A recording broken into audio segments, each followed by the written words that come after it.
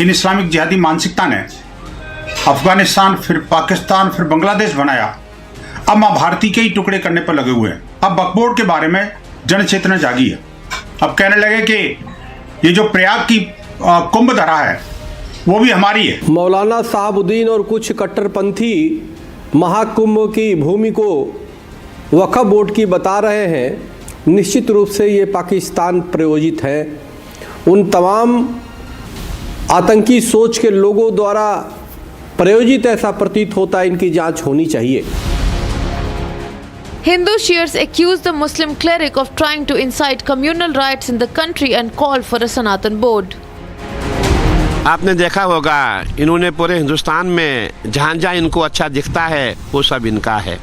इन्होंने ये भी कहा था पार्लियामेंट हमारा है, जितने एयरपोर्ट इनके हैं, अब मेला भूमि भी इनकी हो गई। अब ये कहाँ से लेके आए थे ये भी हमें सोचना पड़ेगा। मूर्ख आदमी है ये से पूछिए। गंगा जी हमारी सनातन सतयुग से चली आ रही है। ये कुंभ हमारा सतयुग से चला आ रहा है। अब इनसे पूछिए ये जमीन इनकी कैसे हो गई। ये धर्म पहले आया कि हम लोग पहले से है। The holy festival is all set to begin from January 13, but the politics continue to overshadow the issue.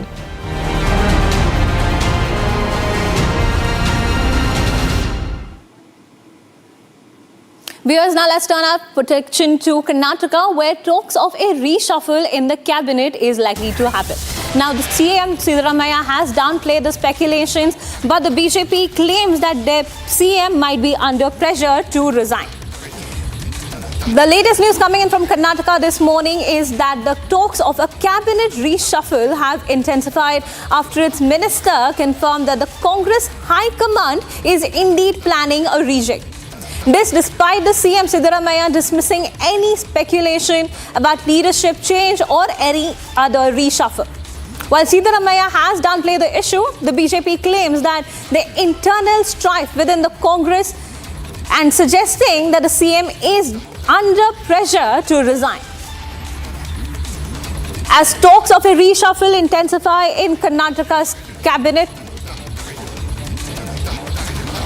viewers, SK Patil had his thoughts on the possible reshuffle in the cabinet. Let's listen in to what he had to say. ಸಂಪುಟ ಪುನರ್ರಚನೆ ಆದ್ರಿಗೇನೆ ಅದು ಹೈಕಮಾಂಡ್ಗೆ ಬಿಟ್ಟಿದ್ದು ಅಂತ ಹೇಳಿದರು ಅಂದರೆ ಎಲ್ಲ ಚರ್ಚೆ ನಡೆದಿರಬೇಕು ಅಂತ ಹೇಳಿನೇ ಸೂಕ್ಷ್ಮವಾಗಿ ಹೇಳಿದ್ದಾರೆ ಅಂತ ನೀವು ಅರ್ಥೈಸಿದ್ದೀರಿ, ನಾವು ಅದನ್ನ ಅರ್ಥೈಸ್ಕೊಂಡಿದ್ದೀವಿ. ಸಚಿವ ಸಂಪುಟ ಇದ್ದಾರೆ ಅಂತ ಭಾವಿಸಿದ್ದೇವೆ. ಆಗ್ಬೋದು, ಯಾವುದೇ ಹಂತದಲ್ಲಿ. Viewers, I'd like to bring in my colleague Abhishek, who's joining us live. Abhishek, help us understand now that the allegations of a possible rejig in the Karnataka cabinet is intensifying. This despite the Chief Minister really downplaying the issue. What does it look like on the political front for Karnataka as of now? Well, very clearly HK Patil says Aga Bahudu in Kannada means there are chances of expansion or the reshuffle of the cabinet of ministers at this point of time. To the dismay of HK Patil, CM Siddaramaiah says there is no other chance other than him continuing and the cabinet continuing for another period until the government is about to end. Also, we'll have to see DK Shivkumar and Siddaramaiah were initially told that they would be sharing the chair of CM for the 50-50 term. So the first 2.5 years would be Siddaramaiah and the next 2.5 years would be DK Shivkumar. This point of time when DK Shivkumar had been out of country to celebrate his new year with his family, Siddaramaiah along with his cabinet ministers met at Satish Jarkiholi's residence to have a conversation about the current politics that has to be continued in the state of Karnataka to withhold his power and along with that he wanted only his members to be in the cabinet is what the internal sources who met at Satish Jarkiholi's residence that day have informed. On the other hand, BJP's state president B.Y. Vijayendra, he clearly says that the Congress government is not supposed to continue for a longer period because there are various changes that would happen in a couple of days and Siddaramaiah might not be expecting the same. This point of time, AICC had very clearly stated that the 50-50 rule had to be followed. At the same point of time, opposing the statement, Siddaramaya's followers have very clearly said that Siddaramaya would be the full-time CM, whereas DK Shivkumar supporters say that it is the right time that CM steps down. Also, on the contrary note, AICC has directed CM to step down from his seat is what... That's right, BJP's, Abhishek. Thank you so much for giving us all these inputs really on the Karnataka cabinet reshuffle and the possibilities and what that really holds for the CM of Karnataka.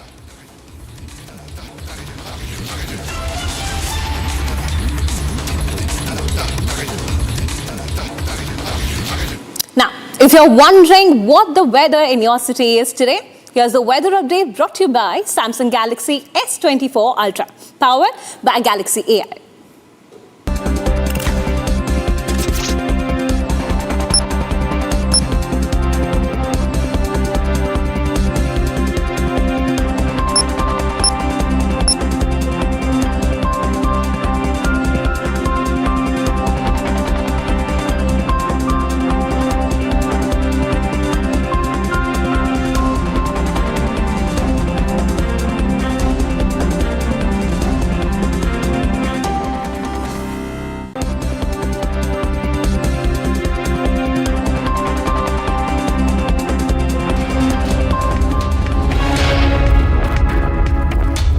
Of Chhattisgarh journalist Mukesh Chandrakar, the prime accused contractor Suresh Chandrakar has been detained after being nabbed from Hyderabad. More than 300 mobile phones were searched, after which he was traced.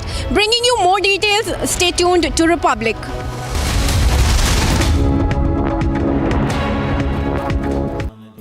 Amity has been ranked India's #1 private university in the recently released Education World Rankings. A testimony to Amity's globally benchmarked standards in education.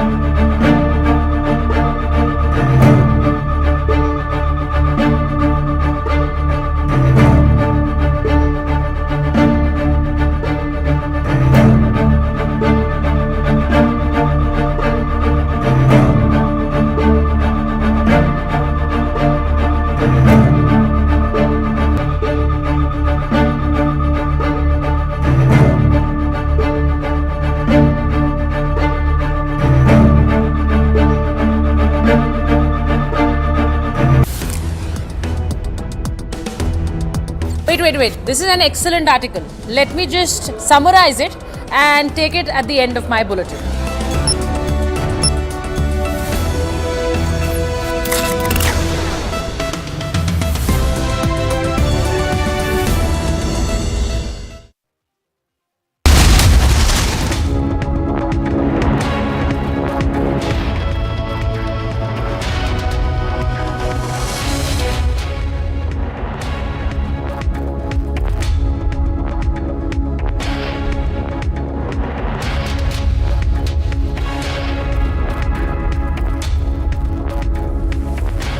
Thank you for joining us on Republic TV. Let's get you the news summarized with Note Assist using Galaxy AI on Samsung Galaxy Z Fold 6.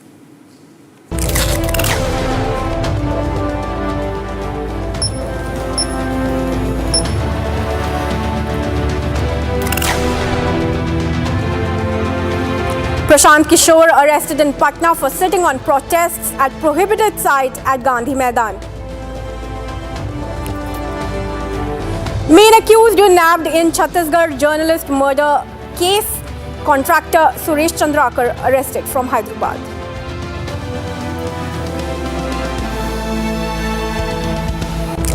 High Court to hear petition filed by techie Atul Subhash's wife Nikita in suicide case today. Facing leadership challenge, Canadian Prime Minister Justin Trudeau might resign as Prime Minister.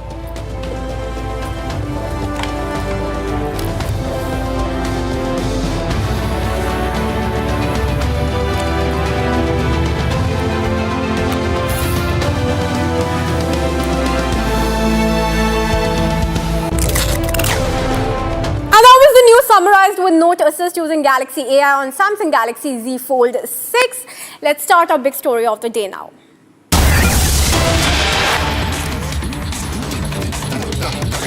And viewers, cutting across to breaking news coming in. Union Minister Kiren Rijiju has issued a statement.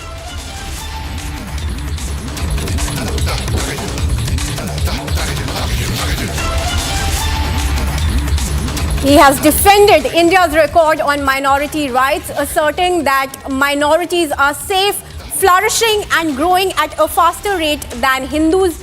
Rijiju expressed pride in India's inclusive environment, stating that minorities enjoy greater freedom and increasing numbers, countering claims of insecurity. Big statement coming in from Union Minister Kiren Rijiju on minority rights. I will be going across to my colleague Soumya, who's joining us live on the bulletin. Soumya, very good morning to you. Kiren Rijiju has spoken on the minorities and clearly asserted that they are safe and in fact they're growing faster than the majority. What more are you picking up? Yes, this is the statement that has come out from Union Minister Kiren Rijiju defending the minorities records here in India, minority population here in India, saying that we should be proud of our country, India, wherein the minorities are not only safe, but their population is also surpassing to that of Hindus, which are in majority here in this country. So these are the statements that are coming in from the Union Minister at the moment. However, there is a counter reaction that has come in from AIIMS Chief Asaduddin Owaisi, saying that this is not the case, countering the remarks of Kiren Rijiju, saying that BJP garlands the people who lynch the minorities here. They have given a ticket to someone who had said anti-minority slurs to one of the MPs in the Lok Sabha. So these are the reactions that are coming in regards to the minorities population here in India. All right, I request you to stay on with us, Soumya. We're getting in fact, a reaction to that. AIIMS Chief Asaduddin Owaisi has criticized Union Minister Rijiju's remarks on minorities. And he says that concerns are about Hindutva, not the nation itself. Owaisi emphasized that minorities live in India by constitutional rights and divine will, not by the majority's mercy. He reiterated that the Constitution guarantees equality to all citizens. Let's listen in to Owaisi's reaction coming in.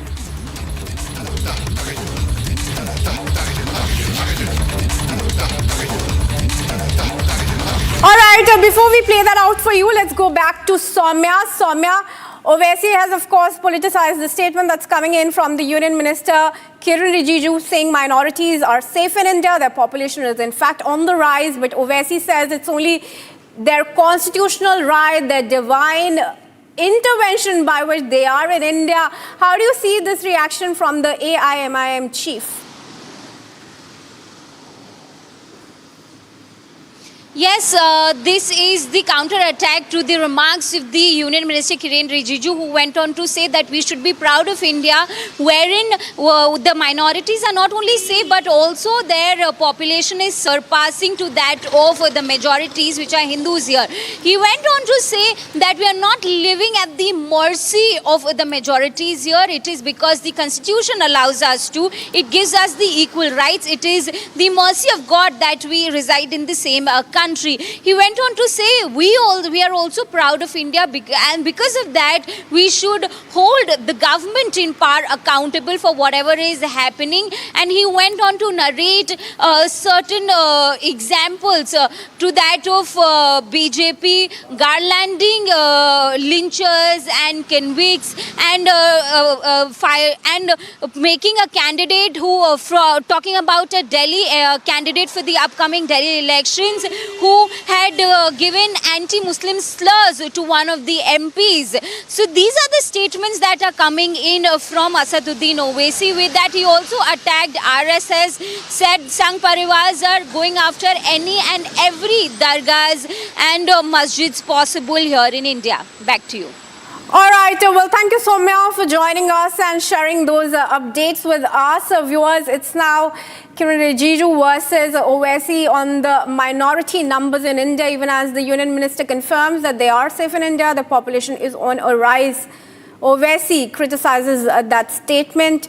Owaisi says minorities are not living in India on the mercy of the majority community.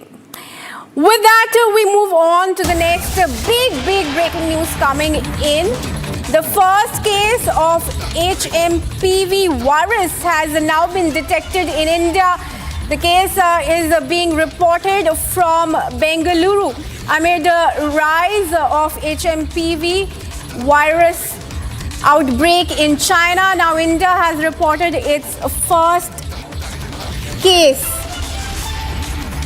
An 8-month-old child has tested positive at Baptist Hospital in Bengaluru. The Karnataka Health Department confirmed that while the test was conducted at a private hospital and not in government labs, they have no reason to doubt the results. HMPV, which is commonly found in children, accounts for 0.7% of all flu cases. Remember, viewers, we have been bringing you reports of how the HMPV cases are on a rise in China, and hospitals there are filling up fast. Now, human metapneumovirus, the HMPV virus, its first case has been reported in India, in Bengaluru. An 8-month-old child has been detected positive. That's a big breaking news update. Let's tell you that, of course, India has continued to maintain that it is monitoring the situation closely as a viral outbreak in China was escalating. Now India also reports its first case. Let's go to my colleague Shivangi, who's joining me live from the newsroom. But before I go across to Shivangi, let's tell you, viewers, that human metapneumovirus is a respiratory virus that causes mild infections similar to that caused by a common flu. Now, while the illness is typically mild, it can lead to severe complications such as pneumonia, particularly in infants, the elderly, and those with weakened immune systems.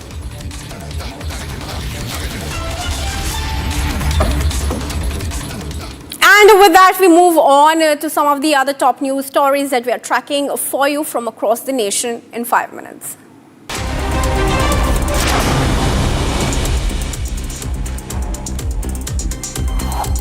Prime Minister Modi will inaugurate and lay the foundation stone of various railway projects today in different parts of the country, as per a release from the Prime Minister's office. Now, as per the release, the virtual event will commence around 12:30 p.m. via video conferencing. In a key move to boost connectivity in the region, the Prime Minister will inaugurate the new Jammu Railway Division. He will also inaugurate the Charlapalli new terminal station in Telangana and lay the foundation stone of the Raigad railway division. This project will also fulfill the long pending aspiration of the people and improve connectivity to other parts of India. Additionally, it will create employment opportunities, infrastructure development, promote tourism, and lead to overall socio-economic development of the region.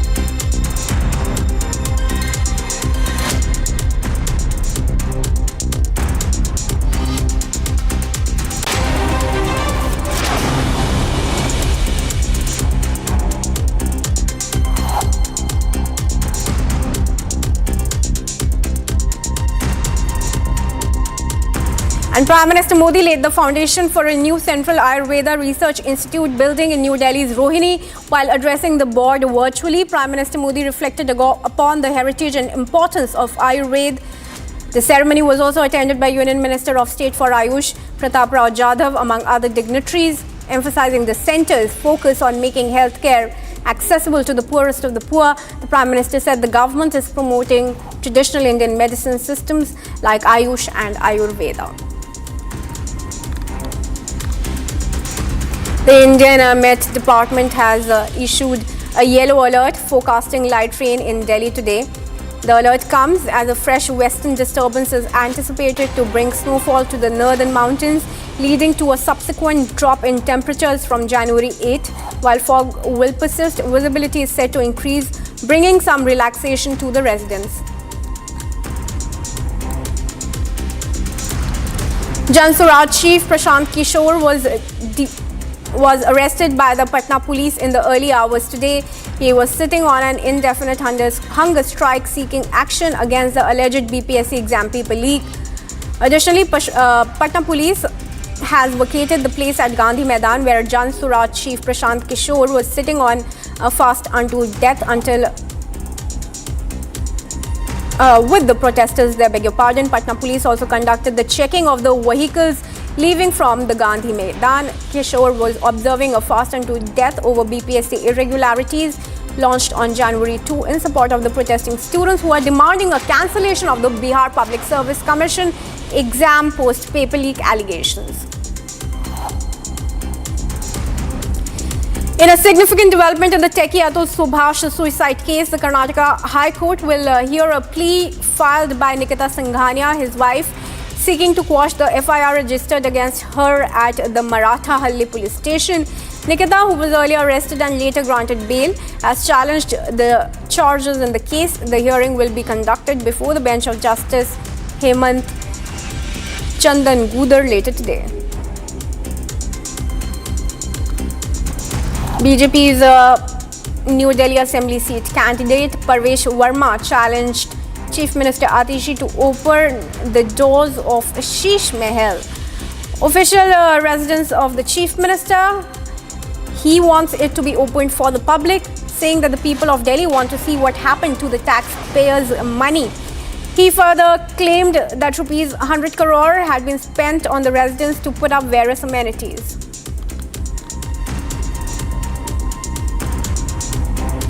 Delhi health authorities issued an advisory to ensure preparedness for potential health challenges related to the HMPV virus. Though the country is safe from the virus as no cases have been reported. In fact, one case has just now been reported in an 8-month-old child in Bengaluru.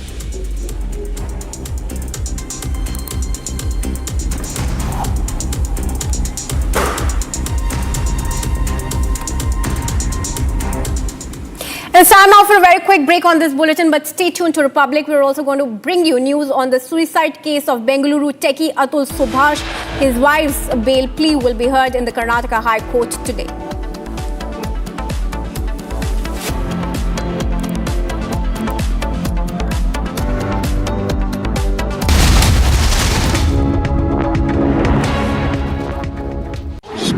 पिछले 20 बरस से आदत लगी हुई है जनता की बात न मानने की, वो 4 दिन में कैसे झुकेगा? सरकार की असंवेदनशीलता है, उनका अहंकार है और कहीं न कहीं उनका ये भ्रम है कि बिहार की जनता खड़ी नहीं होगी। कोई रणनीति नहीं, बस बैठे रहना है, चाहे जो करना पड़े। तो अगर बिहार में बदलाव चाहिए तो आपको, हमको, सबको खड़ा होना पड़ेगा। आज मुख्यमंत्री से मिलने के लिए 20 दिन से बच्चे टाइम मांग रहे हैं, उनके पास 5 मिनट समय नहीं है कि इन बच्चों से 5 मिनट के लिए मिल ले। कैसे झुकेगी 4 दिन में? जिसको पिछले 20 बरस से आदत लगी हुई है जनता की बात न मानने की, वो 4 दिन में कैसे झुकेगा? जिसको पिछले 20 बरस से आदत लगी हुई है जनता की बात न मानने की, वो 4 दिन में कैसे झुकेगा? सरकार की असंवेदनशीलता है, उनका अहंकार है और कहीं न कहीं उनका ये भ्रम है कि बिहार की जनता खड़ी नहीं होगी, चाहे उसके साथ जितना अन्याय हो जाए वो खड़ी नहीं होगी। अपने लिए नहीं खड़ी होगी, अपने बच्चों के लिए नहीं खड़ी होगी। जब चुनाव आएगा तो लोग फिर जातियों में बट जाएंगे, फिर धर्म के नाम पर वोट दे देंगे। इसीलिए लोग जनता की चिंता नहीं कर रहे हैं। कोई रणनीति नहीं, बस बैठे रहना है, चाहे जो करना पड़े। जब तक बिहार के लोग जगेंगे नहीं तब तक सुधार होगा नहीं। और लोगों को ये समझना होगा कि जन बल के आगे कोई बल नहीं है, लेकिन जन बल तब होगा ना जब आप घर से बाहर निकलिएगा, अपने और अपने बच्चों के लिए खड़े होइएगा। वरना 5 साल बैठ के रोते रहिएगा, बच्चों का पेपर लीक होता रहेगा, बच्चों को नौकरी नहीं मिलेगी, पढ़ाई नहीं होगा, रोजगार नहीं होगा, भ्रष्टाचार होगा और आप उन्हीं नेताओं को बार बार जाति के नाम पर, धर्म के नाम पर, 5 किलो अनाज के नाम पर वोट देते रहिएगा। इससे कभी बाहर नहीं निकल पाइएगा। Artificial intelligence has changed the way we do things, and so much more is in the offing. The Republic Media Network is very, very proud to announce this game-changing partnership with Samsung. Because with Samsung, the Galaxy AI is here. From our news anchors to our reporters to Republic Network staff, we will all be using Samsung devices. We are excited about the new Galaxy Z series and the Galaxy S series, both powered by Galaxy AI. And we will be using these phones on screen and behind the scenes daily to bring you the news first. My experience in using the Samsung devices shows that it makes us deliver the news much faster. It helps us deliver the news quicker and simpler with more productivity, efficiency and creativity. Republic and Samsung together will unfold a new world of possibilities. It's going to be an epic adventure together. The Galaxy AI is here.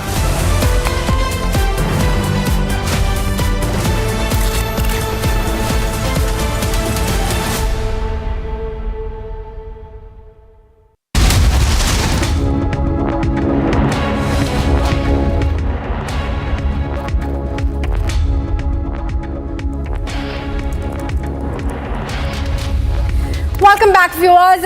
Now let's bring you news on the Delhi politics. As Prime Minister Modi was addressing the Parivartan rally in the national capital yesterday, where he inaugurated a slew of developmental projects for the people of Delhi, he also took on the Aam Aadmi Party and fired once again the Aapda jibe, even as the BJP has released the Aapda posters for the people of Delhi in the national capital. Take a look at this report in which Prime Minister has made a slew of fiery remarks at the Arvind Kejriwal-led party. Take a look. ये दिल्ली का दिल जीतने का सबसे स्वर्णिम अवसर है। Prime Minister Narendra Modi has once again launched a scathing attack on the Aam Aadmi Party ahead of the Delhi Assembly polls. बीते 10 साल में दिल्ली ने जिस तरह की राज्य सरकार देखी है वो किसी आपदा से कम नहीं है। इसलिए अब दिल्ली में है एक ही आवाज गूंज रही है, आपदा नहीं सहेंगे, बदल के रहेंगे। आपदा नहीं सहेंगे। The Prime Minister addressed a crowd of thousands at the BJP's Parivartan rally earlier yesterday. The Prime Minister asked the people of Delhi to give a chance to BJP if they wanted change. मैं दिल्ली के लोगों से एक विशेष आग्रह करने के लिए आया हूं। मैं दिल्ली वासियों से दिल्ली के उज्जवल भविष्य के लिए, आपके संतानों के उज्जवल भविष्य के लिए भाजपा को अवसर देने का आग्रह करने आया हूं। PM Modi also said that the national capital has to go hand in hand with the nation's development and that it is being deterred by the faulty policies of the AAP government. जब भारत दुनिया की तीसरी बड़ी आर्थिक ताकत बनेगा, इस गौरवशाली यात्रा में देश की राजधानी हमारी दिल्ली का कदम से कदम मिलाकर चलना बहुत जरूरी है। This comes as PM Modi inaugurated the Namo Bharat train network in Delhi. The PM reiterated that all development work in the national capital was being carried out by the central government. आज भी दिल्ली को आधुनिक बनाने के लिए जितने भी काम है वो केंद्र की भाजपा सरकार ही कर रही है। दिल्ली में जो बड़े बड़े प्रोजेक्ट्स हैं, संस्थान और संस्थाएं हैं, उनका जिम्मा केंद्र सरकार के पास है।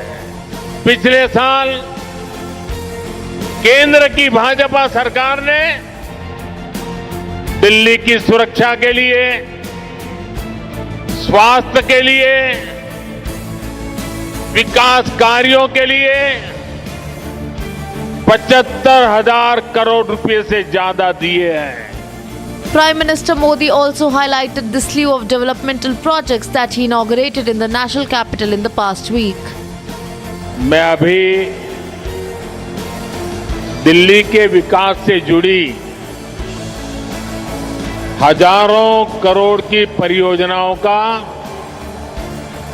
शिलान्यास और लोकार्पण करके यहां आया हूं और अब मुझे विश्वास है दिल्ली विधानसभा में भी कमल खिलने वाला है।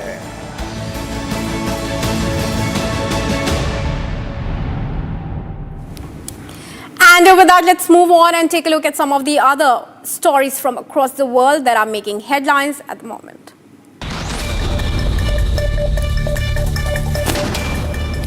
Venezuela's government on Sunday doubled down on its intention to arrest the opposition leader who claims he defeated President Nicolas Maduro in the last year's election in the form of a threat from the ruling party-controlled Congress. Without mentioning Edmundo Gonzalez's name, National Assembly leader George Rodriguez said that the unicameral body would order the immediate arrest of the retired diplomat should he step on Venezuelan soil. The threat follows the government's recent announcement of a $100,000 reward for information on Gonzalez's whereabouts. US President Joe Biden has signaled a bill that boosts social security payment for current and former public employees, affecting nearly 3 million people who receive pensions. The Congressional Research Service estimated that in December 2023, there were over 7 lakh people, about 1% of all social security beneficiaries, who had their benefits reduced by the government pension offset. About 2.1 million people, or about 3% of all beneficiaries, were affected by the windfall elimination provision. Supporters of the bill said it was a rare opportunity to address what they described as an unfair section of federal law that hurts public service retirees. While it passed with bipartisan backing, some conservatives opposed the bill because of the cost. By signing this bill, we're extending Social Security benefits for millions of teachers, nurses, and other public employees and their spouses and survivors. That means an estimated average of $360 per month increase. That's a big deal in middle-class households like the one I grew up in, many of you did, and for millions of Americans going forward.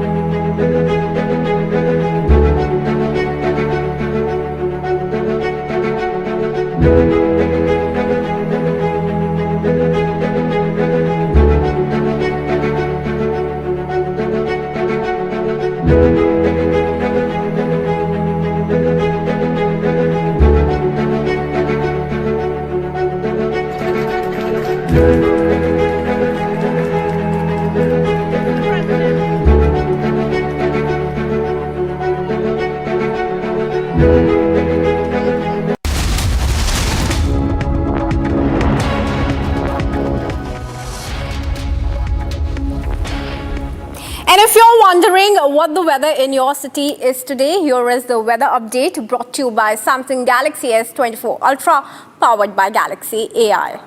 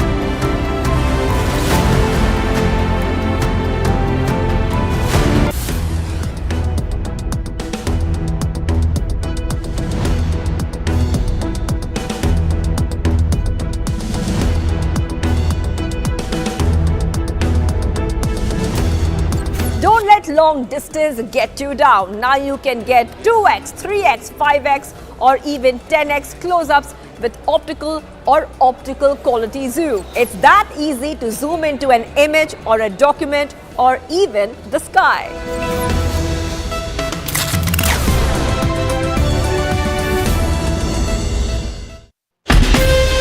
From Asia's largest news headquarters,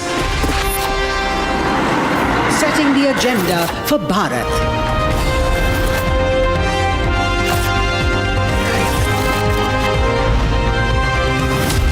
You're watching Republic.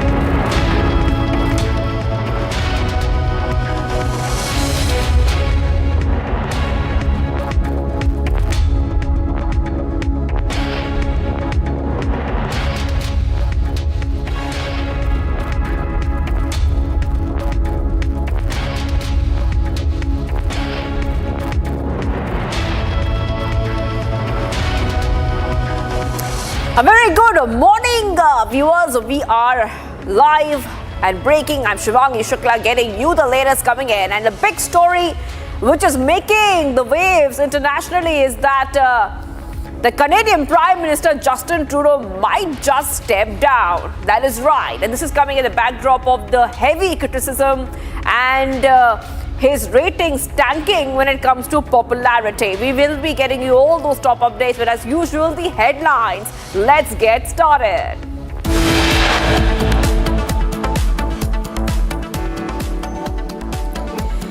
Prashant Kishore arrested in Patna for sitting on protests at prohibited site at Gandhi Maidan.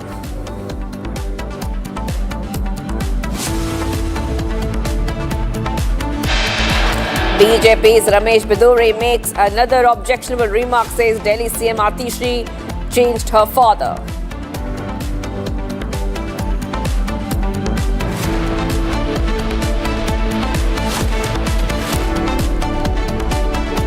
MP halts toxic waste incineration amid protest in Pithampur. Hearing of plea in Supreme Court today.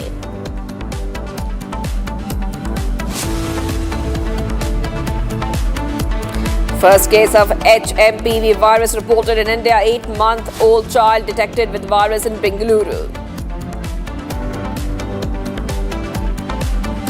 Facing leadership challenge, Canadian Prime Minister Justin Trudeau might resign as a Prime Minister.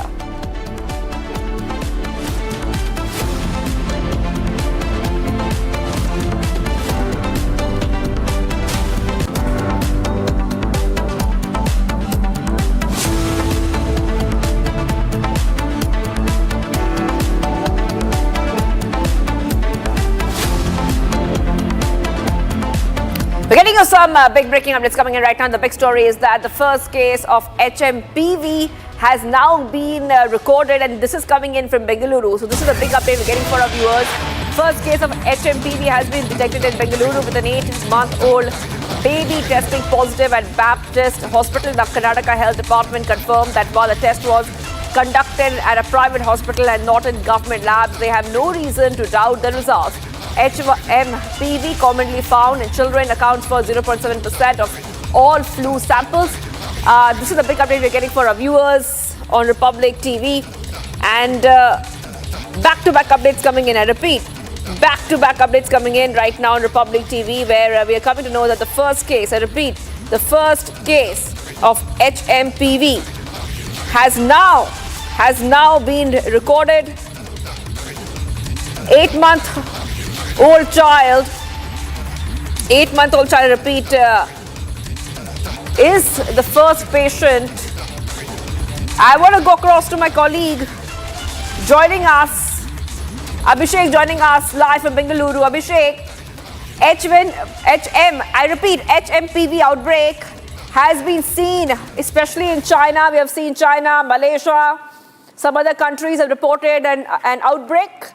The first case has now been reported here in India, in Bengaluru specifically. If you could take our viewers through the latest coming in. Go ahead, Abhishek. So, the latest data as on Saturday was the people shouldn't have been worried because there was no sign of HMPV found in the Silicon capital. But as on today, that is Monday, we have to start our day with the first case of HMPV found in a private hospital with a 8-month-old youngest kid. So at this point of time, the health commissioner says there is no reason to people worry, as it is not as dangerous as COVID.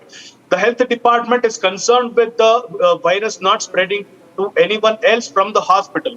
The private hospital has reported the HMPV virus found in the 8-month-old kid to the health department, and various procedures have been taken forward to take care of that kid so that it doesn't double itself and it doesn't spread to other people in the ward or any other persons in the hospital. Also, at this point of time, Pune NIV usually takes care of these viruses, and they have a clear note of what is happening in the city and in the country with respect to the virus entering and exiting out of the country. So, speaking to Republic Network, the health commissioner of health department says this might not have been the first case that we have found until now, but this might be the first case that has come to the notice of people. Any infants from 0 to 1 year, aging from 0 days to 1 year, would have been facing some of the issues which might also have been HMPV but not diagnosed properly. But Baptist Hospital, a private hospital in Bangalore, has now diagnosed HMPV in one of the kids. So they are in the process of taking the virus out from the baby, and they're trying to see how that virus is working inside the baby. As of now, the coronavirus had some of the similar problems and some of the things which we could have seen. But with respect to HMPV, the same rules and regulations are to be followed by not touching the nose, by not touching the hands. This point of time, is there a way to get out of HMPV is the question, and the health department of Karnataka will have to say what might be the rules and regulations which will one have to follow for the next couple of weeks. And also at this point of time, the health commissioner informs that no one should worry, and there is no similar news of outbreak in the near future, and the government is prepared to handle whatever scenario it might be in a couple of weeks. Back to you. Right. Okay, thank you for joining us there with all those details coming in. Abhishek, I will be coming back to you because this is a very big story in terms of the outbreak And India, of course, would be concerned about this, given the fact that this virus is breaking out in multiple parts of the world. I'm going to go ahead to some of the other stories we're tracking right now. Let's go ahead to some of the other stories we're tracking right now, and we will be talking about the fresh update that is coming in on Republic TV. And that is the big controversy over Kejriwal's luxurious, I repeat, luxurious residence. What we see right now is after this audit report on Kejriwal outlining his lavish spendings on the residence, his huge residence with a lot of amenities, luxury that you can see on the left hand of your screen. The BJP has escalated its attack, saying that while the people continue to suffer, the Aam Aadmi Party chief is spending thousands of crores on himself. The BJP has said that the report now exposes how much of taxpayer money has Kejriwal wasted on this big and huge luxurious residence. Let's listen in to all the reactions coming in. Mr. Kejriwal cannot hide the path of AAP.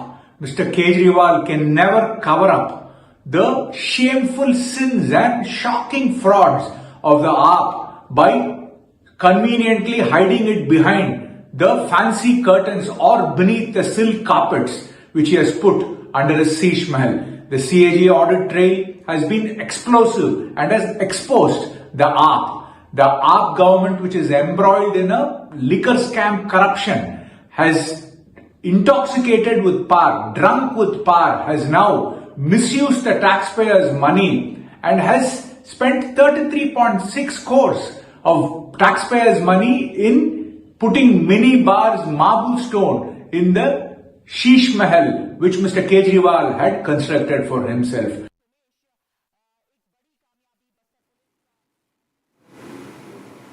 Right, so you heard those reactions coming in with the BJP has escalated their attack.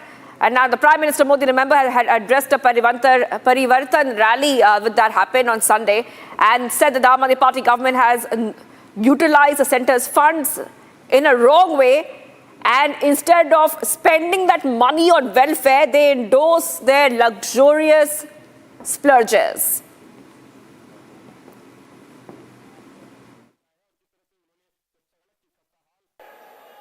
जब दिल्ली के लोग oxygen और दवाओं के लिए भटक रहे थे, तब इन लोगों का पूरा फोकस अपना शीश महल बनवाने में था।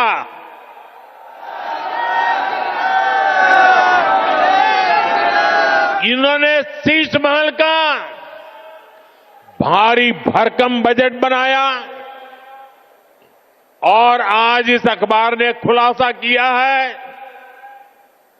कि कैसे इस शीश महल पर उस बजट से भी 3 गुना ज्यादा पैसे खर्च किए गए। जब दिल्ली के लोग ऑक्सीजन और दवाओं के लिए भटक रहे थे, तब इन लोगों का पूरा फोकस अपना शीश महल बनवाने में था।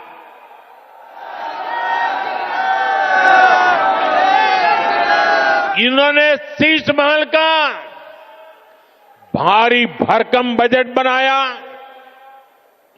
और आज इस अखबार ने खुलासा किया है कि कैसे इस शीश महल पर उस बजट से भी 3 गुना ज्यादा पैसे खर्च किए गए।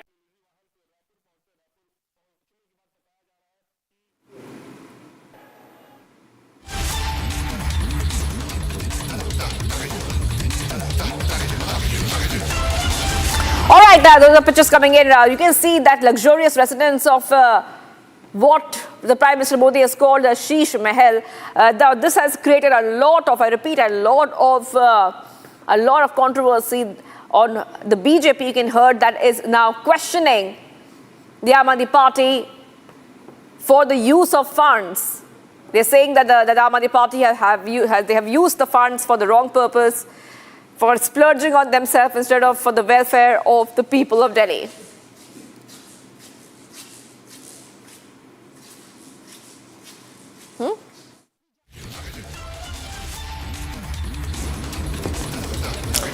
All right, viewers, let's move ahead right now to the other story we're tracking as Delhi assembly polls are coming closer and closer. Controversies are also getting bigger and bigger by the day. The BJP candidate from Kalkaji Assembly constituency, Ramesh Biduri, has sparked this big outrage with his controversial statement after making derogatory remarks against Congress MP Priyanka Gandhi Vadra. Take a look at this report for more.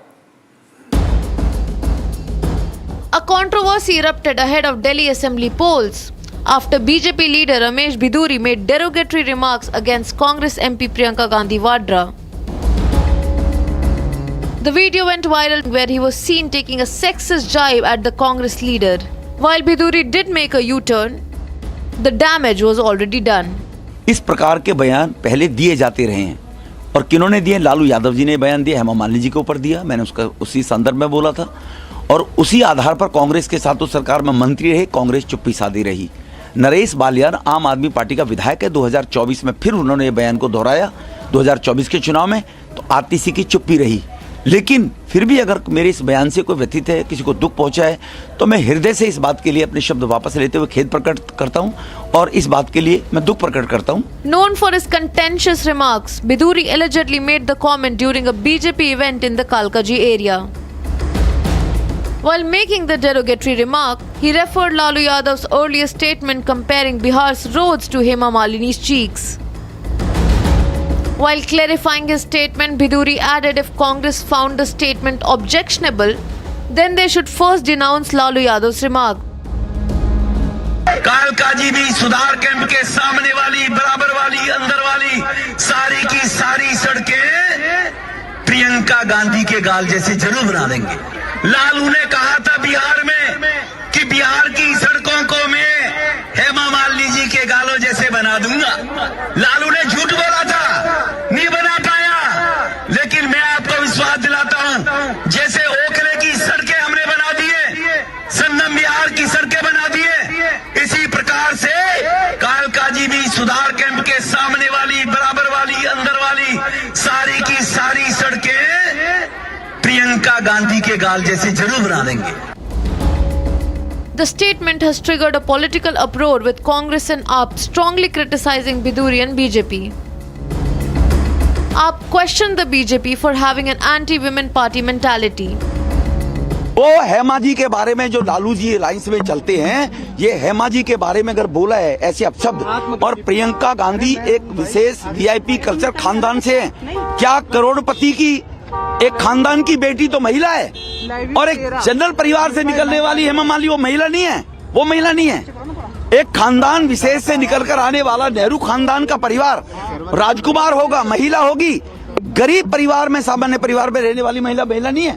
Congress माफी मांगे, कांग्रेस लालू से माफी मंगवाए और on behalf of Lalu उनकी सरकार में मंत्री रहे हैं, वो उनसे माफी मांगे। While Congress called Biduri's comment shameful.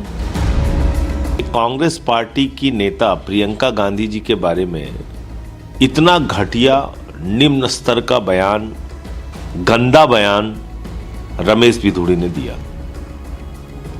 उसके ऊपर आम आदमी पार्टी के नेताओं ने भी प्रतिक्रिया दी और कहा कि यह बिल्कुल गलत है, अशोभनीय है, अक्षम्य अपराध है।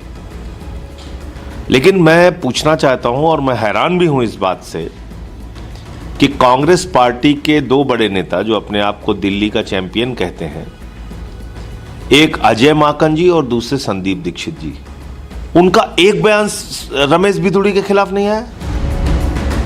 With the Delhi polls just days away, the political slugfest is only expected to intensify.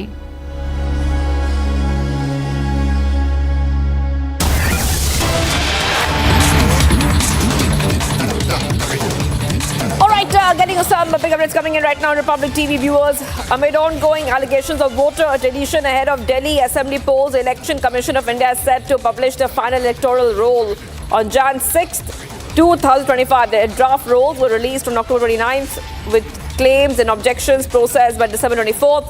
2024, Aam Aadmi Party and BJP have exchanged accusations with Aam Aadmi Party alleging BJP's bulk deletion of Purvanchali voters and BJP accusing Aam Aadmi Party of registering illegal Rohingya and Bangladeshi settlers.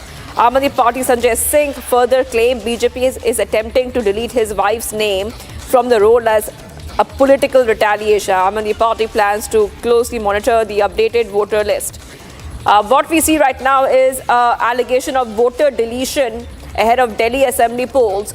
Riyanka is joining us live. Let's go to Riyanka. Riyanka, as we head towards the Delhi Assembly polls, not too far away, politics is heating up, controversies are coming to light.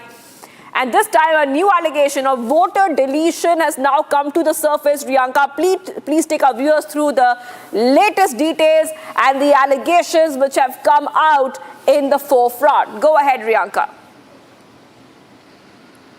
As you rightly mentioned there, Shivangi, given that the Delhi elections are around the corner, there is already a controversy that is panning out regarding deletion and addition of voters from the side of the BJP as well as the Aam Aadmi Party, where one alleges that the Aam Aadmi Party has in fact added illegal Rohingyas into the voter list for vote bank. On the other hand, it is the Aam Aadmi Party that is blaming the BJP for deletion of voters of the Purvanchalis. Now, as per the latest update, what we are getting to know that the final electoral roll will be in fact rolled out and this amid the name deletion row, the ECI has decided to roll out the final names of the list of voters today, that is 6th, and the Aam Aadmi Party is going to keep a very, very close eye on this development, given that they have been alleging that there has been deletion of voters from the side of the Bharatiya Janata Party. On the other hand, more details that we are getting is draft electoral rolls were released on October 29 last year, inviting public claims and objections until November 28, 2024, when the controversy had panned out. In fact, the Chief Electoral Officer of Delhi conducted a special summary revision of the same, and which is why a final list of voters will be released today. So both the BJP and the Aam Aadmi Party are going to keep a very close eye, given the row of deletion and addition of voters that had been created ahead of the elections. All right, Riyanka, before I let you go, I also want to take our viewers through once again all the allegations which are coming out in the front, because now the allegations have come to a point where parties are accusing each other of having illegal voters on the electoral rolls. Yes, Riyanka, we're talking about the Rohingyas and the illegally staying Bangladeshi immigrants, the illegal immigrants from Bangladesh. Now, we have seen how the drives have been happening around the national capital to identify and deport these illegal residents of Bangladesh. If you could take our viewers through that allegation specifically. See, there is already a crackdown and a drive that is launched by the Delhi police in order to identify the illegal migrants from Bangladesh, the Rohingyas who have a settlement in the national capital ahead of the elections, because there have been a vast, allegation from the side of the Bharatiya Janata Party that the Aam Aadmi Party has harbored these illegal migrants and Rohingyas in the national capital in order to get votes from a certain, community. Now, this has gone very unwell with the Aam Aadmi Party, that continues to allege that the BJP is removing names. In fact, Sanjay Singh, the Aam Aadmi Party leader, had alleged that his wife's name was apparently being removed from the voter list, to which the BJP had a very good counter that her name is already registered with Sultanpur in Uttar Pradesh. And how come she, gets a name in the Delhi's voter list? On the other hand, we already know that how this row of addition and deletion of voters is being panned out. But on the other hand, the Delhi police already quite, neck deep into the drive that has been there to create and identify these illegal voters, the illegal migrants, Bangladeshis and Rohingyas, and then they have been sent back and efforts have been made to deport them from India. But this is a development coming in just ahead of the election, when there is already a row that has panned out regarding those named in the voter list as alleged by the BJP. Right. All right. Okay. Thank you, Riyanka, for getting at those details. I will be coming back to you. Controversies, allegations coming out in the forefront as we head towards the Delhi Assembly polls. We'll move ahead right now, viewers. Let's go ahead to what is happening. These are live pictures we'll see in a short while from now, where we see that the outgoing US National Security Advisor Jake Sullivan is in India for a final round of talks with his counterpart Ajit Doval and other top government officials on a wide range of bilateral, regional and global issues, and to finalize some ongoing initiatives. That is right. The meeting is happening as we speak. It's a two-day meeting.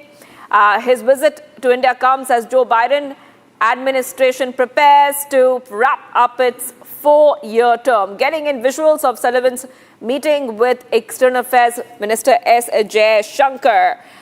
Very, very important meeting happening right now, because this is also, remember, the outgoing NSA.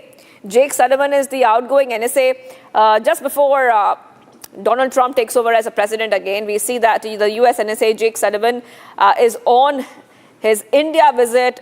We can see there will be a lot of talks about different issues, bilateral issues, regional, global issues.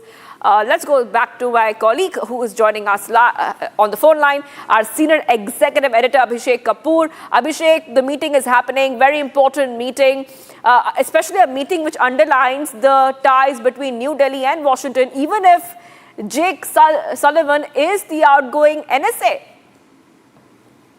Well, yes, obviously, and this is sort of a farewell visit panning out, but this is also a marker of the kind of durability that's really common in the India-US relationship, a bipartisan durability, one would say, and the fact that External Affairs Minister S. Jaishankar made a farewell visit for the outgoing US Biden administration when he went last month to the United States to Washington, D.C. and met with the outgoing team. And now Jake Sullivan coming in. Of course, this is also part of the structured dialogue on critical and emerging technologies, what is called ICET, or Initiative on Critical and Emerging Technologies, a partnership on cutting edge of technology between India and the United States, and that's sort of co-chaired between the respective NSAs. So Jake Sullivan from the US side and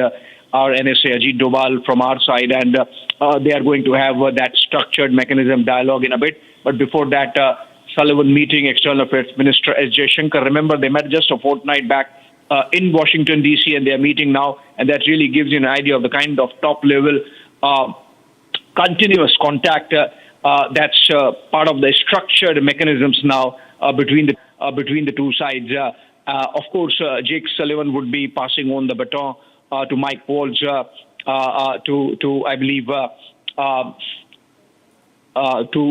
Mike Waltz by Jan 20. But still, he's here, and in fact, as part of the larger people-to-people relationship, in fact.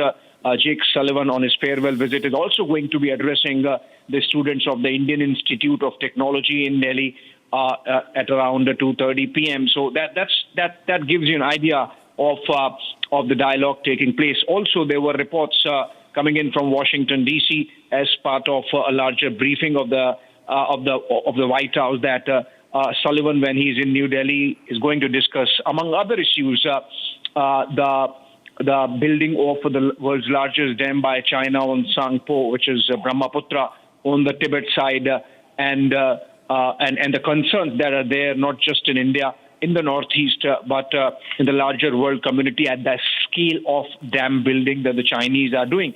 Hopefully, when these conversations happen in private, like is happening on the screen between External Affairs Minister S. Jaishankar and Jake Sullivan. Hopefully the developments in our neighborhood, particularly the suspect role of the U.S. deep state when it comes to Bangladesh, for example, would also be discussed, and some modus vivendi I found to deal with this situation between the two sides. Sullivan, of course, accompanied by a delegation on his side, and then in the pictures we can see External Affairs Minister has Foreign Secretary Vikram Misri by his side. So obviously, this is a very structured, proper, and constructive dialogue taking place between India and the United States. And as I mentioned, the fact that this is a farewell visit really gives you an idea of the kind of bipartisan durability that the relationship has taken over the last few years. All right. Thank you so much for joining us there, Abhishek Kapura, Senior Executive Editor, getting us the latest on this very, very important meeting. I will be taking a short break right now, but do not go anywhere. Viewers, we will continue to be live and breaking. Often finding himself in controversy over his statements, the former South Delhi Member of Parliament Ramesh Biduri has found himself in controversy once again over the statements that have been made by him recently in Kalkaji constituency, which is a highly contested constituency, as the present Delhi Chief Minister as well as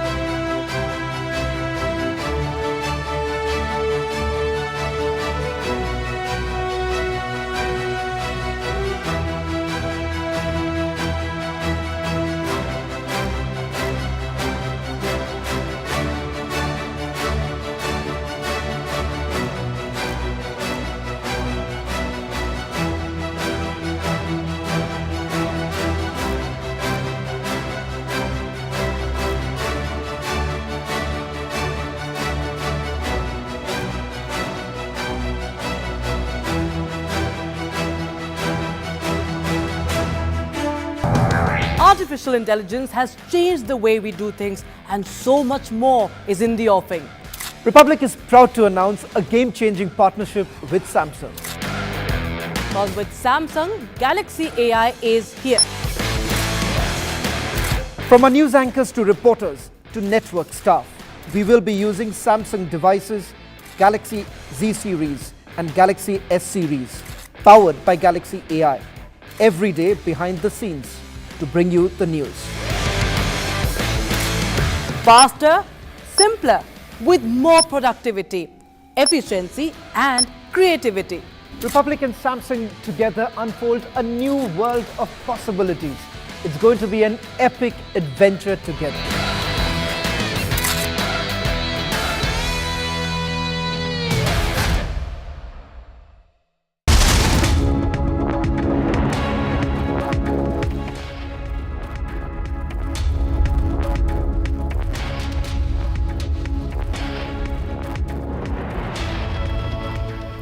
Thank you for joining us on Republic TV. Let's get you the news summarized with Note Assist using Galaxy AI on Samsung Galaxy Z Fold 6.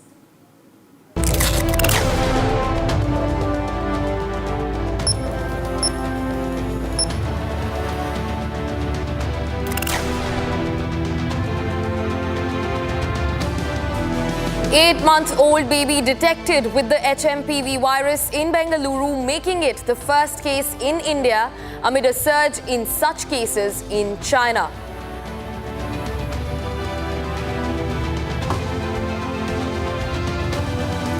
Union Minister Kiren Rijiju defends India's record on minority rights, says minorities are safe, flourishing and growing at a faster rate than Hindus. Outgoing US National Security Advisor Jake Sullivan meets with External Affairs Minister Dr. S. Jaishankar, scheduled to meet NSA Ajit Doval again today, facing leadership. Facing leadership challenge, Canadian Prime Minister Justin Trudeau might resign as the Prime Minister.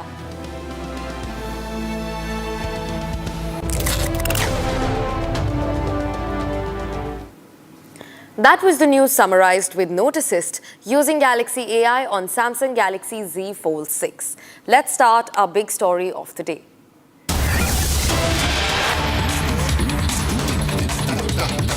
खर्चा हुआ उसको इंगित कर रही है और हमारी जानकारी के हिसाब से कई सारी चीज़ें छुपाई गई हैं आपके इशारे पर, और अभी 2023 और 2024 का खुलासा तो होना बाकी है। सीएजी की रिपोर्ट में सबसे ज़्यादा जो ऑब्जेक्शन आया है वो आया है कि हाउस की कैटेगरी तय करने में, कि ये किसने अथॉराइज किया कि आप इसमें रहोगे। फिर उस कैटेगरी को बढ़ाने का प्रस्ताव है, फिर उस बढ़ाने के प्रस्ताव को एक इमरजेंसी घोषित किया गया है कि ऐसी क्या इमरजेंसी थी कि आप इतने उतावले थे इस महल में घुसने के। और फिर कभी कहा गया कि कुछ पोर्शन इसका जो है वो स्ट्रक्चर ऐसा है कि कभी भी हटाया जा सकता है, अस्थायी है, और कभी सर्वेंट क्वार्टर इसमें जोड़े हैं, कभी घटाए। मतलब सीएजी की रिपोर्ट में बड़ी बारीकी से अरविंद केजरीवाल के काले कारनामों का और उनका जो शैतान दिमाग है क्या उस समय सोच रहा था उसके बारे में डिटेल रिपोर्ट है। सीएजी ने 139 सवाल खड़े किए हैं, 139, डीयूएसी और दिल्ली नगर निगम की परमिशन के बिना आपने इस बंगले को बना कैसे दिया। जो मुख्यमंत्री दिल्ली में अपना शीश महल अनऑथराइज कंस्ट्रक्शन करके बनाते हो, वो दिल्ली की जनता को क्या संदेश दे रहे हैं, ये इस बंगले से मैसेज जाता है। और मैं दावे के साथ कह रहा हूं कि अगर इस बंगले की वास्तविक कीमत का अंदाज़ा लगाना है तो हमें पीडब्ल्यूडी के साथ साथ अनेक सरकारी विभागों के खातों की जांच करनी होगी। 11 अक्टूबर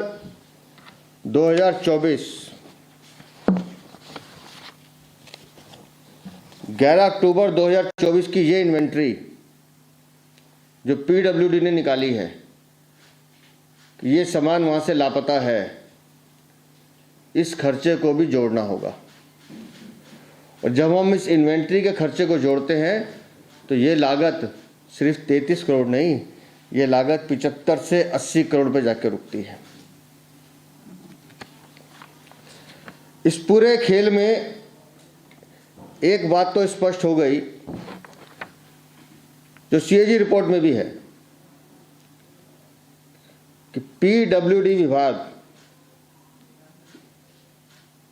जो एक सरकारी एजेंसी है वो इस पूरे बंगले में सरकारी एजेंसी के तौर पर नहीं, एक निजी संस्था के रूप में काम कर रही थी। उसने पूरी तरह से अपने आप को अरविंद केजरीवाल के चरणों में सरेंडर किया हुआ था। और जिस तरह से पीडब्ल्यूडी के अधिकारियों ने हर फाइल पे हस्ताक्षर किए हैं, ये सीधा सीधा गिव एंड टेक का मामला है कि अरविंद केजरीवाल को खुश करने के लिए ऐसी अनेक ऑब्जेक्शंस को रिमूव किया गया और उसके बदले में अधिकारियों को मौका दिया गया कि आप अभी इसमें पैसे कमाइए, लूटिए, जितना लूट सकते हैं दिल्ली को लूटिए। और भ्रष्टाचार का ये खेल कैसे खुला है, एक एक करके।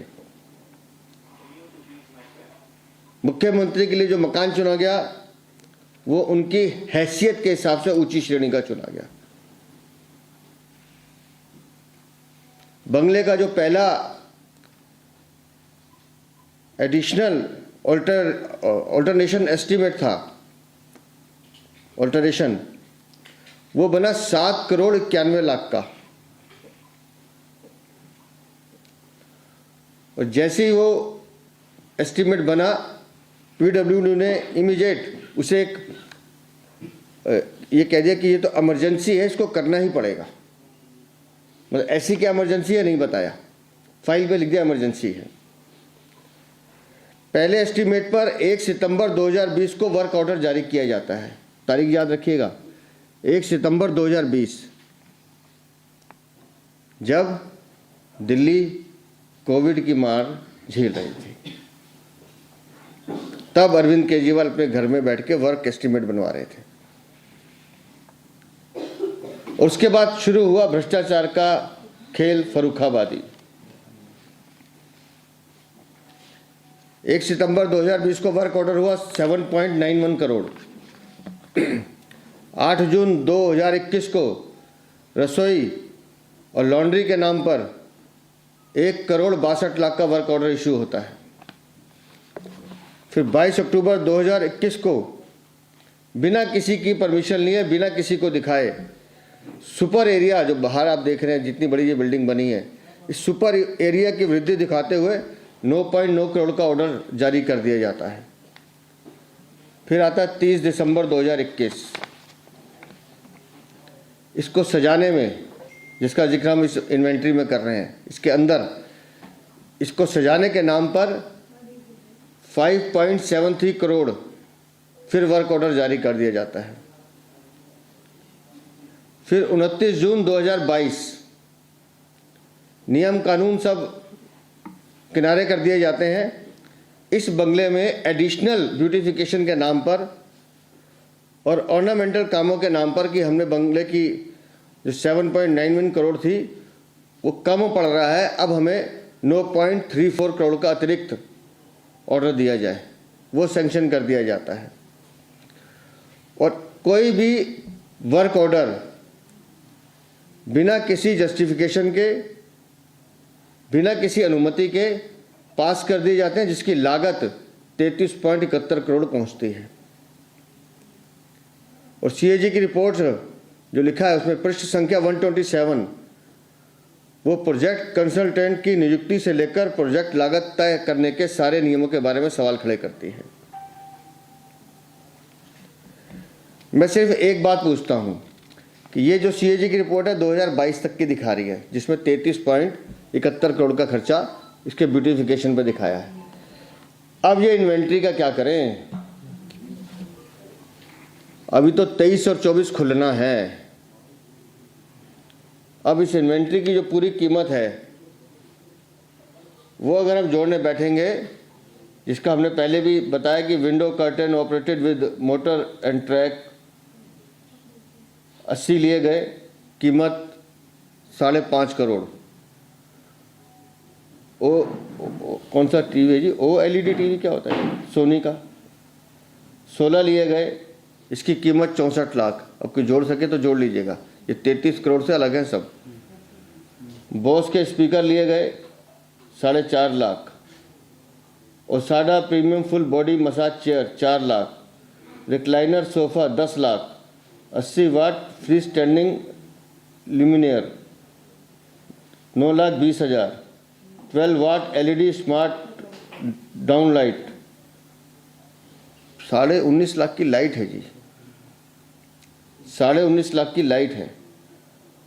उसके बाद किचन में आइए, Samsung flex family hub French multi door refrigerator 934 litre. Hotel खोला है क्या है? केजरीवाल घर में होटल खोलते थे क्या? पेइंग गेस्ट रखते हो। इसकी कीमत है 9 लाख।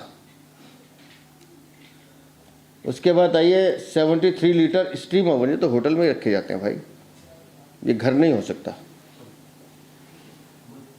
तो अभी होटल में कितने पैसे लिए किराए के वो भी नहीं पता। ये ओवन है 9 लाख। उसके बाद 50 लीटर 100 वाट माइक्रोवेव ओवन, ओहो 6 लाख। ये अगर उसको मिल जाते उस ज़माने में ओवन इतने बड़े बड़े, कौन था वो जिसने वो तंदूर हत्याकांड किया था, उसको तंदूर लेने की ज़रूरत ही नहीं पड़ती। हाँ, ऑटोमेटिकली क्या है ये पता नहीं, अब लिस्ट ऑन है। स्मार्ट टच स्क्रीन डोर होंगे रेफ्रिजरेटर पे, वो 9 लाख रुपए के। उसके बाद आइए फिर 73 लीटर स्टीम ओवन 9 लाख का। 50 litre 1000 watt microwave oven 6 lakh का। कितने ओवन इस्तेमाल करते हो भैया? Mounted hoods 140 centimetre stainless steel chimney 6 lakh. फिर बॉस सीरीज के built in coffee machines stainless steel and black 2.5 lakh. Bathroom hot water generator air to water heat pumps सब आगे पता नहीं क्या है, ये है 22.5 लाख। ये तो मुझे लगता है वो रजिया सुल्ताना भी यूज़ नहीं करती होगी कभी अपने जीवन में।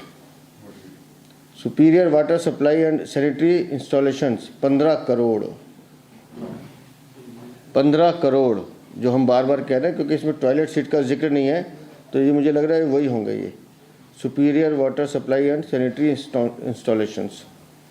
फिर एलजी का कोई 12 केजी का front load automatic washing machine है 2,10,000 नहीं 2 करोड़ 10 लाख है शायद। SS railing staircase covering shop पता नहीं क्या है, ये भी 1 crore 20 lakh. Grand edge brass entrance sources outsource light भी 10 lakh. Wooden doors and glass doors 70 lakh. डेकोरेटिव पिलर्स 36 लाख। अब ये सारे पैसे जोड़िए, जितने करोड़ हमने बोले हैं, तो मेरा जो अंदाज़ा है कि सीएजी की जो 2022 तक की रिपोर्ट बताती है वो सिर्फ बंगलों का जिक्र कर रही है कि इस बंगले में ब्यूटिफिकेशन के नाम पर 33 करोड़ 71 लाख खर्च किए गए, और ये इन्वेंट्री 23 और 24 की अभी जोड़ी नहीं गई है। अगर ये पीडब्ल्यूडी की इन्वेंट्री जोड़ दी जाए जिसमें अभी टॉयलेट सीट का जिक्र नहीं है, वो गोल्ड प्लेटेड टॉयलेट कहाँ गए, तो ये मामला जाकर 75 से 80 करोड़ के लगभग बनता है। अरविंद केजरीवाल शीश महल, हमने तो एक वानगी दिखाई है आपको, इसके अंदर के काले कारनामे कैसे दिखेंगे। और जो हमारी जानकारी है, अगर वो कोशिश कर रहे हैं हम आपके सामने लाने की, फाइलों पर हस्ताक्षर किस किसके हैं,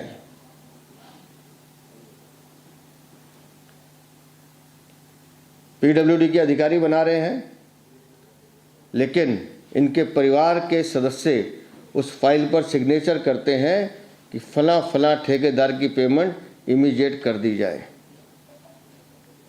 आएगा वो कागज़ भी सामने आएगा, तो आपके सामने दिखाएंगे कि आखिर इस भ्रष्टाचार के खेल में अरविंद केजरीवाल के साथ और कौन लोग हैं जिन्होंने दिल्ली को लूटने का काम किया है, दिल्ली को ठगने का काम किया है, दिल्ली को धोखा देने का काम किया। अरविंद केजरीवाल, ये है तुम्हारी काली कमाई के कारनामे। तुम अभी सिर्फ शराब घोटाले में जेल गए हो, अभी तो ये शीश महल बाकी है, और तुम्हें दिल्ली की जनता को जवाब देना होगा। तुम्हें दिल्ली की जनता को जवाब देना होगा कि ये पैसा आया कहाँ से आया ये पैसा, ये जो इन्वेंट्री का पैसा, क्योंकि पीडब्ल्यूडी ने तो लिख के भेज दिया कि ये पैसा हमने नहीं दिया है, हमने नहीं लगाया है। तो ये जो पैसा है, ये पैसा कहाँ से आया अरविंद केजरीवाल? इस कमाई का सोर्स तुम्हें बताना पड़ेगा। वो शराब घोटाले से आया है, जल बोर्ड से आया है, पैनिक बटन घोटाले से आया है, शिक्षा के घोटाले से आया है, हेल्थ के घोटाले से आया है, नकली दवाइयाँ बेच के आया है। हर वो घोटाला जो तुमने किया है उसके सोर्स का जवाब तुम्हें देना पड़ेगा। अरविंद केजरीवाल, तुम सिर्फ दिल्ली के नहीं, तुम हर उस व्यक्ति के दोषी हो जिसने अन्ना हजारे पे भरोसा किया था। तुम हर उस व्यक्ति के दोषी हो जिससे तुमने वोट लेकर उन्हें धोखा देने का काम किया है। और ये आपके पाप की कहानी चलती रहेगी जब तक इन आपियों को बाहर ना कर दें। बहुत बहुत धन्यवाद। सर, एक सवाल है, जब भी आम आदमी पार्टी से सवाल पूछा जाता है शीश महल का, वो ये कहते हैं कि पीएम हाउस पे भी तो बहुत ज्यादा पैसा लगा है, पीएम हाउस इतना बड़ा बनाया गया, वो लगा है, सेंट्रल विस्टा की बात करते हैं। एक सेकंड पार्ट, उस पर थोड़ा अगर आप डिटेल में बताएं। आपने ये कहा कि फैमिली जो है अरविंद केजरीवाल की, वो भी इन्वॉल्व है, उन्होंने साइन किया है फैमिली मेंबर्स ने कई कॉन्ट्रैक्टर्स की पेमेंट पे, तो ऐसा जो एलिगेशन है, बड़ा एलिगेशन, आप क्यों लगा रहे हैं? मैं फिर कह रहा हूं कि साइन के पेपर्स मेरे पास आने दीजिए। इन लोगों ने सरकारी संपत्ति को और सरकारी पैसे को अपने हराम की कमाई का साधन बनाया है। किसकी औकात है जी कि सरकारी ऑर्डर पे वो साइन करेगा कि इस ठेकेदार की पेमेंट कर दी जाए? तो उसका जवाब देना पड़ेगा। और जहाँ तक आप पीएम बंगले की बात कर रहे हैं, जितनी राजनीति मेरी है, जितना मैं जानता हूँ, इसी बंगले में इंदिरा गांधी रहती थी, इसी बंगले में राजीव गांधी रहते थे, इसी बंगले में नरसिम्हा राव रहते थे, इसी बंगले में वीपी सिंह रहे, इसी बंगले में चंद्रशेखर रहे, इसी बंगले में गुजराल भी रहे, इसी बंगले में देवगौड़ा भी रहे, इसी बंगले में अटल जी रहे, इसी बंगले में मनमोहन सिंह रहे, और अब उस बंगले में प्रधानमंत्री रह रहे हैं। तो प्रधानमंत्री का जो निवास है, जो प्रधानमंत्री का कार्यालय है, वो राष्ट्रीय संपदा है। ये किसका है, इसका जवाब दें। और जिस कैटेगरी के आप लायक नहीं है, आपने बिना अनुमति उस कैटेगरी का मकान बनवाने की हिम्मत कैसे कर ली, उसमें ऑल्ट्रेशन कैसे कर ली? आस पड़ोस के 3 प्लॉटों को तोड़कर, 4 प्लॉटों को तोड़कर ये बंगला बनाया गया है। कहाँ है उसकी परमिशन? दिखाइए, एमसीडी की परमिशन है तो। ये है आपकी आकांक्षाएं, आपकी भ्रष्टाचार की वो भूख जो आपको जीने नहीं दे रही है। फिर आप कहते हैं जी हमने अपने लिए क्या कमाया है। तुम्हारे में हिम्मत है, अगर तुम्हारी औकात है तो आज अपने पीडब्ल्यूडी अधिकारी को कहो कि इस बंगले को खोल दें और दिल्ली की जनता करे फैसला, इस शीश महल पे वोट करे। आज इस बंगले को खोल दो और दिल्ली की जनता को फ्री एंट्री दिखाओ कि जाइए 15 दिन तक देखिए इस बंगले को, जब तक चुनाव खत्म नहीं होता। अगर आपको लगता है कि अरविंद केजरीवाल ने ये दिल्ली की जनता के लिए किया है तो अरविंद केजरीवाल को वोट देना, और नहीं तो अगर अरविंद केजरीवाल ने ये अपनी अय्याशी के लिए बनाया है, अपनी ऐशगा बनाई है, अपनी आराम प्रस्ती के लिए बनाया है, तो फिर दिल्ली की जनता तय करेगी कौन ठीक है कौन गलत है। सर, मनीष सिसोदिया ने अभी कहा है कि जिस प्रकार से सीएजी की जो रिपोर्ट आई है उसका काउंटर करते हुए कि प्रधानमंत्री इतने महंगे सूट पहनते हैं, करोड़ों के बंगले में रहते हैं, क्या उसका That was BJP's Virendra Sachdeva launching a scathing attack at the Aam Aadmi Party convener Arvind Kejriwal. He asked him questions related to his Sheesh Mahal, including where did the money come from for the building of the Sheesh Mahal. In fact, he also questioned the Aam Aadmi Party convener over unauthorized construction of his personal bungalow while he was the Chief Minister of Delhi. And remember, viewers, this came during the COVID-19 pandemic that had hit the country, including the national capital, and the scale was horrific. He has also said that PWD records and PWC records and other government office records should be pulled out and the inventories should be seen where calculations have gaps. In fact, he also mentioned that the house had taken about 7 crore worth of rupees and more for internal and external beautification. Very strong charges by BJP's Virendra Sachdeva right there. But meanwhile, Prime Minister Modi, while addressing a rally on Sunday, had said that the AAP government has misutilized the centre's funds and instead of spending money on welfare, they endorsed luxurious splurges. Take a look at this. Delhi पर आपदा लाने वाले ये झूठा आरोप लगाते हैं कि केंद्र सरकार उन्हें काम नहीं करने देती, केंद्र सरकार उन्हें पैसे नहीं देती। ये कितने बड़े झूठे हैं, इसका उदाहरण इनका शीश महल है। आज ही एक बड़े अखबार ने सीएजी रिपोर्ट के आधार पर शीश महल पर हुए खर्च का खुलासा किया है। और साथियों, आपको ये जानकर के पीड़ा होगी, दर्द होगा, अरे पूरे देश के लोग चौंक जाएंगे जब दिल्ली के लोग कोरोना से जूझ रहे थे,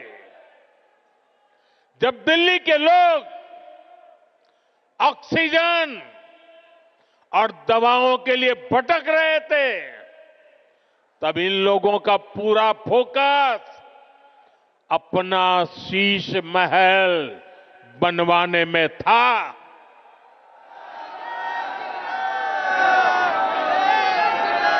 इन्होंने शीश महल का भारी भरकम बजट बनाया और आज इस अखबार ने खुलासा किया है कि कैसे इस शीश महल पर उस बजट से भी 3 गुना ज्यादा पैसे खर्च किए गए।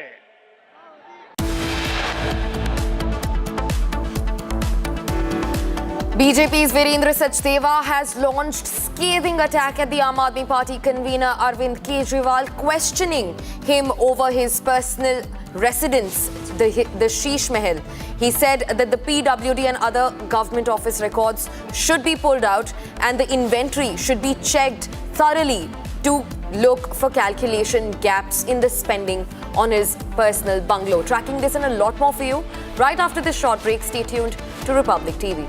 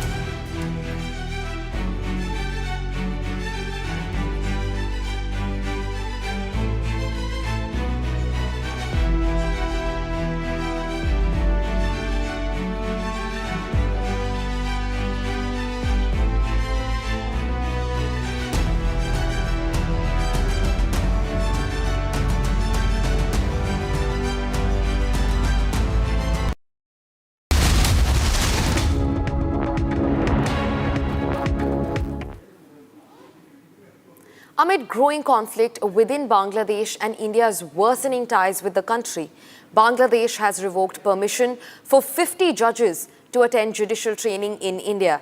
Listen in to find a detailed report about what's going on with our conflict-stricken neighborhood.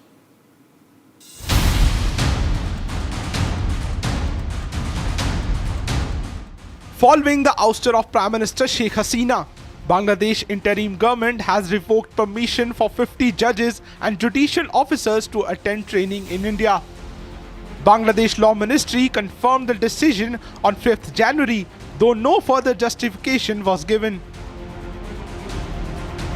The program was scheduled to take place at the National Judicial Academy and State Judicial Academy in Madhya Pradesh from 10 February and is fully funded by the Indian government.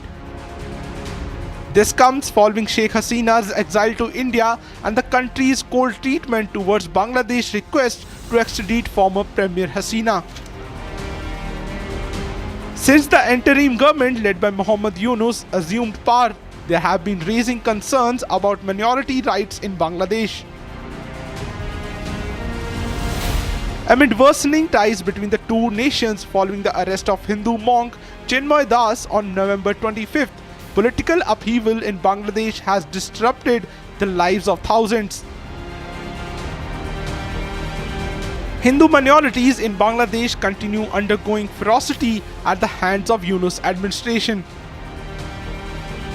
And this is just the latest in fresh throw in the ties between New Delhi and Dhaka as Yunus government initiates another sabotage attempt.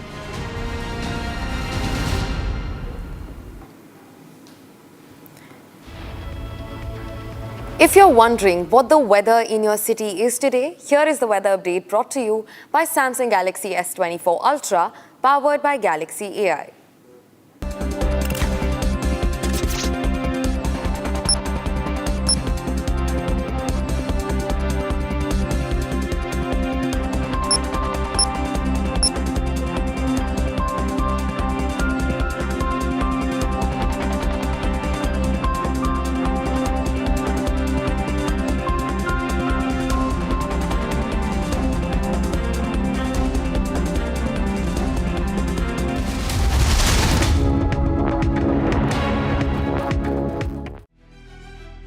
Virat Kohli's intensity and drive for perfection have been the defining traits of his career, and even though he's winding down his time in the sport, it still plays a key role in his demeanor. Kohli's ability to score plenty of runs at will has seen him scale heights few can scarcely believe, but his willingness to engage in verbal battles have also held him in good stead. Things were no different in the 2024-25 Border Gavaskar Trophy, even though it really took Kohli a while to get going. Indifferent form may have played a part in that too. He started the series with 100 at Perth, which led many to believe that he had rediscovered the form that had so badly deserted him in red ball cricket. But it was a false dawn. Twin failures in Adelaide and Brisbane brought more scrutiny over Kohli's meagre returns with the bat, but while he could not rediscover his form in the ground, he did rediscover the anger and intensity that many associate with him. It started in the Melbourne Test, where he decided to take on a bunch of fans who were heckling him after he was dismissed. The visuals went viral, but Kohli's aggressive showings weren't done.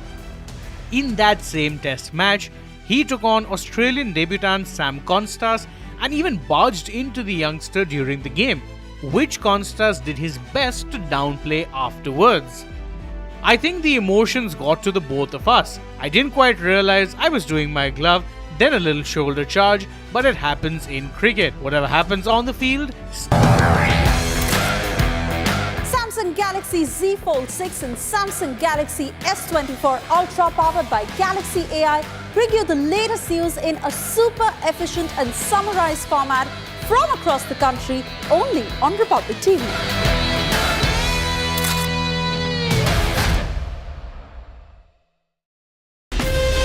From Asia's largest news headquarters, setting the agenda for Bharat.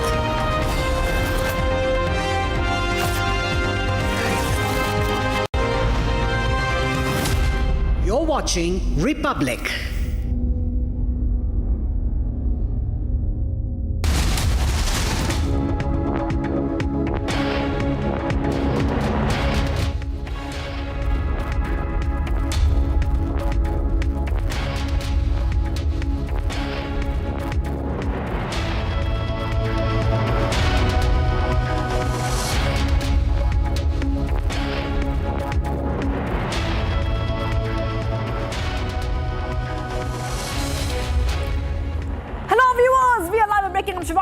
Getting you the latest coming in, and as we head towards the assembly elections in Delhi, we see a big war of words play out.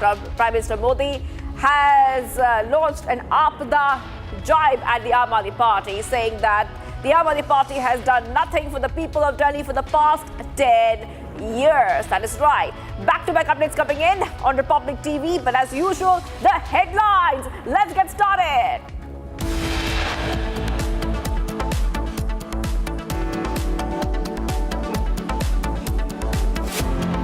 Starting off with a big headline, Delhi poll battle heats up. BJP alleges more than 75 to 80 crores spent on Delhi CM's palace.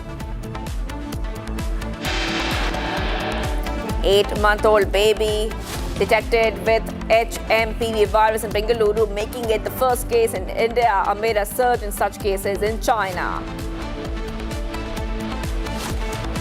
Union Minister Kiren Rijiju defends India's record on minority rights, says minorities are safe, flourishing and growing at a faster rate than Hindus. Outgoing US National Security Advisor Jake Sullivan meets with External Affairs Minister Dr. S. Jaishankar, scheduled to meet NSA Ajit Doval again today. Facing leadership challenge, Canadian PM Justin Trudeau might resign as Prime Minister.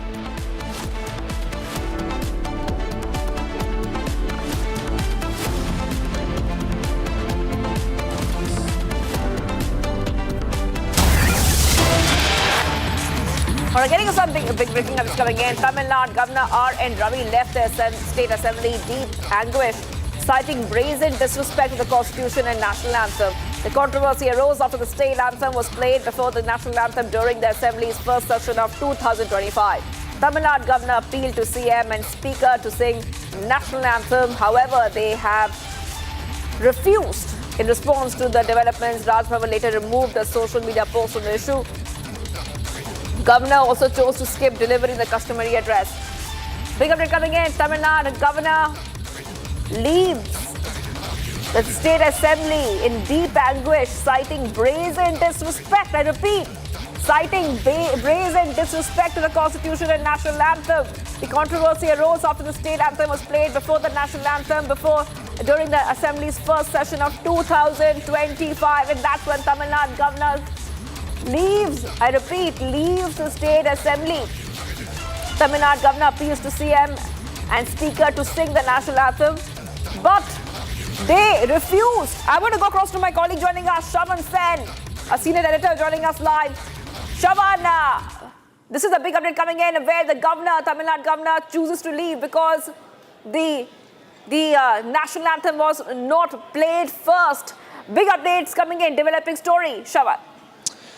Well, in fact, the tussle between the Tamil Nadu governor and the Chief Minister of Tamil Nadu continues. This time, the Raj Bhavan has put out a statement saying that disrespect was shown to the national anthem at the opening session of the Tamil Nadu Assembly. In fact, we are given to understand that the governor left midway. This was after what the Raj Bhavan says complete disrespect was shown by the government towards the national anthem. In fact, it was the state anthem which was being played. Now, they have largely resorted to the protocols of the State Assembly, which only indicates that the national anthem is largely played before the opening session of the Assembly, which they claim wasn't really followed by the state government. What we do not know so far is that whether at all the state government has put out any official response to what the Raj Bhavan is essentially claiming at this point in time. But remember, this continues. What we have seen in the past, to remember, the governor has largely raised concerns about the manner in which this was largely followed. In fact, I'm told that Kovai Satyam of the AIA-DMK is joining us on this broadcast. Mr. Kovai Satyam, Raj Bhavan making a sensational claim that the national anthem was not played. In fact, a direct allegation has been leveled against the Tamil Nadu Chief Minister who refused to sing the national anthem. This was last time. And before the events could unfold today, Governor staged a walkout. What the sources say is DMK planned to question the governor because he is the chancellor for the Anna University incident. They tried to enact a drama blaming the governor. Sensing this, the governor has staged a walkout. This is what the sources say. The incompetence of DMK and headed by MK Stalin, it's of the highest standards. The police are being made puppets. They are using all the force, denying justice to be delivered to the Anna University molested victim. There is another person involved in the act, and they are hell-bent to save him. And so far, they have not taken action on the person who is arrested. He is a DMK member. They deny to agree and accept that. Evidence has been rolled out and many a times. Video evidences, placards, everything is being given. But they have not taken any action. All DMK is interested is to safeguard the second member who is involved in the act. That's the reason there is a request in the assembly from AIA-DMK. Mr. Kovai Satyan, I just want to focus on what the Raj Bhavan is claiming at this point in time. Raj Bhavan is indicating that in the opening session of the Assembly, the national anthem was not being played. The DMK says that this is once again an attempt that is being made by the Raj Bhavan to interfere in internal matters of the state. The assembly proceedings, first the Tamil Thai word, the anthem of Tamil Nadu will be played. Once governor finishes his address, the national anthem will be played. That is the norm. That's how it has been happening so far. And probably I have not seen the news that been sent out by Raj Bhavan, nor I am aware of the news that governor wanted to play the national anthem in the beginning. That was not the norm. Well, the Tamil anthem will be played first, followed by the governor address, and finally, after the conclusion of governor address, national anthem will be played. So do you believe that politics is now being played by the Raj Bhavan here? Yes, it is. Well, you have the AIA. And I've given you the reasons for the same also in my first opening remarks. Right. Well, thank you very, very much, Mr. Kovai Satyan, for joining us on this broadcast. Shivangi, the AIADMK surprisingly comes in defense of the state government, once again indicating that as per the state protocol, it's the state assembly, it's the state anthem that is going to be played out first, and only after the governor's address when the national anthem is essentially being played. So this once again is the big bone of contention that we are seeing. Not for the first time that there has been a direct face-off between the Tamil Nadu governor and the state chief minister. Absolutely, this is a fresh update we've got from Tamil Nadu, and I just want to read out what the Raj Bhavan has had to say as well. I want to read it out. They have posted it on social media platform X. The Constitution of Bharat and the national anthem was once again insulted in the Tamil Nadu Assembly today. Respecting the national anthem is among the first fundamental duty as enshrined in our constitution. It's sung in all the state legislatures at the beginning and the end of the governor's address. So this is a huge, huge tweet that the Raj Bhavan has put out, Shravan. I'm reading it out for our viewers. And it's also important to note, and if you could talk a little bit more on this, Tamil Nadu governor absolutely, he just left. He did not say his address in the state assembly. And he has also written to the chief minister. Do you think, Shravan, we could see a response soon from the chief minister on this big update that we're getting? Well, in fact, we haven't heard from the state government as yet, barring from the fact that certain party spokespersons have once again indicated that the governor is playing politics over this entire matter. They are largely resorting to what they call the state assembly protocol and relying on the fact that in the past too, the protocol has essentially been in this manner, that first you have the state anthem that is played, thereafter the governor basically addresses the House, and once the governor address is over, thereafter you have the national anthem being played. Remember, in the past too, when the assembly session was ongoing, you've had the governor getting into a tussle with the state government. This has happened in the last session too in Tamil Nadu, and that is the reason why, remember, the entire friction between the Tamil Nadu governor and his office with the state chief minister continues. This was also over the Council of Ministers. In fact, the appointment of one of the minister who faces some charges that were leveled by the central agencies. You've had the governor asking the chief minister to drop him from the Council of Ministers, but that too did not happen. And that was another friction point between both the offices. All right, thank you for joining us, Shravan. This is a big update we're getting for our viewers from Tamil Nadu. We will be tracking the story the entire day today. Thank you, Shravan, for joining us, our senior editor joining us there. We have to move ahead right now to some of the other stories that we are tracking. Especially we'll talk about the journalist murder case, where we see that the special investigation team is right now carrying out the investigation, and a major breakthrough in the journalist Mukesh Chandrakar's murder case. A special investigation team arrested the prime accused Suresh Chandrakar from the Hyderabad. And this happened late at night. This happened from Hyderabad late at night. The police tracked him down after analyzing footage from the 200 CCTV cameras and scanning 300 mobile numbers. Suresh Chandrakar was taken into custody. 3 other accused have also been arrested, namely Ritesh Chandrakar, Dinesh Chandrakar, and Mahendra. Detailed inquiry is also underway. That is right. Big update coming in right on Republic TV, viewers. Well, in the journalist murder case, we will be, of course, getting you more updates. But we have some reactions. Let's go ahead and play out the reaction as the main accused has now been nabbed.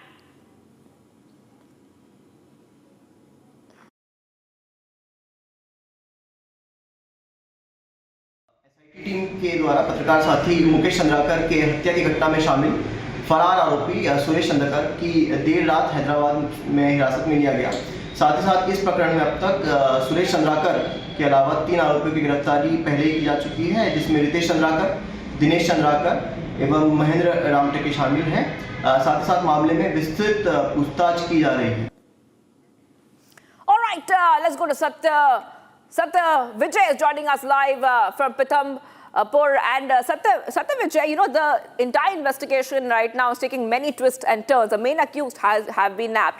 But what would the special investigation team would be looking at right now? Because they would be looking at other angles. They would be looking at associates. They were looking at, who else could be behind this dastardly attack. Satya Vijay. जी बिल्कुल, देखिए छत्तीसगढ़ के बीजापुर से बड़े पत्रकार थे मुकेश चंद्राकर, जिनकी की काफ़ी विभत्स तरीके से हत्या की गई। इस पूरे घटनाक्रम में सरकार ने एसआईटी गठित की थी और एसआईटी ने जो मुख्य आरोपी है सुरेश चंद्राकर, जो कि फरार था, पुलिस को लगातार चकमा दे रहा था, उसे हैदराबाद से हिरासत में लिया। अब जो है एसआईटी की टीम सुरेश चंद्राकर से पूछताछ करेगी। जाहिर सी बात है मुख्य आरोपी सुरेश चंद्राकर को कोर्ट में भी पेश किया जाएगा और कोर्ट से पुलिस जो है पूछताछ के लिए रिमांड भी मांग सकती है, क्योंकि सुरेश चंद्राकर उसके भाई और बाकी साथियों ने टोटल अब तक 4 आरोपी गिरफ्तार हो चुके हैं। लेकिन चूंकि सुरेश चंद्राकर के कांग्रेस से कनेक्शन भी सामने आया, सुरेश चंद्राकर बड़ा ठेकेदार भी था और सुरेश चंद्राकर के ठेके में जो भ्रष्टाचार हो रहा था उसी को मुकेश चंद्राकर, जो कि बीजापुर का वरिष्ठ पत्रकार रहा है, उसने एक्सपोज किया था और इसके बाद से एक कह सकते हैं कि इनमें आपसी रंजिश जैसी स्थिति बनी हुई थी और इसी के चलते सुरेश चंद्राकर के भाई ने मुकेश को बातचीत के बहाने घर पर बुलाया, जहाँ पर उसकी हत्या की और सेप्टिक टैंक में उसे गाड़ दिया। हत्या इतनी विवत्स थी कि पीएम रिपोर्ट जो सूत्रों के मुताबिक हमारे पास जो इन्फो आई है कि पीएम रिपोर्ट में ये खुलासा हुआ है कि मुकेश चंद्राकर के सिर की हड्डी को 15 जगह से टूटी हुई थी, उसका गर्दन टूटी हुई थी, उसके तमाम जो ऑर्गन्स हैं उनमें फ्रैक्चर्स पाए गए हैं और डॉक्टर खुद ये मानना है कि इतनी विवत्स हत्या उन्होंने इससे पहले नहीं देखी। तो अब इस मामले में अब तक 4 आरोपी अरेस्ट हो चुके हैं। मुख्य आरोपी सुरेश चंद्राकर है, जो कि पुलिस की आंख में धूल झोंक रहा था, लेकिन हैदराबाद से उसे हिरासत में ले लिया है। अब रिमांड ले सकती है पुलिस और जिसमें कई और खुलासे हो सकते हैं। सुरेश चंद्राकर से पूछताछ में ये पता चल सकता है कि आखिर उसकी इस तरह से पत्रकार की हत्या करने के पीछे वजह क्या रही। इन सब पहलुओं से अभी पर्दा उठना बाकी है। All right, thank you for joining us with all those details where we are getting our viewers back-to-back updates. Main accused arrested, special investigation team looking for more angles and more links to what really happened in that dastardly journalist murder case. We move ahead right now because we are tracking more updates coming in, and this is the story that we have been tracking since yesterday. A fresh controversy has erupted after a top Muslim cleric has made some claims, and the claim is that the Mahakumbh, which by the way is just days away, is being conducted on Waqf property. That is right. Now the Hindu leaders and the Hindu seers have rejected this claim made by the top Muslim cleric. Let's listen in to this report. Just days ahead of the Mahakumbh, a major controversy has erupted after a Muslim cleric alleged that the Kumbh Mela is being organized on land belonging to the Waqf. Maulana Shahabuddin Razi Barelvi said that the Muslims have shown a big heart by agreeing to this, but condemned the Akhada Parishad for denying entry to Muslims. Prayagraj के जो मुसलमान हैं उनमें से एक सरताज नाम के हैं, उन्होंने इस बात की जानकारी दी और कहा कि जो ज़मीन है, जिस ज़मीन पर, ज़मीन के बहुत सारे हिस्से पर जो शामियाने तंबू वगैरह लगाए गए हैं, इंतज़ामात किए गए हैं, मेला लग रहा है, ये वक्फ की ज़मीन है और वहाँ के मुसलमानों की ज़मीन है। मगर दरियादिली देखिए मुसलमानों की कि मुसलमानों ने कुंभ के मेले की तैयारियाँ, शामियाने और पिंडाल, रोड और सड़कें और खड़ंजों पर कभी मना नहीं किया कि यहाँ पे मत लगाइए। However, when confronted, this is what he had to say. वक्त में तरमीम तब्दील होती रही है, पहले भी हुई है, वक्त में तरमीम होना चाहिए, संशोधन होना चाहिए। मैंने तो सरकार के इस बिल का समर्थन किया है। आपको नहीं लगता, मैं बात वही पूछूंगा आपसे कि क्या आपके पास कोई कागज है जिसके बेस पे आप वक्फ के बारे में ये क्लेम कर रहे हैं कि वो जमीन है? नहीं, मेरे पास में कागज नहीं है। वहाँ इलाका है, एक झूसी जगह है और वहाँ के सरताज नामी शख्स हैं, उन्होंने वहाँ पर कहा भी है और उन्हीं के हवाले से मैंने बात कही है। His statements were met with strong reactions from the BJP as well as from Hindu saints, who condemned his remarks and demanded his arrest. आज महाकुंभ जहां प्रयाग में होता है, उस जमीन को भी वक्फ ने कहा हमारी है। ऐसे ही तमिलनाडु में 1500 साल पुराने गांव और मंदिर पर वक्फ बोर्ड ने अपना दावा पेश कर दिया था। इसीलिए वक्फ बोर्ड के कानून में संशोधन की आवश्यकता है। पहले इन इस्लामिक जिहादी मानसिकता ने अफगानिस्तान, फिर पाकिस्तान, फिर बांग्लादेश बनाया। अब माँ भारती के ही टुकड़े करने पर लगे हुए हैं। अब वक्फ के बारे में जन चेतना जागी है। अब कहने लगे कि ये जो प्रयाग की कुंभ धरा है वो भी हमारी है। मौलाना साहबुद्दीन और कुछ कट्टरपंथी महाकुंभ की भूमि को वक्फ बोर्ड की बता रहे हैं। निश्चित रूप से ये पाकिस्तान प्रायोजित है। उन तमाम आतंकी सोच के लोगों द्वारा प्रायोजित ऐसा प्रतीत होता है। इनकी जांच होनी चाहिए। Hindu Shias accused the Muslim cleric of trying to incite communal riots in the country and called for a Sanatan board. आपने देखा होगा इन्होंने पूरे हिंदुस्तान में जहाँ जहाँ इनको अच्छा दिखता है वो सब इनका है।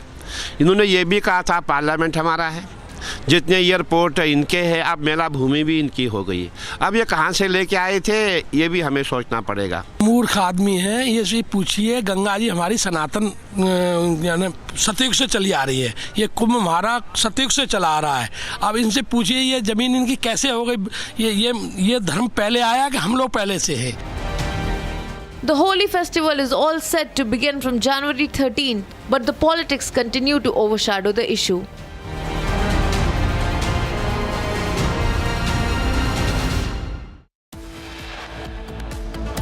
Amid the row of addition and deletion of voters in the national capital, the ECI is all set to roll out the final voter list today. The Aam Aadmi Party and the BJP are going to keep a very, very close eye, and we will also be getting you all the developments from the ground regarding the same. Do stay tuned as we'll come right back after this short break.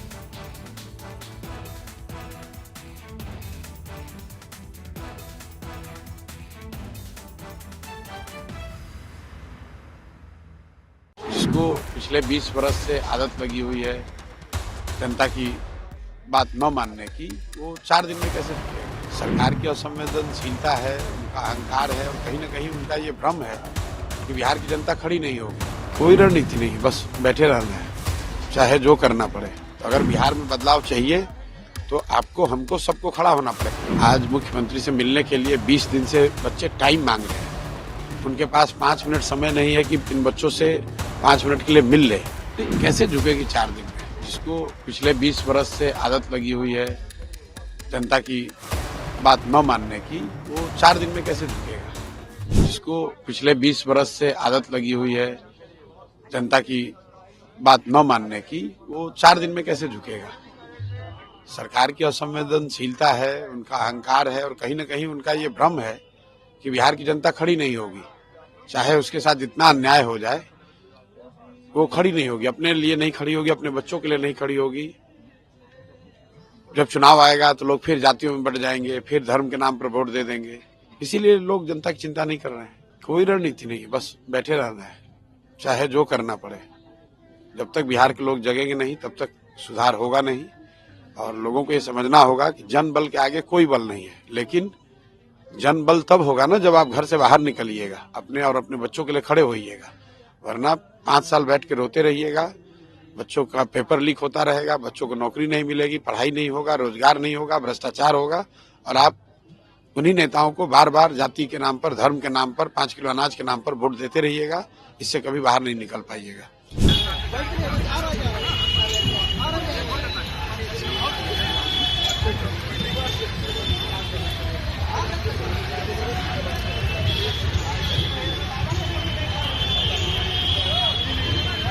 ने बताया 2 करोड़ का vanity van है, किसी ने कहा 25 लाख रुपया rent है। तो हम आपके जरिए बता रहे हैं भाई वैन ले जाओ, 25 लाख रुपया हमको डेली का दे दो और उसके साथ में एक बाथरूम करने के लिए कोई जगह भेज देना, टॉयलेट भेज दो, हम उसी का इस्तेमाल कर लेंगे, बस तुम ले जाओ, आप 25 लाख रुपया डेली भेजो। अपोजिशन पार्टी मुझे क्रिटिसाइज कर रही है, मैं 100 बार कह चुका हूं, मुझे उससे कोई दिक्कत नहीं है। अपोजिशन पार्टी और हमारा लड़ाई कोई आज का थोड़ी नहीं हो, तो आगे चलता रहेगा। मैं उनको क्रिटिसाइज करता हूं, वो मुझे क्रिटिसाइज करते हैं।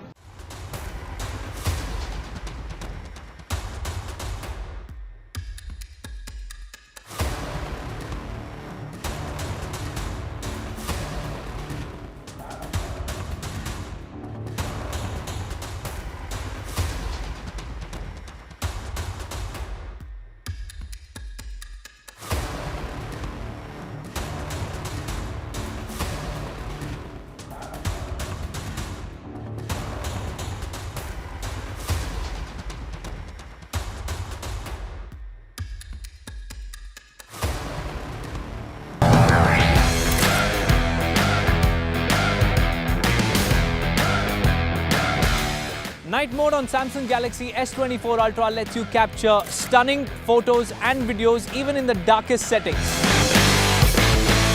By reducing noise and enhancing details, it ensures that every shot is sharp, vibrant and beautifully balanced. Say goodbye to blurry, washed out night shots and hello to vivid, optimized imagery that truly brings your nighttime moments to life. Ready to experience the magic of nightography? Let's go!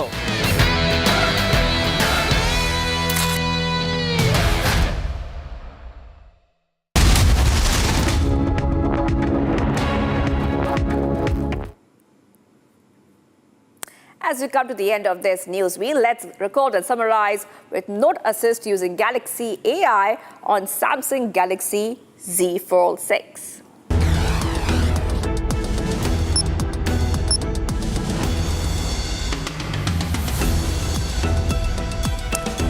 Scores of AIA-DMK students, wing members were detained by the police here on Monday when they attempted to stage a protest in front of Anna University here, demanding justice for a student sexually assaulted on the university campus in December last year. The protesters made a bid to distribute black bands to the students and public as a mark of support to the affected students and to garner the attention of the state government to arrest the real perpetrator. That is what an AIA-DMK member said.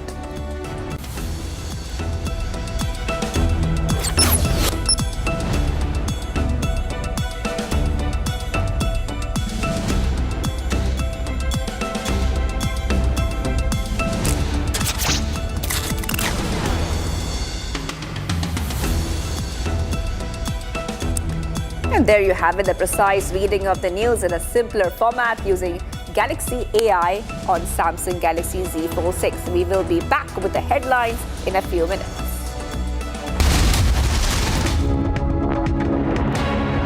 Well, I think that's absurd to sentence the President of the United States, or soon to be President of the United States, for a case in which he never even charged what the underlying felony is that he supposedly was furthering.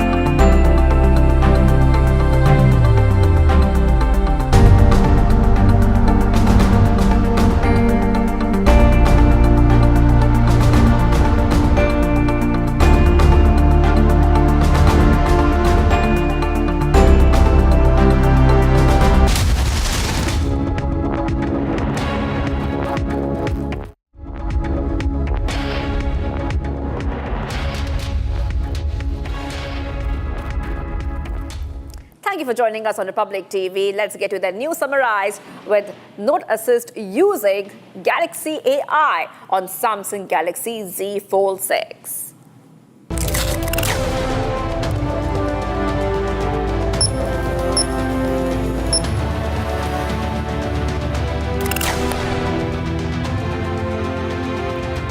Tamil Nadu Governor R.N. Ravi walks out of the Assembly after boycotting his annual address ahead of the winter session.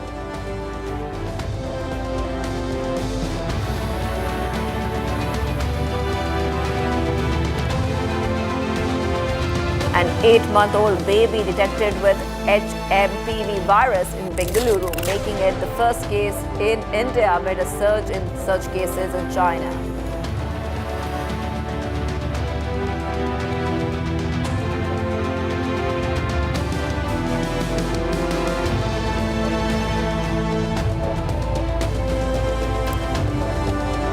Suresh Chandrakar, the prime accused in the murder of a journalist in Bastar, has been taken into custody by a special investigation team in Hyderabad. The accused was absconding since 3rd of January. BJP's Virendra Sachdev launched scathing attack at Aam Aadmi Party convener Arvind Kejriwal, blaming him of using state and central funds to make his residence.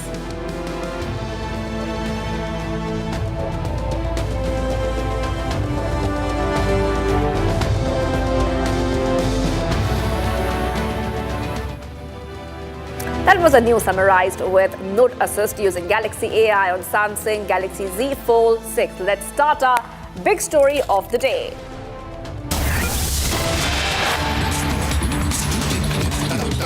Getting to some big breaking up, it's coming in right now. The Telangana Anti-Corruption Bureau has summoned BRS Working President MLA KT Rama Rao for questioning today in connection with the Formula E case. The probe focuses on alleged violations in an agreement between the Telangana Municipal Department and Formula E Operations Limited during the BRS government's tenure. The ACB, after gathering significant information and conducting multiple rounds of questioning with Principal Secretary, has issued the notice to KTR. Latest leads suggest that police have stopped KTR's vehicle near the ACB police and said that no lawyer should accompany him. There's a big update coming in for you right now, Republic TV viewers, and I want to go across to my colleague who's joining us. Aneri is joining us live from Telangana Bhavan. Okay, let's go to Aneri. Aneri, you know this case, this is the Formula E case. A lot of allegations have come in against KT Rama Rao. This has been going on for a while right now. If you could take our viewers to the latest coming in, because the Anti-Corruption Bureau wants to question KT Rama Rao in this case. And of course, this is a story we have been tracking very closely. What can we expect next now, Aneri? Well, Shivangi, right now we are at the Telangana Bhavan, where you see that all the leaders of the BRS party have come here to meet KTR. This comes after he was stopped by the police officials at the ACB office. While he was going to the ACB office, as ACB had served notice to KTR in connection with the Formula E case. Today, as remember, KTR had already filed a quash petition in the High Court, and the order is reserved in that matter. We have with us a BRS spokesperson, Mr. Vishnu, with us. So you tell us what exactly happened at the BRS, at the ACB office. Why did the police stop KTR? See, as a law-abiding citizen, KTR Garu served as a cabinet minister for 10 years, 10 long years. He's also an MLA who's been elected 5 times. Now, he knows what is law, and, as a law-abiding citizen, the notice was served on 2nd January by the ACB for him to appear today. And he went to the questioning, but unfortunately the ACB, the police officials outside the ACB office, they have stopped him, and they have said that KTR Garu cannot take legal help and should not be accompanied by his legal team. Now, what the fundamental question that we are asking is, Article 21 of Indian Constitution, it gives every citizen of India to seek legal help if you are an accused in a case. Why is the Congress government so perturbed and so, scared if KTR Garu gets his legal team with his? That is his fundamental right. Now, KTR Garu was there at the office. He requested as a law-abiding citizen to cooperate with the investigation, but unfortunately the ACB officials did not allow. And as a reply to the notice that was served to KTR Garu, he has given a written reply saying that the matter is sub judice. There is a quash petition that has already been heard on 31st of December. The judgment is reserved. It might come out anytime soon. So he pleaded with the ACB officials to defer the investigation till the judgment is out. So that's what exactly happened at the ACB office, where KTR was stopped, and police officials had stated that he cannot bring his legal team with him.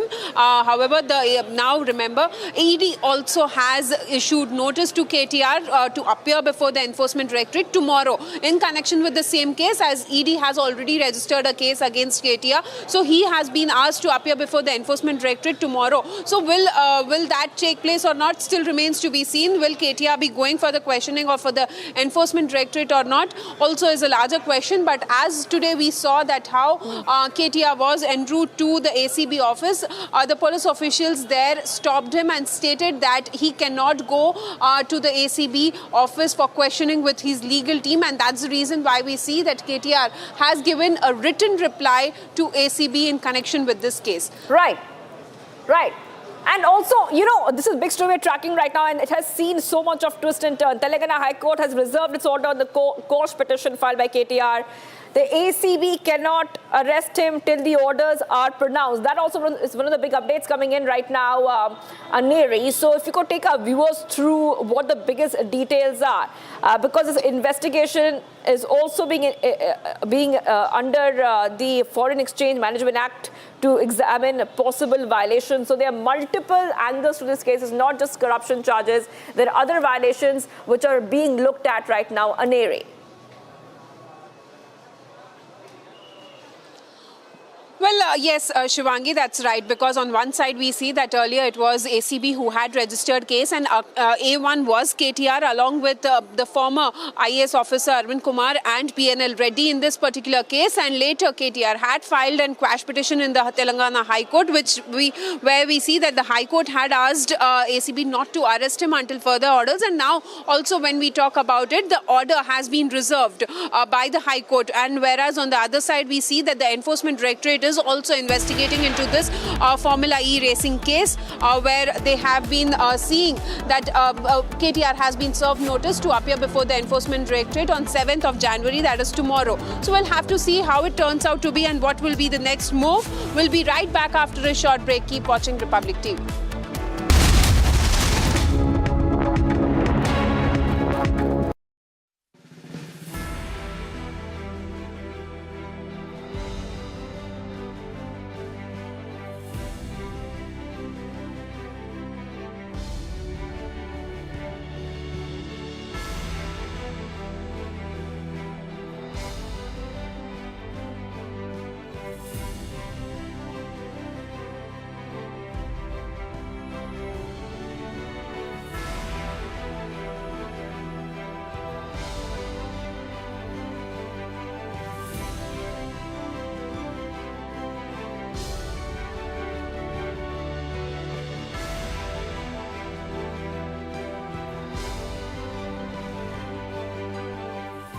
His inspiring generosity reminds us all of our capacity and our obligation to stand up to the abuse of power and to be guardians of democracy and all people yearning to be free.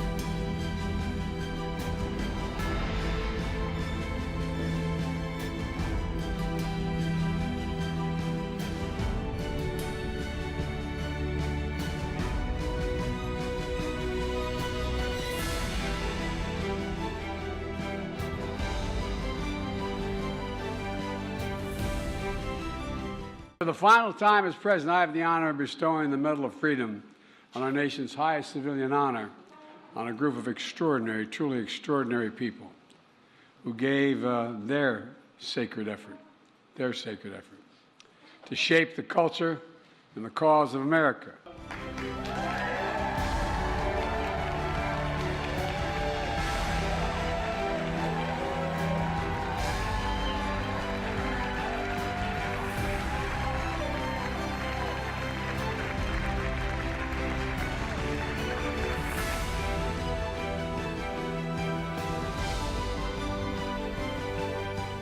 As cultural icons, dignified statesmen, humanitarians, rock stars, sports stars, you feed the hungry, you give hope to those who are hurting, and you craft the signs and sounds, our movements and our memories.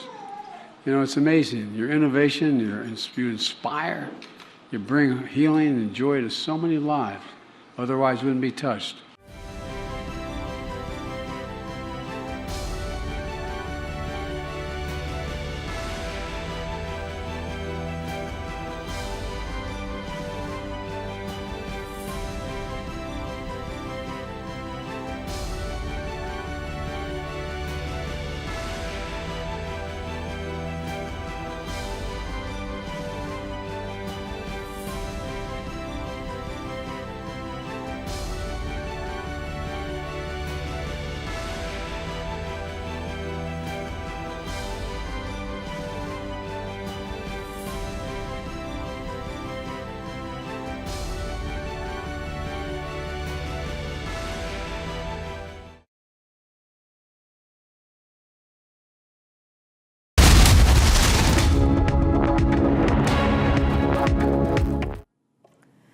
getting you some more updates coming in, viewers. Now, 2 cases, I repeat, 2 cases of HMPV has been found in India, and both of them are in Bengaluru. One, a 3-month-old infant infected, another 8-month-old.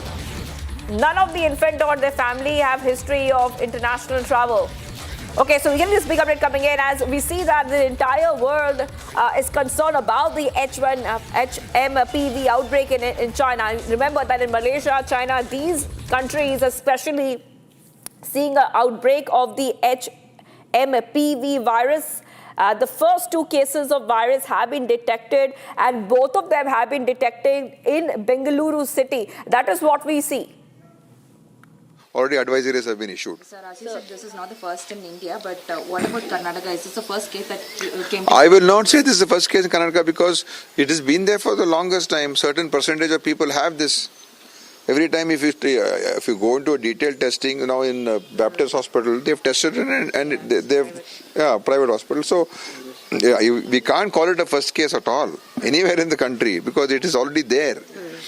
This may have been, they may have tested for this particular thing and it's been detected, that's all.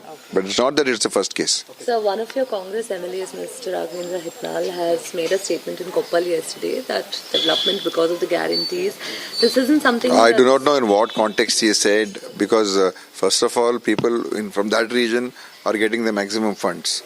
Kalyan Karnataka region, especially compared to other regions, I'm getting more funds than the other regions. So he should not be complaining at all when it comes to development. But our government is on top of it. Yes, our guarantee program is a huge program, but it is reaching the people, and it is helping people's lives, and it is changing it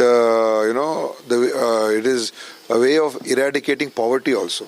The people have got a basic source of income, basic existence can be had without any, whatever may be the problem. So guarantee is given a protection, social security net to our people, and it's helping, there's no doubt about it.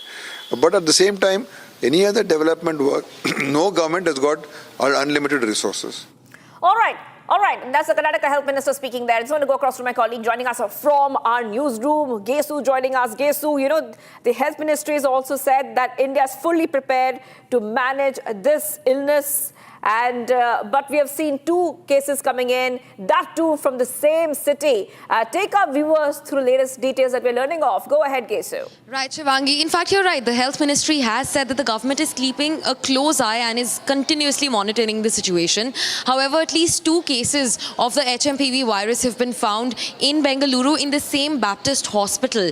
And both of these cases, as per the ICMR, they do not have any history of international travel. So it suggests that they have caught the virus here itself. Now it could be that there is somebody else who might have traveled and has gotten in contact, because both of these, now remember, are infants. One is a 3-month-old baby and the other one is an 8-month-old baby. In fact, both of these cases, like I said, come from the Baptist hospital in Bengaluru, and it's important to also note, like I said, there was no history of international travel whatsoever. In fact, the ICMR has said that they are taking continuous cognizance of the case. They will continue to track the trends in HMPV circulation throughout the year. In fact, the World Health Organization is also providing timely updates. All right, Shivangi. Thank you for joining us, Gesu. We have to take a short break right now because we are getting more updates.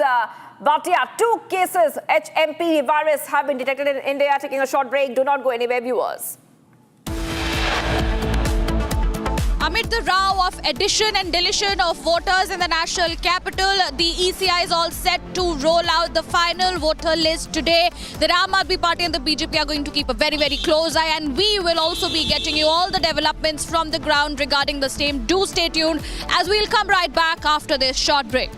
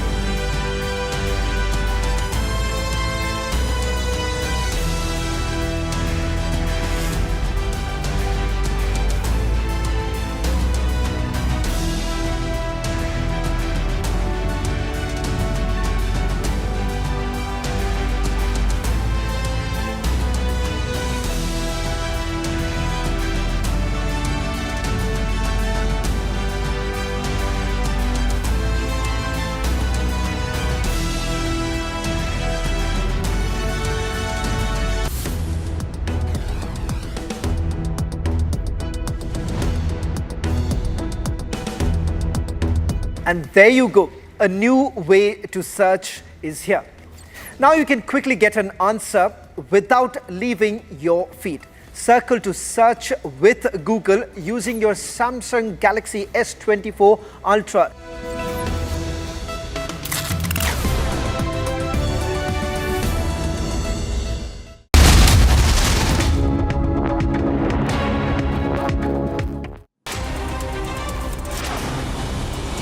Prime Minister Modi will inaugurate and lay the foundation stone of various railway projects in different parts of the country today in a key move to further boost connectivity in the region. The Prime Minister will inaugurate the new Jammu Railway Division and also other important terminals, while the construction for the Railway Division building of East Coast Railway will also begin.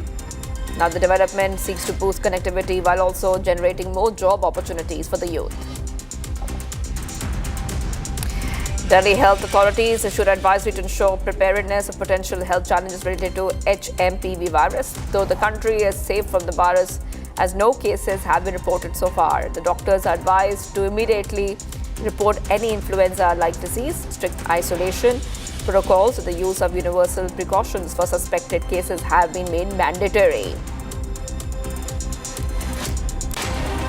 Prime Minister Modi laid the foundation for a new Central Ayurveda Research Institute building in New Delhi's Rohini. While addressing the board virtually, PM Modi reflected upon the heritage and importance of Ayurveda. Ceremony was also attended by Union Minister of State for Ayush, Pratap Rao Jadhav, among other dignitaries, emphasizing the centre focus on making healthcare accessible to the poorest of the poor. The Prime Minister said that government is promoting traditional Indian medicine systems like Ayush and Ayurveda. The Indian Met Department has issued a yellow alert forecasting light rain in Delhi today. The alert comes as fresh western disturbance is anticipated to bring snowfall into the northern mountains, leading to a subsequent drop in temperatures.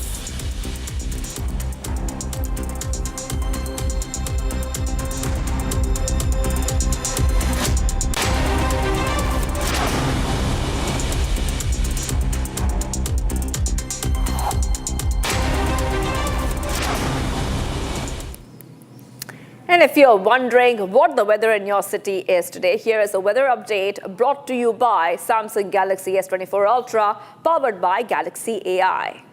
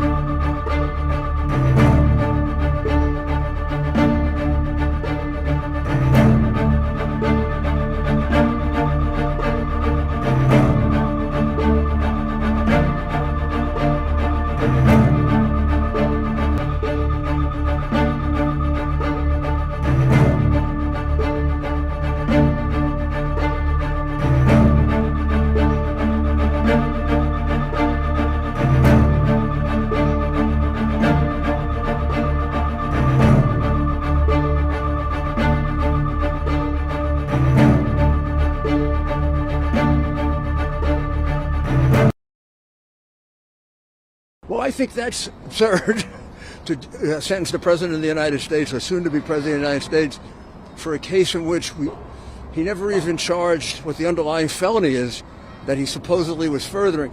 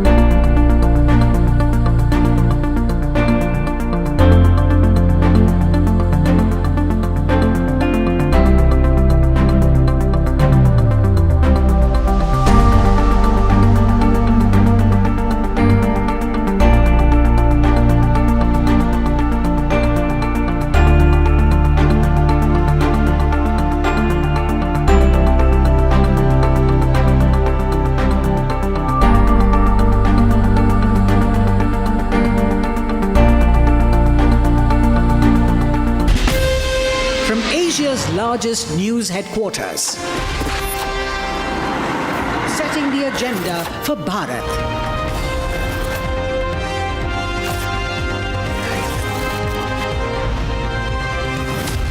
You're watching Republic.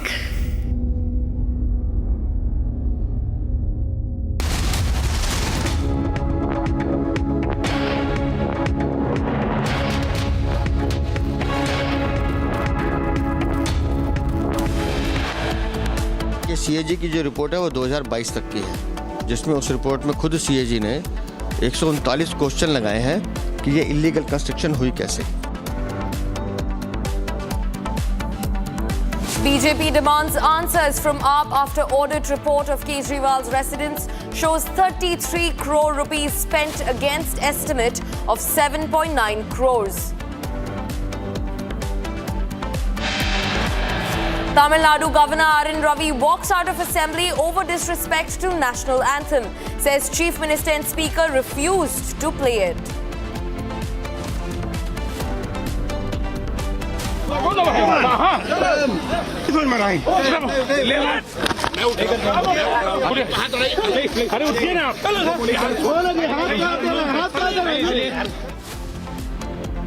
Jan Suraaj party chief dragged and arrested by Patna Police over unauthorized protest at Gandhi Maidan amid BPSC showdown.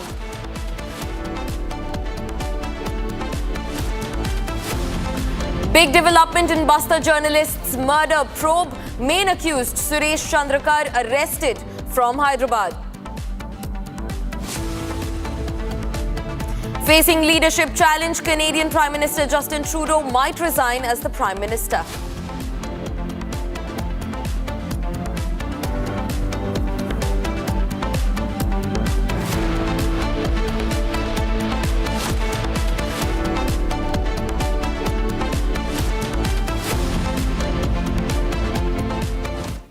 After a CAG report exposed irregularities in the construction of Arvind Kejriwal's official residence, the Congress targeted AAP over the reported expenditure of 33 crore rupees. The revelation has intensified political attacks, with Congress accusing the Aam Aadmi Party of extravagant spending at the cost of public funds. Now, viewers, this comes shortly after BJP's Virendra Sachdeva's press conference or press briefing, where he spoke about the same CAG report and the gaps in spending as per government authorization versus what was actually spent or splurged rather in making the then Chief Minister Arvind Kejriwal's residence. Arvind Kejriwal is being blamed of making the bungalow without taking permission, which makes the bungalow come under unauthorized construction. There are no documents to support that any permission was taken from Delhi's Urban Development Centre. Listen in to Congress's Sandeep Dixit and his stark attack on Aam Aadmi Party convener Arvind Kejriwal.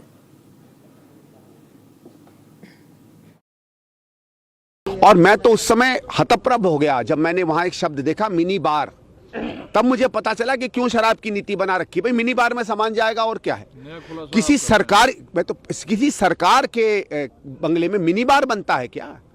ठीक है भाई, आप kitchen बनाते हैं, आप कमरा बनाइए, हमको सब मालूम है मिनी बार में क्या होता है। मिनी बार का मतलब लस्सी नहीं है, मिनी बार का मतलब रूह अफ़ज़ा नहीं है, कोका कोला नहीं है। मिनी बार का मतलब एक ही है, जिस चीज़ के घोटाले में मनीष सिसोदिया और अरविंद केजरीवाल जेल गए थे।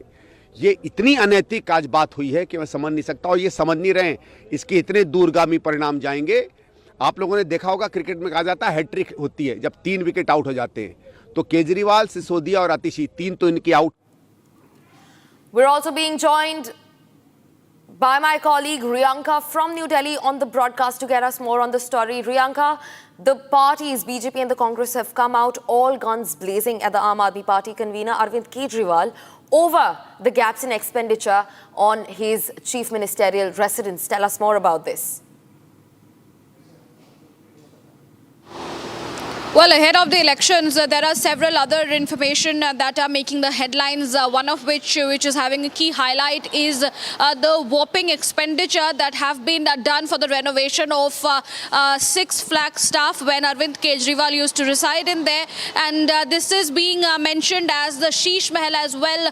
And at this point in time, what we have seen that the BJP and the Congress are coming all guns blazing against Arvind Kejriwal. Not just the leaders, but top brass of the BJP, be it Prime Minister Narendra Modi, who has in fact taken on Arvind Kejriwal for spending the people's money on his bungalow's renovation back in 2020 when there was a COVID pandemic. The Prime Minister in fact also went on hitting out at the Aam Aadmi Party at the fact that Arvind Kejriwal was spending money from the taxpayers for not just oxygen cylinders but for his Sheesh Mahal renovation. As per the CAG report, it is a whopping 33 crore rupees that was spent for the expenditure regarding the renovation of Sheesh Mahal. That said, there were 7 servant quarters, 28 lakh TV against an estimate of 7.9 crore. There was an estimate of 7.9 crore given, but the expenditure was as much as 33 crore rupees there. Also, there were several other mentions that the CAG report has come out with. The fact that there were 43.9 lakh rupees that was spent for a household item. There was several other, other things that were used in the Sheesh Mahal that costed up to 33 crores. And this has been, coming down quite heavily from the side of the BJP and the Congress party against Right, Priyanka. Right. In fact, the BJP has escalated its attack on the Aam Aadmi Party government and Kejriwal, saying that the Sheesh Mahal, the residence, should be declared a tourist spot. Listen into the latest responses and scathing attack pouring in from the BJP's end. Take a listen. यहाँ पर एक शीश महल का model है जो कि दिल्ली के पूर्व CM Arvind Kejriwal का घर है और हमारे साथ दिल्ली अध्यक्ष बीजेपी के वीरेंद्र सचदेवा जी हैं। वीरेंद्र जी, आज अपने कार्यालय में आपने मॉडल रखा है, क्या वजह रही? अब असली भ्रष्टाचारी शीश महल में तो अरविंद केजरीवाल जाने नहीं देते हैं। तो हमने जो इमेजेस हमें मिली है उस पर ये बनाया है और दिखाया है कि ये भ्रष्टाचारी अरविंद केजरीवाल जो 100 रुपये की चप्पल और 2 रुपये का पेन लेके दिल्ली को ठगने निकला था, कैसे उसने अपनी अय्याशी के लिए, अपनी आराम प्रस्ती के लिए ये करोड़ों रुपए का शीश महल तैयार किया है, दिल्ली की जनता को ये अंगूठा दिखाने के लिए कि तुम्हारी औकात क्या, देखो कैसे रहा जाता है। बिल्कुल, आपने सीएजी रिपोर्ट का भी हवाला दिया और कहा है कि पीडब्ल्यूडी ने अपने हाथ खींच लिए, कहा कि जो इक्विपमेंट लगे हैं उनके द्वारा नहीं लगाए, उसके लिए पैसे इन्वेस्ट उनके द्वारा नहीं किए गए। देखिए, सीएजी की जो रिपोर्ट है वो 2022 तक की है, जिसमें उस रिपोर्ट में खुद सीएजी ने 139 क्वेश्चन लगाए हैं कि ये इलीगल कंस्ट्रक्शन हुई कैसे, इसकी परमिशन क्यों नहीं है, किसी भी विभाग ने, सरकारी विभाग ने इसको बनाने की परमिशन नहीं दी है। Viewers, in a big breaking news, the Ministry of Health has announced that the ICM has detected 2 cases of HMPV virus in Karnataka during routine surveillance. Now remember, both these cases come from the city of Bengaluru. The ministry has assured that the surveillance system will remain robust with no unusual surge in the influenza-like illness or severe acute respiratory infection cases across the country, reinforcing confidence in the nation's health monitoring mechanisms. Now remember, this comes after 2 cases of HMPV virus have been found just this morning in Bengaluru's Baptist Hospital. But also it's important to note that none of these 2 cases had any history of international travel. So it remains to be seen how have the 2 cases even occurred. In fact, unfortunately, the 2 affected are infants. One is a 3-month-old infant and the other one is a 2-month-old infant. Also being joined by my colleague Shivangi from the newsroom to get us more on the story. Shivangi, the Health Ministry has finally given a statement. They've said that the surveillance systems will remain robust and there will be no unusual surge in the influenza-like illness. They've given a reassurance to the people. What does this mean? And could you also backtrack the 2 cases which have been recorded just today morning in Bengaluru? Shivangi. That is right, Gesu. And like we told our viewers short while back, the Health Ministry has been monitoring the situation quite well. I have the statement out. I'll read it out for our viewers. There have been media reports of some HMPV cases detected in Karnataka. Now, the Indian Council of Medical Research has said that they have got 2 cases of HMPV in Karnataka. Both cases were identified through routine surveillance for multiple respiratory viral pathogens as part of the ICMR's ongoing efforts to monitor these illnesses across the country. And the HMPV, this is what the statement says, is already in circulation globally, including in India.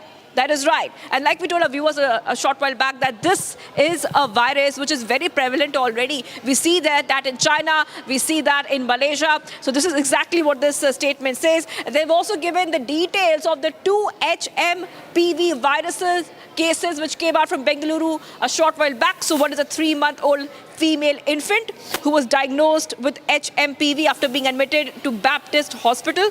And then the other one, 8-month-old male infant who tested positive for HMPV on Jan 3rd, 2025 after being admitted to Baptist Hospital with a history. Also, the infant is now recovering.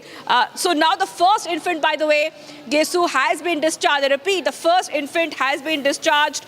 This is what that statement says. She has been since discharged. It's important to note that neither of the affected patients have any history of international travel. So very, very clearly, very big update. Both the cases do not have any history. Gesu, I'm giving it back to you right now, handing it back to you. But the Health Ministry says they will continue monitoring these cases. Right. Thanks for joining us on the broadcast, Shivangi. That was some solid information right there. But viewers, now it's time to get you a quick check of news from across Bharat in just 2 minutes. Take a look. Prime Minister Narendra Modi will inaugurate and lay the foundation stone of various railway projects in different parts of the country today. In a key move to further boost connectivity in the region, the Prime Minister will inaugurate the new Jammu Railway Division and also the Charlapalli New Terminal Station in Telangana. While the construction for the Rayagada Railway Division building of East Coast Railway will also begin, the development seeks to boost connectivity while also generating more job opportunities for the youth. Delhi health authorities issued an advisory to ensure preparedness for potential health challenges related to the HMPV virus. Though the country is safe from the virus as only 2 cases have been reported so far, doctors are advised to immediately report any influenza-like disease further as well. Strict isolation protocols and the use of universal precautions for suspected cases have been made mandatory.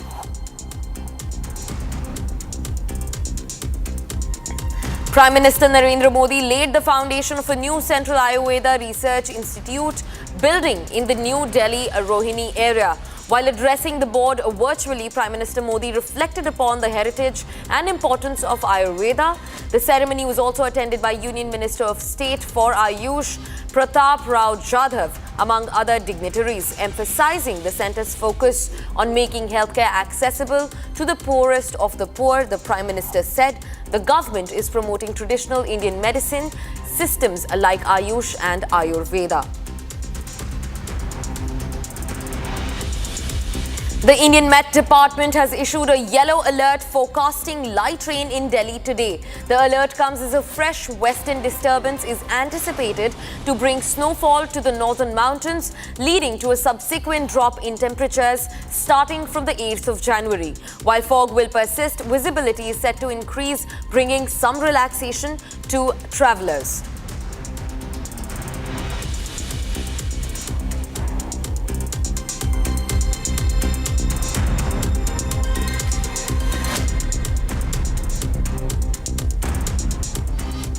Jan Suraaj party's Prashant Kishore and some other people were illegally protesting in the front of the Gandhi statue in the restricted area of Gandhi Maidan, Patna, for their 5-point demands.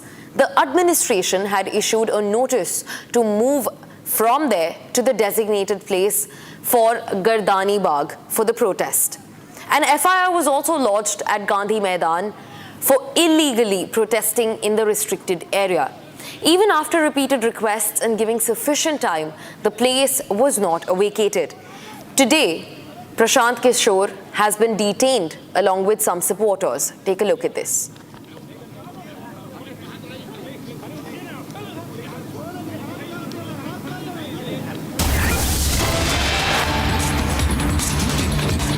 Party है। पहले तो उस व्यक्ति को ticket दिया जिसने संसद में गाली दिया था। उसकी योग्यता यह है कि उसने संसद में गाली दिया था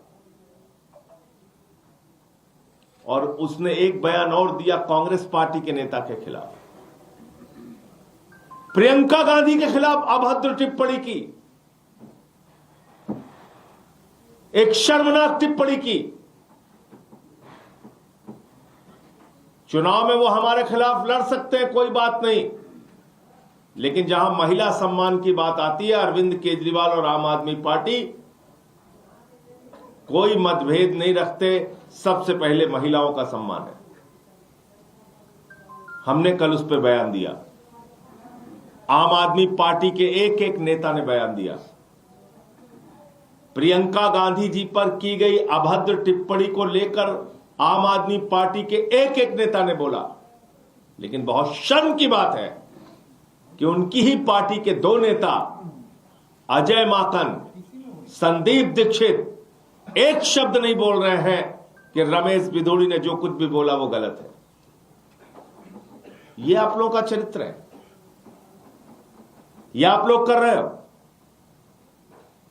क्या इससे साफ नहीं हो जाता कि अजय माकन और संदीप दीक्षित भारतीय जनता पार्टी से मिले हुए हैं, उनके गहरे रिश्ते हैं, संबंध है, उनकी हिम्मत नहीं है एक शब्द रमेश बिधूड़ी के खिलाफ बोल सके।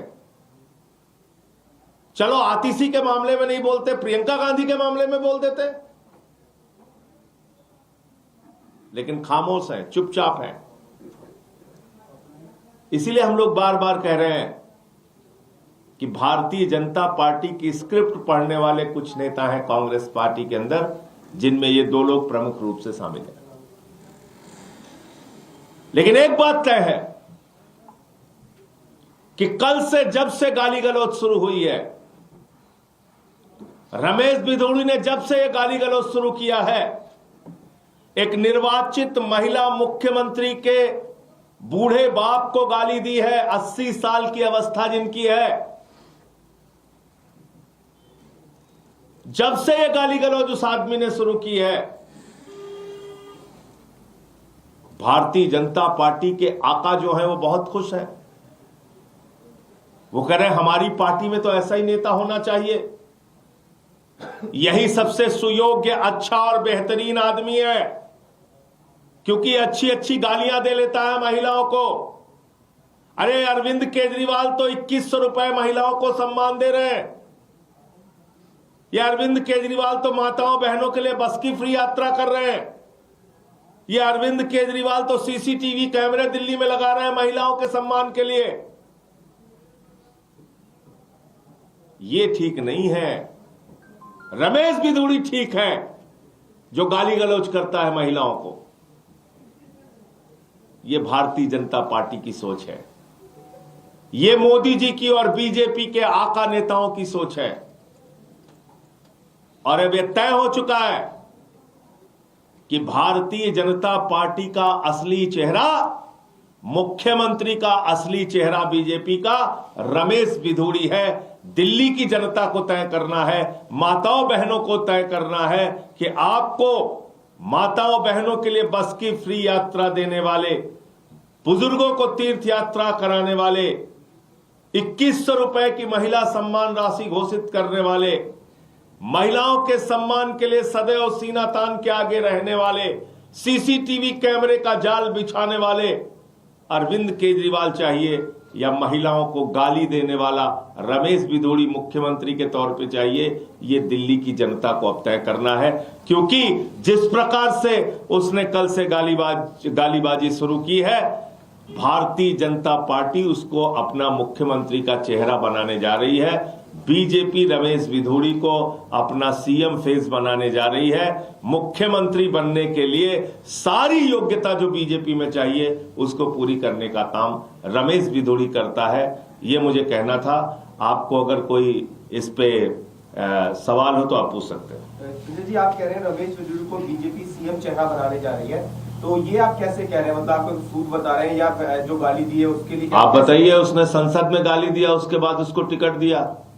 उसने पहले दिन 2 महिलाओं को गाली दिया, दिल्ली की निर्वाचित मुख्यमंत्री को गाली दिया, प्रियंका गांधी को गाली दिया। तो गालीबाजी तो सबसे बड़ी योग्यता है ना बीजेपी में। अब देखिए कल से चैनल पे कितना चल रहा है, वो कितनी उसकी ख्याति बढ़ गई है भाजपा में। सारे भाजपाई उसके पक्ष में खड़े हो गए हैं। तो असली मुख्यमंत्री का चेहरा वही होगा, वही है बीजेपी का मुख्यमंत्री का चेहरा। तो अब तो दिल्ली की जनता को तय करना है, रमेश बिधूड़ी चाहिए या अरविंद केजरीवाल चाहिए, जो महिलाओं को सम्मान राशि देते हैं, जो महिलाओं के लिए संघर्ष करते हैं, जो महिलाओं के सम्मान में आगे रहते हैं। That was Aam Aadmi Party's Sanjay Singh launching a scathing attack at the BJP over Ramesh Bidhuri's comments criticizing sexist jibes at women, including Priyanka Gandhi Vadra and now also Chief Minister Atishi. Moving on, in an attempt to aid rehabilitation for the 1984 riot victims and their kin, Delhi's Lieutenant Governor V.K. Saxena has approved full relaxation in age and educational qualification limits for 88 applicants seeking government jobs as multitasking staff. The decision follows repeated appeals from the Delhi Sikh Gurudwara Management Committee to provide employment opportunities for the victims and their families. Here's a report that gets you a deep dive detail into the new hearing. Delhi's Lieutenant Governor V.K. Saxena has granted full relaxation in required age and educational qualifications for 88 applicants seeking government employment as multitasking staff. This step comes after persistent appeals from the Delhi Sikh Gurudwara Management Committee, public representatives, and victims' groups, urging the administration to facilitate rehabilitation for those affected by the riots. A special initiative was launched between November 28 and 30th, which included camps to invite applications from riot victims and their families for government jobs. In the past, the Revenue Department identified 72 applications in a special drive, resulting in 22 appointments after age relaxations were granted by the then Lieutenant Governor.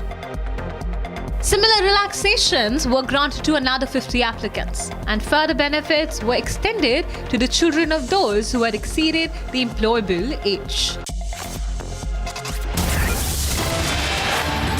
Viewers, in a big breaking news, in a tragic incident, a 108 ambulance transporting a patient from Madanapalli to Tirupati Roya Hospital rammed into devotees in Chandragiri Mandal, Tirupati district, resulting in at least 2 deaths and 3 other people being injured.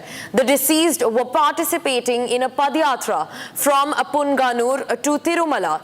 The injured were shifted to Tirupati Roya Hospital for treatment. Chandragiri police have registered a case and launched an investigation into the incident. On your screens are the visuals of the 108 ambulance that rammed into devotees at Tirupati. At least 2 people have been killed and 3 others are injured.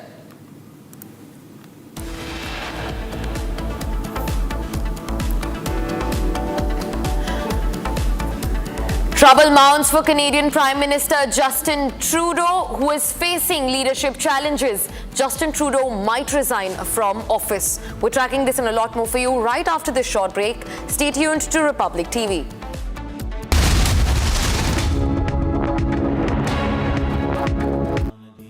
Amity has been ranked India's #1 private university in the recently released Education World Rankings. A testimony to Amity's globally benchmarked standards in education.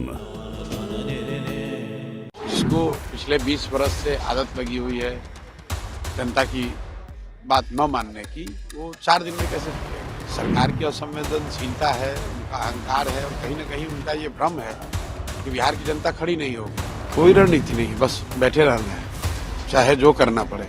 अगर बिहार में बदलाव चाहिए तो आपको, हमको, सबको खड़ा होना पड़ेगा। आज मुख्यमंत्री से मिलने के लिए 20 दिन से बच्चे टाइम मांग रहे हैं। उनके पास 5 मिनट समय नहीं है कि इन बच्चों से 5 मिनट के लिए मिल ले। कैसे झुकेगी 4 दिन में? जिसको पिछले 20 वर्ष से आदत लगी हुई है जनता की बात न मानने की, वो 4 दिन में कैसे झुकेगा? जिसको पिछले 20 वर्ष से आदत लगी हुई है जनता की बात न मानने की, वो 4 दिन में कैसे झुकेगा?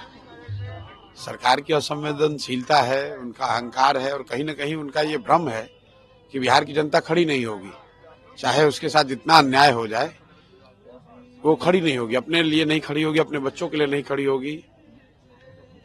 जब चुनाव आएगा तो लोग फिर जातियों में बढ़ जाएंगे, फिर धर्म के नाम पर वोट दे देंगे। इसीलिए लोग जनता की चिंता नहीं कर रहे हैं। कोई रणनीति नहीं, बस बैठे रहना है, चाहे जो करना पड़े। जब तक बिहार के लोग जगेंगे नहीं, तब तक सुधार होगा नहीं। और लोगों को ये समझना होगा कि जन बल के आगे कोई बल नहीं है, लेकिन जन बल तब होगा ना जब आप घर से बाहर निकलिएगा, अपने और अपने बच्चों के लिए खड़े होइएगा। वरना 5 साल बैठ के रोते रहिएगा, बच्चों का पेपर लीक होता रहेगा, बच्चों को नौकरी नहीं मिलेगी, पढ़ाई नहीं होगा, रोजगार नहीं होगा, भ्रष्टाचार होगा, और आप उन्हीं नेताओं को बार बार जाति के नाम पर, धर्म के नाम पर, 5 किलो अनाज के नाम पर वोट देते रहिएगा। इससे कभी बाहर नहीं निकल पाइएगा।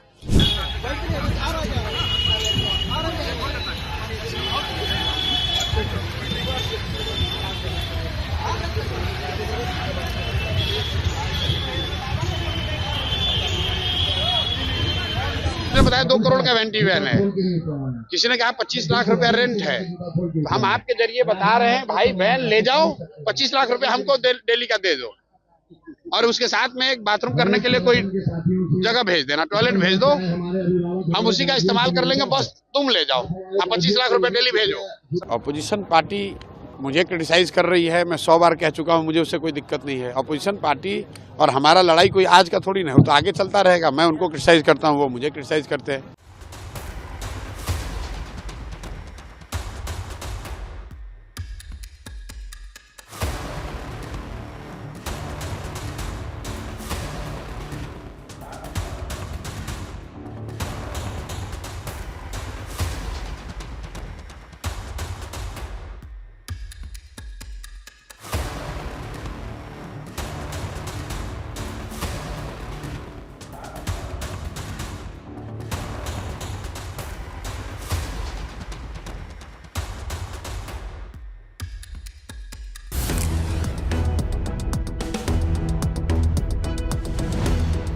Actually show you what the place looks like and get you some more information about it using Circle to Search.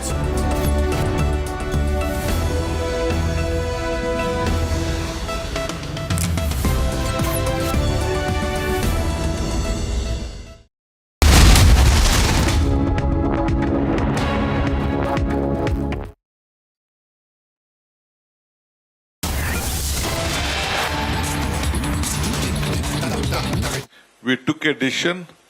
Within 3 months, all the guarantees was being implemented. You know, women in the entire state are traveling free in bus. 10 kilo of rices has been given to every household, every member of the family, and about 3,000 rupees is being given to the unemployed youth. And Gruha Jyoti 200 unit of power has been given, and Gruha Lakshmi 2,000 rupees is been given to everyone. About 56,000 crores have been allotted in the budget, and 1 crore 22 lakh women are getting every month 2,000 rupees. And there is a very big story which you might have heard about. Lot of economical change has happened in every family. About 4,000 to 5,000 rupees is reaching them. All of them are happy. The entire economic situation of a common man, shopkeeper, where we have tourist destinations to reach them, almost all women are being benefited. We believe.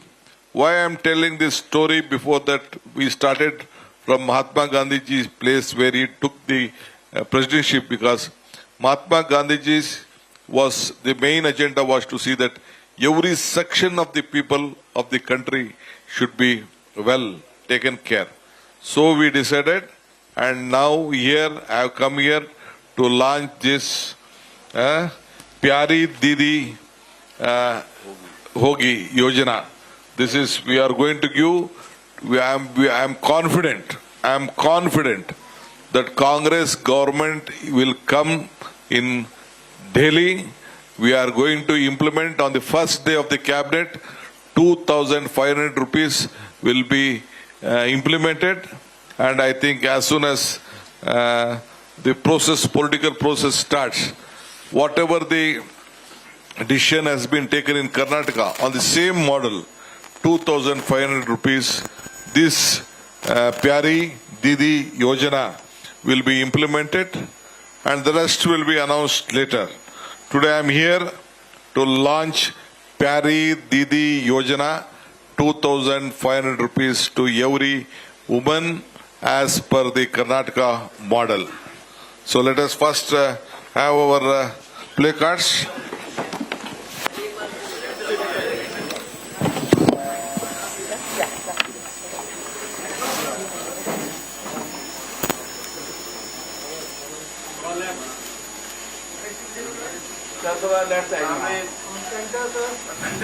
And there you heard the Deputy Chief Minister of Karnataka, D.K. Shivakumar, announcing a scheme for women in the national capital. Ironical in many ways, given that the guarantees of Congress in several states have failed. And despite all of that, the Congress announcing the launch of a scheme, a guarantee scheme of sorts for women in the national capital.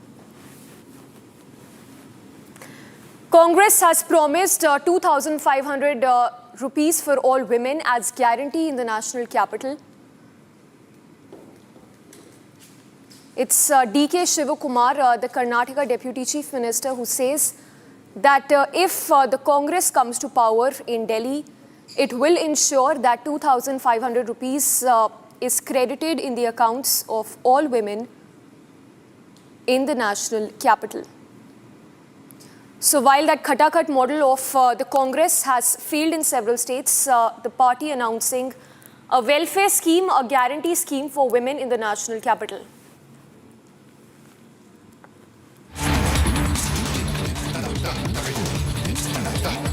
All right, let's put out news that's coming in from the national capital. The Karnataka High Court hearing Nikita Singhania's plea to quash the investigation in Techie Atul's suicide case has refused to dismiss the FIR at this stage. So this comes 2 days after a bail was granted to all three accused, including the estranged wife of Subhash Atul in the case. High Court refusing to quash the FIR that's been registered in this case against Atul's estranged wife and in-laws. The single bench of the Karnataka High Court that observed that prima facie evidence supports the ongoing probe and questioned the lack of progress in collecting key evidence like the death note and suicide video as well.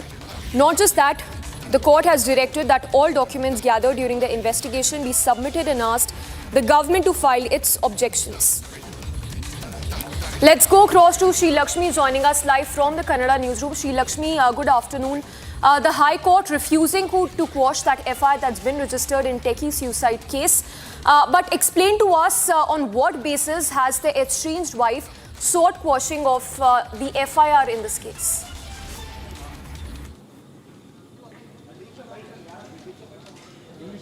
Well, after 2 days of getting bail from Karnataka High Court, Nikita Singhania has submitted a plea to quash the investigation itself in Techie Atul Subhash case. But court has refused to dismiss the FIR at this stage because the single bench observed that prima facie evidences which are now available are supporting the ongoing probe, and the collecting of key evidences is still going on. And the court has directed that all documents gathered during the investigation to be submitted and has asked the government to file its objections as well. Today, judge asked a few questions that since the probe is going on, investigation is going on, and documents are being collected, and death note and this suicide note video has also been collected. The investigation should go on. That's what the opinion given by the court. The judge even asked Nikita Singhania and team that whether they don't want the investigation itself to be conducted. Judge insisted that the probe should go on. Since the documents which are currently available are supporting it. We can remember that this Atul Subhash case had sent shockwaves all over the country, and there were lots of huge protests all over here in Bangalore especially by several organizations in supporting him.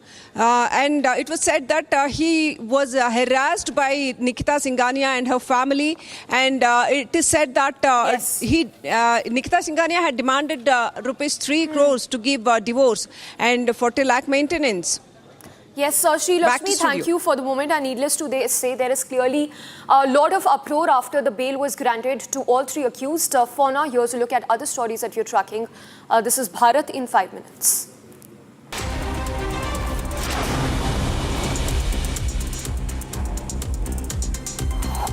Prime Minister Modi is set to inaugurate and lay foundation stone of various railway projects in different parts of the country. As per the release, the virtual event will commence shortly, and in a key move to further boost connectivity in the region, Prime Minister will inaugurate the new Jammu Railway Division and will also inaugurate the Challapalli new terminal station in Telangana and lay foundation stone of Raigad Railway Division as well.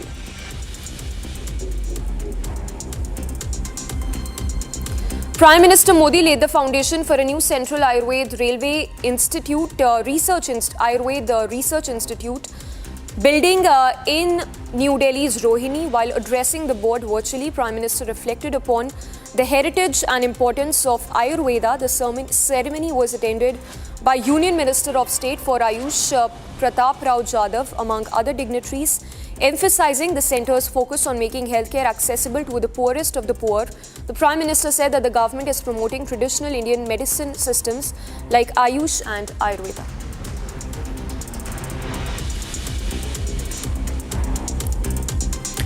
The Indian Meteorological Department has issued a yellow alert forecasting light rain in national capital today. The alert comes as a fresh western disturbance is anticipated to bring snowfall to the northern mountains, leading to subsequent drop in temperatures from 8th of January. While fog will persist, visibility is set to increase, bringing some relaxation to people in the national capital.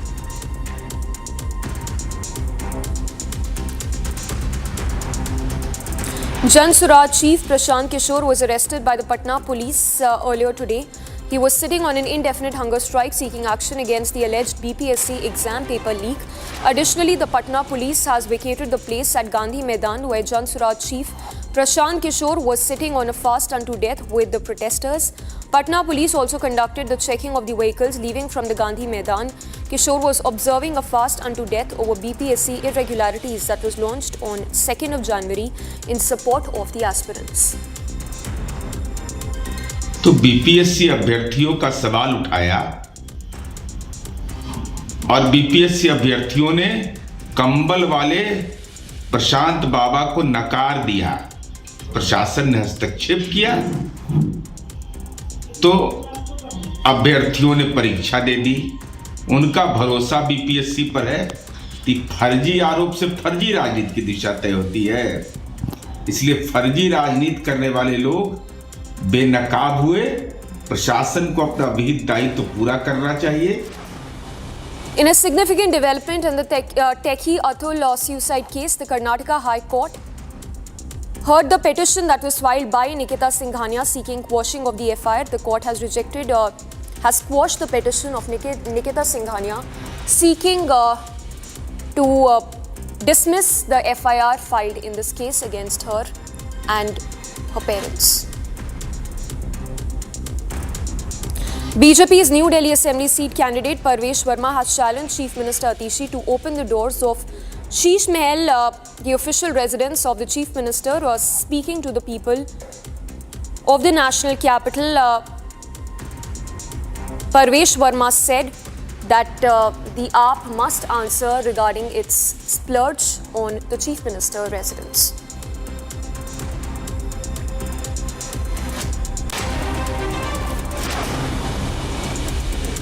Delhi health authorities have issued an advisory to ensure preparedness for potential health hazards related to HMPV virus. Though the country is safe from the virus as no case has been reported in the national capital so far, vigilance has been ordered by the Delhi health authorities.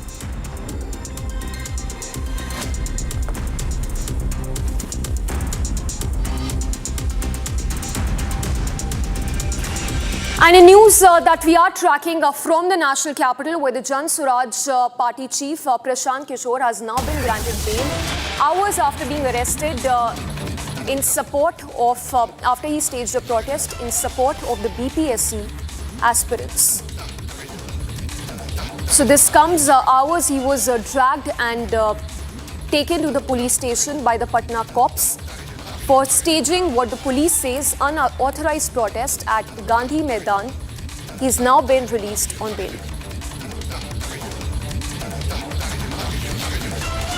All right, we will just go across to Prakash to get us more details, but the visuals on your screens are from earlier today when Prashant Kishore was picked up by the police. He was dragged to the police van and this while he staged a fast unto death in support of the BPSC aspirants.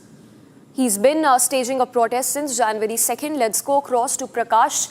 Prakash, tell us more on what grounds he was arrested, one, and what are the conditions attached to the bail that's been granted to him? Well, Prashant Kishore has been granted bail on a personal bail release bond of 25,000 rupees. Today, there were two cases filed against him, one on 30th of December and another today. So these are all pertaining to violation of rules and regulations in the prohibitory area. He was sitting on a dharna on indefinite hunger. And for now, we head into a very short break. When we come back, we will get you all the action that we're tracking from Patna. Prashant Kishore, the Jan Suraaj party chief, has now been granted bail.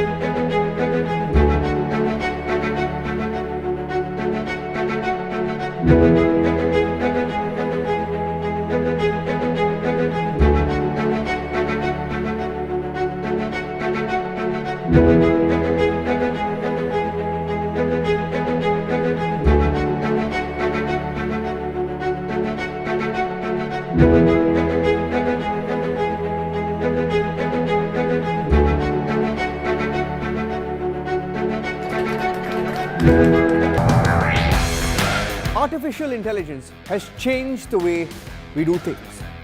And so much more is in the offing.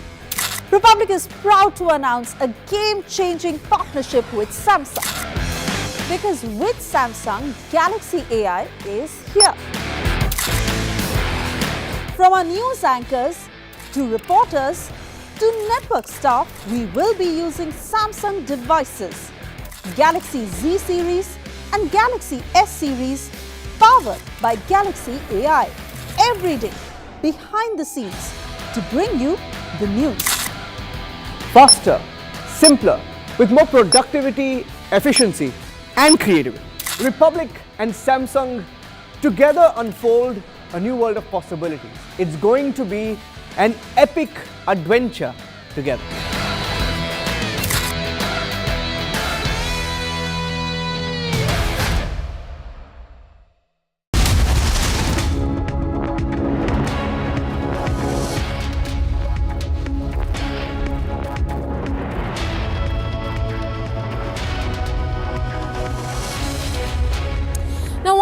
International stories that we are tracking is coming in from Canada. Justin Trudeau is likely to tender his resignation if reports are anything to go by this, as he's facing pressure not just from the Conservatives opposition party but from MPs from the Liberal Party itself.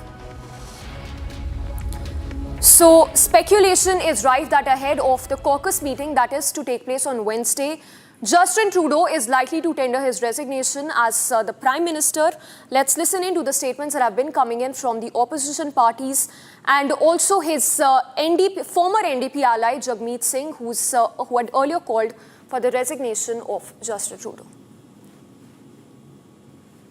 So the names of both individuals and entities, as well as crypto wallets, have been shared by the RCMP with financial institutions, and accounts have been frozen and more accounts will be frozen. Crowdfunding platforms and payment service providers have started the registration process with FinTrack. Yeah, I'm calling on Justin Trudeau to resign. He has to go. Right now, Canadians are struggling with the cost of living. I hear it everywhere I go. People cannot find a home that they can afford. They can't buy their groceries. And on top of that, we have Trump threatening tariffs at 25%, which put hundreds and thousands of Canadian jobs at risk. And instead of focusing on these issues, Justin Trudeau and the Liberals are focused on themselves. They're fighting themselves instead of fighting for Canadians. And for that reason, today I'm calling on Justin Trudeau to resign. He has to go. I notified the Prime Minister that I've ripped up the supply and confidence agreement. Canadians are fighting a battle for the future of the middle class. Well, we will head in a very short break for now, but when we come back, the big story that we're tracking back home is coming in from the national capital, where the audit report has revealed that a staggering amount of 33 crore rupees was spent in building the house of the former Delhi Chief Minister Arvind Kejriwal against the allocated sum of 7 crore rupees. The BJP has put pointed questions to the Aam Aadmi Party. We'll get you those statements coming in after this very short break.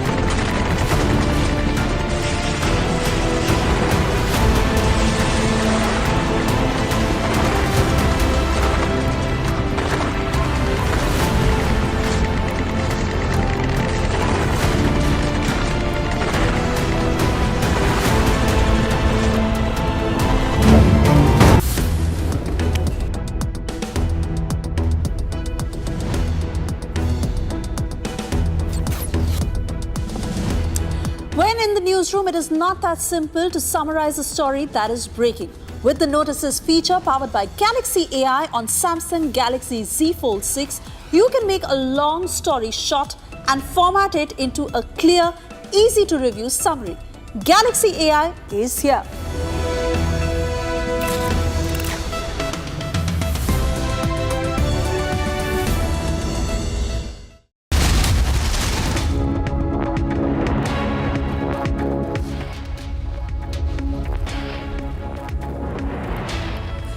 And if if you are wondering what the weather in your city is today, here's a weather update brought to you by Samsung Galaxy S24 Ultra, powered by Galaxy AI.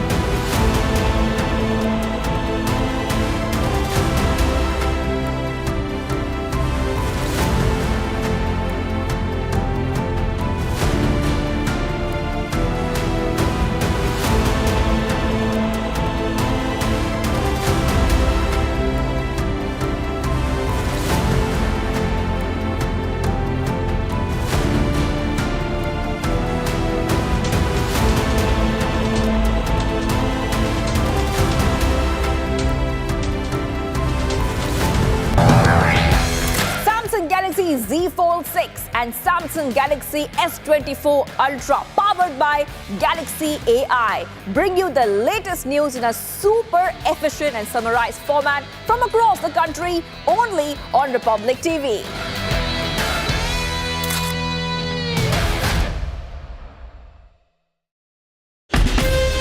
From Asia's largest news headquarters, setting the agenda for Bharat.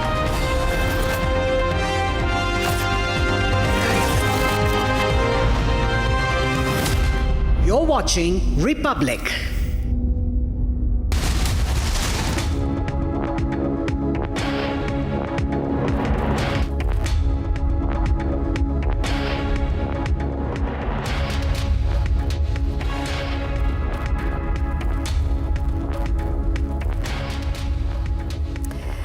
A very good afternoon. We're live and breaking. I'm Shivangi Shukla getting you the latest coming in. The big story is that Prime Minister Modi has likened the Aam Aadmi Party to Aapda. That is right, saying that they haven't done nothing for the past 10 years. And this is coming in, viewers, as we head towards the Delhi Assembly polls. Back-to-back updates coming in. But as usual, the headlines first. Let's get started.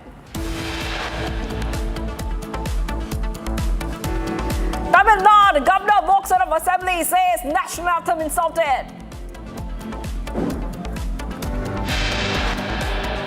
CAG findings on Kejriwal CM residence reports 96 lakhs spent on curtains, 67 lakhs used on marbles.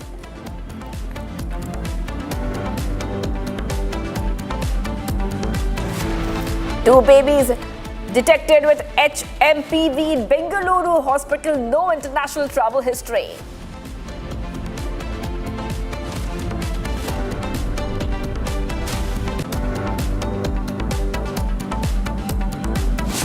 Congress has delivered in its history. Congress strength is country's strength. Congress history is country's history. So whatever Congress has promised, wherever, in the national to the state level, we have delivered, we are going to deliver. After Khata-Khat model fails in Karnataka, Congress now gives guarantees for Delhi. Facing leadership challenge, Canadian Prime Minister Justin Trudeau now might resign as a Prime Minister.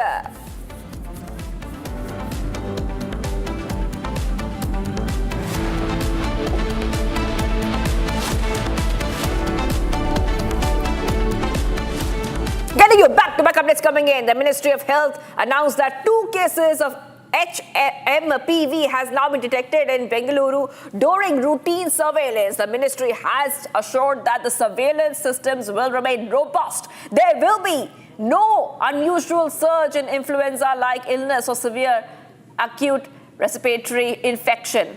Reactions coming in. Anything? Nothing like that is there. Would you go for genome sequencing, sir? See, all those things will have to be done by them. If anything they need to, because it depends. These are all there existing in the viruses in our country. But what is the strain that is there in China? And is that new strain, how is it playing out there? So that is something which they'll have to do. So I would say that people should stay calm. Did you get the report of that kid, sir? 8-month-old kid? Yeah, kid is fine, doing well. Tomorrow the kid will be discharged and there's no problem. Sir, the release says that both the cases are being monitored by the... Monitored means they will... updating them about... They will just keep a track, I think, because it has been... they have sent that flu, the virus for testing. And in the panel thing, various tests are done and this has come as positive. But it is not some new virus, and it is not that it is not for the first time. And so it is there. So let us not create any scare right now. The father of the kid was saying, sir, I was supposed to leave the hospital and everything was clean. My kid was very well. And hospital forced me to do the test and we did it. That's all. So now the thing is, I would not say this is really a public health issue right now of serious concern. We will look at it on a daily basis and see if any such cause of concern is there, we will inform. But right now, it is a regular issue and let us not overblow it. blow it out of proportion. Going to be the agenda in the meeting today? Generally, what Government of India, ICMR, and what else we have to do, and any other precautions whether we have to take, and try and get in more information. But as of now, I think there's hopefully there's nothing more. But if anything is there, definitely I will inform. Right, sir. Okay. All right. So big update coming in right now. We are also getting you some more updates because we're seeing one more case of HMPV has come out, and this time it is coming out from Gujarat. That is right. Remember, first Bengaluru, 2 cases. Now one more case. I repeat, one more case reported from Gujarat. 2-month-old baby is positive in Ahmedabad under treatment at a private hospital. Okay, that's what we're learning of right now, Republic TV viewers. Back-to-back updates coming in. First case of HMPV in Gujarat. 2-month-old baby positive in Ahmedabad under treatment at a private hospital as we speak. These are big updates coming in right now, Republic TV viewers. We told you a short while back that in the morning itself, we told you about 2 cases of HMPV in Karnataka through a routine surveillance. Now we know that another case has come out. This time it is coming out from Gujarat. That means 3 cases in total. I repeat, 3 cases in total. I want to go across to my colleague joining us, Gesu. Gesu, the ministry is saying it's monitoring the situation very closely, and all these trends are being tracked given the fact that the HMPV virus there's an outbreak of it, especially in countries like China and Malaysia. And today we're getting our viewers some updates that some cases have been reported here itself. Go ahead. Right, Shivangi, you're right. In fact, 1 new case has been reported from Gujarat, and this is of a 2-month-old baby. And the baby is currently under treatment in a private hospital in Gujarat. In fact, this comes right after at least 2 cases were recorded earlier today in Bengaluru in the Baptist hospital, the same hospital. And remember, Shivangi, none of these cases have any history of international travel. In fact, the 2 cases in Bangalore too were of infants. One was a 3-month-old baby and the other one was an 8-month-old baby. In fact, one of the cases in Bengaluru have been solved, and the baby has also been discharged. So what we're looking at right now from the common trend is that this might not be as severe, but there is a spread going on for sure, with one more case coming to surface from Gujarat, where one baby is being treated in a private hospital. Now also remember, the Health Ministry has assured that there will be no surges in these cases and they will be controlled in time. In fact, the Health Ministry has also said that they're constantly monitoring the situation to control the surge. Right. Okay. Whatever decision it takes, the government will implement it, and the government will take all precautionary measures to implement and to prevent the disease. All right, thank you, sir. All right, I was getting that reaction coming in from CS Siddharamaiah. Remember that 2 cases have been reported from Karnataka of HMPV, and he was saying that the government is going to implement precautions and measures and to ensure that public health conditions are safe. So this is what we see right now on Republic TV, and this is what we see as 3 cases. I repeat, 3 cases in total have been reported from India, 2 from Bengaluru, 1 from Gujarat, 3 cases in total being reported.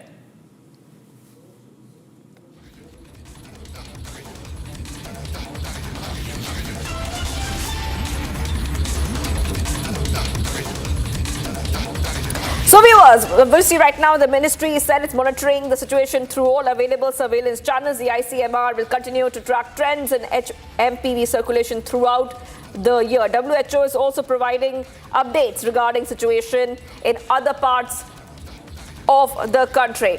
And let's move ahead right now, viewers, to some of the other stories that we are tracking. Remember that as we speak, Jay Shankar, the External Affairs Minister, is meeting the outgoing NSA, Jake Sullivan. That is right, that's happening as we speak. And there are a lot of issues which are being discussed.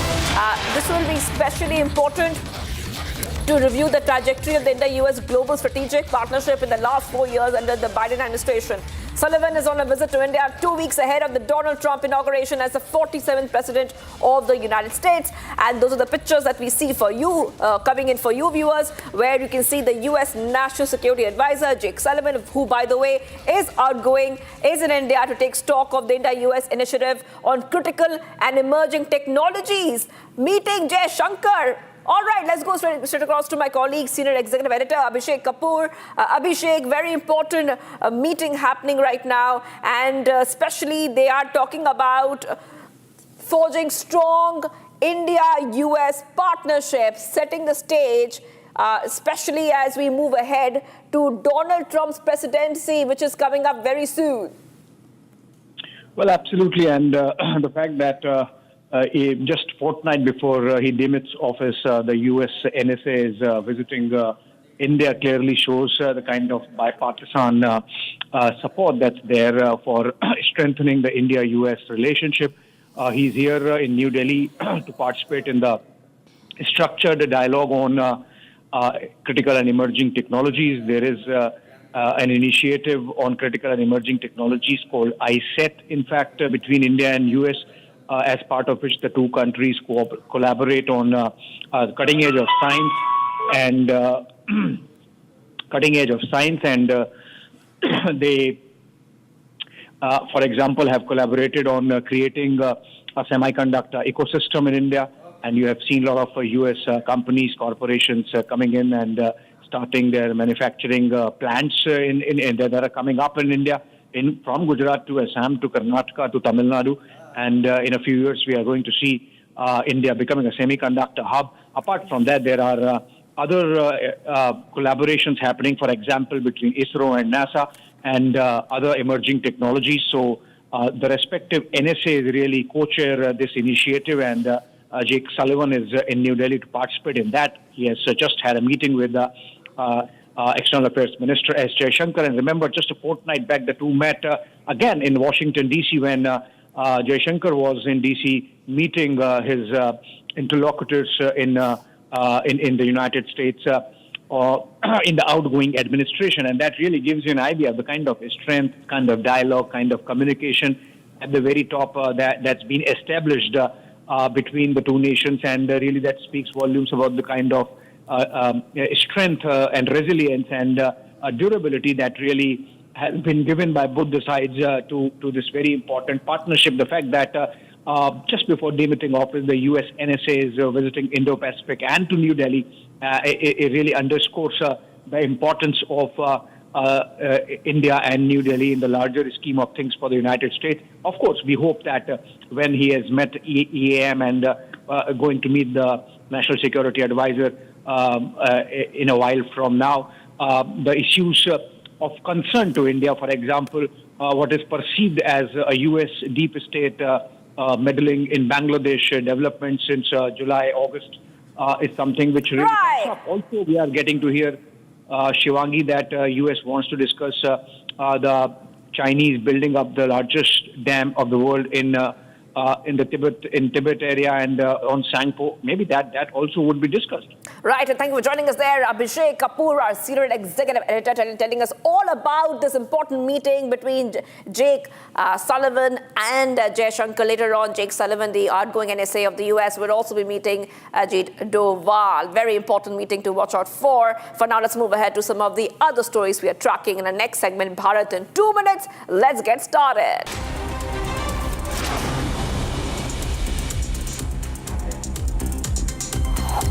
Starting off with the top story coming in, Prime Minister Modi will inaugurate and lay the foundation stone of various railway projects in different parts of the country.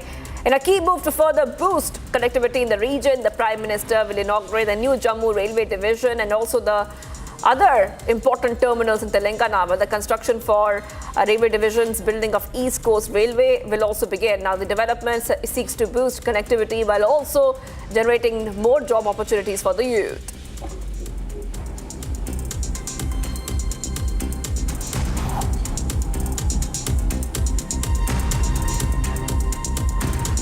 Delhi health authorities issued an advisory to ensure preparedness for potential health challenges related to HMPV virus. At least 2 cases of HMPV have been reported till now from Bengaluru.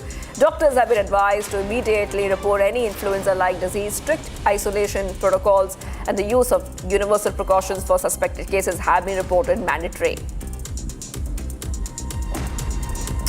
Prime Minister Modi laid the foundation stone for the new central Ayurveda Research Institute building in New Delhi's Rohini. While addressing the board virtually, PM Modi reflected upon the heritage and importance of Ayurveda. The ceremony was also attended by Union Minister of State for Ayush, Pratap Rao Jadhav, among other dignitaries, emphasizing the centre's focus on making healthcare accessible to the poorest of the poor. The Prime Minister said that the government is promoting traditional Indian medicine systems like Ayush and Ayurveda. The Indian Met Department has now issued a yellow alert forecasting light rain in Delhi today. The alert comes as a fresh western disturbance is anticipated to bring snowfall to the northern mountains, leading to a subsequent drop in temperatures from Jan 8th. While fog will persist, visibility is said to increase, bringing some relaxation to the residents.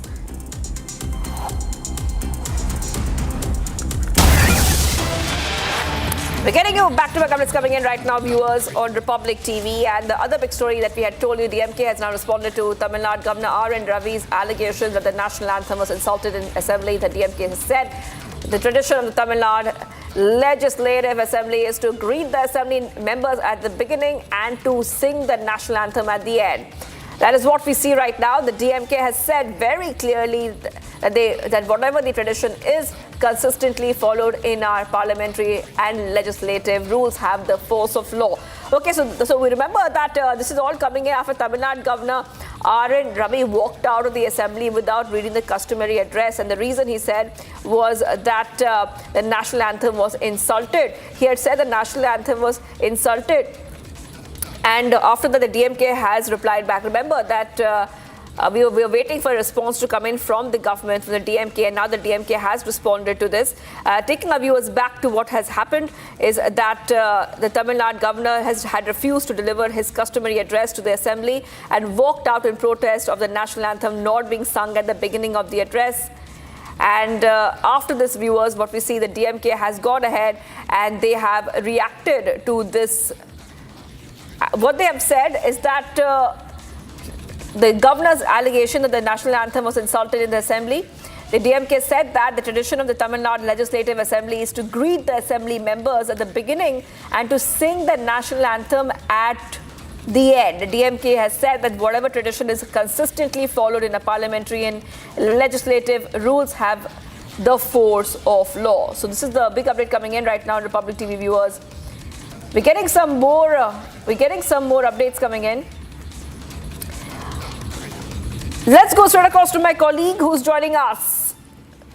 Samiksha is joining us live. Samiksha, this is what we see where Raj Bhavan in a tweet alleged that the Constitution and the national anthem were once again insulted in the Tamil Nadu Assembly. DMK has responded. Go ahead. What is the DMK saying? They have finally responded and they have also defended what happened in the State Assembly. Yes.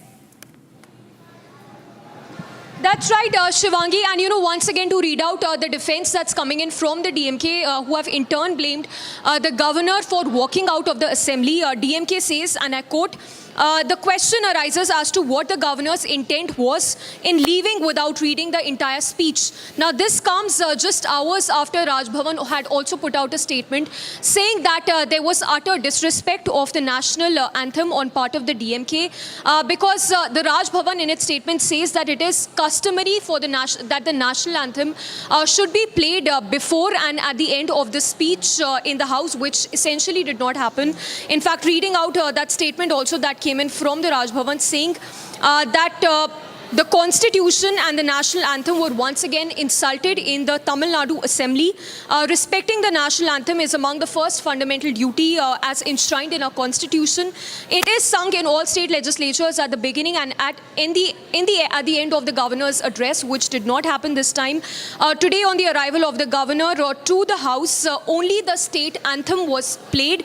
Further, in another statement that the Raj Bhavan has put out, it says that the governor respectfully reminded the House of its constitutional duty and fervently appealed to the Chief Minister, the Leader of the House and the Speaker for singing the national anthem. So categorically, the Raj Bhavan says that despite the request on part of the Governor R.N. Ravi to play the national anthem at the beginning and at the end, the DMK, the Leader of the House and even the Speaker refused to oblige. Not just that, the Raj Bhavan also says that this is not the first time that such an incident has happened. We've seen Shivangi in the past as well when R.N. Ravi, the Tamil Nadu governor, has minced no words in saying that there has been disrespect by the state government by not playing the national anthem in the House at the beginning and at the end of his address. All right, Samiksha, thank you for joining us here with all those details. Samiksha was telling us what the DMK has said in response to Tamil Nadu governor walking out. Tamil Nadu governor said that the national anthem has been insulted. We move ahead right now to some of the other stories we're tracking. Delhi's Lieutenant Governor V.K. Saxena is making an attempt to aid the rehabilitation efforts for the 1984 anti-Sikh riot victims and their kin. Saxena has approved full relaxation in age and educational qualification limits for 88 applicants seeking government jobs as multitasking staff. Now, the decision follows repeated appeals from the Delhi Sikh Gurudwara Management Committee to provide employment opportunities for the victims and their families. Take a look.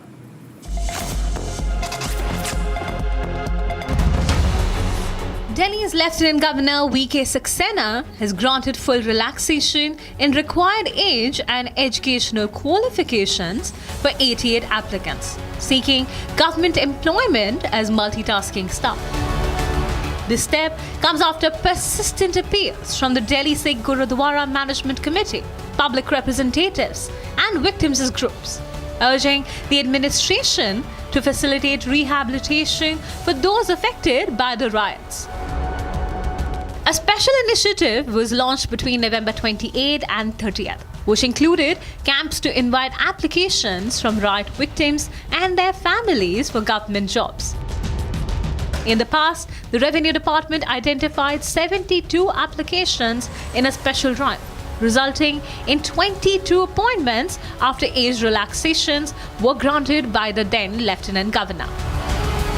Similar relaxations were granted to another 50 applicants, and further benefits were extended to the children of those who had exceeded the employable age. And viewers, Telangana Anti-Corruption Bureau has summoned BRS Working President K.T. Rama Rao for questioning today. Now, this comes in connection with the Formula E case. The probe focuses on alleged violations in an agreement between the Telangana Municipal Department and the Formula E Operations Limited during the BRS government's tenure. The Anti-Graft Bureau, after gathering significant information and conducting multiple rounds of questioning with Principal Secretary, issued the notice to K.T. Rama Rao. Have a look at this conversation my colleague Aneri had. Well, firstly, I don't understand why the ACB was in such inordinate rush because, they had made elaborate arguments in the High Court.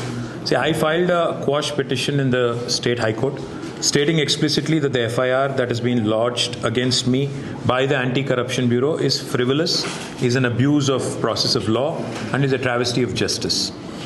And extensive arguments have been made by both sides, both ACB and my side also, on 31st of December. Now the judgment is reserved.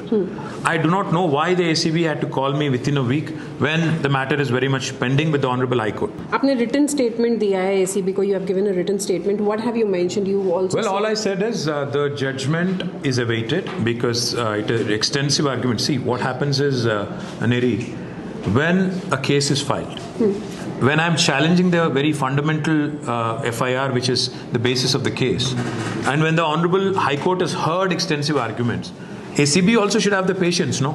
कि जज क्या कहेंगे उसके बाद आगे तय करेंगे रास्ता. बट वो बहुत जल्दी में थे, शायद दबाव में थे ऊपर से, तो इसीलिए उन्होंने मुझे बुलाया. और क्योंकि मैं एक कॉन्स्टिट्यूशन को और लॉ अबाइडिंग सिटीजन को कॉन्स्टिट्यूशन रिस्पेक्ट करने वाला एक नागरिक हूँ, इसलिए मैं आ गया यहाँ. आने के बाद when they wanted to trample upon my rights as an individual to the presence of a lawyer, I had to protest. You have been summoned by the Enforcement Directorate also. The ED has given you notice to appear before them tomorrow. See, the ED case is basically filed based on the FIR which is filed by the ACB. Now, I'm challenging the FIR itself and the judgment is pending. So, therefore, अगर ACB का case जिसको मैंने already challenge किया उस basis पे अगर ED ने case file किया तो मैं जरूर देखूंगा.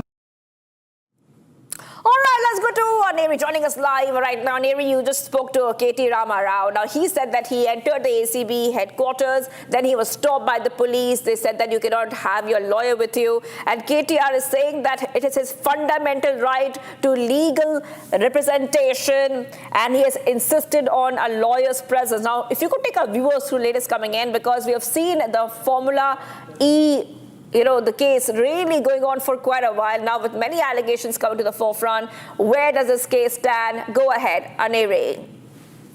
Well, Shivangi, what we have been seeing is that earlier it was ACB who had registered the case first against KTR, and he has been named as accused number 1 into this case, and later we see that he was served notice. However, the petition which was filed by KTR was a quash petition in the High Court, and the judgment for that has been reserved by the High Court of Telangana. But amid all of this, we see that ACB had registered a case against KTR and also served notice to him to appear before the ACB for questioning today. And as KTR went along with his lawyers, the police officials did not allow him to go along with his lawyers, and that's the reason why he had given a written reply to the ACB officials. Well, now it all remains to be seen whether at all KTR will be going for the ED questioning, because ED has also summoned KTR tomorrow for the questioning in connection with the Formula E case.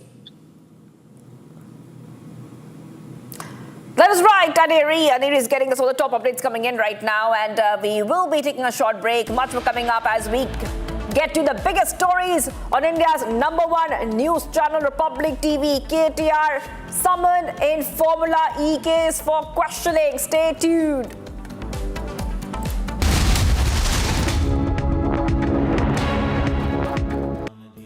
Amity has been ranked India's #1 private university in the recently released Education World Rankings, a testimony to Amity's globally benchmarked standards in education.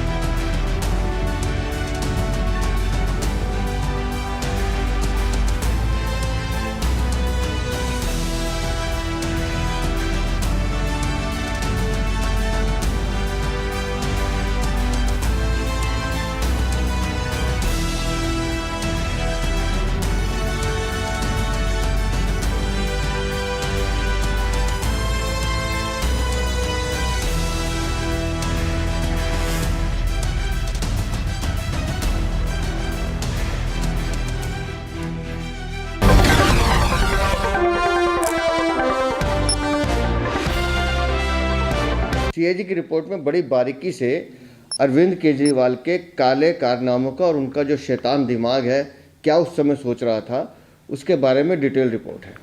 CAG ने 139 सवाल खड़े किए हैं, 139।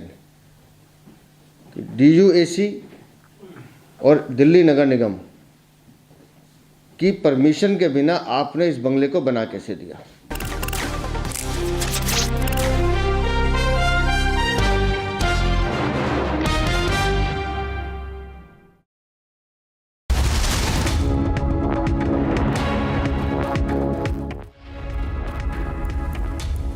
If you're wondering what the weather in your city is today, here is a weather update brought to you by Samsung Galaxy S24 Ultra, powered by Galaxy AI.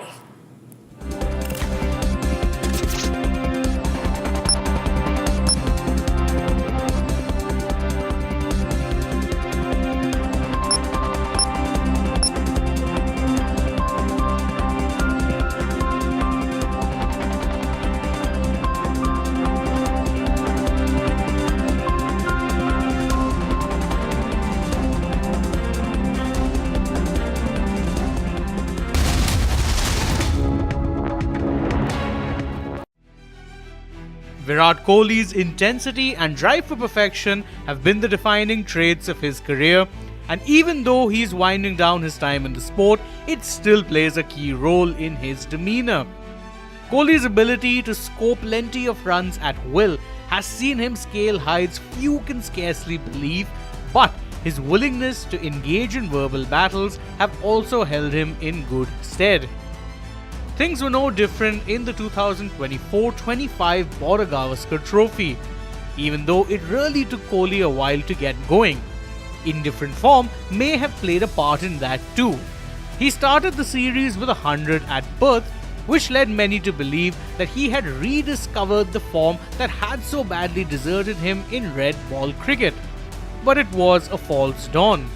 Twin failures in Adelaide and Brisbane brought more scrutiny over Kohli's meagre returns with the bat, but while he could not rediscover his form in the ground, he did rediscover the anger and intensity that many associate with him.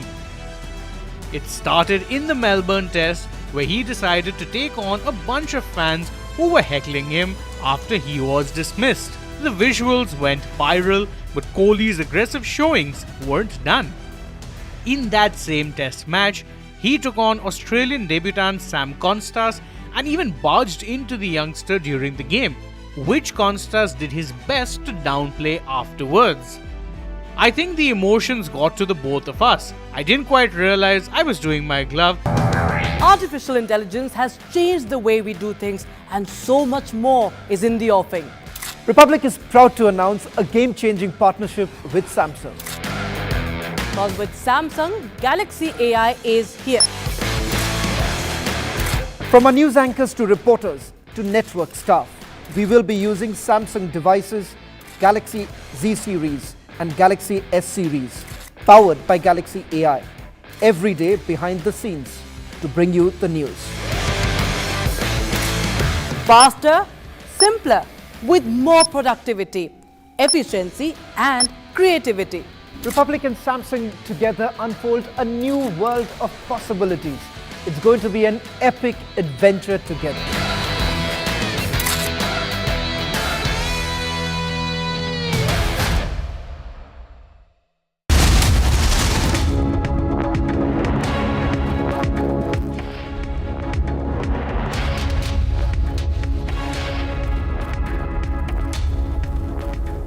Thank you for joining us on Republic TV. Let's now get you news summarized with note assist using Galaxy AI on Samsung Galaxy Z Fold 6.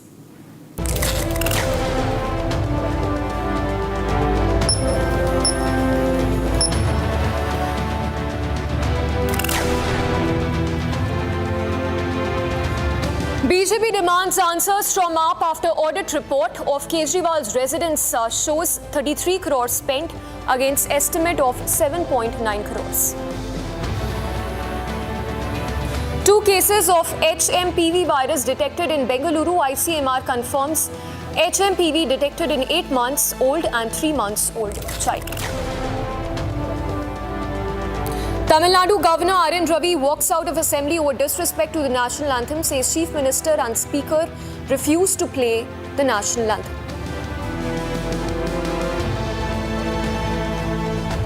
Jan Suraaj party chief dragged and arrested, now released on bail by the Patna Police over unauthorized protest at Gandhi Maidan amid BPSC showdown.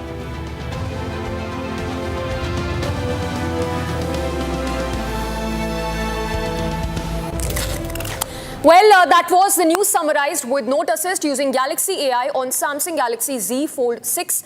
Let's now get started with the big story that we're tracking this afternoon.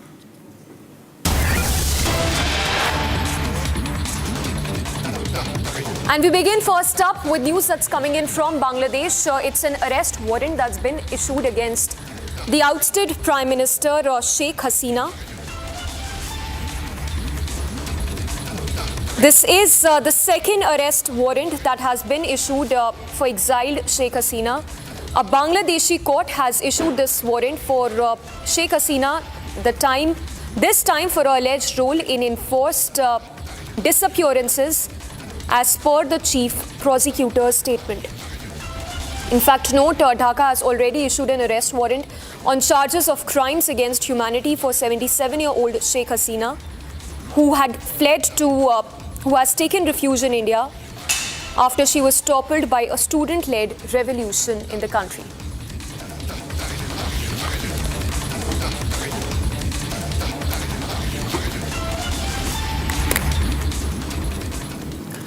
And in concerns that are only mounting over a fresh case of HMPV, first cases that have been reported in Bengaluru. In fact, we're given to understand that another case has been reported from Gujarat, where a 2-month-old infant is undergoing treatment. This comes shortly after at least 2 HMPV cases were reported in Bengaluru earlier today.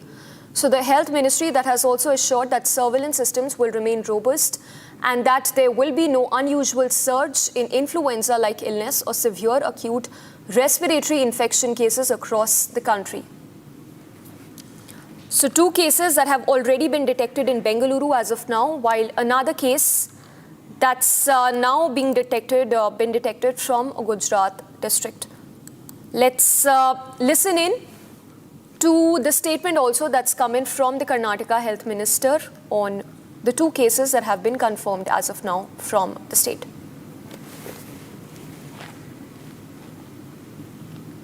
This is not something which is unknown. The HMPV virus is it's a flu virus which is there, and certain percentage of people catch respiratory problems and cold due to this virus. It's was first found out in 2001 in Netherlands. So this is not something that is new. And as far as we know, even the people who, the child also who in Baptist Hospital who had the HMPV symptoms, were also very normal. Tomorrow, I think most probably will be discharged. They'll be discharged. So let us see. I mean, we should not press the panic button or create any confusion. And I'm having a meeting now with our officers because I've told them to also have a further discussion with ICMR and Government of India and see anything new is there. And as far as this goes, these are regular kind of symptoms and no fatalities and no serious health. So far, I would say this is not a serious public health issue as of now. And we should not be over, dramatizing it or making it, unnecessarily creating a lot of confusion. This is an existing virus. This is not like has been reported that it is the first case. It's not like it's the first case. It's been there from before. And whether it's connected to China or not, that we don't know. And these people have got no history of travel. This child, I think, had gone to Tirupati and come back. So there's no history of travel abroad or coming in from some airport or anything like that. Sir, is there any guideline given? So there is no guideline. Basic prevention that issues already we've issued. Advisory as we've already issued. Guidelines have been that basic guidelines we've issued. So anyway, let me have a discussion further. Apparently the panic has been started. After the panicking started, I don't think we should panic.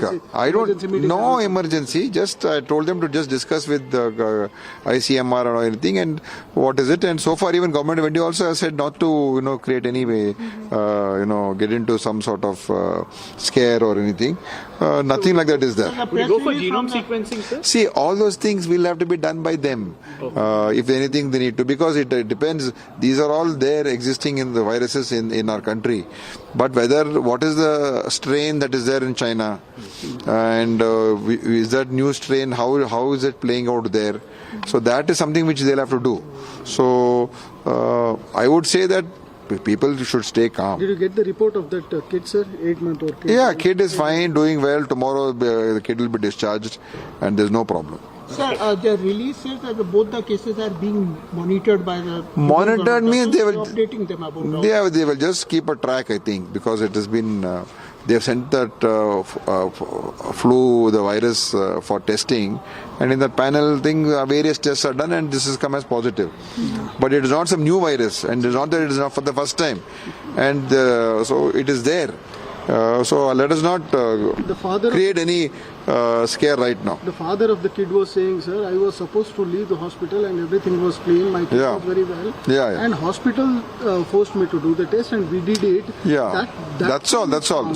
So now the thing is, I would not say this is really a public health issue right now of serious concern. We will look at it on a daily basis and see if there is any such cause of. And senior surgeon from Bengaluru, Dr. Anjanappa is joining us on the broadcast. Dr. Anjanappa, appreciate you joining us on the broadcast. Two cases that have been detected so far in Bengaluru. Tell us first up about the medical condition of these two infants who've been detected with the virus 1. And also if you can tell us more about the travel history, because from what we understand is that these two cases do not have any international travel history as of now.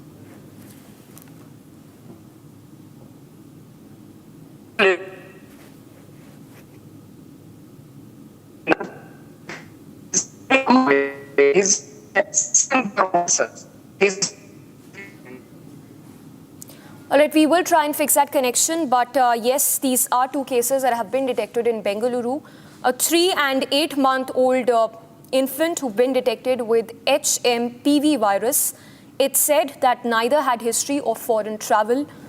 There is no surge in influenza-like illness, is a statement also that's coming in from the Karnataka Health Ministry, and that hospitals have been asked to ensure availability of paracetamol as a precautionary measure. We will try and reconnect with Dr. Anjanappa, but here's a look at other stories we are tracking.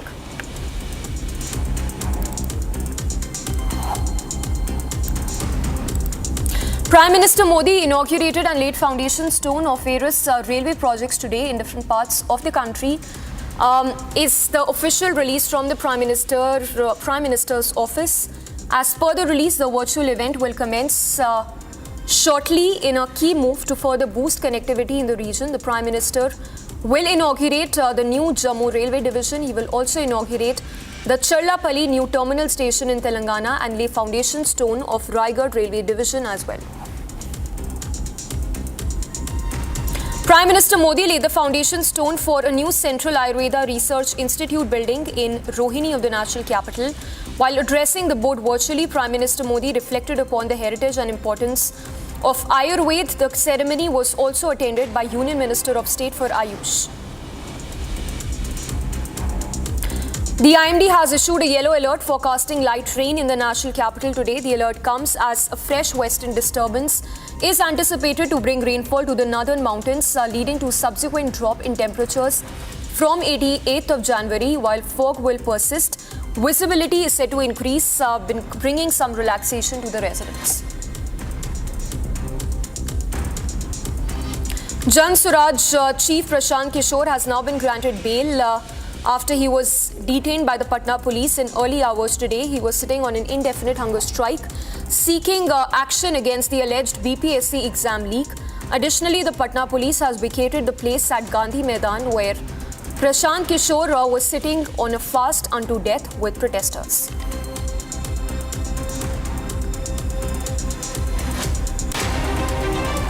BJP's new Delhi Assembly seat candidate Parvesh Verma challenged Chief Minister.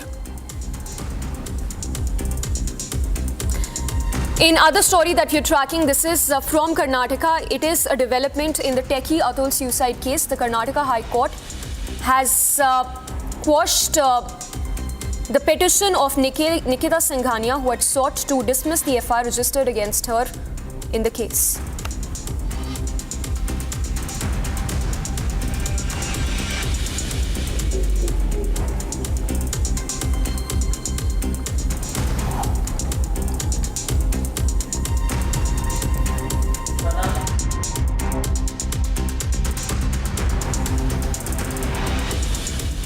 And one of the big stories that we're tracking is the audit report that has come to surface that exposes Kejriwal's lavish spending on his residence. In fact, the BJP has escalated its attack, saying that while the people in the national capital continue to suffer, the Aam Aadmi Party Supremo has been spending thousands of crores on himself.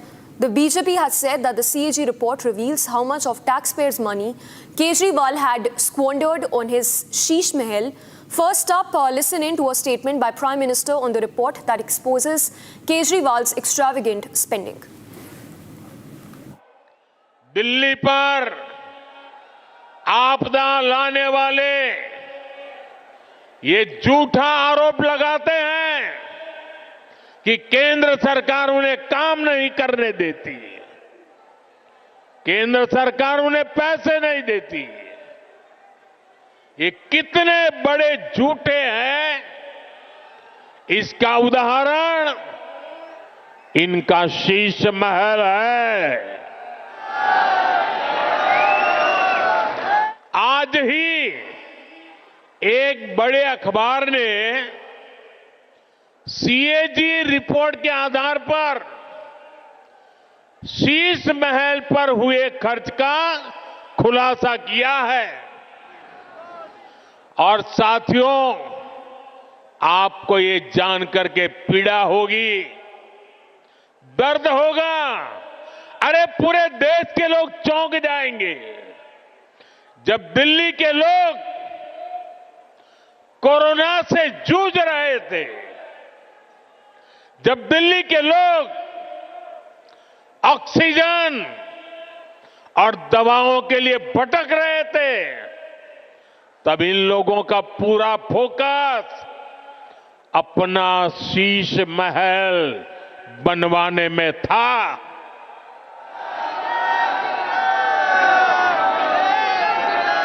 इन्होंने शीश महल का भारी भरकम budget बनाया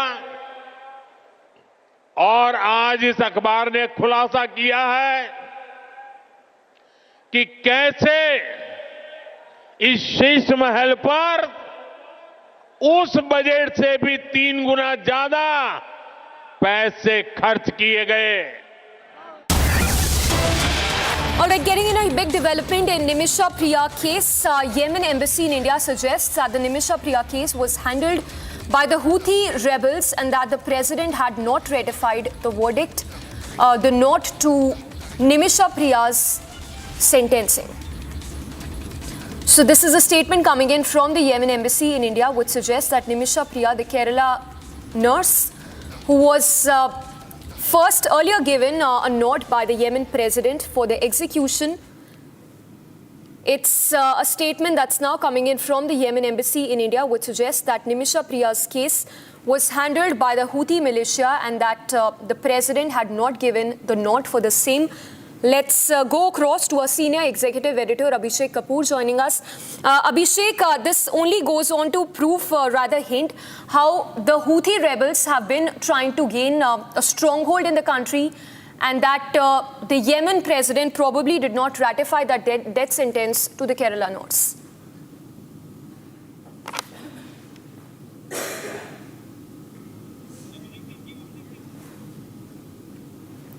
Abhishek, if you can hear us, if you can once again put this in context for us, the statement coming in from the Yemen embassy in India on the death sentencing for Nimisha Priya.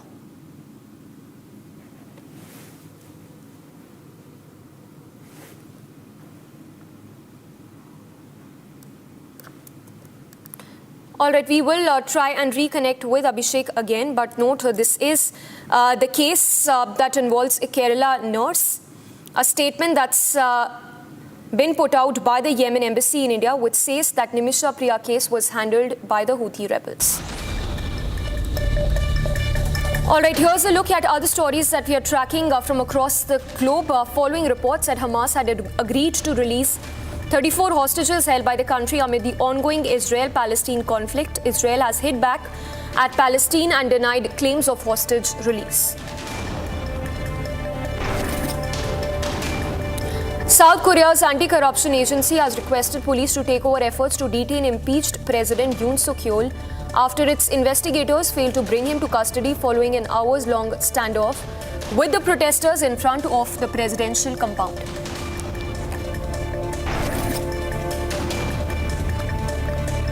Italian Prime Minister held a meet with President-elect Donald Trump at his hotel in Florida.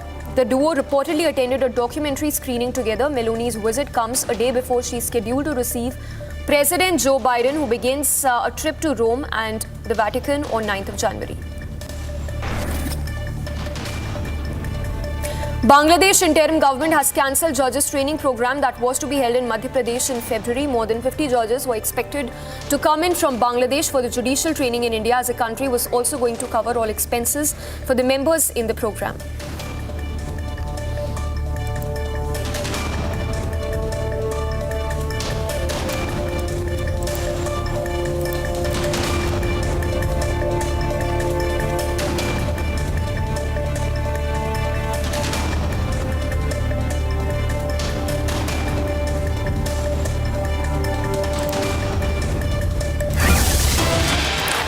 All right, in more international news that we are tracking, the External Affairs Ministry the MA has condemned the Pakistan airstrikes in Afghanistan targeting the TTP. The ministry in a statement has said that, and I quote, that an old practice of Pakistan to blame its neighbors for its own internal failures, unquote. Let's go across to Abhishek Kapoor, who has more details. Abhishek, run us through the statement coming in from the MEA on the Pakistan airstrikes in Afghanistan. Well, you see, the situation along the Durand line is volatile, and we have seen a standoff shaping up over the last fortnight between the Pakistani Defense Forces and the Taliban, or the Pakistani Taliban, Tehreek-e-Taliban Pakistan as they are called. And there was a terror attack, as Pakistan calls it, but the Taliban, of course, maintain that they are defending a territory in which they see Pakistan as an intruder. And so in this attack, 16 Pakistani soldiers had lost their lives. This was 26th or 27th of December. And subsequently, we saw Pakistan retaliating with an airstrike in Paktika province of Afghanistan. And this was bordering South Waziristan of Pakistan along the Durand line. And Pakistanis claim that they have killed terrorists. The Taliban claim no, it was just women and children, 46 of them. And in fact, the Kabul regime of Afghan Taliban also condemned this airstrike by Pakistan, which was deep inside the Afghan territory on this side of Durand line. And in fact, Pakistani ambassador was summoned. And among all this now, we are seeing, in fact, reports of mobilization by the Pakistani Taliban to inflict greater costs on Pakistani Defense Forces. I mean, India taking a position clearly that you can't be killing children and women, yes, and blame neighbors for troubles that you create yourself. Remember, be it Afghan Taliban, be it the Pakistani Taliban, it's all creation of Pakistani deep state. And now when the chickens have come home to roost, the Pakistanis keep blaming its neighbors. So India clearly taking a position. You can't be killing civilians and trying to present yourself as a victim of terror while you are the one who's fomenting trouble in your neighborhood. Yes. Stay with us, Abhishek. We are also being joined by Major General A.K. Siraj, defense expert, on the phone line. Major General, your first response to the MEA taking a strong stand on Pakistan versus the TTP in Afghanistan.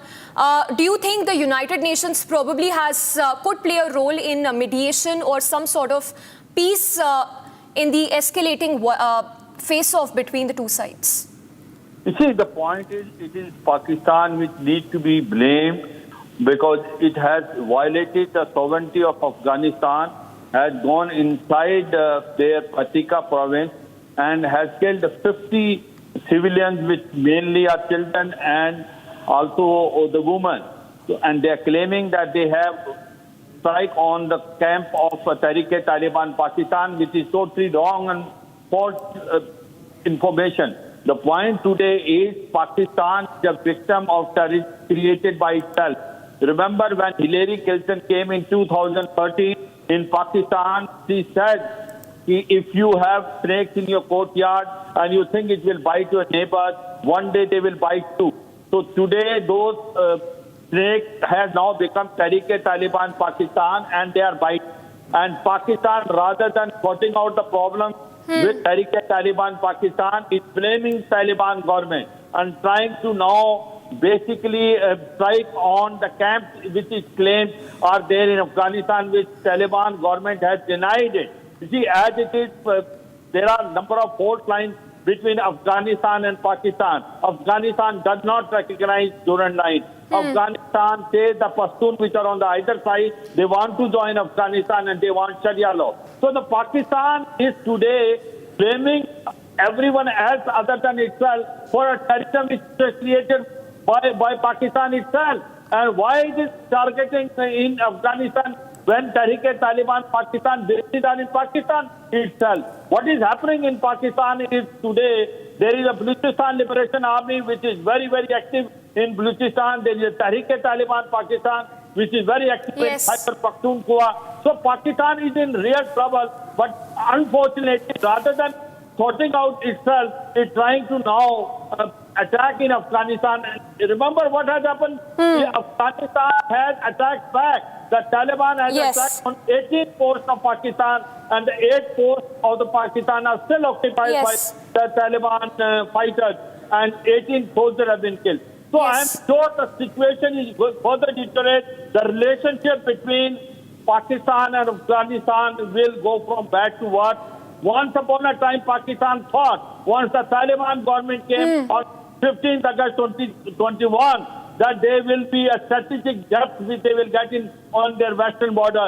Now you can imagine what is the situation. Because India knew it from the beginning. There are a number of fault lines, and the relationship will never be almost, normal. It has to be the way it is now going. But one thing is very clear. Pakistan is today in a situation that can go in a civil war. There is an economic crisis. There is a political instability. And terrorism is increasing. And the chances of they breaking... Major General, right.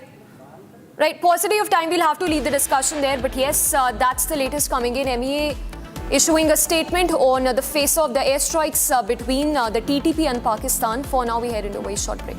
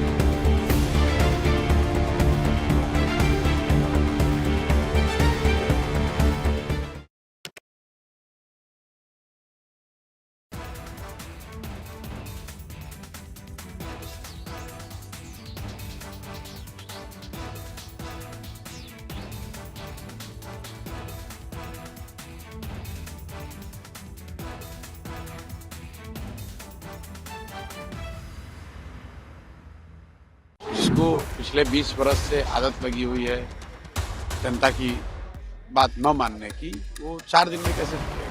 सरकार की असंवेदनशीलता है, उनका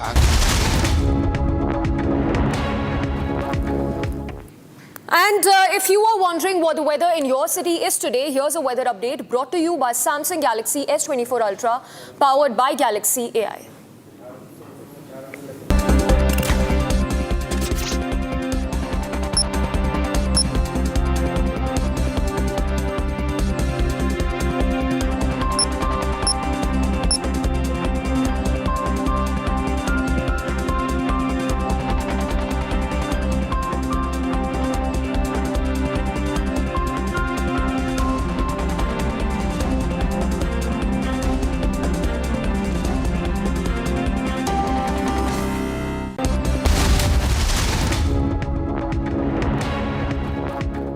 Well, I think that's absurd to sentence the President of the United States, or soon to be President of the United States, for a case in which he never even charged what the underlying felony is that he supposedly was furthering.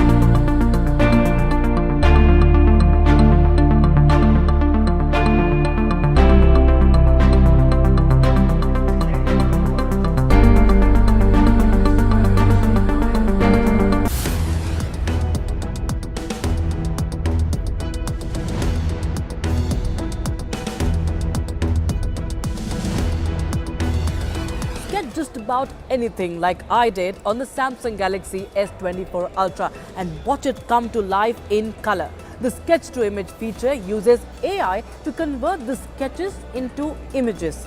Sketch to image with drawing assist. Galaxy AI is here.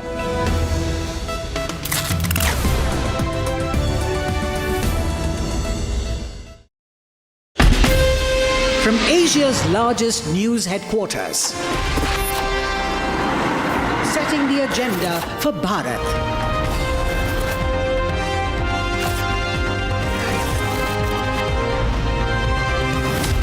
You're watching Republic.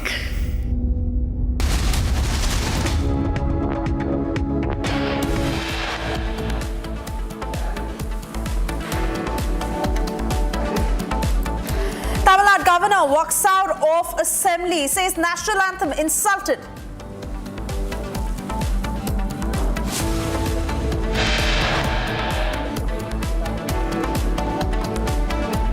CAG's findings on Kejriwal CM residence reports 96 lakh rupees on curtains, 67 lakh rupees used on marble.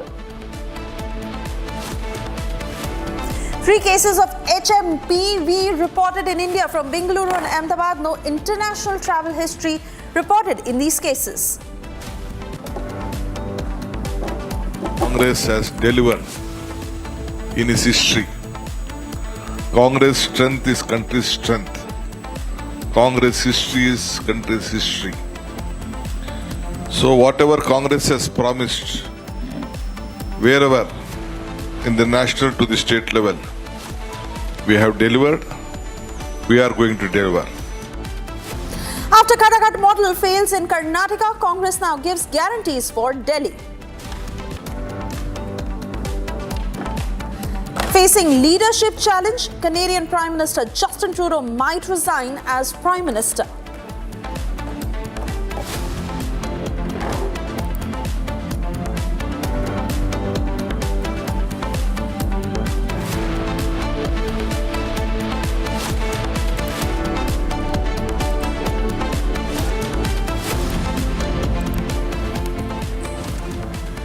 Good afternoon and thank you for tuning in. You're watching Live and Breaking. I'm Suesha Sound. First up, we get you these pictures coming in from the National Capital where Youth Congress is staging a protest.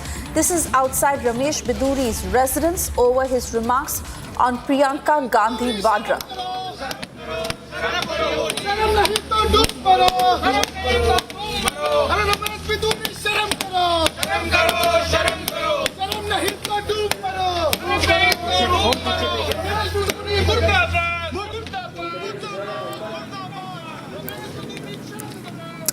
There you see very dramatic protests outside Ramesh Biduri's residence over the remark that was made against Priyanka Gandhi Vadra, and angry Congress protesters who are now showcasing those placards as they raise their voice against the BJP leader for allegedly hurling a sexist remark on Priyanka Gandhi Vadra that has now sparked a massive row.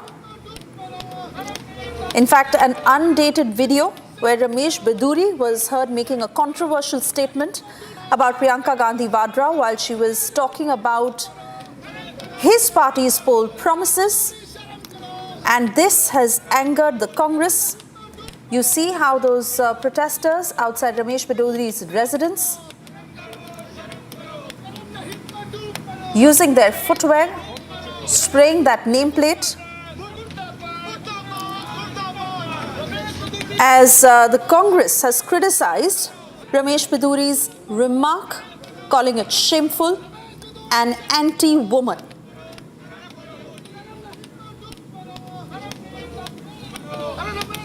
Let me cut across to Riyanka joining us on the broadcast with further details. Riyanka, please take us through what is happening outside Ramesh Biduri's residence, what these Congress workers are saying, and whether any action has been taken against these perpetrators.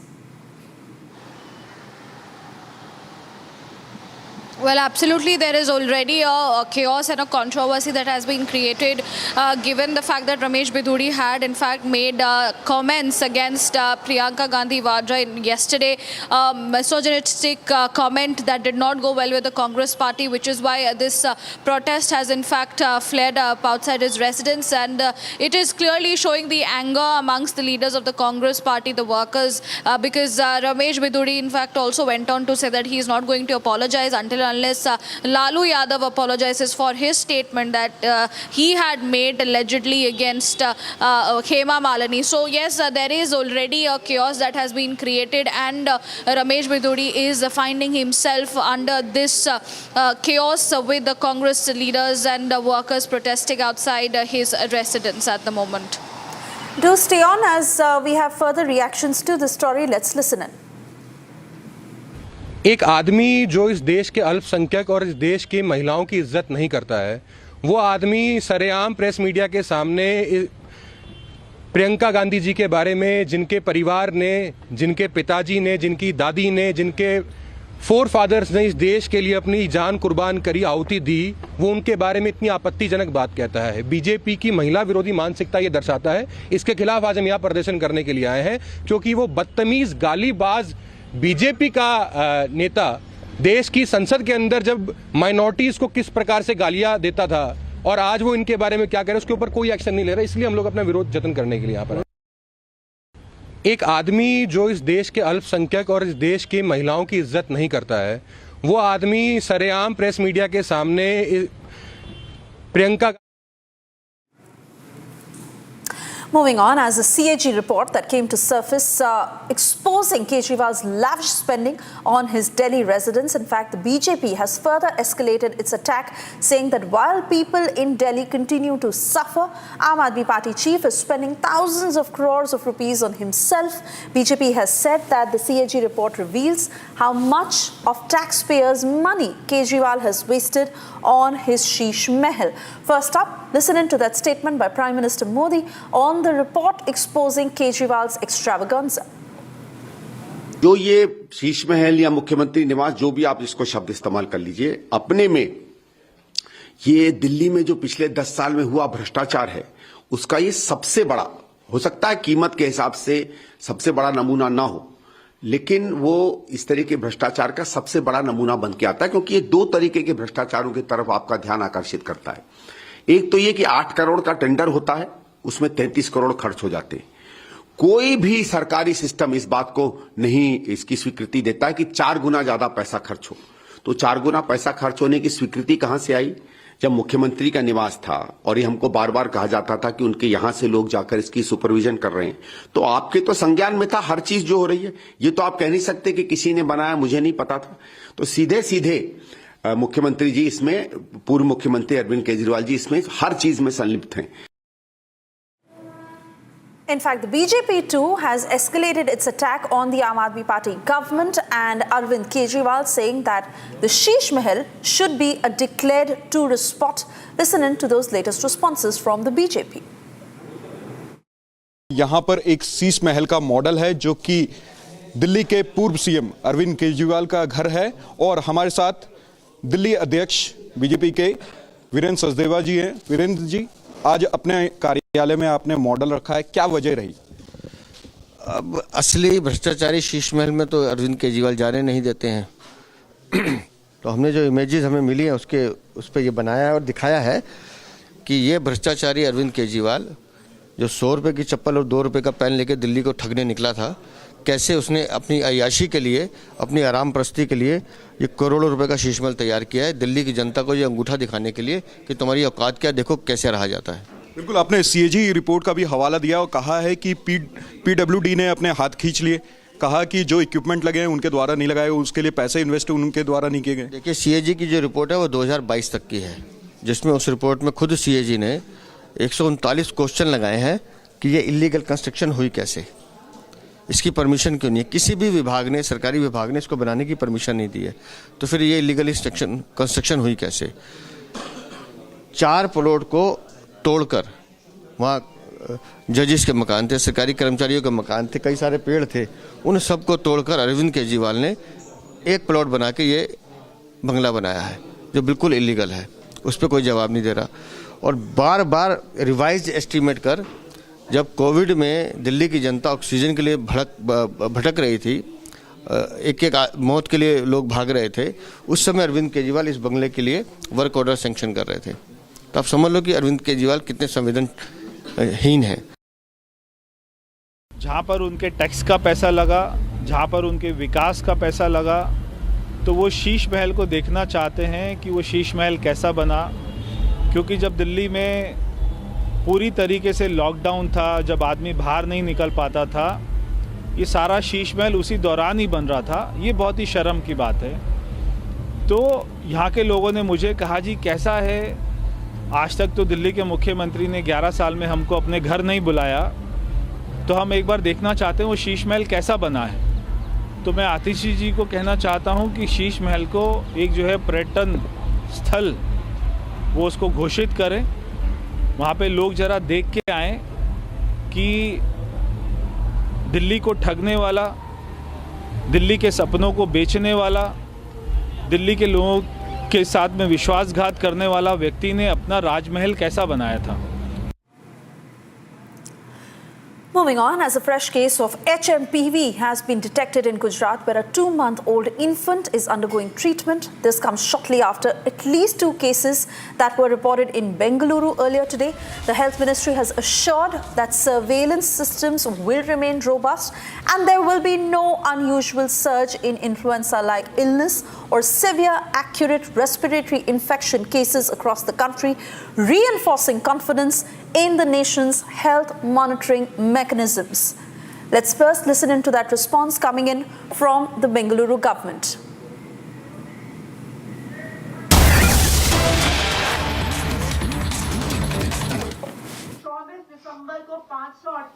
Application आई, 25 दिसंबर को 675 application आई।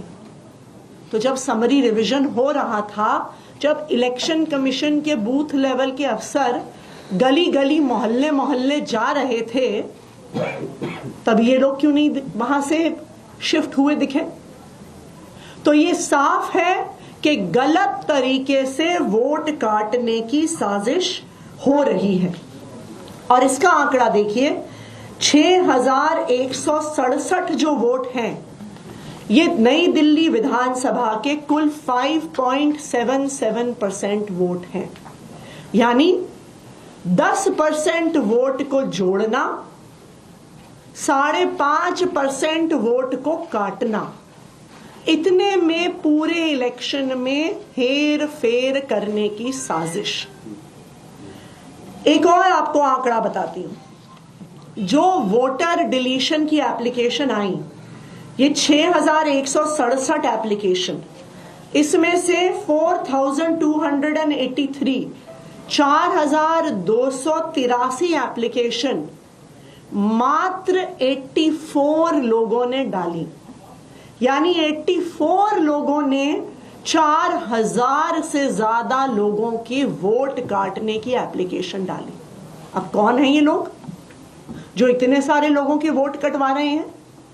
जिन लोगों का vote cut गया है या जो लोग शिफ्ट हो गए हैं, मृत्यु हो गई है, इलेक्शन कमीशन के लोग नहीं ढूंढ पाए, डोर टू डोर सर्वे में नहीं ढूंढ पाए, बूथ लेवल ऑफिसर जो 10 साल से ये काम कर रहा है वो नहीं ढूंढ पाया कि ये शिफ्ट हो गए, इनकी मृत्यु हो गई, ये वहां पे नहीं रहते हैं। पर इन 84 लोगों ने, 84 लोगों ने, ऐसे हजारों लोग ढूंढ लिए वोट काटने के लिए। सबसे बड़ा सनसनीखेज खुलासा तब हुआ जब इन 84 लोगों को नोटिस देकर इलेक्शन कमीशन द्वारा, ईआरओ द्वारा हियरिंग के लिए बुलाया गया। और ये सनसनीखेज खुलासा, इस स्कैम का एक्सपोजे ये है कि जब इन ऑब्जेक्टर्स को बुलाया गया तो जो सारे ऑब्जेक्टर्स हियरिंग के लिए आए उन्होंने हाथ खड़े कर दिए कि हमने कोई एप्लीकेशन नहीं फाइल करी। मैं आपको कुछ उदाहरण देती हूं। तरुण कुमार चौटाला जो एनडीएमसी क्वार्टर्स खान मार्केट में रहते हैं, जिनके नाम से 106 डिलीशन की एप्लीकेशंस आई हुई थी। जब तरुण कुमार चौटाला जी 2 जनवरी को हियरिंग के लिए आए तो उन्होंने कहा कि मैंने डिलीशन की एक भी एप्लीकेशन फाइल नहीं करी है।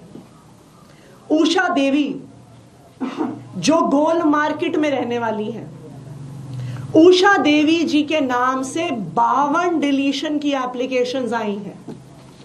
जब उषा देवी जी 2 जनवरी को हियरिंग के लिए आई तो उन्होंने कहा मैंने एक भी एप्लीकेशन फाइल नहीं करी है। तीसरा उदाहरण, श्री राजकुमार जिनके नाम से 82 डिलीशन की एप्लीकेशंस भरी गई थी, जो टी हट्स लक्ष्मीबाई नगर के निवासी हैं। जब 4 जनवरी को वो इलेक्शन ऑफिसर्स के सामने हियरिंग के लिए पेश हुए तो उन्होंने कहा 82 तो छोड़िए, मैंने एक भी एप्लीकेशन फाइल नहीं किया है। इसका क्या मतलब है? इसका मतलब है कि एक बहुत बड़े स्तर पर वोटर लिस्ट को मैनिपुलेट करने का नई दिल्ली विधानसभा में स्कैम चल रहा है, घोटाला चल रहा है। फ्रॉड आइडेंटिटीज को यूज किया जा रहा है। ऑनलाइन वोटर लिस्ट से लोगों के एपिक कार्ड्स, उनके वोटर आईडी नंबर, उनके पते, उनके फोन नंबर लेकर झूठी एप्लीकेशंस डाली जा रही हैं और नई दिल्ली विधानसभा में चुनाव को हेर फेर करने की साजिश हो रही है। इस पूरे प्रकरण में जो पूरी इलेक्शन कमीशन की एडमिनिस्ट्रेशन है, उनका भी रुख बहुत ज्यादा सस्पिशियस रहा है। जब इतने And that is Delhi Chief Minister Atishi, who is once again alleging voter list scam in Delhi, where she has gone on to state specific examples, also saying that 84 people had filed over 4,000 applications to remove names, as she reiterates that the voter list is certainly being tampered with, this despite reports suggesting that the poll body has called these allegations baseless. We step into a short commercial break. On the other side, we also get you details of how after the Khatakhat model has failed in Karnataka, Congress has now given guarantees for Delhi.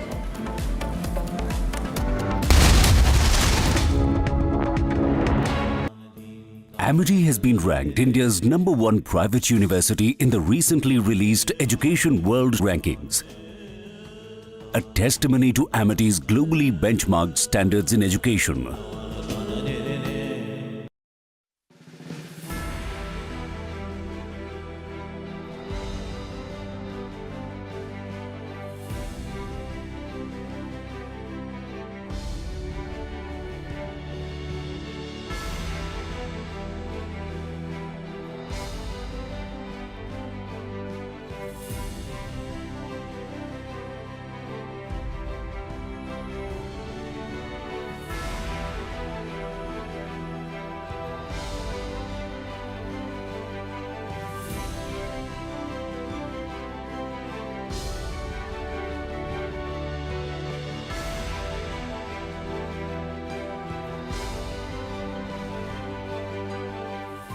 His inspiring generosity reminds us all of our capacity and our obligation to stand up to the abuse of power and to be guardians of democracy and all people yearning to be free.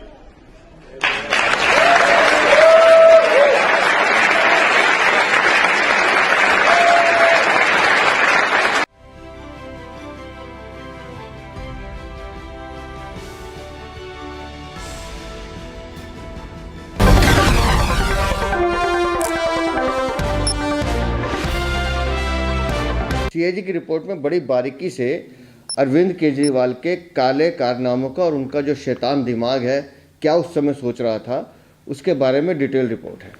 CAG ने 139 सवाल खड़े किए हैं, 139। डीयूएसी और दिल्ली नगर निगम की permission के बिना आपने इस बंगले को बना कैसे दिया।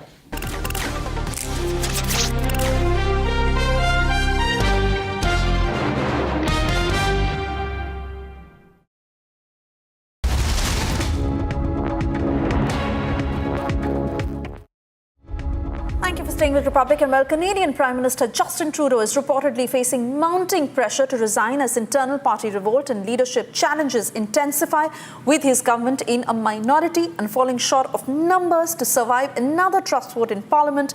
Trudeau faces growing dissent within the Liberal Party. Reports suggest party caucuses are pushing for his exit, signalling potential leadership changes and the political turbulence.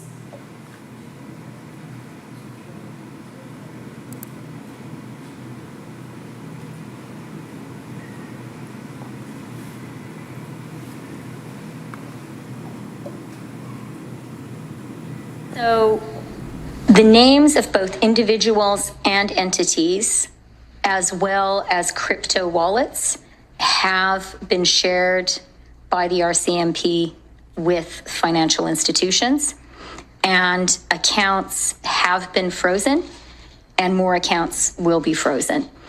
Crowdfunding platforms and payment service providers have started the registration process with FinTrack. I'm calling on Justin Trudeau to resign. He has to go. Right now, Canadians are struggling with the cost of living. I hear it everywhere I go. People cannot find a home that they can afford. They can't buy their groceries. And on top of that, we have Trump threatening tariffs of 25%, which put hundreds and thousands of Canadian jobs at risk.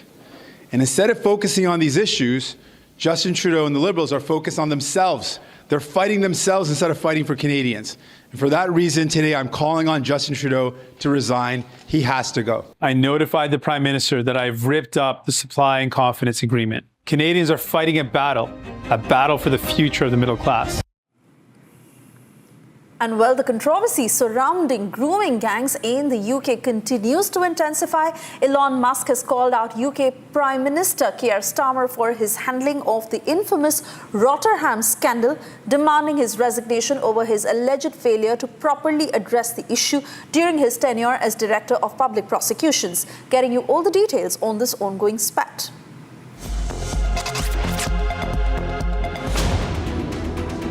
Elon Musk is taking to social media over his anger on the ongoing controversy of grooming gangs. Referring to the infamous Rotterdam scandal of 1997 to 2013, where 1,300 children were sexually exploited.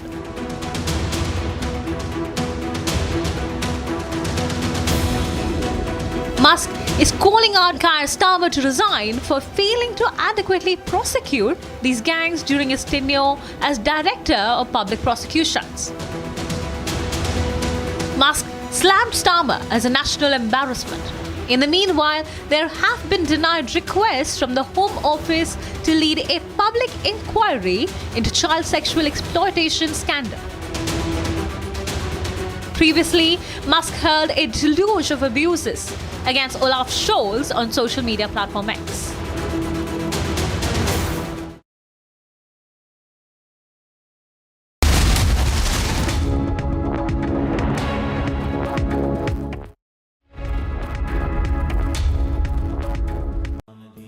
Amity has been ranked India's #1 private university in the recently released Education World Rankings. A testimony to Amity's globally benchmarked standards in education.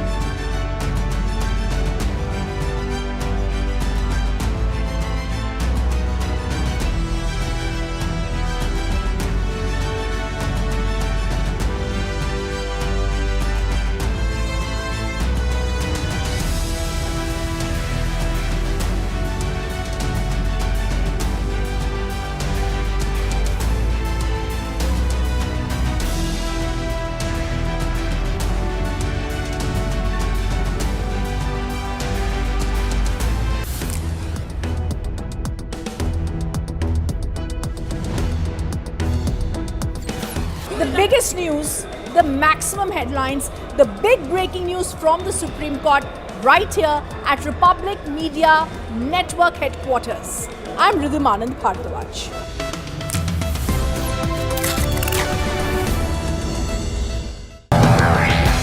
Samsung Galaxy Z Fold 6 and Samsung Galaxy S24 Ultra, powered by Galaxy AI, brings you the latest news in a super efficient and summarized format from across the country, only on Republic TV.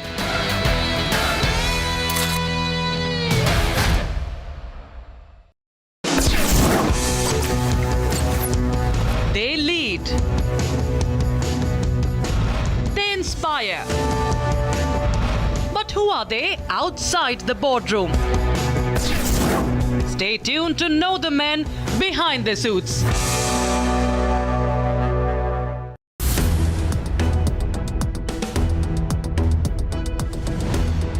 $76.5 billion to India's economy by 2028.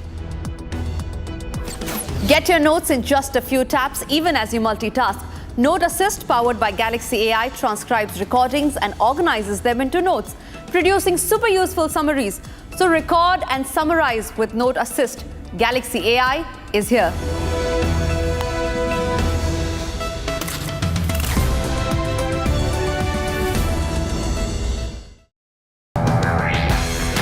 Artificial intelligence has changed the way we do things. And so much more is in the offing. Republic is proud to announce a game-changing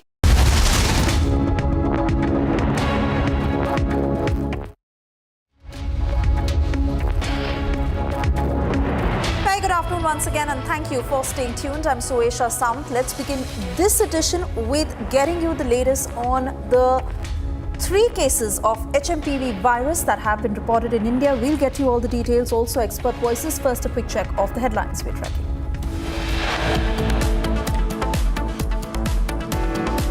Tamil Nadu governor walks out of the assembly, says national anthem insulted.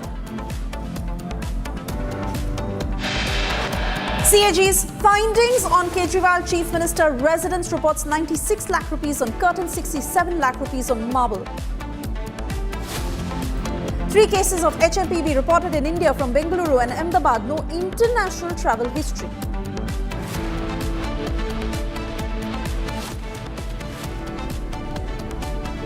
Congress has delivered in its history. Congress strength is country's strength.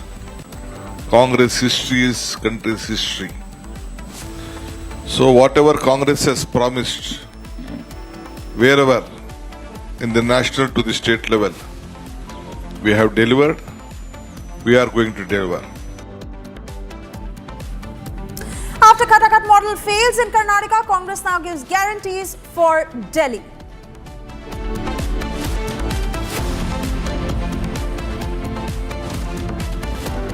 Facing leadership challenge, Canadian Prime Minister Justin Trudeau might resign as PM of Canada.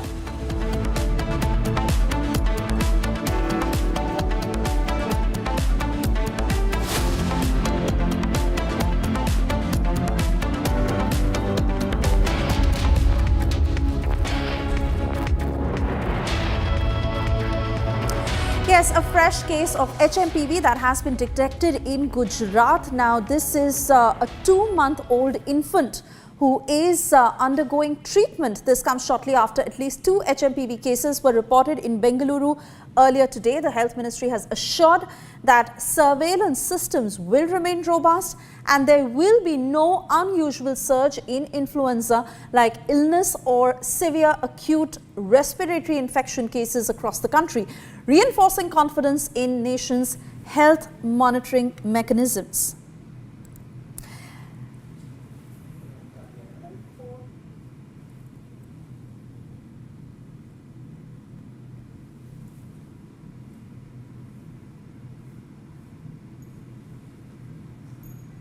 I'd like to go across to Dr. Ajay Agarwal, Senior Director, Fortis Hospital, joining us on the broadcast this afternoon. Very good afternoon to you, Dr. Agarwal. Lots is being spoken about how concerned should India be as far as the virus outbreak in China is concerned, with 3 cases being reported. Also the fact that there is no travel history to these cases.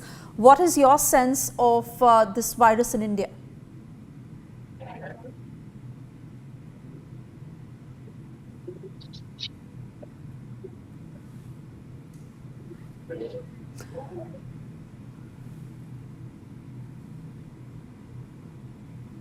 Not too sure if Dr. Agarwal is still connected with us. We are trying to reconnect that line.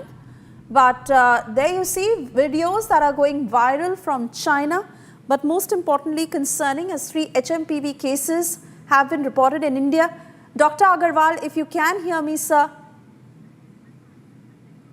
All right, I do apologize as it is Dr. Ajay Gambhir from Fortis Hospital who's with us on the broadcast. I apologize for that, sir, and thank you for speaking to Republic. My first question to you, 3 cases reported in India. What is your sense on the spread of the virus given the fact that these cases had no travel history, and what are the precautions that can be taken?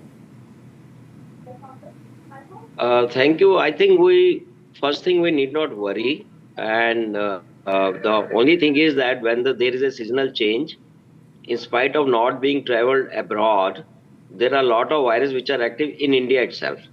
The only good point is that we are in a stage after COVID to have a better surveillance and better detection.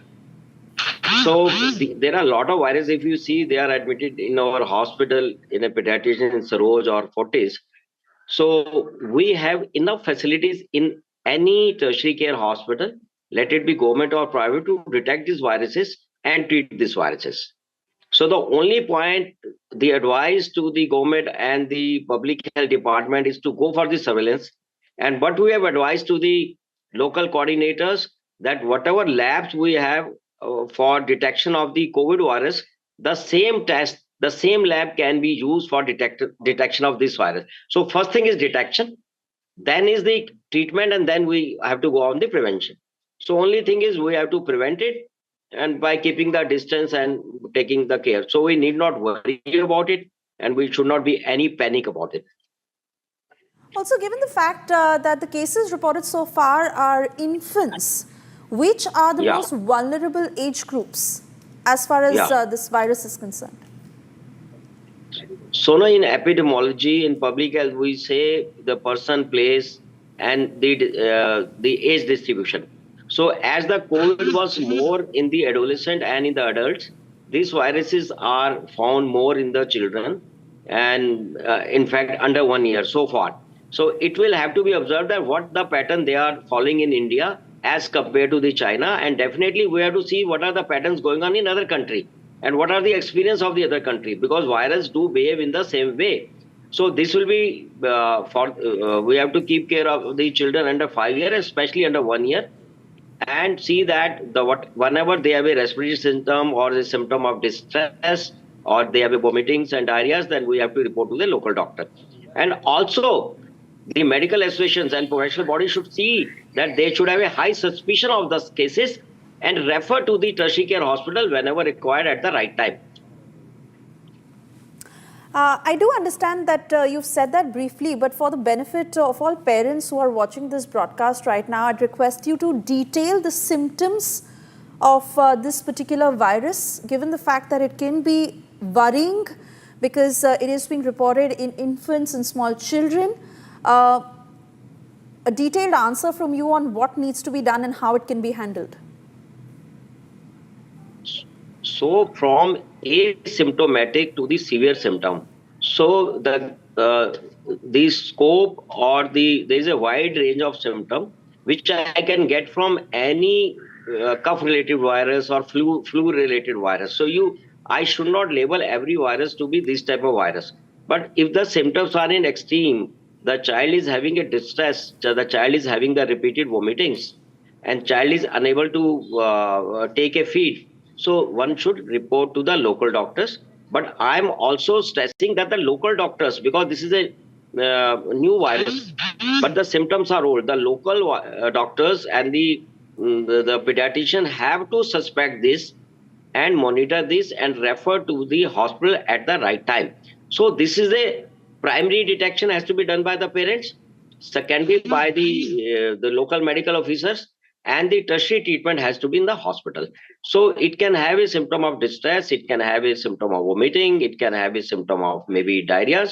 So these are the common symptoms normally we find it. All right, Dr. Gambhir, do stay on with us. We also have Mr. Shekhar Mande, who's the former Director General CSIR, joining us on the broadcast. Mr. Mande, thank you for speaking to Republic again, sir.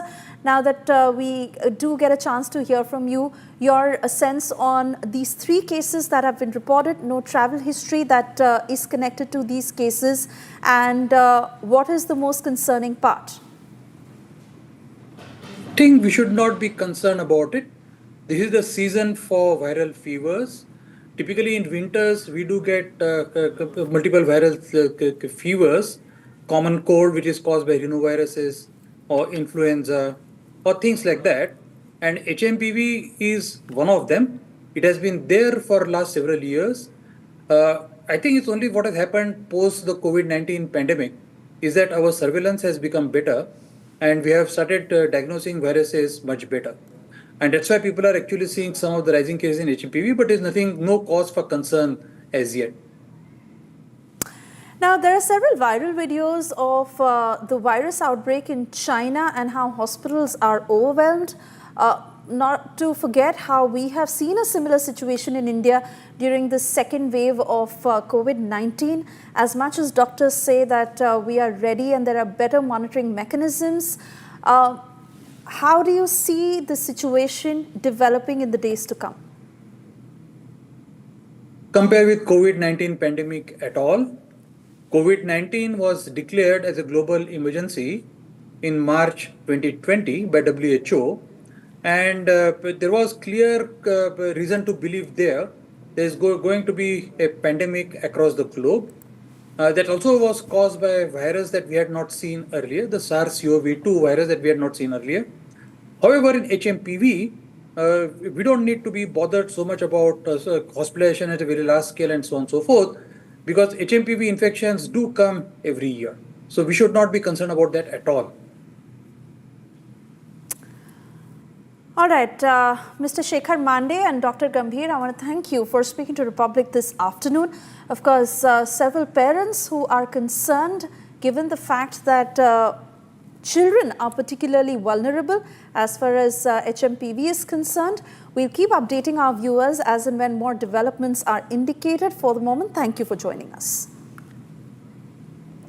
And shifting focus now, as India has unequivocally condemned Pakistani airstrikes on Afghanistan and said it is Islamabad's old practice to blame its neighbors for its internal failures.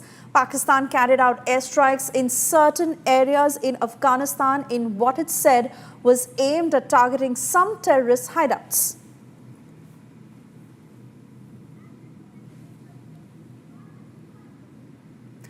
We'll also try and flash details of the statement made by India, as India has defended Afghanistan, slamming Pakistan for the airstrike. In fact, India has gone on to say that it is an old practice of Pakistan to blame neighbors for its own failure. India has condemned the attacks on innocent civilians in Afghanistan, a statement that has been issued by the MEA condemning the Pakistani airstrikes in Afghanistan.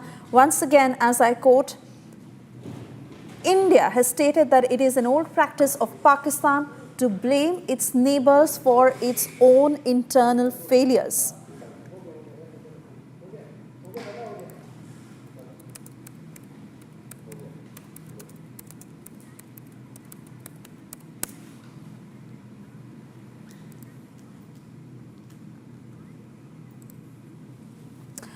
All right, moving on, as a CAG report that has come to light exposing Arvind Kejriwal's lavish spending on his Delhi residence. And now BJP has escalated its attack, saying that while people continue to suffer, the Aam Aadmi Party chief is spending thousands of crores on himself. BJP has said that the CAG report reveals how much of taxpayers' money Kejriwal has wasted on his quote-unquote Sheesh Mahal. First up, we listen into that statement by Prime Minister Modi on the report exposing Kejriwal's extravaganza. Delhi पर आपदा लाने वाले ये झूठा आरोप लगाते हैं कि केंद्र सरकार उन्हें काम नहीं करने देती, केंद्र सरकार उन्हें पैसे नहीं देती।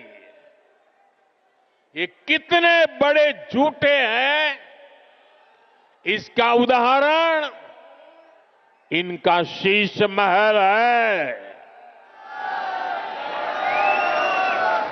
आज ही एक बड़े अखबार ने सीएजी रिपोर्ट के आधार पर शीश महल पर हुए खर्च का खुलासा किया है। और साथियों, आपको ये जानकर के पीड़ा होगी। And well, over the same CAG report which exposed the irregularities in the construction of Arvind Kejriwal's official residence, Congress has lashed out at the Aam Aadmi Party over the reported expenditure of 33 crore rupees. Listen in. जो ये शीश महल या मुख्यमंत्री निवास, जो भी आप इसको शब्द इस्तेमाल कर लीजिए, अपने में ये दिल्ली में जो पिछले 10 साल में हुआ भ्रष्टाचार है, उसका ये सबसे बड़ा, हो सकता है कीमत के हिसाब से सबसे बड़ा नमूना ना हो, लेकिन वो इस तरह के भ्रष्टाचार का सबसे बड़ा नमूना बन के आता है, क्योंकि ये दो तरीके के भ्रष्टाचारों की तरफ आपका ध्यान आकर्षित करता है। एक तो ये कि 8 करोड़ का टेंडर होता है, उसमें 33 करोड़ खर्च हो जाते हैं। कोई भी सरकारी सिस्टम इस बात को नहीं इसकी स्वीकृति देता है कि 4 गुना ज्यादा पैसा खर्च हो। तो 4 गुना पैसा खर्च होने की स्वीकृति कहां से आई? जब मुख्यमंत्री का निवास था और ये हमको बार बार कहा जाता था कि उनके यहां से लोग जाकर इसकी सुपरविजन कर रहे हैं, तो आपके तो संज्ञान में था हर चीज जो हो रही है। ये तो आप कह नहीं सकते कि किसी ने बनाया, मुझे नहीं पता था। तो सीधे सीधे मुख्यमंत्री जी इसमें, पूर्व मुख्यमंत्री अरविंद केजरीवाल जी इसमें हर चीज में संलिप्त हैं। And while BJP too has escalated its attack on the Aam Aadmi Party government, and Arvind Kejriwal saying that Sheesh Mahal should be declared a tourist spot. Listen in to the latest responses coming in from the BJP. यहाँ पर एक शीश महल का model है जो कि दिल्ली के पूर्व CM Arvind Kejriwal का घर है, और हमारे साथ दिल्ली अध्यक्ष बीजेपी के वीरेंद्र सचदेवा जी हैं। वीरेंद्र जी, आज अपने कार्यालय में आपने मॉडल रखा है, क्या वजह रही? अब असली भ्रष्टाचारी शीश महल में तो अरविंद केजरीवाल जाने नहीं देते हैं। तो हमने जो इमेजेस हमें मिली हैं उस पर ये बनाया है और दिखाया है कि ये भ्रष्टाचारी अरविंद केजरीवाल जो 100 रुपये की चप्पल और 2 रुपये का पेन लेके दिल्ली को ठगने निकला था, कैसे उसने अपनी अय्याशी के लिए, अपनी आराम प्रस्ती के लिए ये करोड़ों रुपए का शीश महल तैयार किया है, दिल्ली की जनता को ये अंगूठा दिखाने के लिए कि तुम्हारी औकात क्या, देखो कैसे रहा जाता है। बिल्कुल, आपने सीएजी रिपोर्ट का भी हवाला दिया और कहा है कि पीडब्ल्यूडी ने अपने हाथ खींच लिए, कहा कि जो इक्विपमेंट लगे हैं उनके द्वारा नहीं लगाए, उसके लिए पैसे इन्वेस्ट उनके द्वारा नहीं किए गए। देखिए, सीएजी की जो रिपोर्ट है वो 2022 तक की है, जिसमें उस रिपोर्ट में खुद सीएजी ने 139 क्वेश्चन लगाए हैं कि ये इलीगल कंस्ट्रक्शन हुई कैसे, इसकी परमिशन क्यों नहीं है, किसी भी विभाग ने, सरकारी विभाग ने इसको बनाने की परमिशन नहीं दी है, तो फिर ये इलीगल इंस्ट्रक्शन। तरफ आपने बताया कि हियरिंग हुई, उसमें लोग आए और उन्होंने बोला कि हमने तो कोई आपत्ति नहीं दी, तो ये दोनों बातें थोड़ी कॉन्ट्राडिक्टरी लग रही है। फिर बताइए, हियरिंग हुई, आपने एक तरफ बोला कि हमने जितने भी ऑप्शन दिए थे चुनाव आयोग में सब कर दिए कि हम तो ये आपकी कोई बात नहीं मानेंगे, दूसरी तरफ आपने कहा कि चुनाव आयोग में लोग आए जिन्होंने आवेदन दिए थे और उन्होंने माना कि हमने तो। मैं स्पष्ट कर देता हूँ, कुल मिलाकर 100 से ज्यादा लोगों ने ऑब्जेक्टर्स की भूमिका में नई दिल्ली विधानसभा क्षेत्र में वोट काटने के लिए, अन्य लोगों के वोट काटने के लिए एप्लीकेशंस दर्ज करें।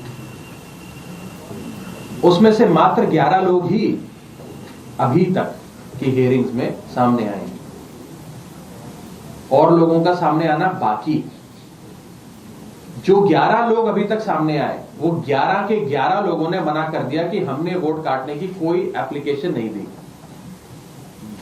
जो बाकी लोग हैं, हमारा ये मानना है कि 11 के अतिरिक्त भी जितने भी बाकी ऑब्जेक्टर्स हैं, वो भी सब इसी चीज के शिकार हैं कि उनके नाम का गलत इस्तेमाल हुआ, उनकी आइडेंटिटी का गलत इस्तेमाल हुआ और उन्होंने किसी प्रकार का कोई आवेदन पत्र नहीं दिया। तो ये जो घोस्ट ऑब्जेक्टर्स सामने लाए गए हैं लोगों का वोट कटवाने के लिए, ये घोस्ट ऑब्जेक्टर्स बीजेपी पे ही घोस्टिंग कर रहे हैं। These ghost objectors are ghosting on the BJP. और साफ तौर पे जैसे जैसे ये हियरिंग्स की प्रक्रिया चल रही है, लोग सामने आ रहे हैं, ये साफ होता जा रहा है कि ये सारे के सारे ऑब्जेक्टर्स फर्जी हैं। दूसरी चीज, मान लीजिए कि और भी लोगों का इस प्रकार से नाम इस्तेमाल हुआ जिनके नाम पर वोट काटने की एप्लीकेशन दर्ज करी गई, लेकिन वो गांव गए हुए हैं, दिल्ली के बाहर हैं, कोई अपने किसी काम से व्यस्त है, किसी पारिवारिक शादी के लिए, किसी फंक्शन के लिए बाहर गया हुआ है, या नौकरी पेशा आदमी है, वर्किंग डे पर ऑफिस से छुट्टी लेकर चुनाव आयोग के दफ्तर जाकर इस पूरी हियरिंग का हिस्सा नहीं बन सकता। उन लोगों का क्या होगा? जो लोग पहुंचेंगे नहीं अपने नाम ये बताने के लिए कि जी हमने कोई आवेदन पत्र नहीं दिया। जब लोग जाएंगे नहीं तो उनके सारे जितने भी एप्लीकेशंस हैं उनको तो चुनाव आयोग लगातार प्रोसेस किए जा रहा है और नाम डिलीट किए जा रहा है। इसीलिए मैं ये कहना चाहता हूं। All right, that news conference, rather dramatic, where Chief Minister of Delhi, Atishi, had a meltdown. In fact, she was in tears after the alleged remarks made by Ramesh Biduri, where he allegedly targeted Atishi's father.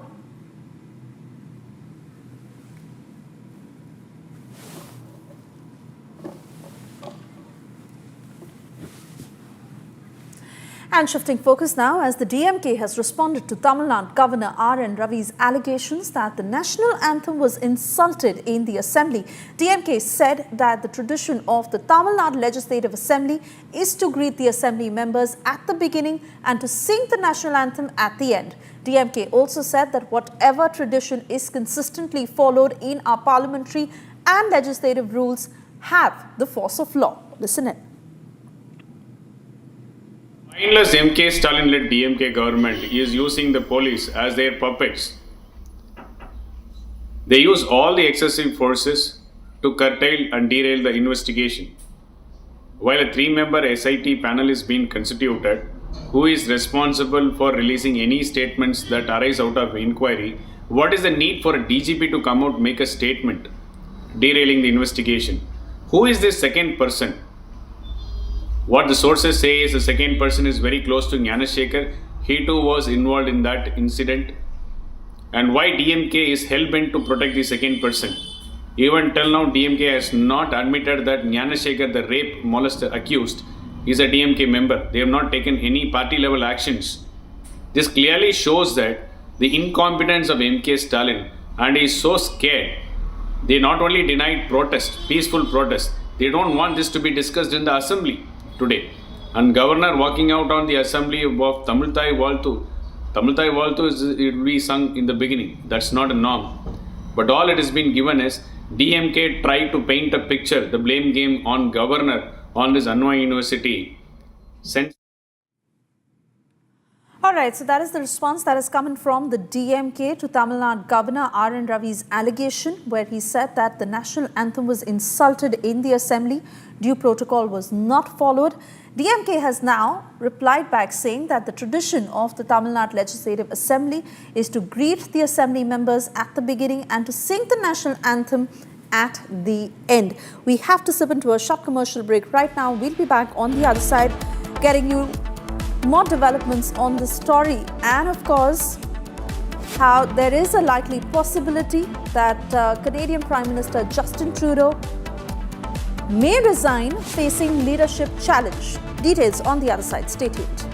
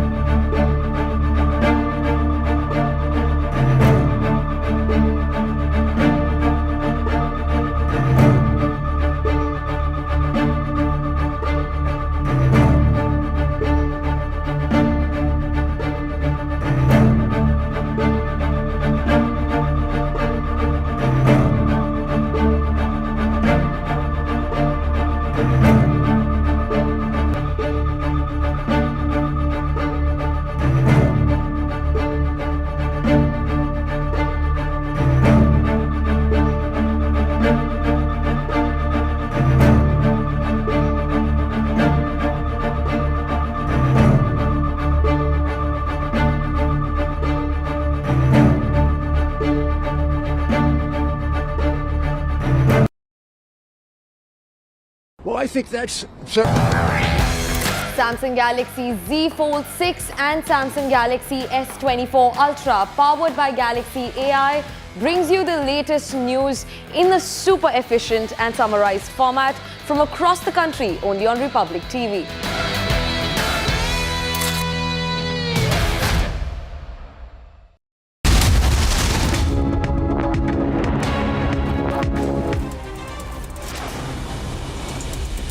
External Affairs Minister Dr. S. Jaishankar held talks with U.S. National Security Advisor Jake Sullivan today, broadly reviewing the trajectory of India-U.S. global strategic partnership in the last 4 years under the Biden administration.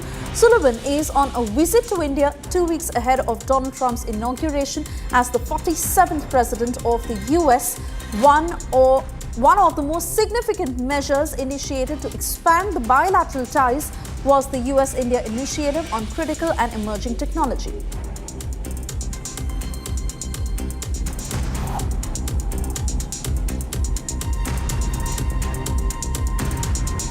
Madhya Pradesh High Court today granted 6 weeks to the state government to act on the Union Carbide factory waste disposal as per safety guidelines. It also directed the media not to give incorrect news on the issue of waste disposal. The waste, packed in 12 sealed containers, was shifted from Bhopal to the disposal site at Pitampur in Dhar district on January 2nd. The High Court's division bench, comprising Chief Justice S.K. Ket and Justice Vivek Jain, granted time to the state government after Advocate General Prashant Singh sought it to take the public of Pitampur into confidence and dispel fears from their mind before taking up the waste disposal. High drama unfolded at the Telangana Anti-Corruption Bureau office today after BRS Working President K.T. Rama Rao, who was summoned in connection with the ongoing investigation into Formula E race case, was denied the company of his lawyer, prompting him to submit his statement from outside the office. Rama Rao reached the ACB headquarters shortly after 10 in the morning and was barred from entering the premises by the police, who objected to the presence of his lawyer.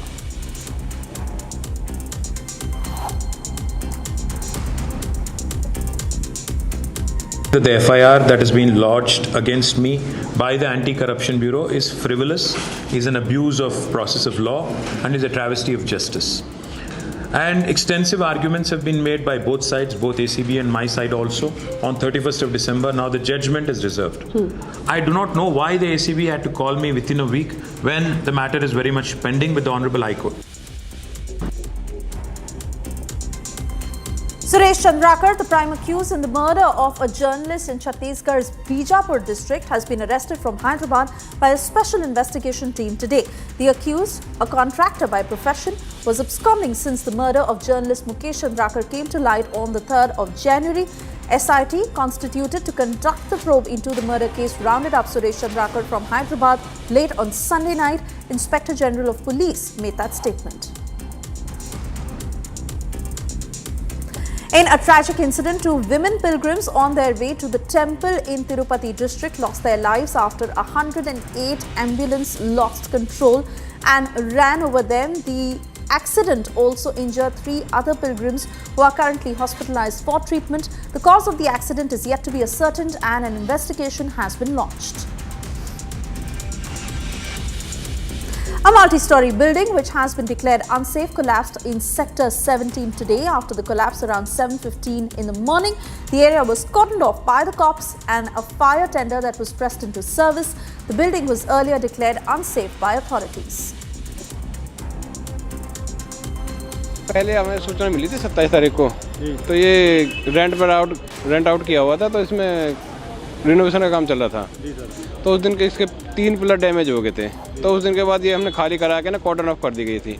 तो आज सुबह 7:15 बजे ये building collapse कर गई है। Scores of AIADMK students' wing members were detained by the police today when they attempted to stage a protest in front of Anna University demanding justice for a student sexually assaulted on the university campus in December last year. Protesters made a bid to distribute black pants to the students and public as a mark of support to the affected students and to garner the attention of the state government to arrest the real perpetrator. Police, however, has detained all of them as they were denied permission to hold the protest.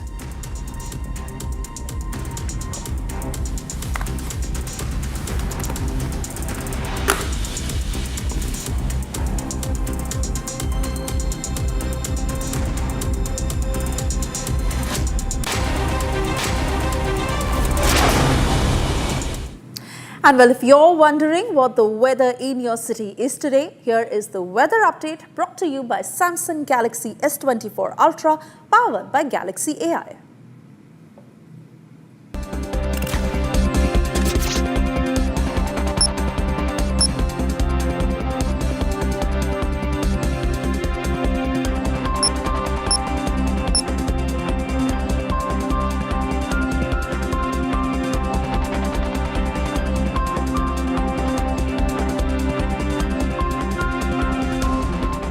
To sentence the President of the United States, or soon to be President of the United States, for a case in which he never even charged what the underlying felony is that he supposedly was furthering.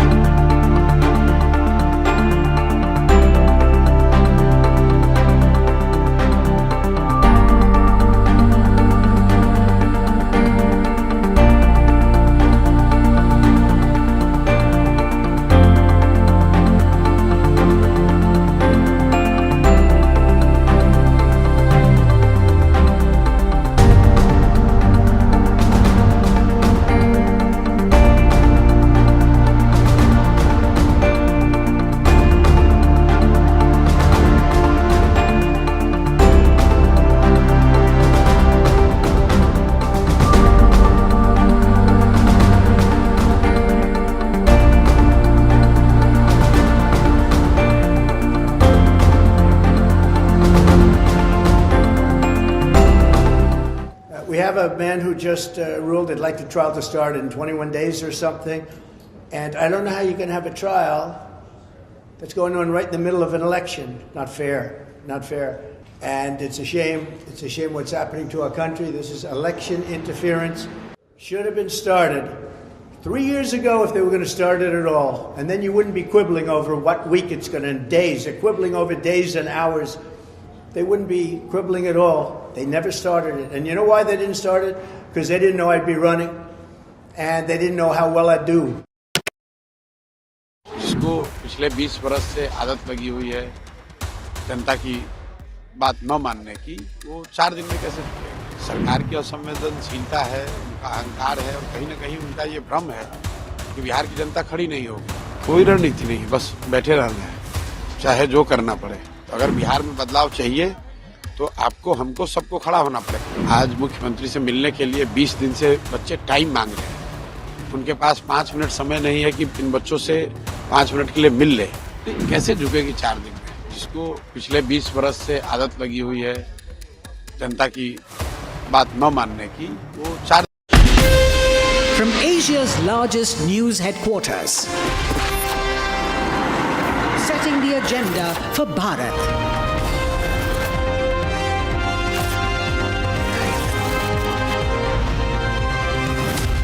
You're watching Republic.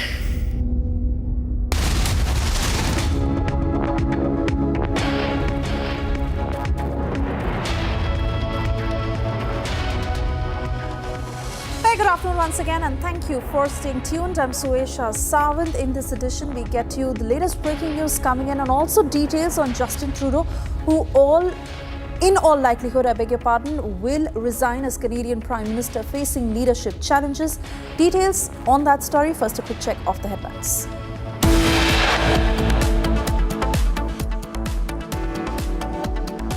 Tamil Nadu governor walks out of assembly, says national anthem insulted.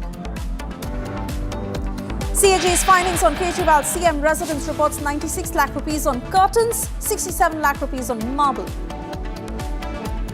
3 cases of HMPV reported in India from Bengaluru and Ahmedabad, no international travel history. Facing leadership challenge, Canadian Prime Minister Justin Trudeau might resign as PM. India condemns Pakistani airstrikes in Afghanistan. MEA in a statement has said it is an old practice of Pakistan to blame its neighbours for its own internal failures, unquote.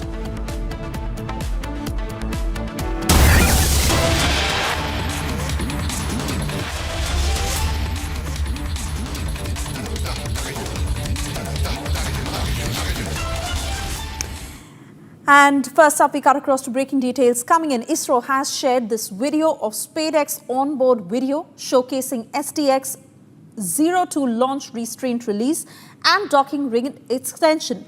SpaceX docking scheduled on the 7th has now been postponed to the 9th.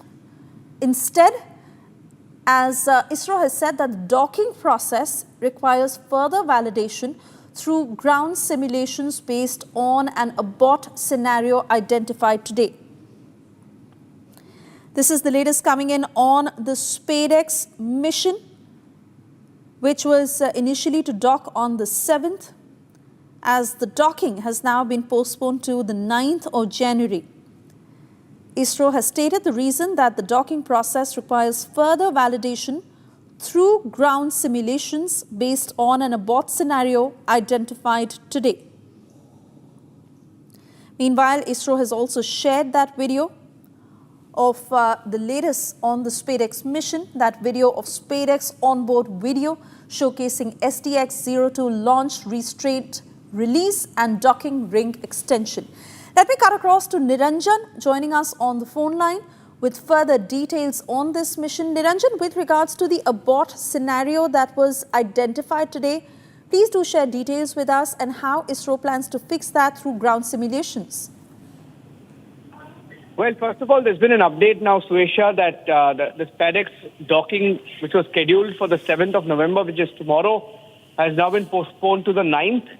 The docking process requires further validation through ground simulations based on an abort scenario which was identified today. This is a technical update that ISRO has given out a few minutes back, saying that they will be delaying the docking process. Now, they've also shared a video which is currently on our screens.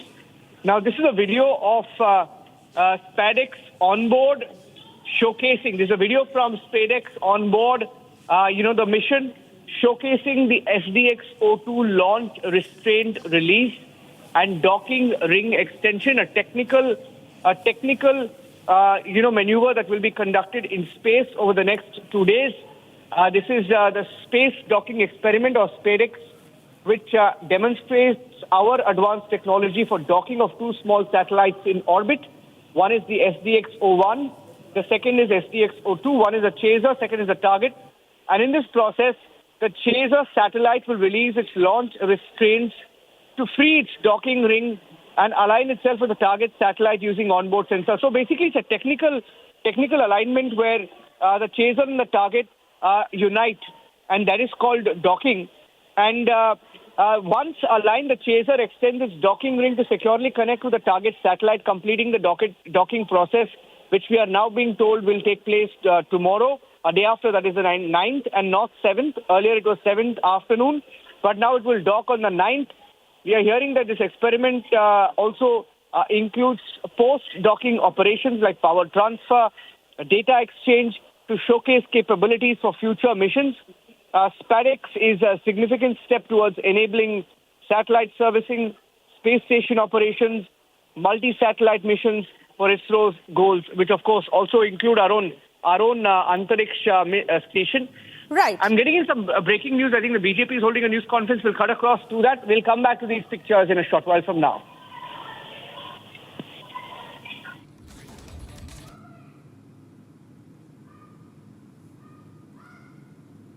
Estimation होती है, कोई building बनेगा, उसको तोड़ा जाएगा, नई building बनेगी, तो एक एस्टिमेटेड कॉस्ट निकालना पड़ता है कि इतना खर्चा होगा। तो एक एस्टिमेशन उसका निकाला गया कि कितना एस्टिमेटेड कॉस्ट है। तो आपको बता दूं, एस्टिमेटेड कॉस्ट है 7 करोड़ 61 लाख रुपए, 7 करोड़ 61 लाख रुपए का एस्टिमेशन बना कि इतने में अरविंद केजरीवाल जी की हवेली बन जाएगी। मगर बाद में टेंडर प्रोसेस होता है, एक तो एस्टिमेटेड कॉस्ट होता है, उसके बाद सरकार टेंडर निकालती है। तो टेंडर निकाला गया तो टेंडर का कॉस्ट 8 करोड़ 62 लाख रुपए का निकला। मतलब एस्टिमेटेड कॉस्ट 7 करोड़ का हुआ और जब टेंडर निकला तो वो 8 करोड़ 62 लाख का निकाला गया। उसी में ही पहले में ही घोटाला हो गया। एस्टिमेशन आपने किया और टेंडर निकाला 8 करोड़ 62 लाख रुपए का। मतलब 13.21% टेंडर कॉस्ट आपने ऊपर रखा, जो एस्टिमेट आपने खुद किया था। अब उसके बाद अप्रैल 2022 में यह काम कंप्लीट हुआ। जो काम 2020 में प्रपोज हुआ था वो 2 साल के बाद 2022 में कंप्लीट हुआ। मतलब जब कोरोना का प्रकोप चल रहा था उस समय सारे लोग व्यस्त होके दिल्ली सरकार में ये काम कर रहे थे कि कैसे ये शीश महल तैयार होगी। तो शीश महल तैयार हो गया। अब फाइनल पेमेंट कितना दिया गया, मैंने आपको कहा 7 करोड़ एस्टिमेशन, वो 62 लाख 61 लाख हम पॉइंट वाला छोड़ देते हैं। 7 करोड़ एस्टिमेशन, 8 करोड़ का टेंडर हुआ और उसके बाद जो पेमेंट दी गई 2022 में वो है 33 करोड़ 66 लाख 66 लाख 33 करोड़ 66 लाख 33 करोड़ 66 लाख रुपीस। कहां 7 लाख का एस्टिमेट, 7 करोड़ का एस्टिमेट और कहां 33 करोड़ दिया गया है। मतलब जो एस्टिमेटेड कॉस्ट 7 करोड़ का था उससे 342.31% अधिक पेमेंट किया गया और जो टेंडर्ड अमाउंट था 8 करोड़ का उससे 290.49% का ऊपर पेमेंट किया गया। आप सोचिए, इतना घोटाला तो हमने कहीं नहीं सुना होगा, वो भी एक हवेली के पीछे, अरविंद केजरीवाल जी के शीश महल के पीछे इस प्रकार का घोटाला। और क्या क्या इसमें घोटाला हुआ, सीएजी और क्या कहती है? सीएजी कहती है देखिए, कोई भी बिल्डिंग बनानी हो, कुछ भी आपको एक काम करना हो तो आजकल है एक टर्म कंसल्टेंट। वो कंसल्टेंट आता है और बोलता है हाँ यहां पर ऐसा होगा, यहां पर ये बनेगा, फलाना बनेगा, तो उसका एक कंसल्टेंसी फीस भी होती है। तो कंसल्टेंट कैसे चुने जाते हैं? सरकार में एक प्रक्रिया होती है, एडवर्टाइजमेंट होता है। और केजरीवाल जी तो वो जो एक डबल एक्सेल शर्ट पहन के एक रेनॉल्ड का पेन लगा के एडवर्टाइजमेंट करने में नंबर 1 है, अपना एडवर्टाइजमेंट करने में नंबर 1 है, मगर कंसल्टेंट के लिए कि उनका शीश महल कौन बनाएगा, उसका कंसल्टेंट के लिए एक भी एडवर्टाइजमेंट नहीं किया। कैसे हुआ फिर? Spot quotation. मतलब वहीं खड़े हो गए और कौन बनाएगा, जरा कंसल्टेंट कौन होगा, आओ। मतलब जैसे गेट पे ही खड़े थे वो कंसल्टेंट। पहले से 3 लोगों को बोल रखा था कि तुम तीनों आ जाना, हम तुमको दे देंगे। तो 3 कंसल्टेंट आ गए और 3 कंसल्टेंट में से सीएजी लिखती है without any specifications, without any basis of selection, consultant उसी दिन चुन लिए जाते हैं। मतलब आज कंसल्टेंसी की रिक्वायरमेंट है, कोई एडवर्टाइजमेंट नहीं, कुछ भी नहीं, आज ही कंसल्टेंट चुन लिए गए। अब कंसल्टेंट भी आ गए। उसके बाद देखिए repeated revision of preliminary estimate. अब कोई भी घर बनता है, मकान बनता है, रोड बनता है, कुछ भी बनता है तो एक प्रिलिमिनरी एस्टीमेट होता है कि हाँ ये जो है ये ग्लास का ढकने वाला सामान है, ये कितने का आएगा, ये 20 रुपए का या 25 रुपए का आएगा। अब उसमें क्या हुआ, ये 20-25 रुपए का चलिए। Moving on, as Canadian Prime Minister Justin Trudeau is reportedly facing mounting pressure to resign as internal party revolt and leadership challenges that continue to intensify, with his government in a minority and falling short of numbers to survive another trust vote in Parliament. Trudeau faces growing dissent within the Liberal Party. Reports suggest that party caucuses are pushing for his exit, signalling potential leadership changes and the political turbulence.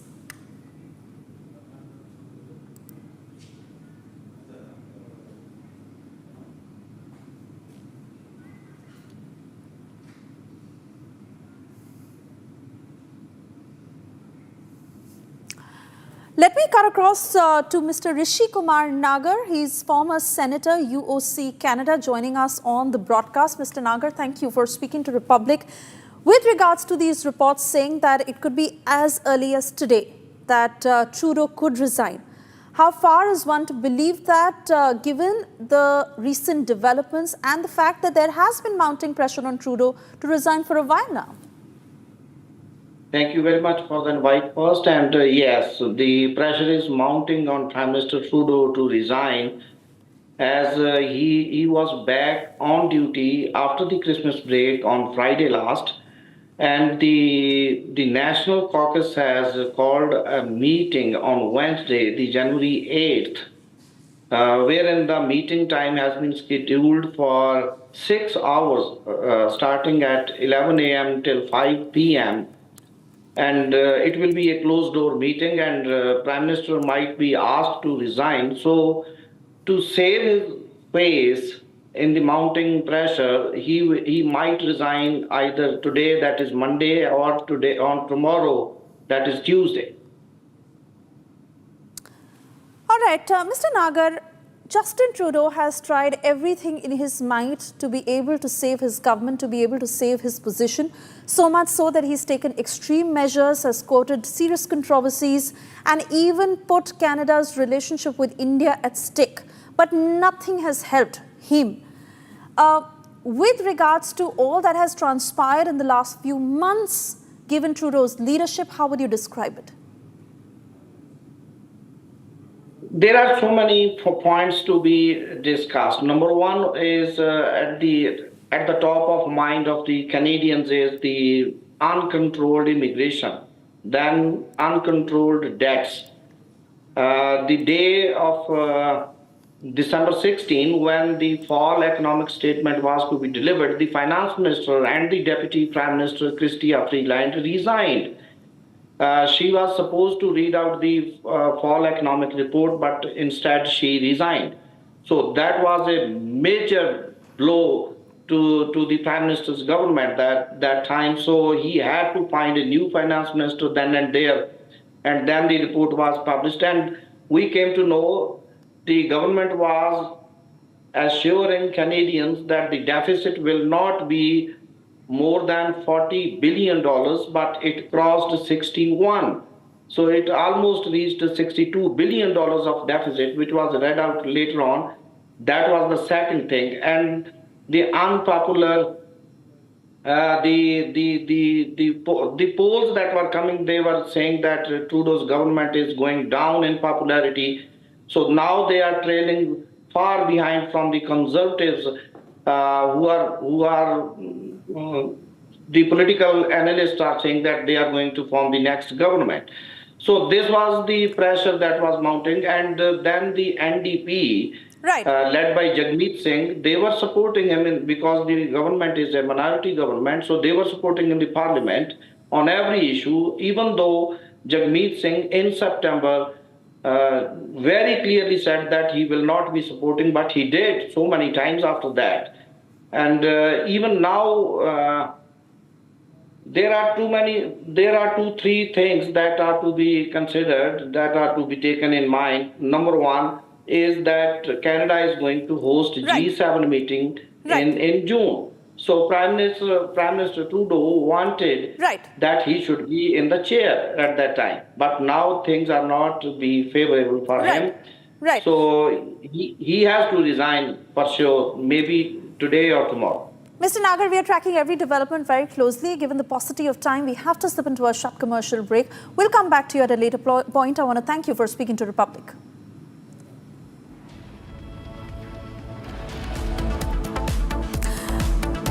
On the other side, we'll get you details of how Tamil Nadu governor walked out of the assembly. He said national anthem was insulted. DMK has responded. The latest on this story after the short break.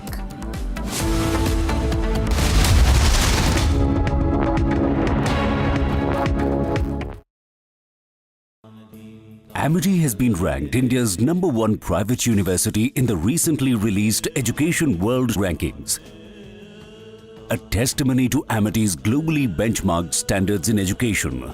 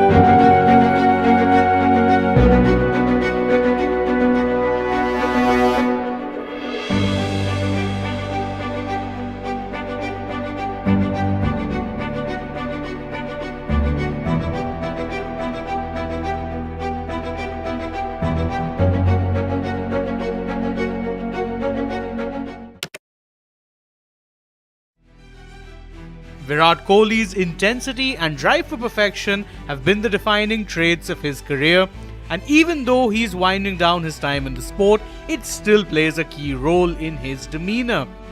Kohli's ability to score plenty of runs at will has seen him scale heights few can scarcely believe, but his willingness to engage in work.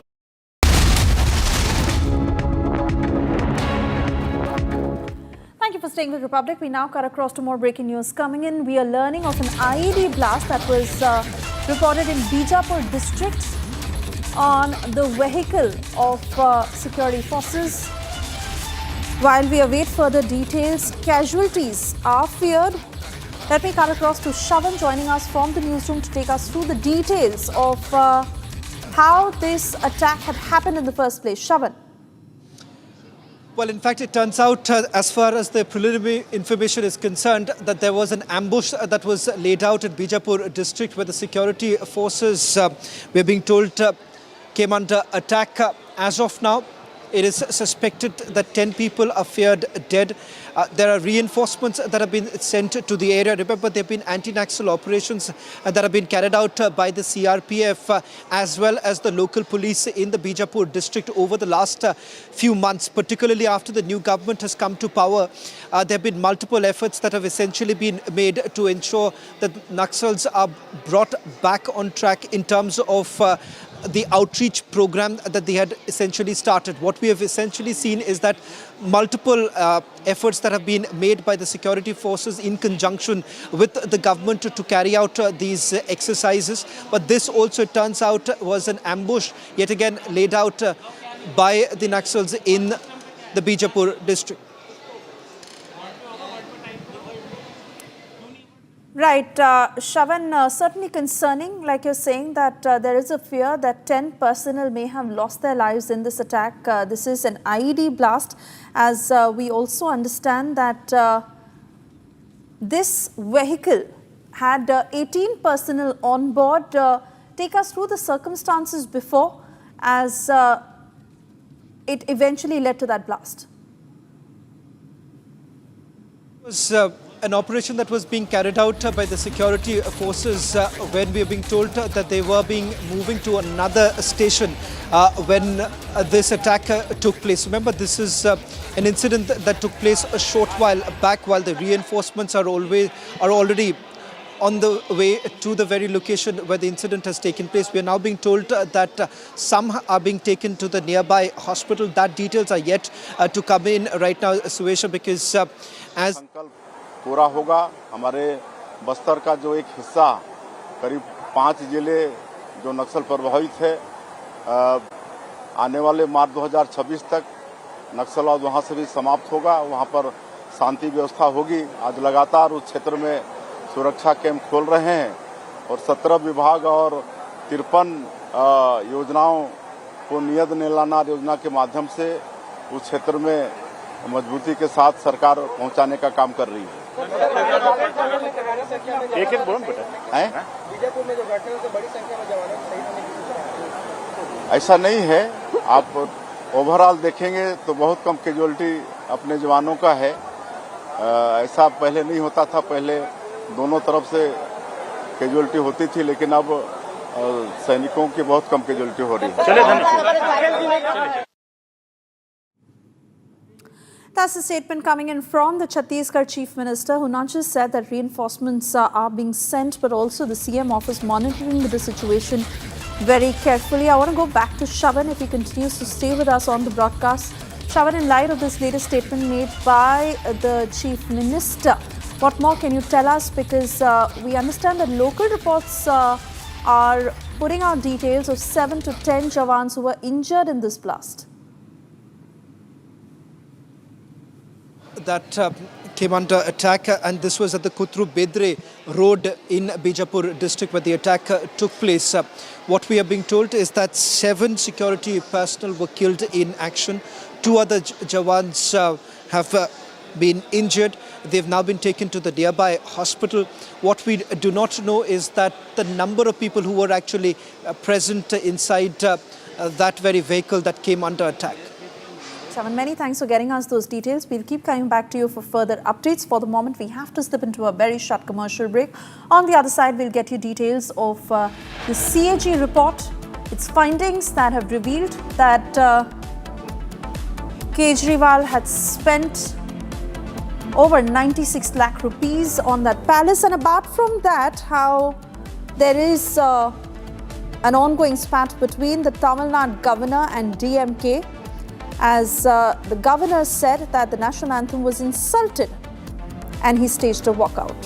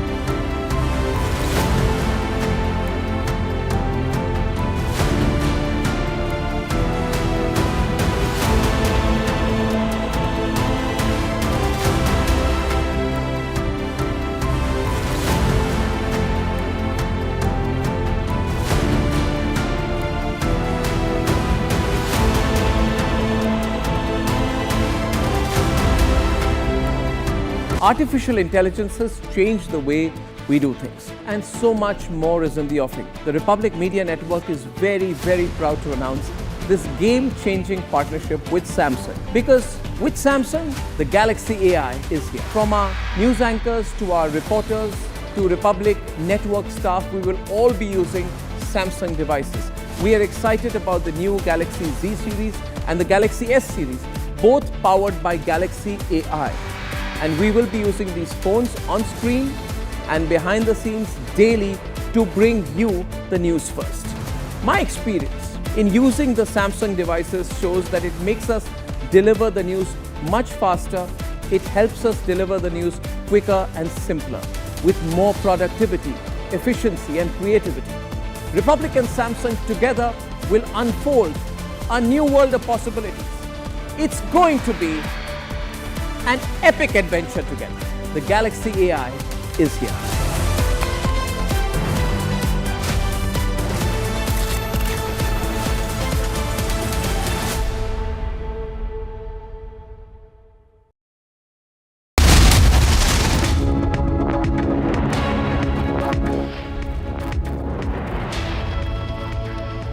Very warm welcome. You're watching Republic TV. I'm Gesu Bharadwaj. We're tracking a lot of stories for you in this news wheel, but first, a quick check on the headlines. Tamil Nadu governor walks out of assembly, says national anthem insulted. CAG's findings on Kejriwal's chief ministerial residence reports 96 lakh rupees on curtains, 67 lakh rupees used on marbles. 3 cases of HMPV reported in India from Bengaluru and Ahmedabad. No international travel history recorded. Facing leadership challenge, Canadian Prime Minister Justin Trudeau might resign as the Prime Minister. India condemns Pakistani airstrike in Afghanistan. Ministry of External Affairs in a statement has said, and I'm quoting it, "It is an old practice of Pakistan to blame its neighbours for its own internal failures."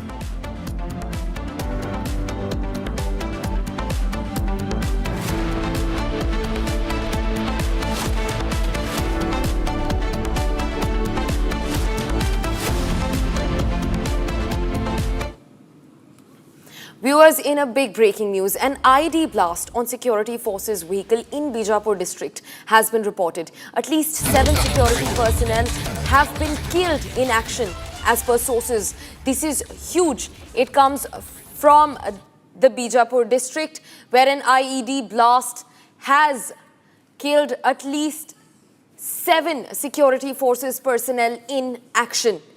These are the visuals of the IED blast, where the IED hit the 7 security forces personnel who have now been killed in action in the Bijapur district.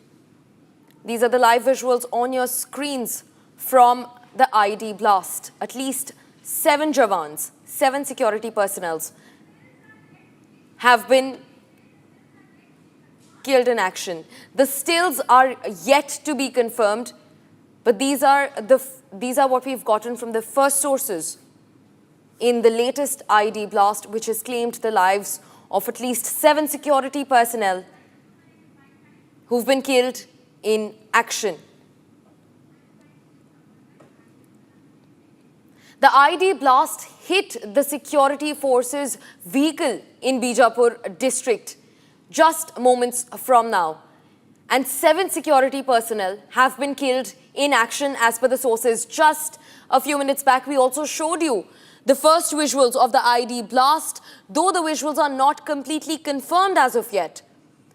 The sources have said that that is the area and the location where the IED blast took place, which claimed the lives of 7 security personnel in action. We're also being joined by my colleague Samiksha live from the newsroom to get us more updates on the story. Samiksha, tell us more about this. At least 7 security personnel have been killed in action over an IED blast which was targeted at a security forces vehicle in Bijapur district. This is huge. Tell us more about this. What are the security arrangements being made as of now after the ID blast took place? Samiksha.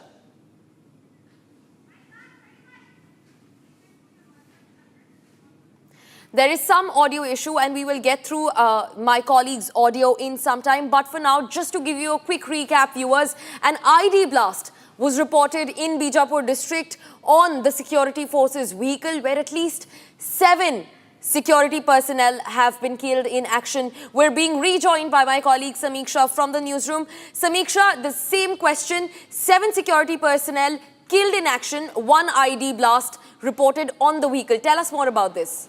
That's right, Gesu. Like I was telling earlier, Bijapur, Bastar region is the hotbed of red terror.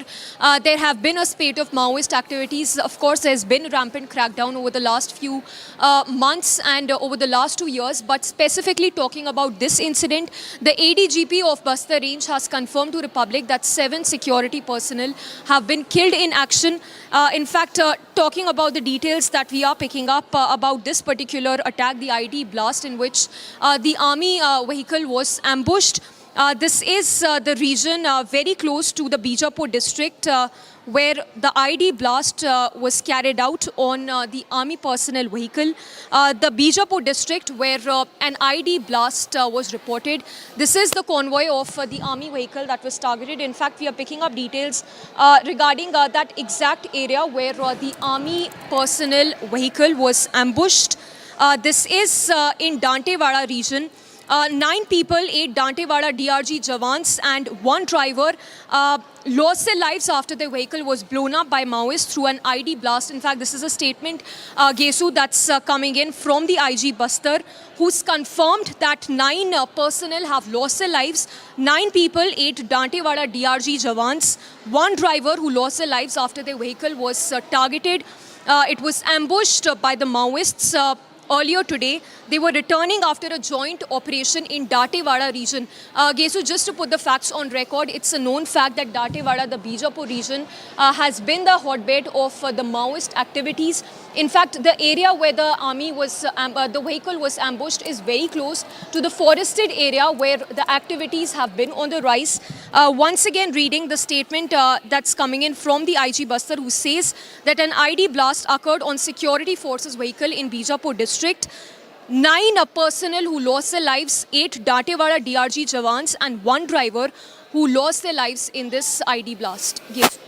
Right. Samiksha, also any clarity on which force were the security personnel from? Because the first that we had gotten to know was that 7 of the security personnel were martyred. They were killed in action in the ID blast. Tell us more about this.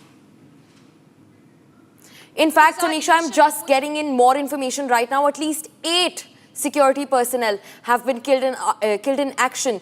I'm guessing that the report that we got before this, at least 1, there was hope that that security personnel would survive the ID blast. But now it's clear that at least 8 of them have been killed in action. Samiksha, take it away. Tell me more. That's right, Gesu, and now we have the confirmation, unfortunately, that's coming in from the IG of Bastar region, who says that 8 people have lost their lives, which includes 8 Dantewada DRG Jawans and 1 driver, Gesu. But as we speak, we are being joined by a journalist from Chhattisgarh itself. We'll try to get the exact location of the journalist, but Shirish Mishra, Gesu, is joining us. Mr. Mishra, if you can tell us more details about this operation, the joint operation that was being carried out by the army, by the personnel, after which, while they were returning, their vehicle was targeted by the Maoists. ऐसा है कि ये नारायणपुर बीजापुर की दोनों की police party थी. एक combined operation था. एरिया डोमिनेशन के लिए जो पार्टी जाती है, जब पार्टी ऑपरेशन के बाद लौट रही थी, उसी समय नक्सलियों ने ये जो आईडी ब्लास्ट जब सड़क बनाते हैं, उस समय वहाँ पर जमीन के अंदर ये आईडी लगा देते हैं और जब इनको कोई नुकसान करना होता है तब ये उसके तार जोड़कर उसका नुकसान करते हैं. जब पार्टी लौट रही थी तो उस समय नक्सलियों ने ब्लास्ट किया, जिसमें जो अभी तक पुलिस की जानकारी है उसके अनुसार 8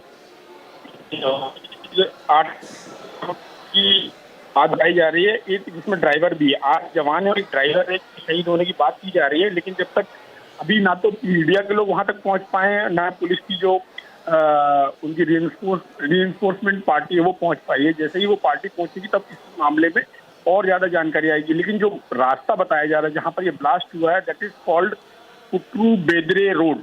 ये बीजापुर जिला है जहां पर ये बहुत सेंसिटिव है, बीजापुर और नारायणपुर। अभी भी वैसे फोर्सेस बहुत अंदर तक जा चुकी हैं, बहुत जगह कैंप बन रहे हैं। लगातार अमित शाह का कहना भी है कि हम अगले 2 साल में छत्तीसगढ़ को नक्सल मुक्त कर देंगे। और अभी लगातार उनका बस्तर प्रवास भी हुआ, 2 दिन वो बस्तर में थे। लेकिन जिस तरह से नक्सलियों ने, ऐसा माना जा रहा था बीच में कि नक्सलियों की ताकत घट रही है, लगातार उनका कैडर घट रहा है, यहाँ पर उनका नया रिक्रूटमेंट नहीं हो रहा है, वैसा अभी 2 दिनों की घटनाओं से ऐसा नहीं लगता। 2 दिन में लगातार, कल भी एक जवान शहीद हुआ और आज ये 9 जवान, जिसमें 8 जवान और एक ड्राइवर है, इसके शहीद होने की जानकारी है। Right, Mr. Shirish, I also want to ask you one more thing. At least 8 people, 8 security personnel, they have been killed in action, and साथ में एक driver. आप मुझे ये भी बताइए, we will also ब्लास्ट करके जवानों को करीब जो अभी तक की जानकारी आ रही है कि हमारे 10 जवान शहीद हुए हैं। वो निश्चित रूप से इस पूरे घटना में हम अपनी दुख व्यक्त करते हैं। उनके परिवार को इस तकलीफ को सहने की इच्छा शक्ति दे भगवान। और नक्सलवाद के खिलाफ जो गंभीर कदम सरकार उठा रही है, छत्तीसगढ़ सरकार, गृह मंत्री विजय जी और केंद्रीय गृह मंत्री अमित शाह जी और दोनों सरकारें, तो इस कदम को और आगे बढ़ाएंगे। इससे इस घटना कायरतापूर्ण घटना से सरकार डरने वाली या झुकने वाली नहीं है। कठोरता से इनके खिलाफ कार्रवाई जारी रहेगी। You heard the Chhattisgarh Chief Minister right there, who said that the government will not be bent by the attack on the security personnel, and the intentions of the Maoists will not be allowed to flare. And I beg your pardon, this was the ex-Chief Minister Chhattisgarh. Keeping on to the story, just to give you a quick recap, at least 8 security personnel, including 1 driver, has been killed in an ID blast in the Bijapur district in Chhattisgarh. Shirish continues to join us on the broadcast to get us more on the story. Shirish, what do you think the next steps will be? Is there any information on whether or not there were more people or more security personnel who were on the spot as the ID blast happened? In fact, the ex-chief minister's statement says that the government will not be deterred by such attacks. Tell us more about this, Shirish. देखिए, जैसे doctor Raman Singh ji जो 15 साल यहाँ के chief minister रहे, अभी विधानसभा अध्यक्ष हैं, he is now speaker of Vidhan Sabha Chhattisgarh assembly. He was saying कि जो हमारे पास अपडेट है, जो आपने बताया, उससे उन्होंने एक संख्या और बढ़ाई, करीब 10 लोगों के बारे में उन्होंने कहा कि 10 जवान शहीद हुए हैं। तो मुझे लगता है कि ये जो प्रारंभिक जानकारी है ये आगे बढ़ भी सकती है। अब ये डिपेंड करेगा कि उस जो व्हीकल थी, जो उसमें कितने जवान थे, ये नॉर्मल व्हीकल थी कि माइंड प्रोटेक्टेड व्हीकल थी, अभी ये बहुत क्लैरिटी नहीं आई है, क्योंकि वहां पर लगातार नक्सली इलाकों में अलग अलग ऑपरेशंस चलते रहते हैं और एसपी अभी इस स्थिति में नहीं होंगे, सुप्रिंटेंडेंट ऑफ पुलिस की, वो इतना डिटेल बता सकेंगे। जब तक पार्टियां बाहर नहीं आएंगी तब तक इस बारे में कोई डिस्क्लोज नहीं हो सकता कि एक्चुअल जो नुकसान हुआ है जो वो कितना है, कितने जवान शहीद हुए हैं, अभी एकदम कहना मुश्किल है, क्योंकि घटना ही 2:15 बजे की है, करीब सवा घंटे पहले की घटना है, 1.5 घंटे पहले की घटना है। तो जब तक जवान जो रीइंफोर्समेंट के लिए पार्टी गई है, क्योंकि वहां जाना अभी एक खतरे से खाली नहीं होता, नक्सलियों को ट्रैप भी होता है। जब इस तरह का जवान शहीद होते हैं तो नक्सली आसपास के इलाकों में मौजूद होते हैं, ताकि जो फोर्स आए उसको ट्रैप में फंसा के और फर्दर नुकसान किया जा सके। तो फोर्सेज जब वहां जाती हैं तो बहुत एहतियात के साथ जाती हैं, लेकिन आज के दौर में जब टेक्नोलॉजी बहुत आगे हो चुकी है। शिरीष मिश्रा जी हमारे साथ बने रहिए। The visuals on our screens is from that very location. This is said to be the Ambeli village on Kuthru Bedre road in Bijapur, where ID blast was carried out. Army vehicle that was the convoy that was targeted by the Maoists. Shirish Mishra continues to be with us. Mishra जी, थोड़ा हमें बताइए इस area के demography के बारे में। कहा जा रहा है कि ये बीजापुर के अम्बेली विलेज जो एरिया है वहाँ पे अटैक हुआ था, उस एरिया के बारे में बताइए, वो कितना सेंसिटिव एरिया है और वहाँ पे माओइस्ट की प्रेजेंस कैसी है? देखिए, अभी तक जो छत्तीसगढ़ के बस्तर के जो 7 जिले हैं उसमें से कुछ जिलों में नक्सलवाद बहुत कम हो चुका है। जैसे कांकेर में नक्सलवाद कम है, कोंडागांव में स्थिति नक्सलवाद की कंट्रोल में है, बस्तर जिले में कंट्रोल में है, लेकिन कुछ जो बीजापुर का कुछ हिस्सा और नारायणपुर का कुछ हिस्सा है वो अभी भी नक्सलियों के कंट्रोल में तो नहीं बोलूंगा, लेकिन अभी भी नक्सलियों के प्रभाव में, जहां पर वो किसी भी घटना को अंजाम दे सकते। पर पहले जैसी उनकी प्रेजेंस, पहले जैसा उनकी जो पकड़ थी वो नहीं है। और बीजापुर नक्सलियों का बहुत हार्टलैंड है, जहां पर वो नक्सली बीजापुर और नारायणपुर में काम करते हैं। खासतौर पर जैसे एक वहां पर लोकेशन है जगरगुंडा, जहां पर 30 साल बाद पुलिस ने सड़क को खोला है और लगातार कैंप नक्सलियों के जो हार्डकोर एरिया है वहां तक पुलिस अब धीरे धीरे बढ़ती जा रही है। लेकिन पुलिस जब भी बढ़ती है आगे, या सेंट्रल पैरामिलिट्री फोर्सेस बढ़ती हैं और जब भी कंबाइंड ऑपरेशंस होते हैं तो नक्सलियों की तरफ से रिटेलिएट किया जाता है, ये बताने के लिए कि ये जो एरिया है वो हमारे होल्ड का एरिया है, ये हमारे डोमिनेशन का एरिया है।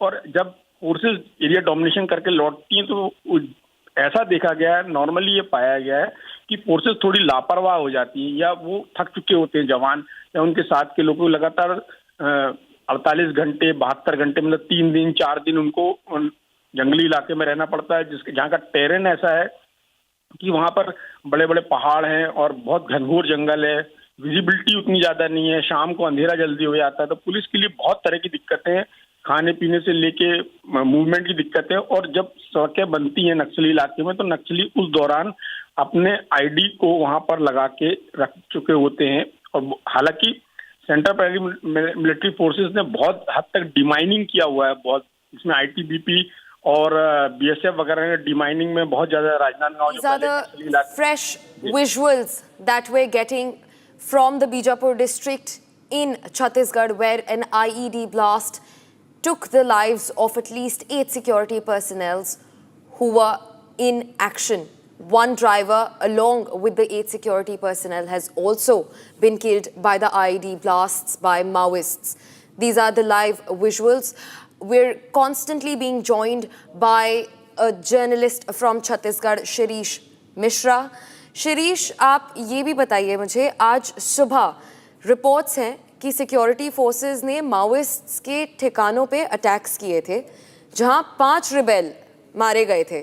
उसके बाद ये रिटेलिएटरी अटैक किया गया है सिक्योरिटी फोर्सेस पे, जहां एक स्कॉर्पियो एसयूवी पे आईडी ब्लास्ट हुआ और 8 सिक्योरिटी पर्सनल मारे गए हैं, उनके तहत एक ड्राइवर भी। इस अटैक के बारे में और इस रिटेलिएटरी अटैक्स जो माओइस्ट्स कैरी आउट करते हैं, इसके बारे में कुछ बताइए शिरीष। देखिए, माओइस्ट की हमेशा ये कोशिश होती है कि वो फोर्सेस को ये संदेश देने की कोशिश करें कि आप जिस एरिया में एंटर कर रहे हैं वो हमारे डोमिनेशन का एरिया, वो हमारे पकड़ का एरिया है, और यदि आपने यहाँ पर आके हमारा नुकसान किया तो हम भी आपका नुकसान करेंगे। लेकिन इतनी जल्दी इतना बड़ा नुकसान होगा इसकी आशंका नहीं थी, क्योंकि छत्तीसगढ़ में बहुत समय बाद इतना बड़ी कैजुअलिटी सामने आई। इसके पहले साल 2 साल पहले इस तरह की घटनाएं सामने आती थी, लेकिन अभी हाल फिलहाल में इतनी बड़ी घटना जिसमें 8 जवान शहीद हुए हैं विष्णुदेव सरकार आने के बाद पहली बार ऐसा देखा गया है। क्योंकि ऐसा माना जा रहा था लगातार कि नक्सलियों के जो बड़े कैडर हैं वो खत्म होते जा रहे हैं और नया रिक्रूटमेंट उनको नहीं हो रहा है, और साथ में जो उनकी फंडिंग जहां से हो रही थी सरकार ने उस लाइन को भी बहुत हद तक डैमेज किया है, और साथ में जहां जहां से लोग उनको मदद कर रहे थे वहां भी सरकार ने कंट्रोल किया है। लेकिन इस घटना ने फिर साबित किया कि नक्सलियों ने अपनी ताकत को रिगेन किया है। जो बीच में वो शांत दिखाई दे रहे थे, जहाँ कोई एक्टिविटी नहीं दिखाई दे रही, इस घटना ने साबित किया है कि वो लगातार जिन इलाकों में जहां पर उनका थोड़ा बहुत वर्चस्व बचा हुआ है, जहां उनका थोड़ा बहुत प्रभाव है, वहां पर वो फोर्सेस को नुकसान करने की स्थिति में हैं। जी मिश्रा जी, हमें थोड़ा इस बारे में बताइए कि इस एरिया जो कि कहा जाता है कि बहुत एक सेंसिटिव एरिया है, अम्बेली विलेज बीजापुर में, वहाँ पे कितने माओइस्ट रहने की आशंका है एक, और कितने पर्सनल अगर आप कंफर्म कर सकते हैं उस कॉन्वॉय में ट्रैवल कर रहे थे जब आईडी ब्लास्ट हुआ। जैसा कि मैंने आपको पहले ही बताया कि अभी ये मालूम करना मुश्किल है कि जो कन्वॉय था उसमें एक व्हीकल में ये लोग थे कि कई व्हीकल में थे, या एमपीवी में थे कि नॉर्मल व्हीकल में थे, ये अभी बताना मुश्किल है। और जैसा कि आपने पूछा सवाल कि उस एरिया में कितने नक्सली, तो ये एक मोटे तौर पे बताना मुश्किल है, क्योंकि नक्सली मूवमेंट में रहते हैं। ये जरूर रहता है कि उनका बेस रहता है जहाँ उनके प्राइमरी मेंबर्स होते हैं, जो कभी गांव वालों की शक्ल में होते हैं, कभी उनके फ्रंटल ऑर्गेनाइजेशन के रूप में होते हैं। Alright, we have more statements coming in from the government on this ID blast in Bijapur that targeted army personnel vehicle. जिस मजबूती से काम किया है, लगातार काम किया है, और बीजापुर की आज की जो घटना की जानकारी मिली है, ये नक्सलियों का कायराना हरकत है। ये हताशा में किया गया हुआ कार्रवाई है। ये कायराना हरकत कि मैं निंदा करता हूँ। सभी जो जवान शहीद हुए हैं उनको अपनी विनम्र श्रद्धांजलि अर्पित करता हूँ, पर हमारी सरकार की प्रतिबद्धता है कि इनकी शहादत जाया नहीं जाएगी, और जिस लक्ष्य को लेकर हम निकले हैं मार्च 2026 तक नक्सल मुक्त करने का, वो पूरा करेंगे।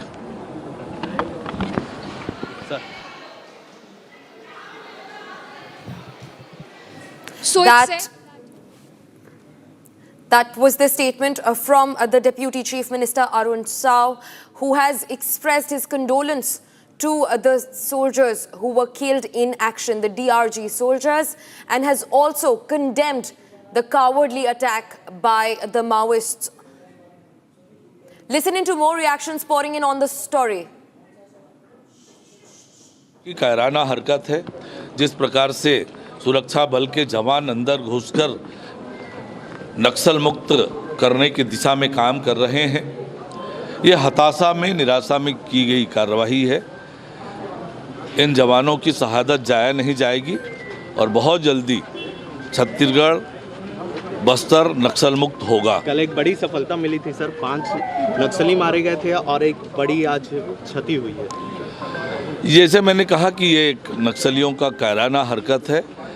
जवानों की शहादत बिल्कुल जाया नहीं जाएगी और सुरक्षा बल के जवान उसी मजबूती से बस्तर को नक्सल मुक्त करने की दिशा में आगे बढ़ेंगे।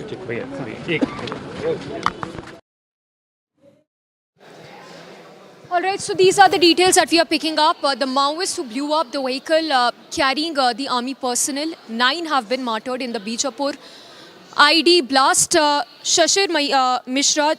Shirish Mishra, beg your pardon, journalist from Chhattisgarh continues to be with us.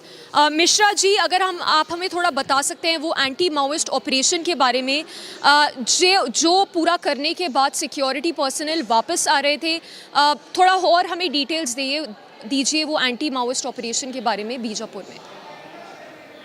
ऐसा कहा जा रहा है कि जो कल नक्सली घटना हुई थी उसमें भी इस पार्टी के कुछ जवान शामिल थे, लेकिन अभी ये कंफर्म नहीं है कि ये वही जवान थे जिन्होंने कल जो नक्सलियों को नुकसान हुआ है उसमें शामिल थे। लेकिन जो एक प्रारंभिक जानकारी आ रही है उसके अनुसार जो व्हीकल जिसमें ये जवान थे उसमें करीब 20 जवान थे। इसका मतलब कि जो डेथ टोल है वो और आगे बढ़ सकता है। जी मिश्रा जी, तो आप कह रहे हैं कि ये अभी पुष्टि नहीं हो पाई है कि जो सिक्योरिटी पर्सनल जो मार्टर हुए हैं वही इस एंटी माओइस्ट ऑपरेशन में इन्वॉल्व थे, पर आप कुछ सूत्रों से पता लग पा रहे हैं उन सिक्योरिटी पर्सनल के बारे में जो इंजर हुए हैं इस आईडी ब्लास्ट में? देखिए, जैसा कि मैंने आपको पहले बताया, जब ऐसी कोई घटना होती है तो जवानों को सुरक्षित निकाल के लाना वो एक पुलिस के लिए, सेंट्रल पैरामिलिट्री फोर्सेस के लिए या जो जॉइंट ऑपरेशन में फोर्सेस होती है उनके लिए एक बड़ा टास्क होता है। उनको पहले अपनी इंटेलिजेंस से ये पता करना होता है कि उस एरिया में अभी नक्सली हैं कितने, अभी जहाँ पर ये घटना हुई है।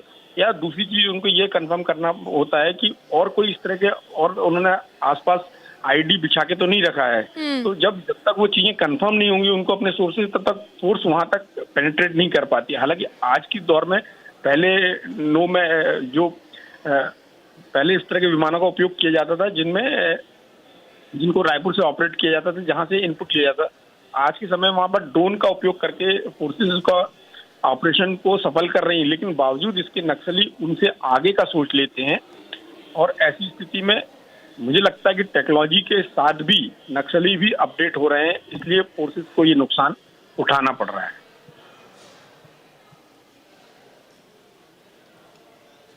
Right, Shirish, thank you so much for joining us on the broadcast. We will closely keep tracking the tragic story where at least 9 DRG Jawans have been killed in action over an IED blast in Chhattisgarh's Bijapur district.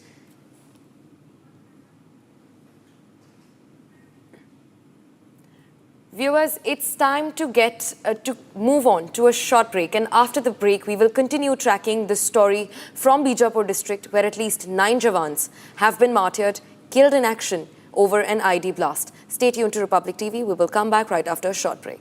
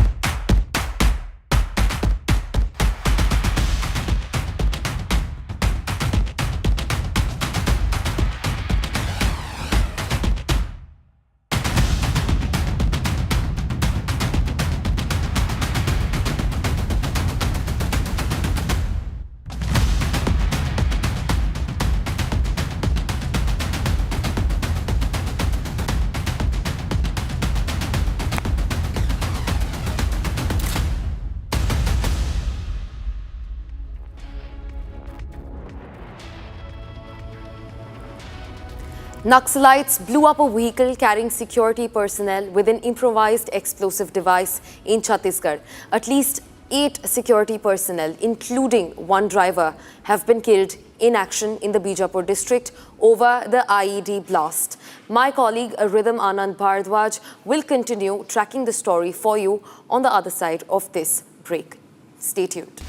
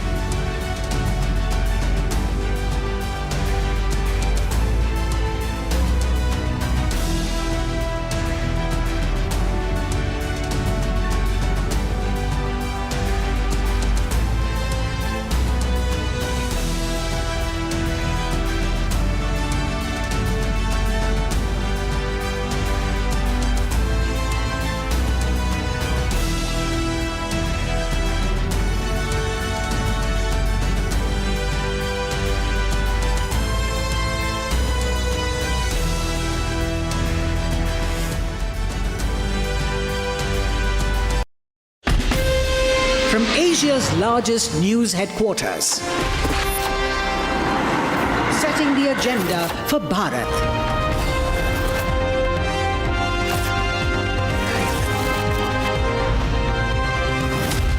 You're watching Republic.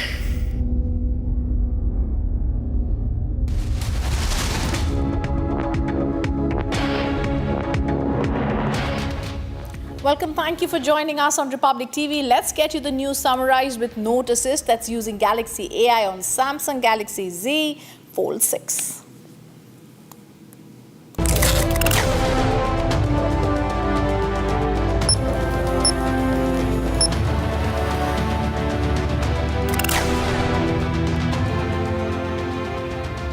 IED blast in Chhattisgarh's Bijapur district. Jawans martyred as Maoists target their vehicle. CAG's findings on Kejriwal Chief Minister's residence reports 96 lakh rupees on curtains, 67 lakhs used on marbles. 3 cases of HMPV reported in India from Bengaluru and Ahmedabad, no international travel history. And India condemns Pakistani airstrikes in Afghanistan, says it's an old practice of Pakistan to blame its neighbors for its own internal failures.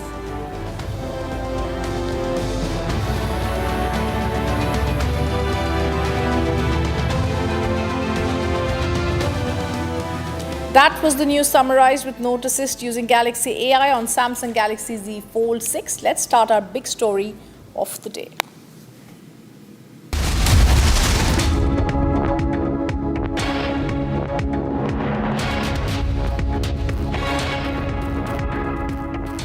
Viewers, 8 Jawans and 1 driver were killed after Maoists blew up their vehicle using an IED explosive in Chhattisgarh's Bijapur.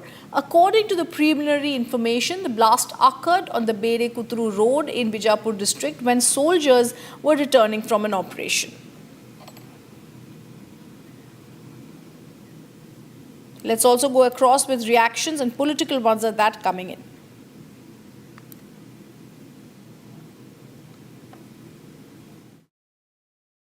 Bijapur से ये एक नक्सलियों की कायराना हरकत की जानकारी आई है।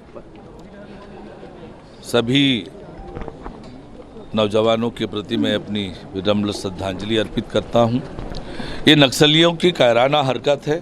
जिस प्रकार से सुरक्षा बल के जवान अंदर घुसकर नक्सल मुक्त करने की दिशा में काम कर रहे हैं, ये हताशा में निराशा में की गई कार्रवाई है।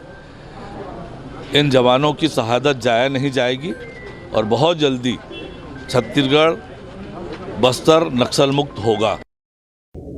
ये नक्सल जब इनके खिलाफ बड़े ऑपरेशन चलते हैं, वो कायराना हरकत पे उतारू आते हैं और ब्लास्ट करके जवानों को करीब जो अभी तक की जानकारी आ रही है कि हमारे 10 जवान शहीद हुए हैं, वो निश्चित रूप से इस पूरे घटना में हम अपनी दुख व्यक्त करते हैं। उनके परिवार को इस तकलीफ को सहने की इच्छा शक्ति दे भगवान। और नक्सलवाद के खिलाफ जो गंभीर कदम सरकार उठा रही है, छत्तीसगढ़ सरकार, गृह मंत्री विजय जी और केंद्रीय गृह मंत्री अमित शाह जी और दोनों सरकारें, तो इस कदम को और आगे बढ़ाएंगे। इससे इस घटना कायरतापूर्ण घटना से सरकार डरने वाली या झुकने वाली नहीं है। कठोरता से इनके खिलाफ कार्रवाई जारी रहेगी। And let me go across to my colleague Shavan Sen, who's joining us now from our newsroom. Shavan, this is once again the Naxals are targeting our brave hearts who've been martyred. Give us more details. Well, in fact, we are being told that they were returning from an anti-Maoist operation that was being carried out in the area. In fact, they are part of the state unit called the DRG. This is the District Reserve Guards who were present in the Scorpio vehicle that was attacked by the Maoists. In fact, it turns out that this happens to be the second biggest attack that has taken place in the last 2 years in that very area that we're talking about. Remember, over the last few days, particularly after the government came to power. We've seen the kind of arrangements have essentially been done to carry out these anti-Maoist operations. In fact, this unit that was returning from one such operation was targeted by the Maoists. You've already had reactions coming in from various individuals from the government indicating that strong action would be taken. But at the same time, not to forget that part of the operations that have been largely carried out by the security forces, which includes the state police as well as the central agencies, are largely to look at bringing back Maoists to the mainstream, and that's been the effort that has been carried out. But having said that, remember, Bijapur district in the last 2 years itself has seen 2 big attacks that have taken place.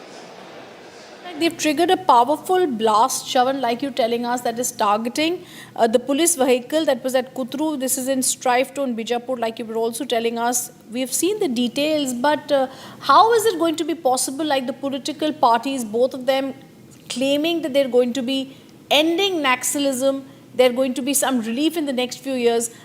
Is there any action plan that's actually put into place? Well, in fact, Rhythm, before I answer that question, I'm told that there's some latest visuals coming in from the very spot. These are the latest images of the convoy that was returning when the convoy was attacked. I'm told that the IG is also speaking on this entire issue. Let's listen in. Recover की गए थे और एक जवान का हमारा शहादत भी हो गए थे। तत्पश्चात जो पूरा सर्चिंग की बाद टीम वापस आ रहे थे, उस दौरान जिला बीजापुर की थाना बेदरे कुट्र के बीच अम्बेली के इलाके में माओवादी द्वारा लाया गया आईडी के चपेट मारने से हमारा सुरक्षा बल की एक गाड़ी जिसमें टोटल 8 जवानों को शहादत होगी डीआईजी दंतेवाड़ा टीम का, और एक ड्राइवर। कुल 9 लोग इस घटना में कैजुअल्टी होगी। अभी आसपास इलाके में रीइंफोर्समेंट टीम द्वारा सहायता के लिए पहुंच गई थी। अभी सर्चिंग जारी है। सर्चिंग उपरांत और डिटेल से जानकारी प्राप्त हो सकता है। जो ड्राइवर है वो सामान्य है, वो पुलिस का आदमी नहीं है। अभी डिटेल्स हम थोड़ी देर में जारी करेगा। अभी तक 9 कैजुअल्टी का है इसमें। जी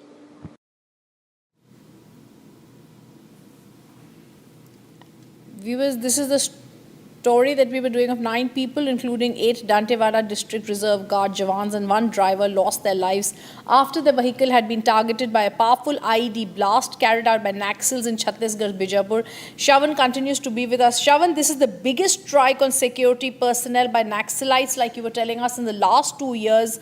In 2023, we remember a similar incident when 10 police personnel and a civilian driver were killed. The death toll in this gunfight between Naxalites and security forces in Chhattisgarh's region has risen. I'm just going to go across to Shravan, but let me first go across to Brigadier B.K. Ponwar, anti-Maoist operations expert, joining us on the phone line. Brigadier B.K. Ponwar, how are you looking at the biggest attack, Naxalite attack in the last 2 years that has left 9 people, brave hearts, dead? Well, all I can say that it was a very sad incident that the Naxalites caught our jawans on the return journey. Probably the guard was down and they have managed an ID activation. Preparation takes about 2-3 people, but activation can be done by one man. He's sitting about 50 yards away from the road with a battery and a wire. And as he sees the vehicles returning from an operation, all he has to do is join the wire to the battery and the current is executed and the blast goes off. The command ID. And probably, I presume that the road clearance and ROP was not done for reasons best known to them. But it is a sad incident that Jawans are doing so well.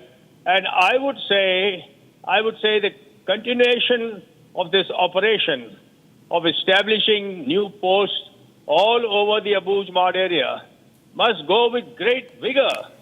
Time has come to completely fishnet, a big fisherman's fishnet, like they have knots at every 10 to 5 inches. It should be knots, posts at every 10 to 12 kilometers.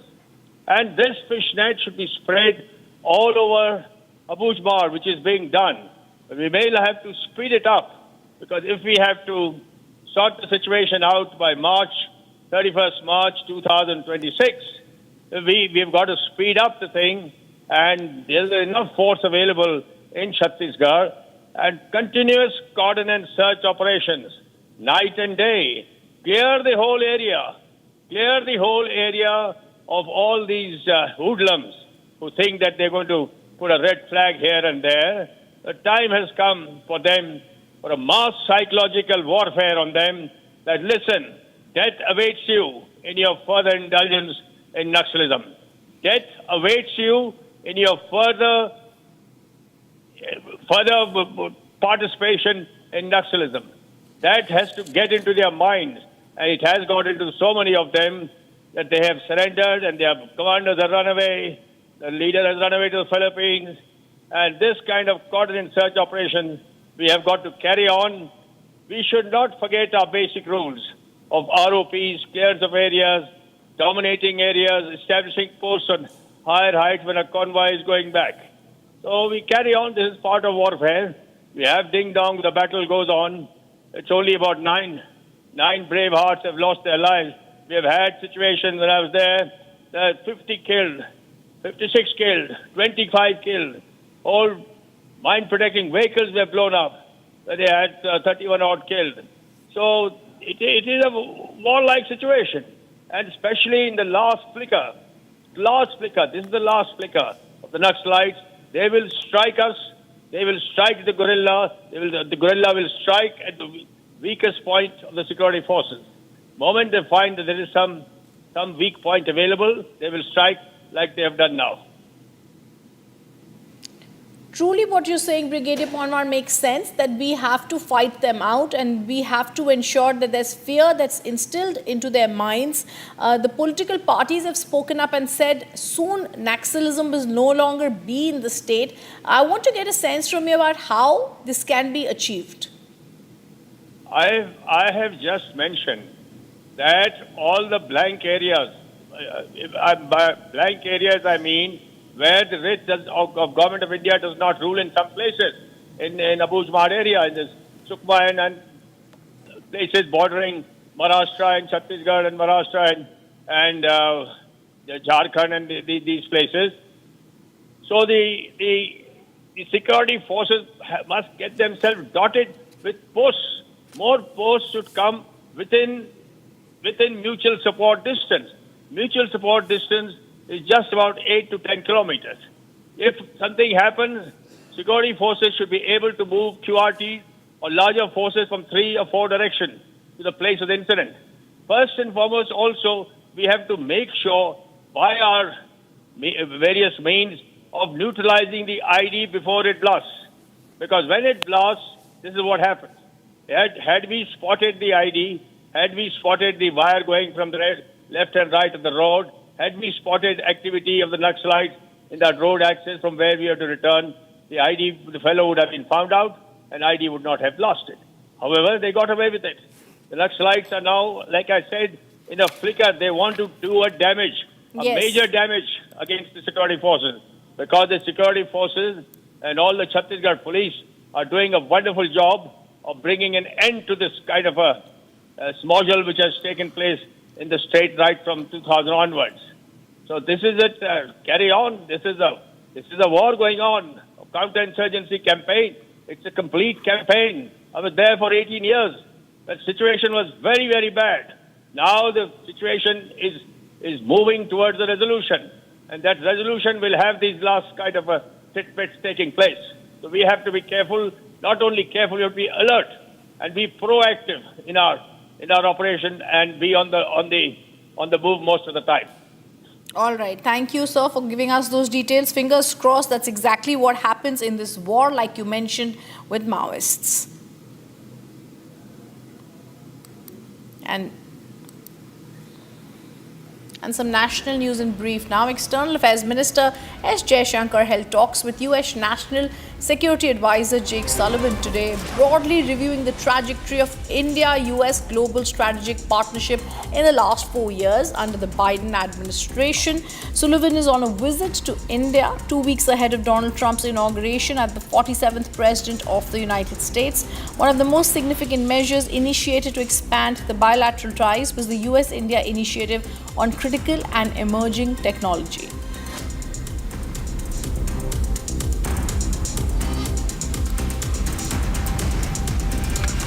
The Madhya Pradesh High Court today granted 6 weeks to the state government to act on the Union Carbide factory waste disposal as per the safety guidelines. It also directed the media not to give incorrect news on the issue of the waste disposal.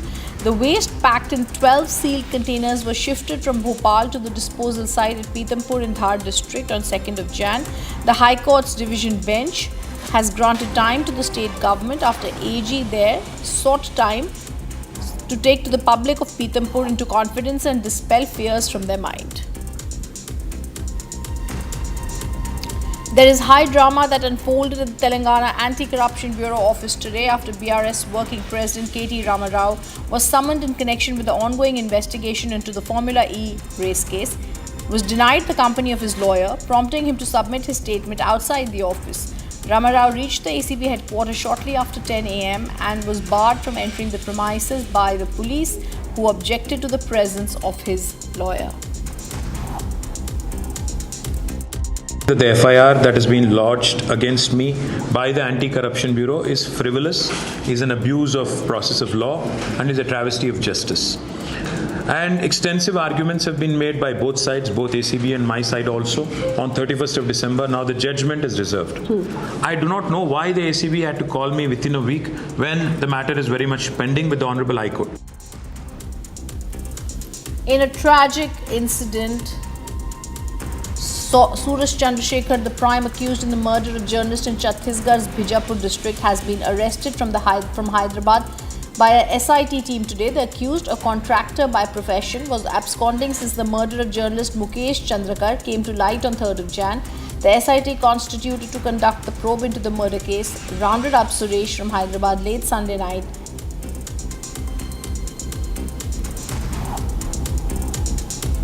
In a tragic incident, 2 women pilgrims on their way to the temple in Tirupati district lost their lives after a 108 ambulance lost control and ran over them. The accident also injured 3 other pilgrims who are hospitalized. The cause of the accident is yet to be ascertained.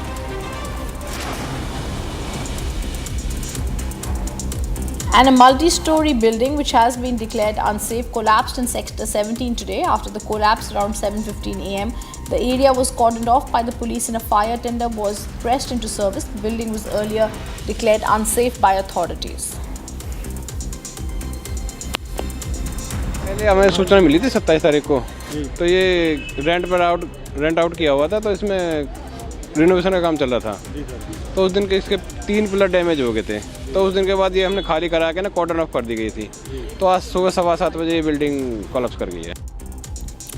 And scores of AIIMS students wing members were detained by the police today when they attempted to stage protest in front of the Anna University, demanding justice for a student who's been sexually assaulted on the university campus in December.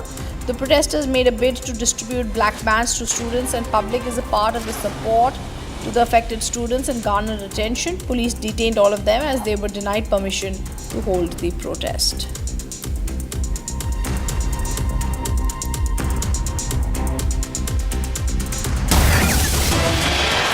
And there's breaking news, viewers, coming in. The HMPV virus detected in Kolkata now.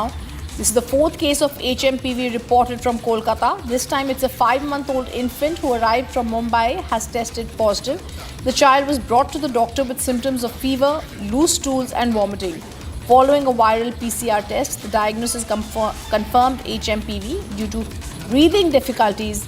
The child has now been placed on respiratory support. Let me go across to Mayuk, my colleague joining us from our Bangla newsroom. Mayuk, give us more details. It seems the 4th case of HMPV has now been found in Kolkata. Any precautions that are in place? What is it that the doctors are saying, and what is it the state government is doing to ensure that it doesn't spread?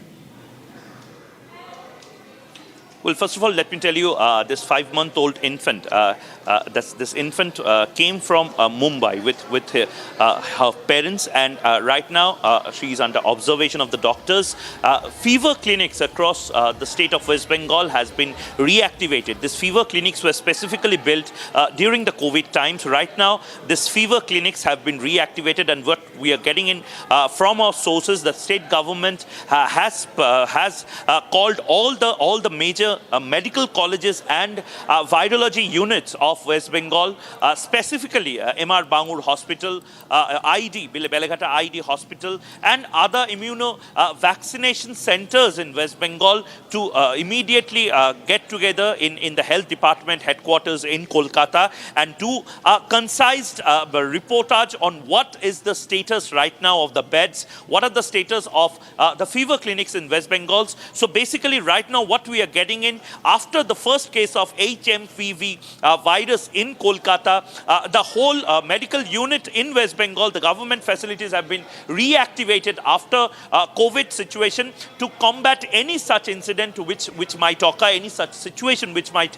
arise. However, categorically, all the top child specialists in West Bengal and the health department authorities have categorically said that it has nothing to do with panic. No one should panic. This is a common respiratory virus which is found in India also.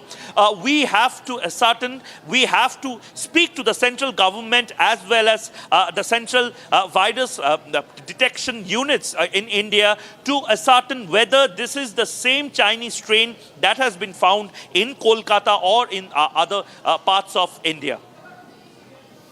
In fact, several times we have seen, Mayuk, that this is found in now 2 states. We're keeping our fingers crossed that there is no spread in the influenza-like illness. Thank you for being with us. Viewers, coming up after a short break, we get you more details. CAG's findings on Kejriwal's Chief Minister's residence reports 96 lakh rupees on curtains, 67 lakhs that are used on marbles. Much more after a short break. Stay on with us.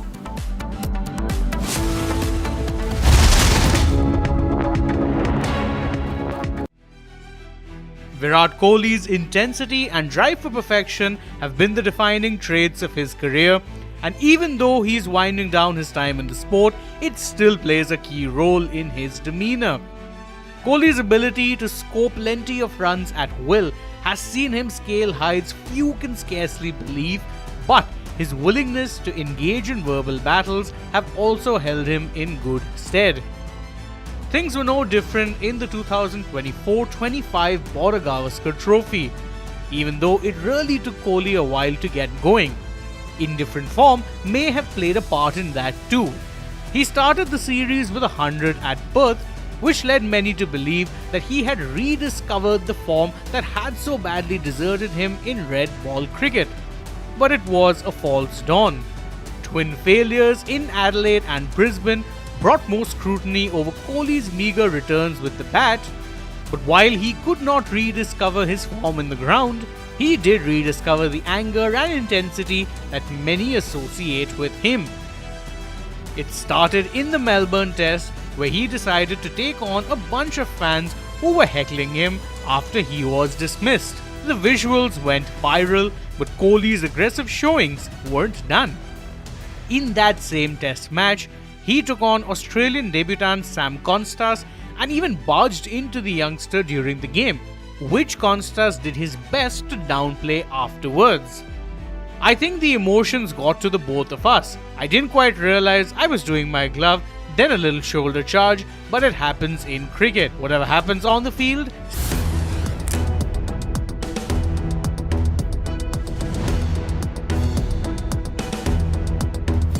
I will voice record or note assist, and we can transcribe that and you can use that as the intro to my show.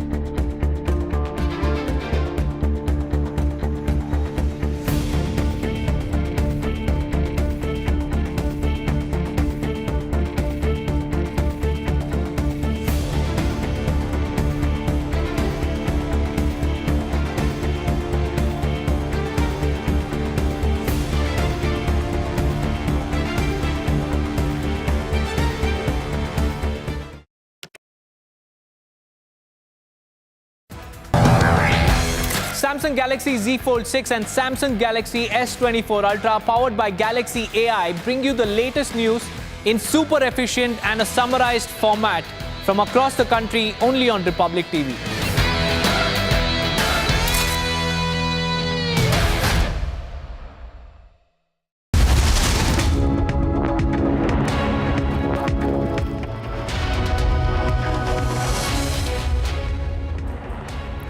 At least 8 Jawans have been killed in action in the Bijapur district in Chhattisgarh over an IED blast that struck their vehicle en route. We're tracking this and a lot more for you, but first a quick check at the headlines.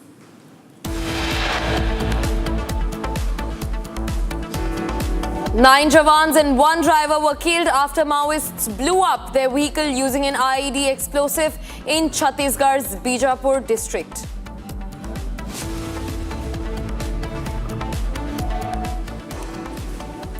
Tamil Nadu governor walks out of assembly, says national anthem insulted.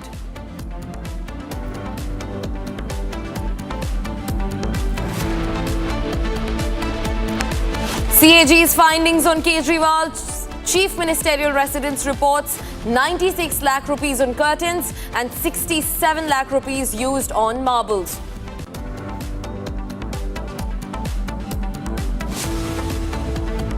Three cases of HMPV reported in India from Bengaluru and Ahmedabad. No international travel history reported. Facing leadership challenge, Canadian Prime Minister Justin Trudeau might resign as the Prime Minister.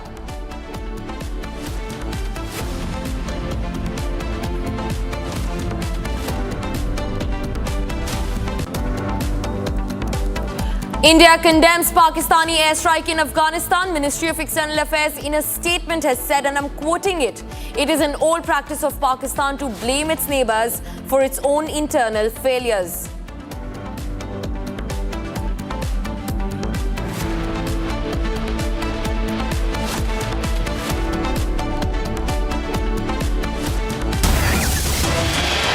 Viewers, in a breaking news, a National Security Advisor Ajit Doval met with US's outgoing National Security Advisor Jake Sullivan in New Delhi today with discussions on enhancing bilateral, regional security and global cooperations.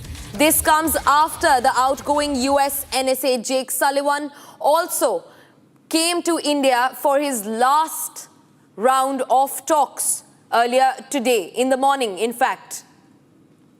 And now the National Security Advisor Ajit Doval, who he had originally come to meet US National Security Advisor Jake Sullivan, has met Doval in New Delhi.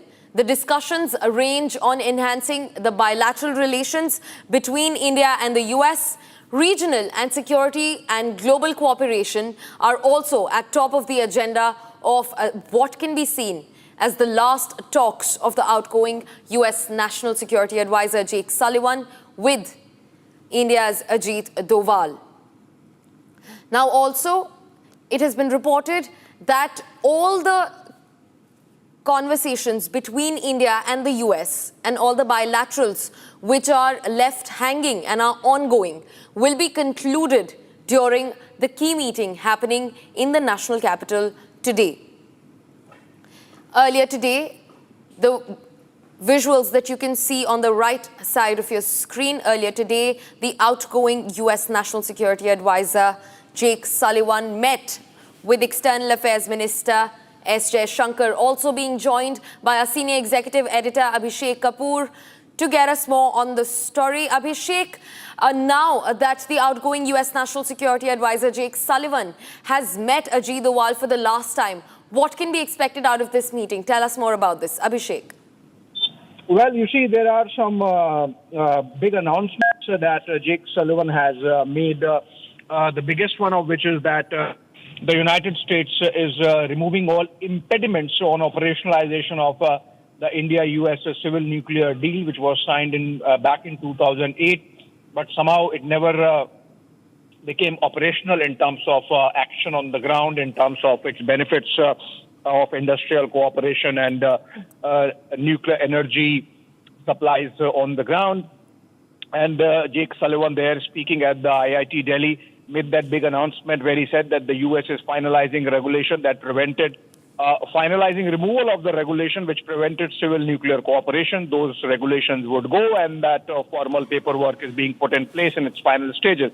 That was a significant announcement insofar as the India-US partnership is concerned that Jake Sullivan made. Apart from that, of course, in that address, he mentioned how China was weaponizing interdependencies and that it was time to shift away from China so that it could not indulge in activities like cyber espionage and sabotage of supply chains, or using its grip over supply chains to sabotage international supplies or disrupt them. And that's another big announcement or a statement made by the outgoing U.S. National Security Advisor. I think by way of optics and then diplomacy, optics are very important. United States has made an important point insofar as their priorities are concerned by making New Delhi the last foreign visit and pit stop for Jake Sullivan, the U.S. NSA, just ahead of the taking over of the U.S. government by the incoming Trump administration. So I think he has met the External Affairs Minister earlier. He has met the National Security Advisor, where they had a structured dialogue on the initiative on critical and emerging technologies. In fact, in the context of that, Jake Sullivan mentioned how increasingly you would see India taking the place of key supplier of cutting-edge technology, not just between India and US, but to the rest of the world. Also, an example of which he gave was that in the next few years, 1/4 of all the iPhones made in the world would be made in India. But that's just one of the examples. The tremendous amount of cooperation that's happening in quantum computing, in artificial intelligence, in semiconductor production. I think a very important statement there being made by Jake Sullivan and the outgoing Biden administration by making New Delhi his last visit of the administration. Right. Right. You're right, Abhishek. And we're also getting in a statement from the outgoing U.S. National Security Advisor, Jake Sullivan, who has spoken on the India-U.S. bilateral relations. Listen in. First, we started by transforming our bilateral technology partnership. When President Biden came to office, he knew that Make in India and Made in America are not incompatible concepts. In fact, they are complementary. And that's why in 2022, as you've heard, our administration launched the Initiative on Critical and Emerging Technologies with India, ICET. Now, as Ambassador Garcetti laid out, this is not just something that springs into existence by osmosis or by some, magical abstract creation. It's through people, and people in senior positions in government, and people throughout the government, and then throughout the scientific community, the private sector, and beyond. But one person in particular that I would like to recognize is my counterpart, the Indian National Security Advisor, Ajit Doval, because it was in part his vision that technology, and particularly advanced technologies of the future, would be a propellant for the U.S.-India relationship in a way that could take our two countries forward, advance our respective interests, protect our respective values, and build a better world for everybody. Right. Shifting focus to Tamil Nadu, where the Chief Minister M.K. Stalin has hit back at Governor R.N. Ravi. M.K. Stalin has said, and I'm quoting him here, the governor's actions in continuously insulting the people of Tamil Nadu, the government elected by them, and the century-old Tamil Nadu Legislative Assembly are unbecoming of the position that he holds. That's Tamil Nadu Chief Minister M.K. Stalin for you. The visuals that you can see on your screens are from today morning when the Governor R.N. Ravi walked out of the Tamil Nadu Assembly in protest. He also said that walkout was over the alleged insult of the national anthem because it was not played in the Tamil Nadu Assembly despite R.N. Ravi's, the governor's, alleged requests to play the national anthem. Now remember, the DMK hit back at that statement earlier today when they said that The national anthem was not supposed to be played before the address. In fact, as per tradition, it is only played after the address. And now, in the latest, Tamil Nadu Chief Minister M.K. Stalin, who you can see on your screens in the assembly from earlier today when R.N. Ravi was walking out of the assembly, M.K. Stalin has hit back at Tamil Nadu Governor R.N. Ravi. Now, Tamil Nadu Governor R.N. Ravi walked out of the Legislative Assembly today as the Chief Minister and the Speaker snubbed to play the national anthem after the Tamil Thai Valit, and later issued a statement accusing the Chief Minister of disrespecting the national anthem. That was Governor R.N. Ravi's statement. Take a look at this report to know all the details of what unfolded earlier today in the morning in the Tamil Nadu Assembly. Take a look. A political firestorm erupted in Tamil Nadu's Legislative Assembly today.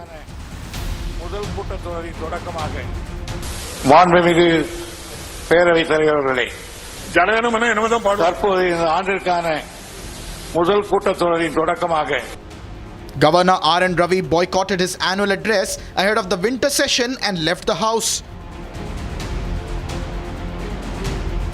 Raj Bhavan, in an official statement, cited that the Chief Minister and the Assembly Speaker cussedly snubbed Governor's request to play the national anthem. After the Governor walked out, Assembly Speaker delivered the address that was to be read by the Governor. Meanwhile, the State Congress Chief said that the Governor was against the people of Tamil Nadu, as he does not accept any resolution from the Assembly. As a Governor against the Tamil Nadu people, against the Tamil Nadu police, every resolution from the Assembly, he won't accept. Only one thing I can say, the 5 Vice Chancellor not appointed, like Anna University. This is not the first time that the Raj Bhavan and the DMK government sparred over the custom in the Tamil Nadu Assembly. Last February, the Governor had refused to deliver the customary address to the Assembly and said that the draft had numerous passages with misleading claims far from the truth.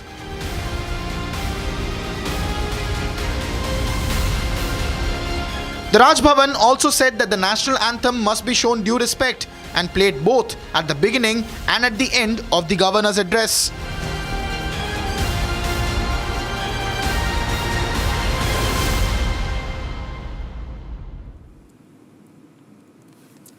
At least 9 Jawans were killed in action after Maoists blew up their vehicle using an IED explosive in Chhattisgarh's Bijapur district. According to the preliminary information, the blast occurred on the Bedre-Kutru road in Bijapur district when soldiers were returning from an operation. And the soldiers in question here, viewers, are the DRG soldiers. 9 of them have been killed in action. As per sources, we've also gotten to know that the convoy had about 20 Jawans. We also have a report filed by my colleague Bharat on the same story. Take a look at this.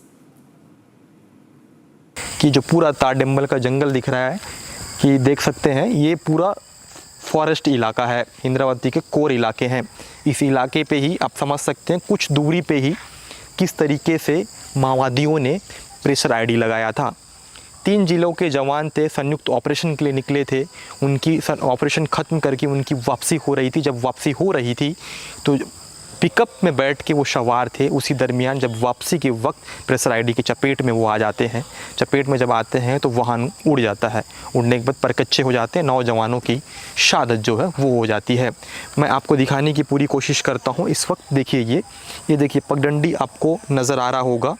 ये पगडंडी को देख के आप अंदाज़ा लगाया जा सकता है। इससे कुछ दूरी पे देखिए वो झाड़ आपको नज़र आ रहा होगा, जहाँ पे उससे 50 मीटर की दूरी पे ही माओवादियों ने प्रेशर आईडी लगाया था, जिसके जद में आने से 9 जवानों की शहादत हो गई है। इस पूरे विषय को लेके पुलिस के जो आला अधिकारी हैं वो भी बता रहे हैं कि किस तरीके की जो प्लानिंग है माओवादियों की थी। बस्तर आईजी ने भी स्पष्ट कर दिया है कि किस तरीके से 3 जिलों के जवान माओवादियों से लोहा लेने के लिए, नक्सलियों से लोहा लेने के लिए ऐसे घने जंगलों पे वो सर्चिंग के लिए निकलते हैं। ये देखिएगा, ये तारडिम्बल आपको नज़र आ रहा होगा। ये देखिए कैमरामैन थोड़ा नज़दीक आइएगा और इस पूरे इलाके को दिखाइएगा। आगे जाने से हमें मना किया जा रहा है क्योंकि आगे जो घोर जंगल है और वही जंगल है, यहाँ से कुछ दूरी पे ही माओवादियों ने प्रेशर आईडी लगाया। जहाँ के जो परकच्चे हैं वो उड़ गए, वहाँ पुलिस की आमद है, पुलिस की मौजूदगी है। ऐसे में आप समझ सकते हैं कि कितनी बड़ी हादसा को माओवादियों ने अंजाम दिया है। The ID blast was so powerful that the roof of the vehicle was blown off. An alert was immediately sounded in the surrounding areas and a rescue operation was launched to save the injured personnel and to provide treatment to them.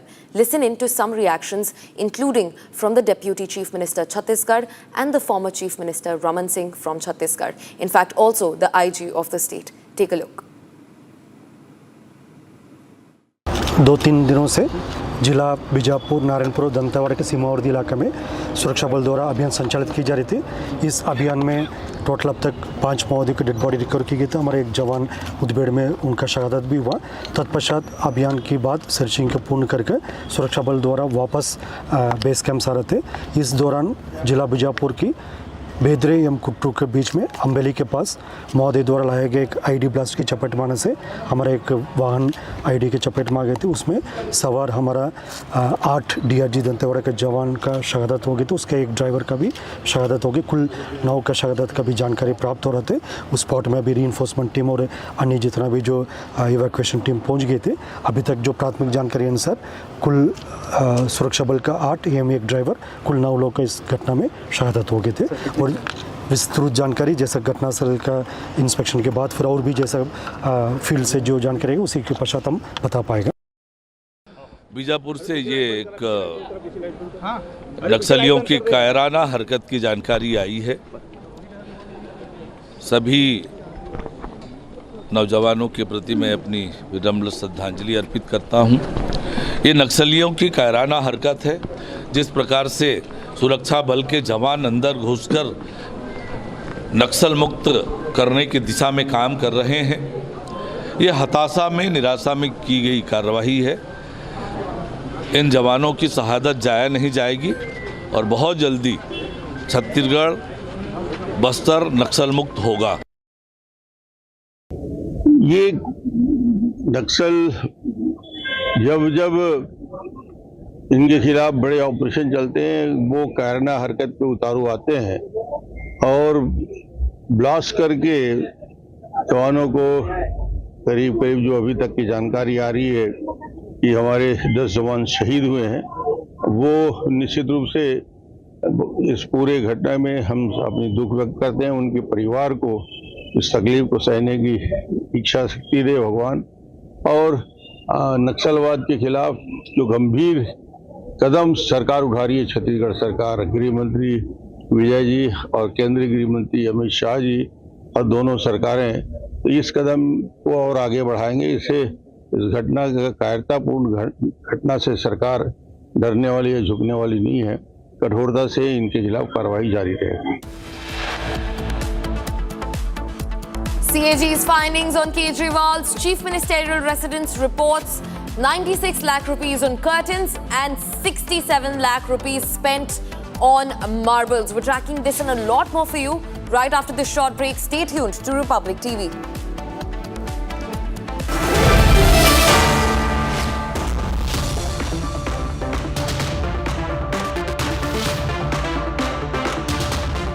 Well, I think that's absurd to sentence the President of the United States, or soon to be President of the United States, for a case in which he never even charged what the underlying felony is that he supposedly was furthering.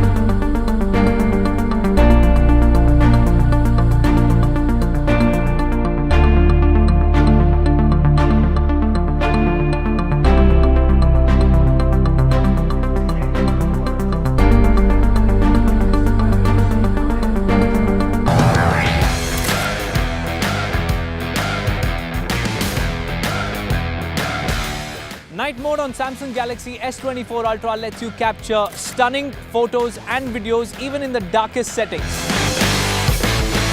By reducing noise and enhancing details, it ensures that every shot is sharp, vibrant, and beautifully balanced. Say goodbye to blurry, washed-out night shots and hello to vivid, optimized imagery that truly brings your nighttime moments to life. Ready to experience the magic of nightography? Let's go!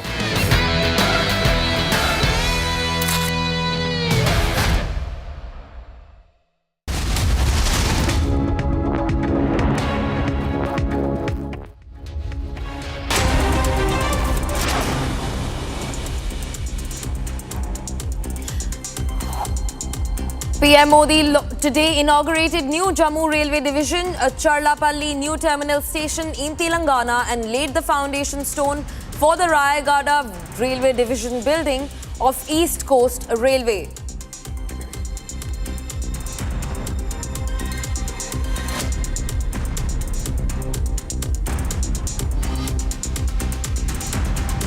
The BJP's Kalkaji candidate Ramesh Bidhuri today courted yet another controversy after objectifying Priyanka Gandhi Vadra yesterday, this time getting personal with Delhi Chief Minister Atishi. Bidhuri claimed Atishi changed her father by changing her surname from Marlena to Singh. Now politics has intensified over his statements after the Congress condemned the derogatory remarks back-to-back fired on women leaders.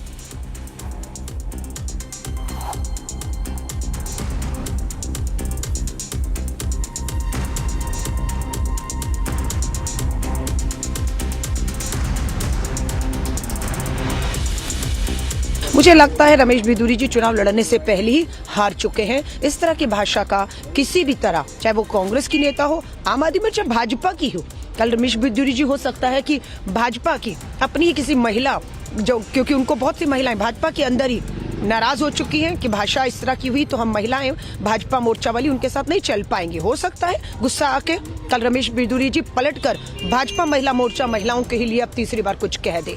सो ये बिल्कुल निचले स्तर की राजनीति है और मुझे लगता है हमें मुद्दों पे बात करनी चाहिए।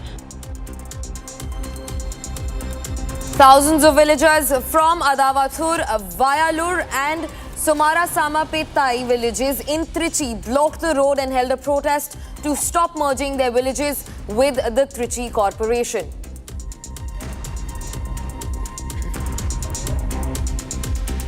BRS MLC K. Kavitha took a dig at Chief Minister Revant Reddy government for filing illegal cases against those who raised their voices on behalf of the people. Kavitha alleged that the government is acting vengefully against BRS working president K.T. Rama Rao with false cases. She reaffirmed that their fight for the rights of the people will continue relentlessly.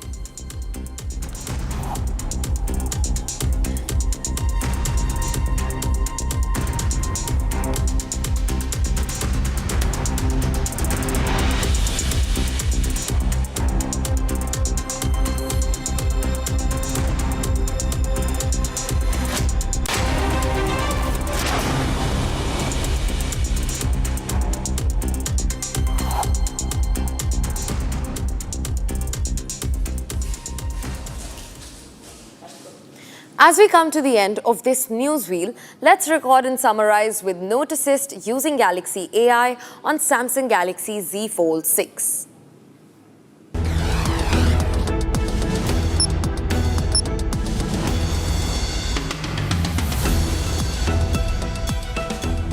Tamil Nadu Chief Minister M.K. Stalin lashed out at State Governor R.N. Ravi for leaving the assembly without delivering his customary address, calling it childish and charged the latter with continuously insulting the people of the state and the government appointed by them. Responding to Ravi walking out of the house and refraining from delivering his address to the MLAs on the first day of the year's assembly session, Stalin said the governor had skipped some portions and added some in his address in the previous years.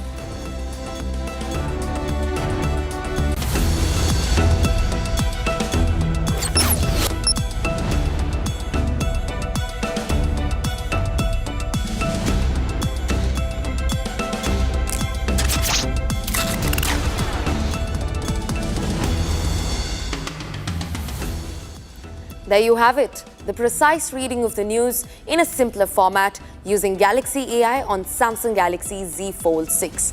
We will be back with the headlines in a few minutes.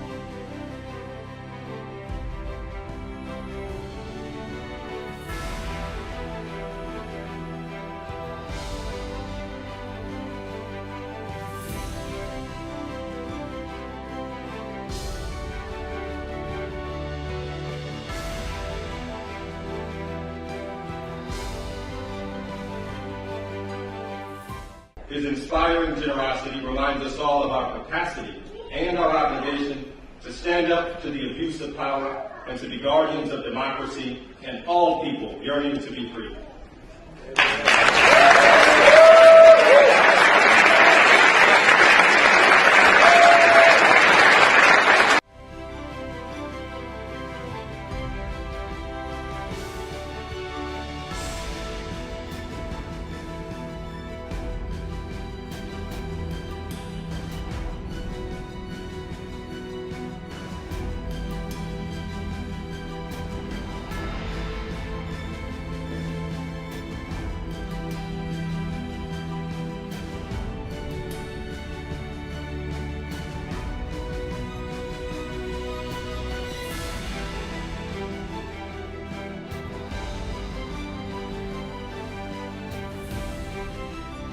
For the final time as President, I have the honor of bestowing the Medal of Freedom on our nation's highest civilian honor on a group of extraordinary, truly extraordinary people who gave their sacred effort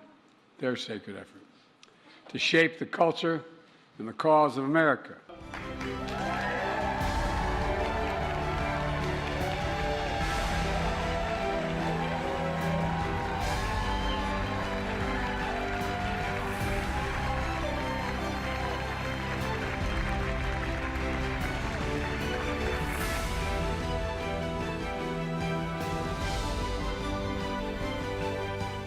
As cultural icons, dignified statesmen, humanitarians, rock stars, sports stars, you feed the hungry, you give hope to those who are hurting, and you craft the signs and sounds, our movements and our memories. You know, it's amazing. Your innovation, you inspire, you bring healing and joy to so many lives, otherwise wouldn't be touched.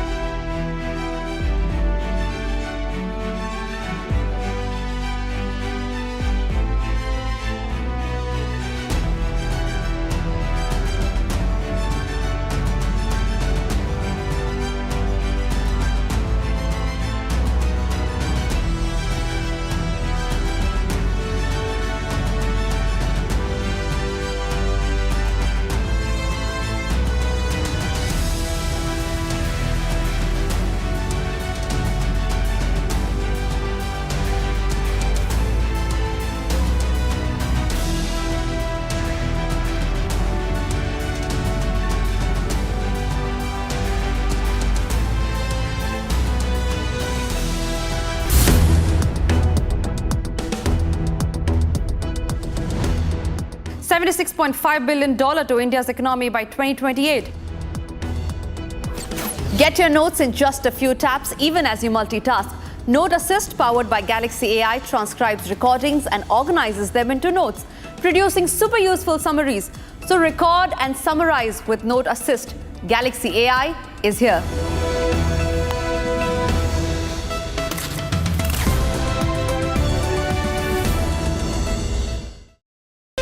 From Asia's largest news headquarters, setting the agenda for Bharat.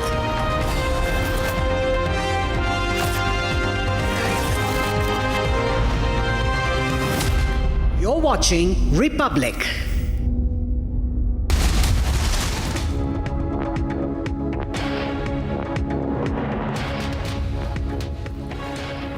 Thank you for joining us on Republic TV. Let's get you the news summarized with Note Assist using Samsung Galaxy AI on Samsung Galaxy Z Fold 6.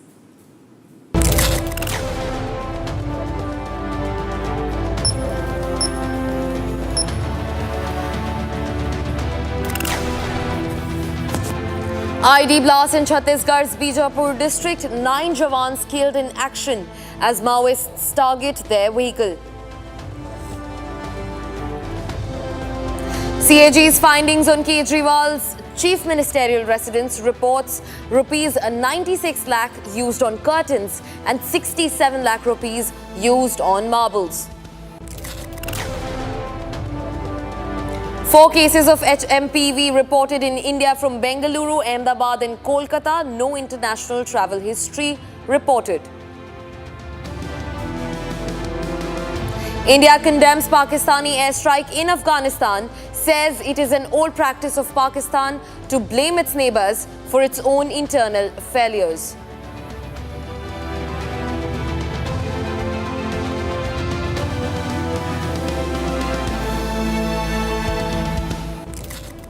That was the news summarized with Note Assist using Galaxy AI on Samsung Galaxy Z Fold 6. Let's start our big story of the day.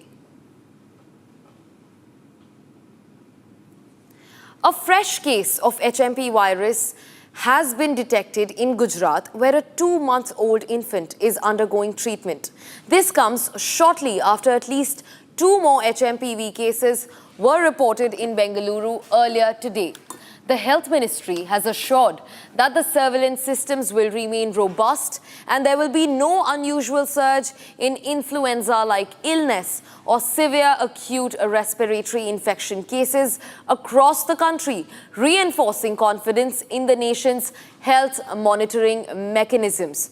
Now, of the 3 cases, all 3 are of infants. In Bengaluru, a 3-month-old infant and an 8-month-old infant were traced with the HMPV virus. In fact, one of those infants has now recovered and is out of the hospital. One more case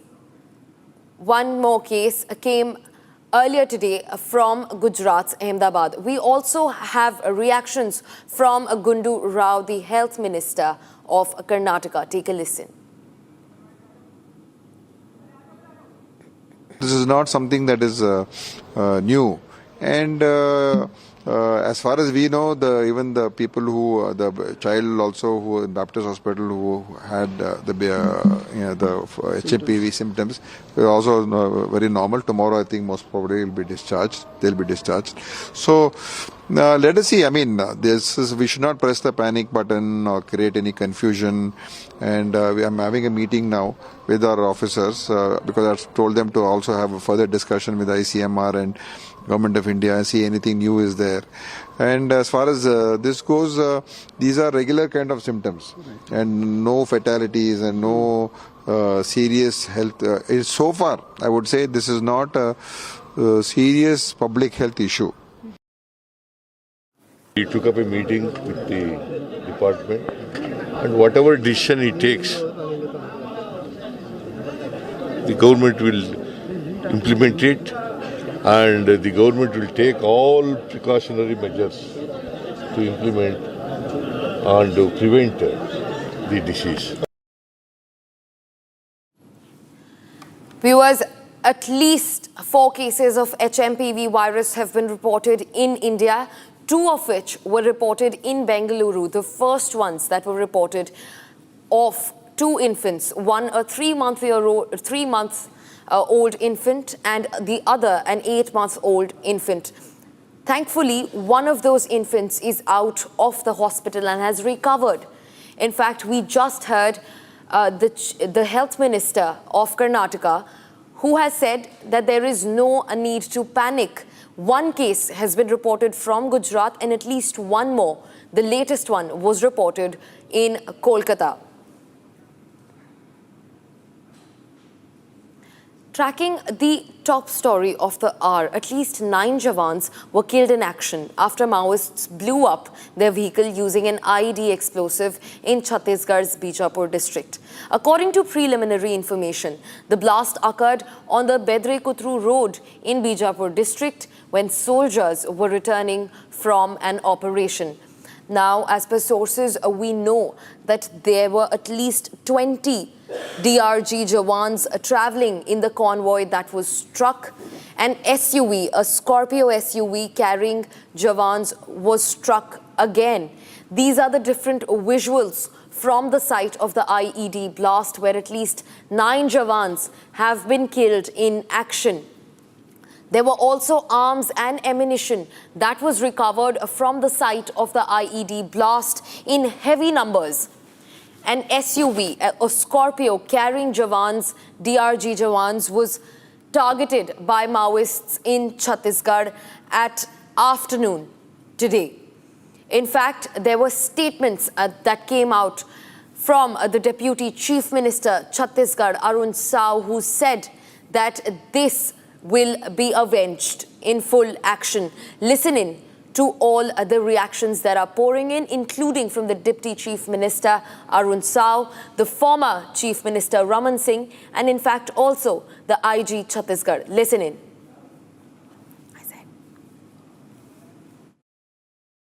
2-3 दिनों से जिला बीजापुर, नारायणपुर, दंतेवाड़ा के सीमावर्ती इलाके में सुरक्षा बल द्वारा अभियान संचालित की जा रही थी। इस अभियान में टोटल अब तक 5 माओवादी की डेड बॉडी रिकवर की गई थी। हमारे एक जवान मुठभेड़ में उनका शहादत भी हुआ। तत्पश्चात अभियान के बाद सर्चिंग को पूर्ण करके सुरक्षा बल द्वारा वापस बेस कैंप आ रहे थे। इस दौरान जिला बीजापुर की बेदरे एवं कुट्टू के बीच में अम्बेली के पास माओवादी द्वारा लाए गए एक आईडी ब्लास्ट की चपेट में आने से हमारा एक वाहन आईडी के चपेट में आ गई थी। उसमें सवार हमारा 8 डीआरजी दंतेवाड़ा के जवान का शहादत हो गई थी। उसके एक ड्राइवर का भी शहादत हो गई। कुल 9 का शहादत का भी जानकारी प्राप्त हो रहे थे। उस स्पॉट में अभी रीइंफोर्समेंट टीम और अन्य जितना भी जो इवैक्यूएशन टीम पहुँच गए थे। अभी तक जो प्राथमिक जानकारी अनुसार कुल सुरक्षा बल का 8 एवं एक ड्राइवर, कुल 9 लोग का इस घटना में शहादत हो गए थे। और विस्तृत जानकारी जैसा घटनास्थल का इंस्पेक्शन के बाद फिर और भी जैसा फील्ड से जो जानकारी है उसी के पश्चात हम बता पाएगा। बीजापुर से ये एक नक्सलियों की कायराना हरकत की जानकारी आई है। सभी नौजवानों के प्रति मैं अपनी विनम्र श्रद्धांजलि अर्पित करता हूं। ये नक्सलियों की कायराना हरकत है। जिस प्रकार से सुरक्षा बल के जवान अंदर घुसकर नक्सल मुक्त करने की दिशा में काम कर रहे हैं, ये हताशा में, निराशा में की गई कार्रवाई है। इन जवानों की शहादत जाया नहीं जाएगी और बहुत जल्दी छत्तीसगढ़, बस्तर नक्सल मुक्त होगा।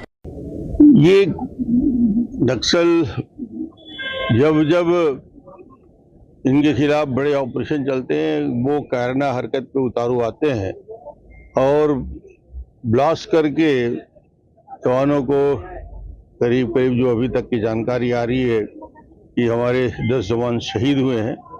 वो निश्चित रूप से इस पूरे घटना में हम अपनी दुख व्यक्त करते हैं। उनके परिवार को इस तकलीफ को सहने की इच्छा शक्ति दे भगवान। और नक्सलवाद के खिलाफ जो गंभीर कदम सरकार उठा रही है, छत्तीसगढ़ सरकार, गृह मंत्री विजय जी और केंद्रीय गृह मंत्री अमित शाह जी और दोनों सरकारें, तो इस कदम को और आगे बढ़ाएंगे। इससे इस घटना कायरतापूर्ण घटना से सरकार डरने वाली है, झुकने वाली नहीं है। कठोरता से इनके खिलाफ कार्रवाई जारी रहेगी। बहुत ही शर्मनाक घटना है। मैं इस घटना में मारे गए हमारे जवानों को, उनकी शहादत को सर झुका के नमन करता हूं। ईश्वर से प्रार्थना करता हूं कि उनकी पुण्य आत्मा को अपने चरणों में स्थान दे। और हिंसा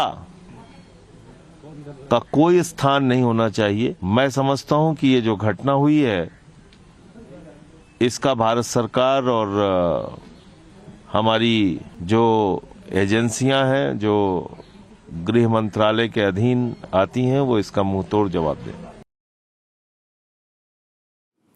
Viewers, in a big breaking news, the Chhattisgarh Chief Minister Vishnu Deosai has also given his statement on the IED blast that claimed the lives of 8 security personnel.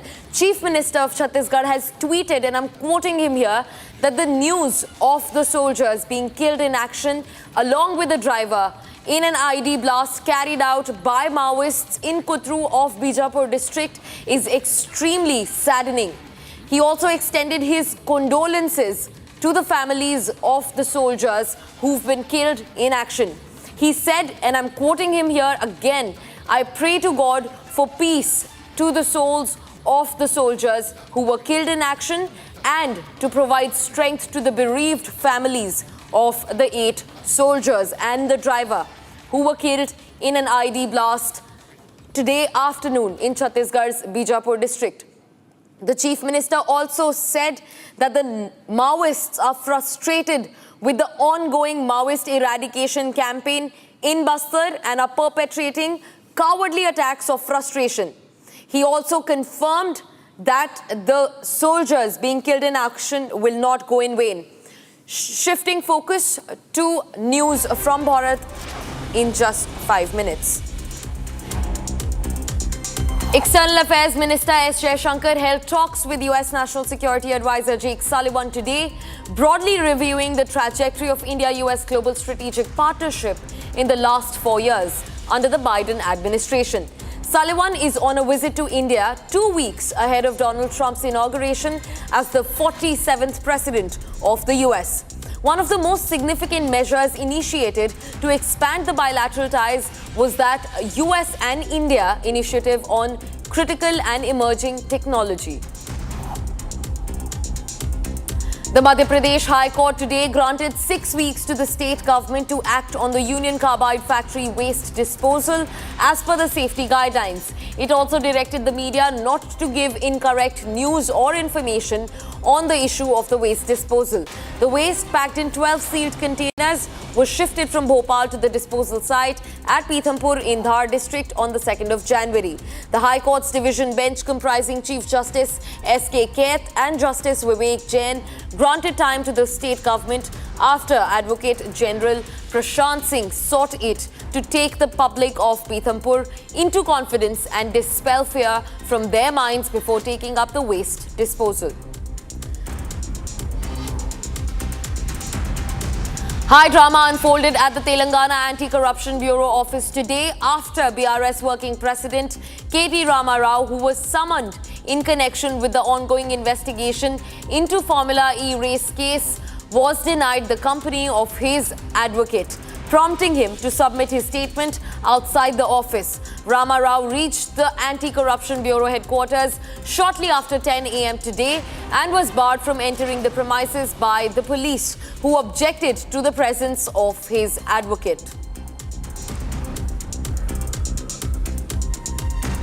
The FIR that has been lodged against me by the Anti-Corruption Bureau is frivolous, is an abuse of process of law, and is a travesty of justice. And extensive arguments have been made by both sides, both ACB and my side also, on 31st of December. Now the judgment is reserved. I do not know why the ACB had to call me within a week when the matter is very much pending with the Honorable High Court. Suresh Chandrakar, the prime accused in the murder of a journalist in Chhattisgarh's Bijapur district, has been arrested from Hyderabad by a special investigation team today. The accused, who is a contractor by profession, was absconding since the murder of journalist Mukesh Chandrakar came to light on the 3rd of January. The special investigation team constituted to conduct the probe into the murder case rounded up Suresh Chandrakar from Hyderabad late on Sunday night. Inspector General of Police has said that. In a tragic incident, 2 women pilgrims on their way to the temple in Tirupati district lost their lives after a 108 ambulance lost control and ran over them. The accident also injured 3 other pilgrims who are currently hospitalized for treatment. The cause of the accident is yet to be ascertained and the investigation has been launched pertaining to the accident. A multi-story building which had been declared unsafe collapsed in Sector 17 in Chandigarh today. After the collapse around 7:15 a.m., the area was cordoned off by the police and fire tender was pressed into service. The building was earlier declared unsafe by authorities. मिली थी 27 तारीख को, तो ये rent out किया हुआ था, तो इसमें रिनोवेशन का काम चल रहा था। तो उस दिन के इसके 3 पिलर डैमेज हो गए थे, तो उस दिन के बाद ये हमने खाली करा के ना कॉर्डन ऑफ कर दी गई थी। तो आज सुबह 7:15 बजे ये बिल्डिंग कोलैप्स कर गई है। Scores of AIADMK students as wing members were detained by the police today when they attempted to stage a protest in front of Anna University in Chennai, demanding justice for a student who was sexually assaulted on the university campus in December last year. The protesters made a bid to distribute black bands to the students and public as a mark of support to the affected students and to garner the attention of the state government to arrest the real perpetrator. Police, however, detained all of them as they were denied permission to hold the protest.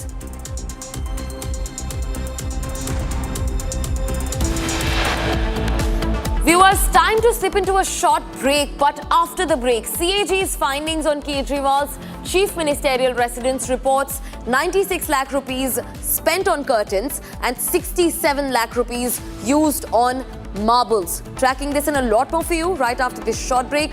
Stay tuned to Republic TV.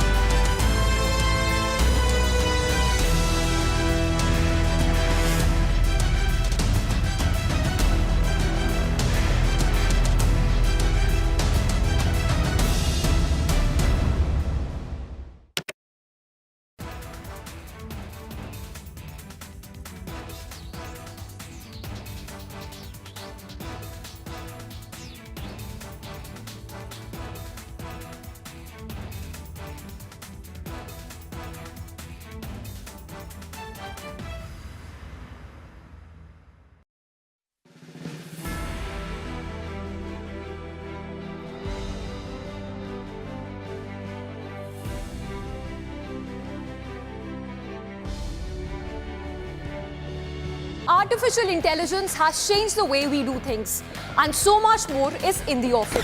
Republic is proud to announce a game-changing partnership with Samsung, because with Samsung, Galaxy AI is here. From our news anchors to reporters to network staff, we will be using Samsung devices, Galaxy Z series and Galaxy S series, powered by Galaxy AI, every day behind the scenes to bring you the news.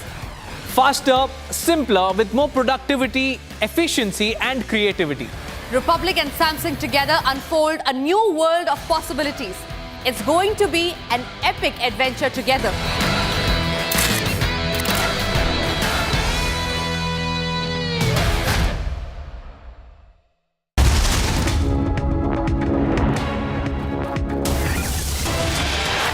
Viewers, in a big breaking news coming in, we have learned that the US is likely to remove India from its entity list. United States and India will also boost the civil nuclear cooperation amongst each other. In fact, US and India will operationalize the civil nuclear deal, which has been left hanging since 2008. Now, what is the entity list? The entity list is a US government compilation where they deem any country a national security concern. Listen in to US's outgoing national security advisor, Jake Sullivan. Me to another historic step in the journey. Although former President Bush and former Prime Minister Singh laid out a vision of civil nuclear cooperation nearly 20 years ago, we have yet to fully realize it.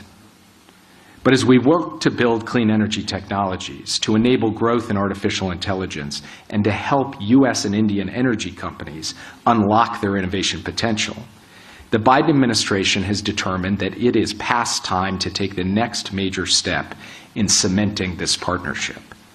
So today I can announce that the United States is now finalizing the necessary steps to remove long-standing regulations that have prevented civil nuclear cooperation between India's leading nuclear entities and US companies. The formal paperwork will be done soon, but this will be an opportunity to turn the page on some of the frictions of the past and create opportunities for entities that have been on restricted lists in the United States to come off those lists and enter into deep collaboration with the United States, with our private sector, with our scientists and technologists to move civil nuclear cooperation forward together. This is a statement of confidence in the progress we've made and the progress we will continue to make as strategic partners and as countries who share a commitment to peaceful nuclear cooperation. It's also the result of India's open and transparent engagement with our administration over the course of 4 years, which has enabled us to open this new chapter together. Also being joined by our senior executive editor, Abhishek Kapoor, on the phone line to get us more on the story. Abhishek, big revelations right there. The US is likely to remove India from the entity list. In fact, they have also called for boosting the civil nuclear cooperation between India and the US. Tell us more about these remarks that the outgoing NSA Jake Sullivan has made in the national capital earlier today. Abhishek. Well, you see, Sullivan was speaking at the Indian Institute of Technology, New Delhi, and he was addressing academia and techies from the IIT world and, of course, the diplomatic corps and the media. And there he made this comment. It's a significant comment coming in from the US National Security Advisor. He sort of began by the fact that 2008, with much effort by both the sides, the civil nuclear deal was signed. Yet it has not fructified on the ground. It has not translated into much activity when it comes to moving in the direction of making nuclear energy easily available at affordable rates across India and rest of the world. Because remember, this is about integrating India with the larger global nuclear trade. And United States at that time had amended many of its laws to make India eligible, but somehow the last mile work in terms of deregulating at the end of the US did not happen. Remember, this was signed when George W. Bush was the president of the Republican Party as a Republican administration. And since then, we have had three Democrat administrations, 2 terms of Barack Obama and 1 of Joe Biden. And then, of course, in between one of Trump, and yet it was not somehow operationalized. Now he said that U.S. is in stages of operationalizing the U.S. civil nuclear deal with all the deregulation taking place in some time. Right. That was a senior executive editor Abhishek Kapoor. Thanks for joining us on the broadcast, Abhishek. Now, the outgoing US National Security Advisor Jake Sullivan has said that India might be taken off the US's entity list. Now, the list bans countries and, in fact, conglomerates which the US sees as a national threat. Moving on, it's time to take a short break, but on the other side of the break, we will be tracking the likely resignation of the Canadian Prime Minister Justin Trudeau, where calls inside and outside of his party for his resignation have grown. We'll track what has gotten him to the exit door. This and a lot more right after this short break. Stay tuned to Republic TV.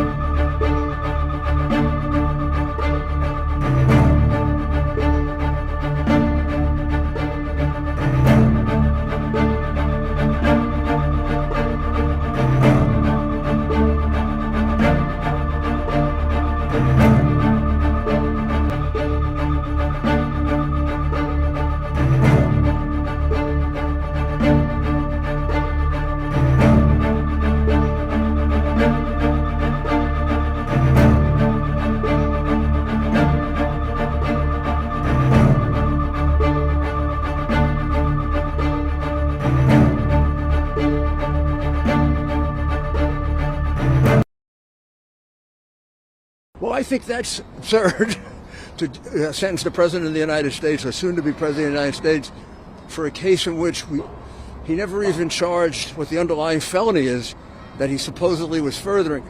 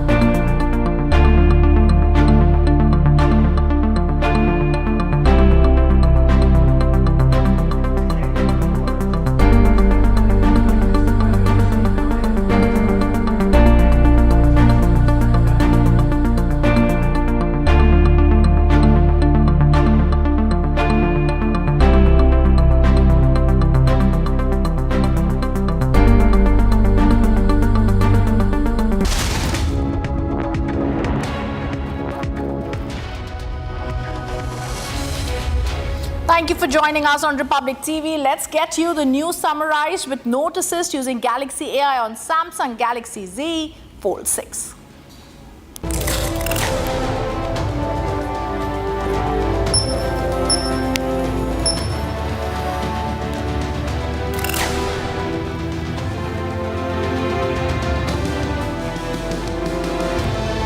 IED blast in Chhattisgarh's Bijapur district. 9 Jawans are martyred as Maoists target their vehicle. CAG's findings on Kejriwal Chief Minister's residence reports viewers staggeringly 96 lakh rupees on curtains, 67 lakhs that are used on marble. 3 cases of HMPV reports in India from Bengaluru and Ahmedabad. No international travel history. And India condemns Pakistani airstrikes in Afghanistan, says it's an old practice of Pakistan to blame its neighbors for its own internal failures.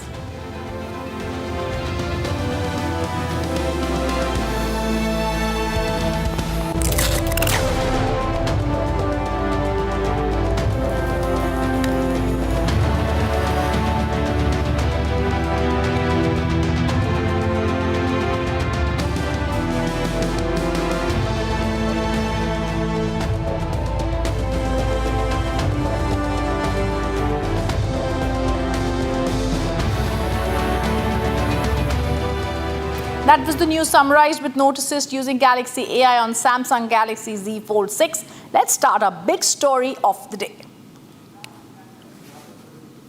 And viewers, our top focus. Canadian Prime Minister Justin Trudeau expected to resign, finally, possibly, as the leader of the Liberal Party this week amid internal party dissent and low public opinion ratings, according to a media report. The 2 newspapers citing sources say it's unclear when exactly Trudeau, who has been Canada's Prime Minister since 2015, will step down, but a resignation is expected to come before a national caucus meeting on Wednesday. The sources who spoke recently to the Prime Minister also said that Trudeau realizes he needs to make a statement before he meets the Liberal caucus, so it doesn't look like he was forced out by his own MPs. Now, they're unsure about what the Liberal Party's national executive plans to do so and replace Trudeau as leader are going to be, but it's unclear whether he's going to leave immediately or stay on as Prime Minister until a new leader is selected. Let me quickly go across to my colleague Niranjan. Niranjan, this is extremely welcome news for India, but we need to get a sense of what exactly the strategy that is being planned is, as Trudeau, who's given out one flop after the other, even when it comes to Canada's own housing policies or Canada's own internal crisis brewing. He couldn't see the line. What seems to be the way ahead for Trudeau, who seems to be possibly resigning soon? Well, before that, I just have a little bit of a breaking news update that I'd like to give in. If I can go across to that breaking news now coming in rhythm. This is, just before Canada begins its day. It's a Monday. And it's a fantastic Monday, especially for the opposition in Canada. Let me go across to that breaking first up. Because Justin Trudeau's staffers, the PMO, that is the outgoing Canadian PMO, staffers who work for Justin Trudeau are going to meet today. That's the breaking news update that I wanted to get in right now. The first breaking news update we're getting in from the media in Canada and from the different media outlets reporting on the imminent ouster of Justin Trudeau, that the PMO staffers are meeting as Trudeau's announcement looms. It's only a question of when. It's not a question of if he will resign, it's a question of when he will resign, and in all likelihood he's going to resign today. Justin Trudeau could resign as early as today, and we are hearing that staffers in his office will meet today to chart out their path. And his chief of staff, I repeat, Trudeau's chief of staff will also convey that they do not see a path forward in the absence of support from the caucus, which means Justin Trudeau's PMO also believes there is no way forward for Justin Trudeau. They believe there is no support. He has lost out support. A key ally of his called Jagmeet Singh of the NDP, pro-Khalistani. We've seen Jagmeet Singh of the NDP, was literally the lifeline for Justin Trudeau, which was why Justin Trudeau bent backwards to accommodate and openly back the farmers' protests, even in New Delhi. But this is a big setback for him because Jagmeet Singh has also just towards the last week of December, he has announced that he will bring in a no-confidence motion against Justin Trudeau. And the kind of opposition that he's been facing in the last few months. And I want to record that because pictures don't lie. And what happens in the Canadian Parliament, it's available in the internet, right? It's all over the media. We all have access to the global media, the global wires. And I want to show you some of the pictures before going across to the former High Commissioner of India who served in Canada. Vikas Swarup will be joining us live. But before that, if I can show the pictures, if I can show you the pictures first up, one by one, right? At one point of time, India had been close to Justin Trudeau. We rolled out the red carpet at one point for him, but in the last few engagements, even our Prime Minister was least interested, right? Even the Prime Minister had snubbed Justin Trudeau. He had snubbed Justin Trudeau at the G20 summit, so much so that it was so obvious that Joe Biden was trying to pull the Prime Minister close to Justin Trudeau just so that the Prime Minister would, even give him that 1 second of attention. It was actually 1 second of attention that Justin Trudeau got from Prime Minister Modi during the G20 summit. Look at that. That's how awkward it was, right? Joe Biden had to literally hold his hand and make him look to the left and force Prime Minister Modi. Joe Biden pulled Justin Trudeau with his right hand, put his left hand over the shoulder of Prime Minister Modi, and he literally, tried to coerce a hi, hello at the G20 summit. That's how awkward it got between the two countries. And of course, he's not popular. Forget about India. He's not popular in Canada. He's so unpopular that pictures will tell you, right? If I can play out the different images, these are pictures and videos of how people are abusing Justin Trudeau, across Canada. Wherever he goes, he's confronted by people. People ask him awkward questions. They abuse him. They tell him he's pretty useless as a leader and it's about time for him to leave office. See, look at him. That's another day of Justin Trudeau being humiliated in public. Look at him. There's a woman, in fact, in this video, which is being circulated on social media. That's Justin Trudeau enjoying Christmas break. And then she puts out her hand to shake his hand. And then she abuses him, right? That is Justin Trudeau. That's his popularity. That he's so popular that wherever he goes, he gets abused, right? And I'll tell you why he's so unpopular. Let's show you the other pictures, right? The other pictures of why he's so unpopular in Canada. These are pictures of how he gave a free run to the Khalistanis, so much so that they attacked Indians. They entered Indian temples and attacked Indian temples. This was a Brampton temple attack when Khalistani supporters, whose biggest backer was Justin Trudeau, let them do that.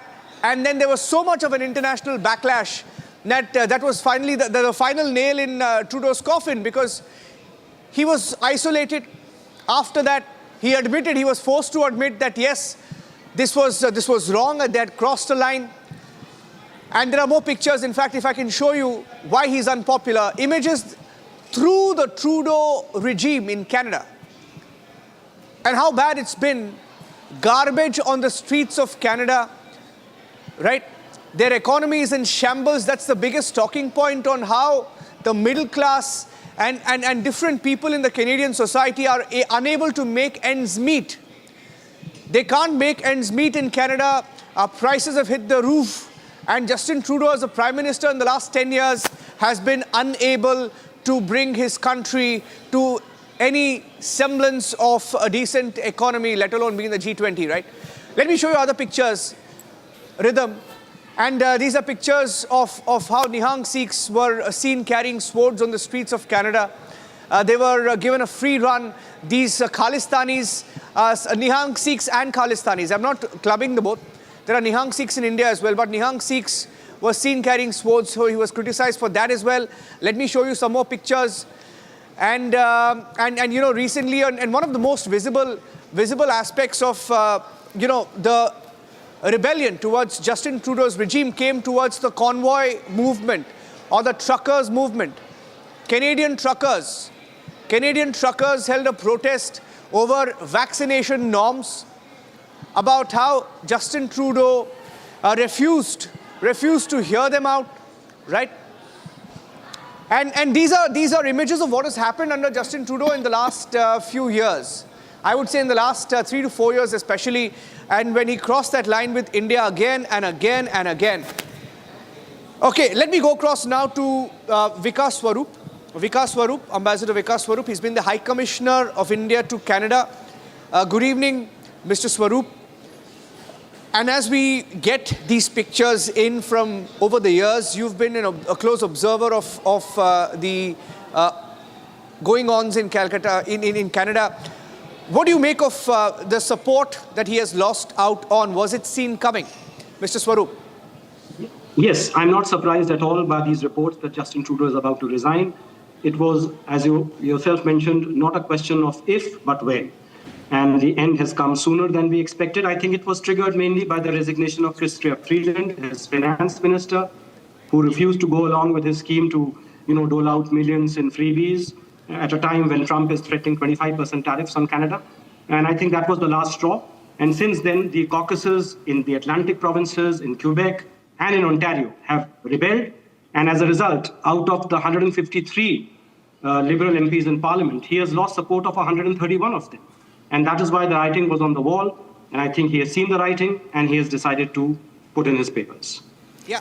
Mr. Swarup. I, in fact, want to also get in and ask you a question here. Not only has he done this, I don't even want to go into only what he's done with the Khalistanis, but even when it came to Canada's own housing policies, when it came to his own MPs of his own party, I don't think Justice Trudeau understood the troubles that were brewing for him. There were jitters in the Canadian economy, which he didn't see. There were jobs and housing crisis in Canada, which he didn't look at. So his troubles only became bigger, also with the illegal migration crisis. As a former diplomat, the way Justin Trudeau, I first want to get a sense on the way he behaved with our Indian ambassadors and how he summoned them and how he actually put them up in a fake case and said that they are being suspected as the main accused. Well, that was certainly unprecedented. I don't think ever in the annals of diplomacy an ambassador to a foreign country has been declared a person of interest and then has been expelled. Our former ambassador there, Sanjay Kumar Verma, now has the, dubious distinction of being the first Indian diplomat to be declared persona non grata, which I think was totally uncalled for. There was no question of any Indian diplomat being engaged in any illegal activity on foreign soil. So this was certainly, I think, he was again playing to the gallery and trying to ramp up the pressure on India and trying to ramp up the image of India as a country which is, creating problems in Canada. And all this was, of course, done to protect China, which was really the main country contributing to foreign interference in Canada. He wanted to show that China is not the problem, India is the problem.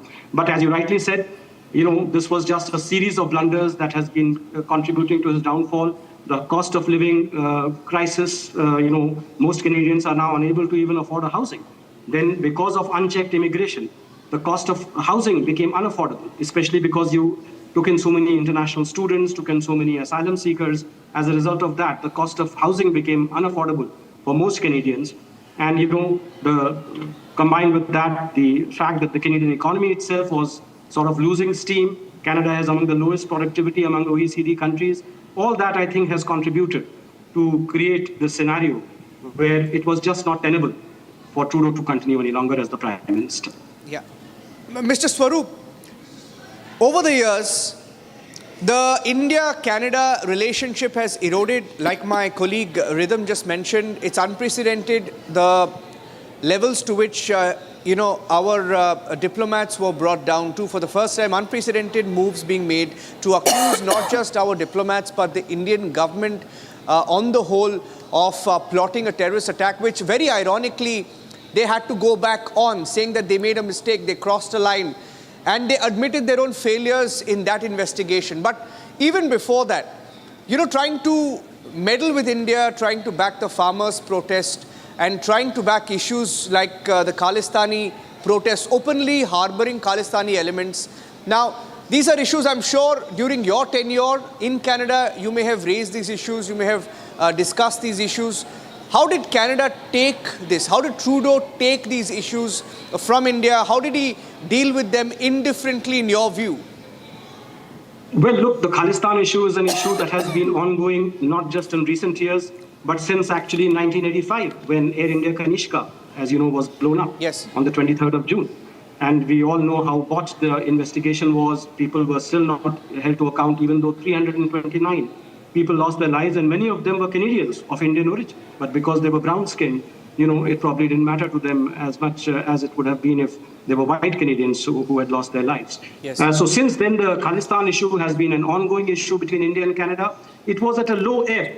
When I, for instance, joined as the Indian High Commissioner to Canada in 2017, it was at a low ebb. And we thought we can do good business with Justin Trudeau, who has just come in as the new leader of the Liberal Party. He was the Prime Minister. And we thought we could, do good business with him. Because, Canadian investment in India was rising. Canadian pension funds were very upbeat on India. They were investing more than $50 billion in India at that particular point in time. Yes. And then, as we know, we had the visit by Prime Minister Justin Trudeau to India.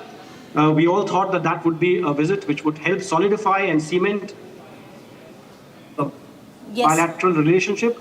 But unfortunately, we all know what happened during that visit and how we got blamed for the presence of a Khalistani militant at a reception that was hosted by the Canadian High Commissioner to India. And, they blamed us. And I think it was from that point onwards that the relationship started going downhill. And of course, it reached its absolute rock bottom with the expulsion of our ambassador.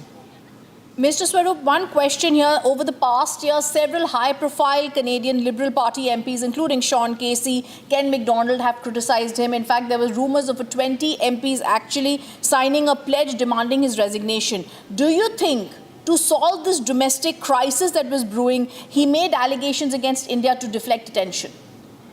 No. I think we are overestimating the role of India in Canadian political affairs. I do not think India was a political issue in Canada. It is really a combination of what has happened domestically and the Trump factor. I mean, let's not forget, 76% of Canada's trade is with the United States. $2.5 billion of goods travels the Canada-USA border every day. Every day. That's the extent of the engagement between Canada and the United States. So with Trump coming in, and Trump, as you know, has shown scant regard for Trudeau. He has always criticized him, he has mocked him, he has called him Governor Trudeau, almost referring to Canada as the 51st state of America. So I think it was the Trump factor coming in America and the fact that domestically the economy was not doing as well as Trudeau would have wanted it to, the housing crisis, the immigration crisis, and the fact that the Conservatives finally have a leader who can rally a lot of Canadians around him. And that's why at the current moment, Pierre Poilievre's Conservatives are leading the Liberals by more than 30 percentage points. In fact, the Liberals under Trudeau are set to get just 13% of the vote, which will probably relegate it to even the third or the fourth party. Yeah, relegated to a third or fourth party. That's the last point that I wanted to make with you, Ambassador Swaroop. My last question is, what makes him so unpopular? Because at one point of time, he was propped up, and I'm talking about the liberal media, the Western media tried to prop him up as the face of liberalism across the world. You remember how he was such a poster boy? But today, he's hated across Canada. Wherever he goes, people are abusing him. They are, speaking straight to his face, telling him that he messed up as a prime minister. He's unpopular even in the US with the new incoming Trump regime. He's, I'm sure, even though we won't say it, unpopular with the Indian community and the Indian government, right? What makes him so unpopular? Well, one, of course, is the fact that he has a surprising lack of self-awareness. If you look at, some of the things that he has done in the past, the use of blackface and things like that, it tells you that, he's a politician who was really very self-unaware. And secondly, I think there was a sense of entitlement, that I can get away with whatever. I think Trudeau is the most censured prime minister in the history of Canada, in terms of the number of ethics investigations into his conduct and the number of times that he has been rapped on the knuckles for, accepting gifts and freebies and things like that. But more than that, eventually it was the economy. Once the economy started decelerating and, the cost of living started biting Canadians, where even I felt it when I went to Canada since the time that I was in Canada. So the fact that, there was a real cost of living crisis, there was a housing crisis, there was an immigration crisis, and that the Conservatives finally had a leader, who could rally a majority of Canadians around him. I think all these, proved to be Trudeau's undoing. And then let's also not forget, globally, if you see, there is a hunger for change. In Canada, generally, leaders have a honeymoon period of maximum of 8 years. Even Trudeau's father got 8 years. Brian Mulroney got 8 years. So, Trudeau had also reached his sell-by date. He had reached his expiry date. It was just that he was not willing to acknowledge that until he was forced to acknowledge that I have reached my expiry date and I have to quit now. Absolutely. Mr. Swaroop, as Niranjan and I thank you for being with us. It was an absolute pleasure getting a first-hand sense from you as a diplomat as to what really led to the complete downfall of Justin Trudeau. Thank you for being with us. Thank you for having me. Coming up after a short break, viewers, IED blast in Chhattisgarh's Bijapur district. 9 Jawans martyred as Maoists target their vehicle.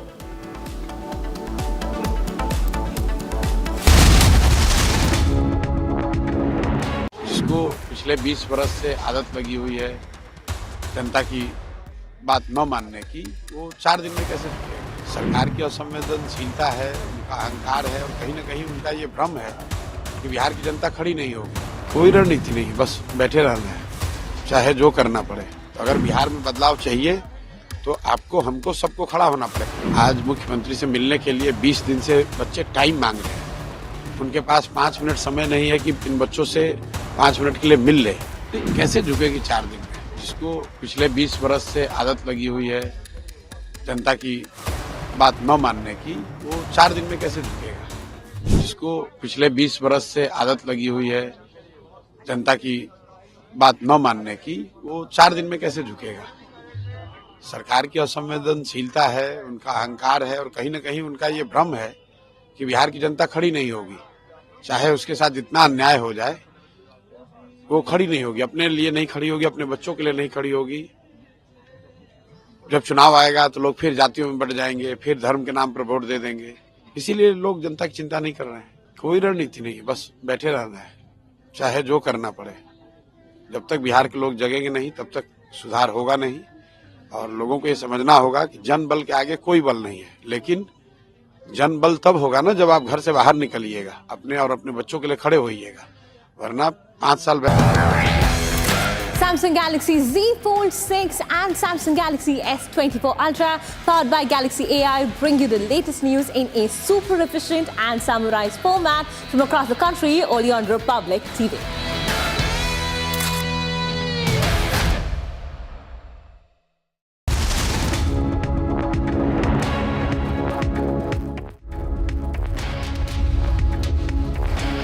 And viewers, if you're wondering what the weather in your city is today, here's the weather update brought to you by Samsung Galaxy S24 Ultra, powered by Galaxy AI.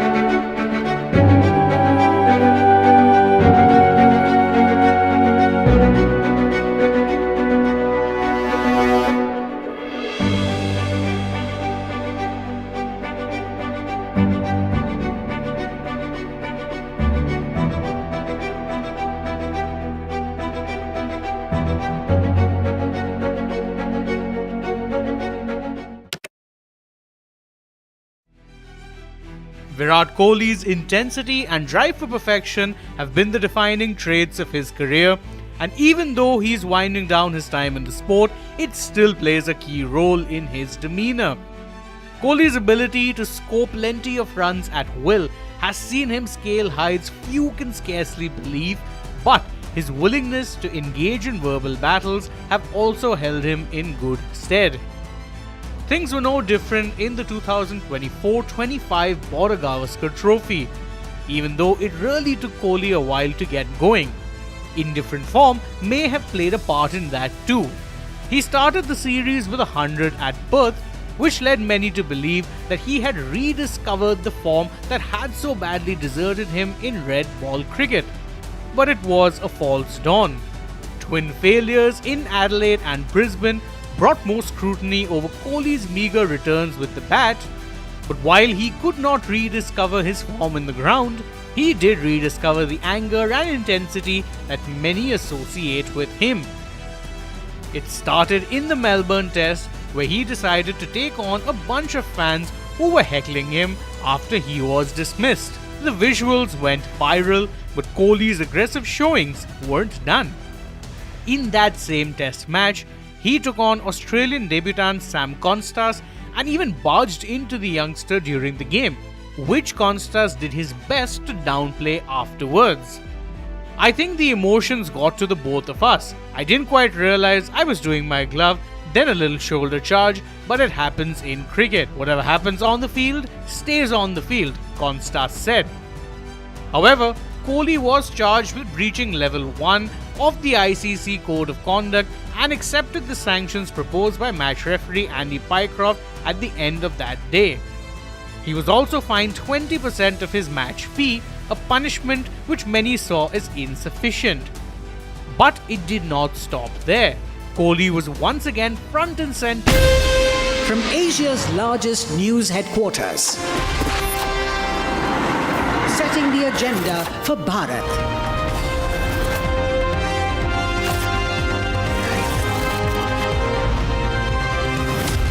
You're watching Republic.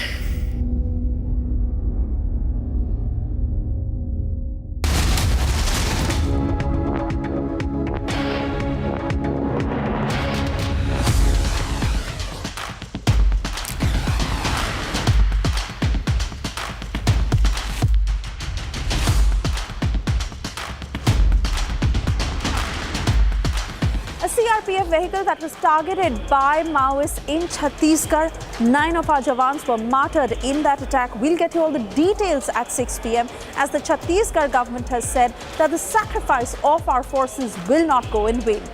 Don't forget to tune in.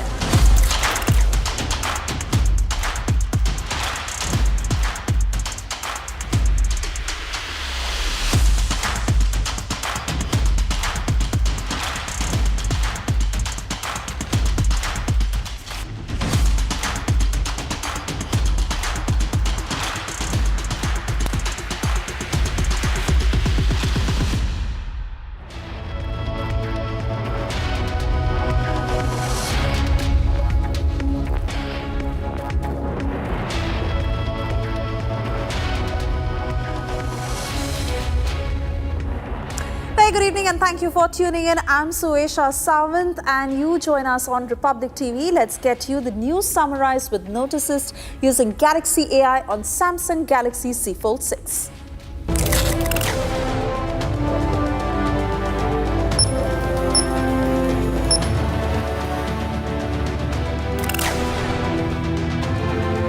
IED blasted Chhattisgarh's Bijapur district. 9 Jawans martyred as Maoists target their vehicle.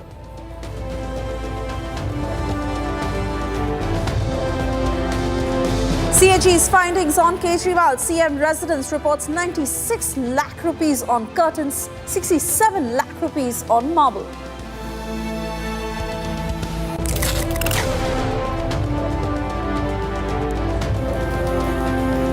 Three cases of HMPV reported in India from Bengaluru and Ahmedabad. No international travel history.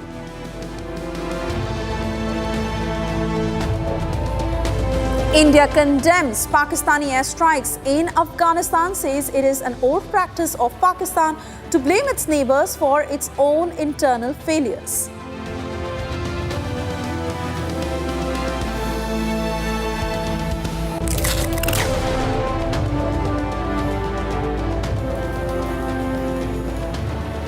And well, that was the news summarized with notices using Galaxy AI on Samsung Galaxy Z Fold 6. Let's start with our big story of the day.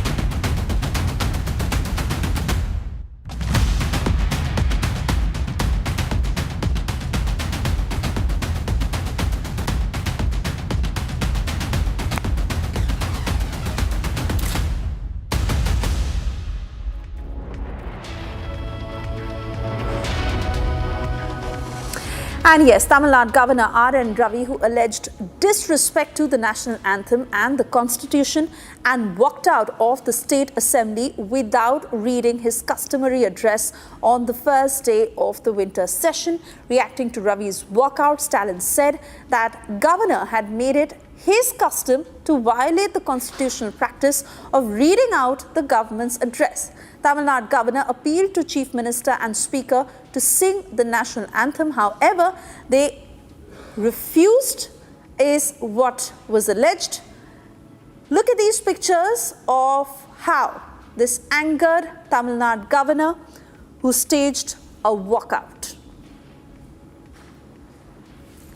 In fact, we also put out details of the statement that was later released by the Raj Bhavan, where the Raj Bhavan had said that only state song was sung on the arrival of governor to the house, and that is brazen respect to the constitution and national anthem by DMK.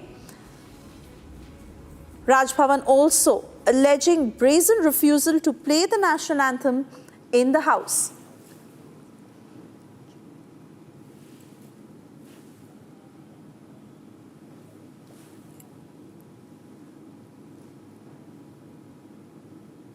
In fact, this evoked several reactions after the Raj Bhavan claimed that there was a brazen refusal to play the national anthem in the house, and only state-sung song was played on the arrival of the governor to the house. DMK put out a strong response. It said that the governor must explain his intent in leaving the house without reading the full speech, and that ensued into a war of words.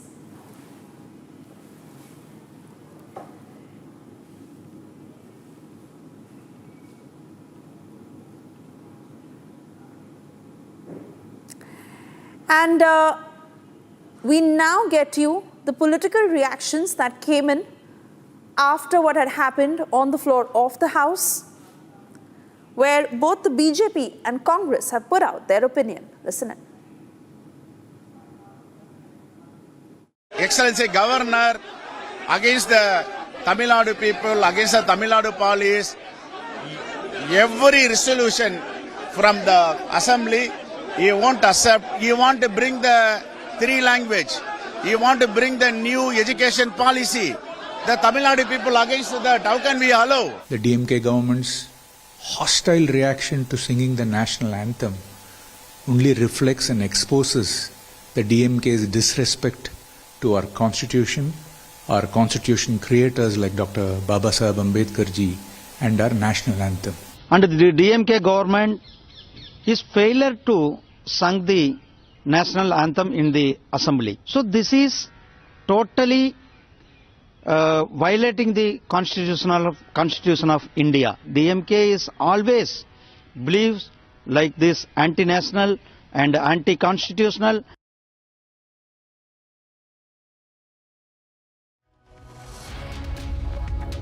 Moving on, as the BJP has claimed that a CAG report raised 139 questions related to former Delhi Chief Minister Arvind Kejriwal's previous Flagstaff Road residence and exposed his black deeds. The Aam Aadmi Party has claimed that there is a deliberate attempt to defame Kejriwal. In fact, the entire details on your screens of the kind of expenditure that was made on the CM Palace. 96 lakh rupees that was spent, where silk carpets costed 16 lakh rupees, kitchen equipment 39 lakhs, marble walls costing 66 lakhs, floor tiles to the tune of 14 lakh rupees, a TV console that costed nearly 20 lakh rupees, gym gear of more than 18 lakh rupees, and a mini bar of more than 18 lakh rupees is what was stated in the CAG report.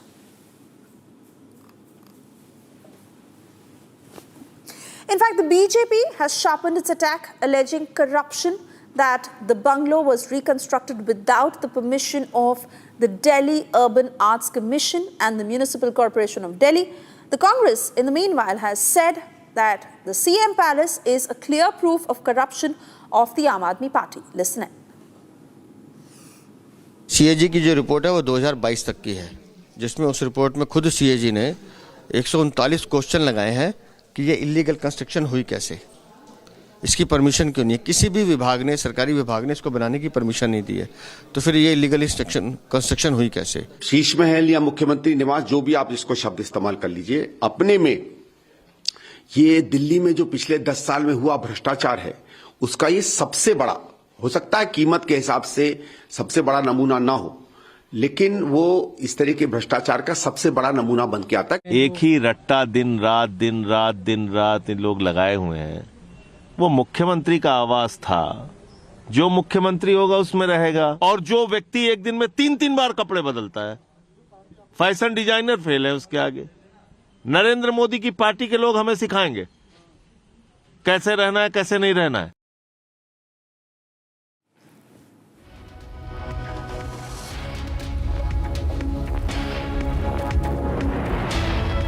Moving on, a court in Bangladesh that has issued a second arrest warrant against Bangladesh's deposed Prime Minister Sheikh Hasina.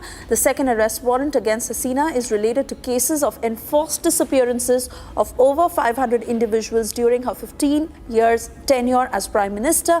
Earlier, an arrest was also issued against the 77-year-old leader on charges of crimes against humanity. Getting you all the details in this report. A Bangladesh court today issued a second arrest warrant for former Prime Minister of Bangladesh, Sheikh Hasina, who is in exile in India. This comes after Bangladesh's International Crimes Tribunal in October last year issued an arrest warrant against Hasina and some top Awami League leaders in connection with alleged crimes against humanity during the recent mass student movement.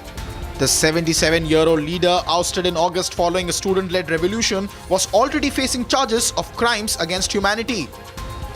The latest warrant pertains to enforced disappearances, with over 500 individuals reportedly abducted by security forces and held in secret facilities during her 15-year rule. Bangladesh formally requested Hasina's extradition from India on December 23rd via note for bail, but didn't receive a proper response. Over 230 people were killed in Bangladesh in the incidents of violence that erupted across the country following the fall of the Hasina government. The death toll rose to 600 since the massive protest by students against the controversial quota system in government jobs, which first started in mid-July. As Bangladesh continues to issue arrest warrants against Hasina, India has declined to comment further on the issue.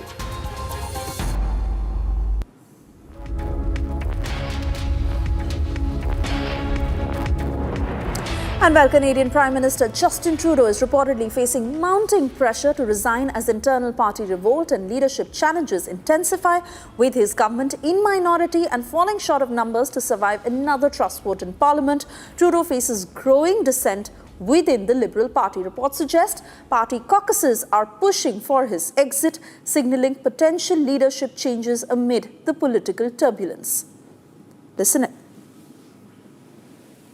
So, the names of both individuals and entities, as well as crypto wallets, have been shared by the RCMP with financial institutions, and accounts have been frozen, and more accounts will be frozen. Crowdfunding platforms and payment service providers have started the registration process with FinTrack. I'm calling on Justin Trudeau to resign. He has to go. Right now, Canadians are struggling with the cost of living. I hear it everywhere I go. People cannot find a home that they can afford. They can't buy their groceries. And on top of that, we have Trump threatening tariffs at 25%, which put hundreds and thousands. We cut across to more breaking news coming in. As many as 47 security personnel were killed and more than 30 others were injured in the Baloch Liberation Army's Fidain unit.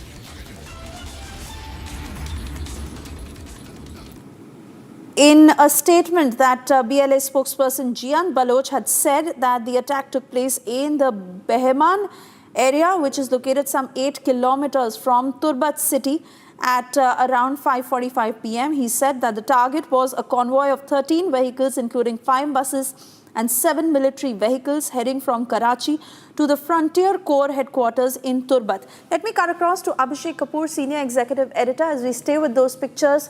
Abhishek, what had happened in Turbat and also take us through the details of the claims made by the Baloch Liberation Army.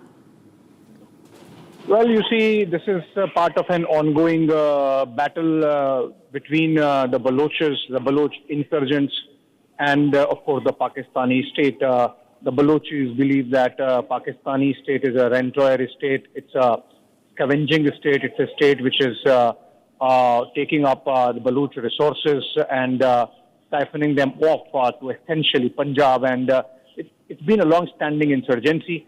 We have seen almost the last 6 months of military confrontation from both the sides. And in this latest suicide bombing in Turbat, a Pakistani convoy was targeted, and reports suggest that 47 of Pakistani soldiers have perished in this attack. This comes days after the Pakistani Taliban targeted military outpost in South Waziristan in the neighboring Khyber Pakhtunkhwa province, and there the Pakistani army lost 16 of its soldiers, following which it carried out airstrikes deep inside Afghanistan. So essentially twin insurgencies there along the western parts of Pakistan, bordering Afghanistan and Iran. Up north it is of course the Pashtun insurgency led by Tehreek-e-Taliban Pakistan, and in Balochistan there is the Baloch Liberation Army leading its war against Pakistan. So I think this is really building up, and we have not heard the last of it. In the case of Balochistan, there is a clear targeting of the China-Pakistan nexus also, because of which Chinese have slowed down all their investments in the China-Pakistan economic corridor. Remember, just 2 months back there was a similar attack right there inside Gwadar port, and then also, though of course it was repulsed by the Pakistani forces, the fact remains that it's an insurgency hit province now, and the Pakistanis are really struggling to keep the writ of the state running in the province. And in fact, like the standoff panning out between Taliban government in Kabul and Islamabad on the issue of Pakistani Taliban in Khyber Pakhtunkhwa. Similarly, in the case of the Baloch insurgency, we had a standoff panning out between Pakistan and Iran. In fact, an airstrike was carried out by the Pakistanis on the Iranian side of the border also. And this is a clear case of escalation now, because if Pakistani army wants to continue the facade of being the sole arbiter of who really controls the levers of power, then obviously they will have to be seen as doing something about it. So like they carried out those air strikes strongly protested by Afghanistan, so perhaps they might retaliate in this case. Of course, these are their own people, so how they were going to retaliate with air strikes would be interesting to see. But remember, today only India has come out with a statement saying that you cannot be targeting civilians and putting the onus on neighbors like Pakistan does every time it faces terror, which it has itself to blame for. So I think this Turbat attack is the latest in the ongoing insurgency, and between Khyber Pakhtunkhwa and Balochistan, we have not heard the last of these kind of attacks on the Pakistani military, on the Pakistani state in general and Pakistani defense forces in particular. In fact, Abhishek, the Baloch army has taken pride in this mission. They have lauded their intelligence. They've also spoken about the increasing torture against innocent Balochis and how so many have been forced to disappear. A full-fledged statement that has been released by the BLA. Well, yes. So the disappearances is a huge issue there in Pakistan, and it is not limited to Balochistan. In fact, the Pakistani deep state is known to carry out disappearances or abductions, and then people just simply vanish for a time or forever. In the case of Balochistan, led by the Buktis and the Maris, this insurgency has seen so many of their leaders just vanish, and we have in the Muharram Baloch a leader who has shaped up over the last year and a half, who has really become the face of the Baloch insurgency, because her own brother has been missing for almost 2 years now, and in fact that was the trigger for the latest round of a spike in Baloch insurgency in much of Balochistan. In fact, right up to Karachi, where Chinese assets have been targeted, right up to Khyber Pakhtunkhwa, where Chinese assets have been targeted because the China-Pakistan economic corridor is essentially seen as an exploitative mechanism by the Balochis and the Pashtuns. Abhishek, many thanks for getting us those latest details. We'll keep coming back to you for further updates. For the moment, we have to slip into a very short commercial break.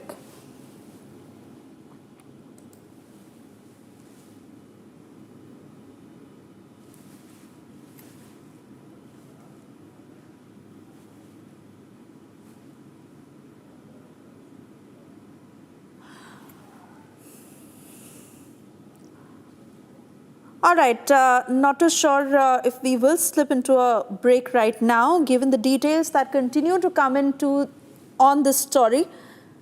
In fact, we just took you through the details of the statement that have been made by the Baloch Liberation Army. While they have taken pride in this mission, they have also lauded their intelligence, saying that this attack is a clear message that the land of Balochistan will never be safe for the occupying state. I'm also being told Mr. Alok Bansal is with us on the phone line. Mr. Bansal, what do you make of this attack on the Pak army, given how they are cornered, not just by the Balochis, but also how Afghanistan has retaliated? India has also come down heavily as far as Pakistan carrying out those atrocities against Afghanistan is concerned.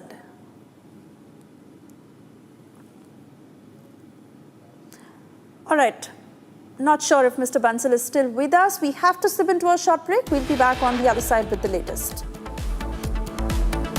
Also get you details of the IED blast in Chhattisgarh's Bijapur district, where 9 Jawans were martyred. Maoist targeted a CRPF vehicle.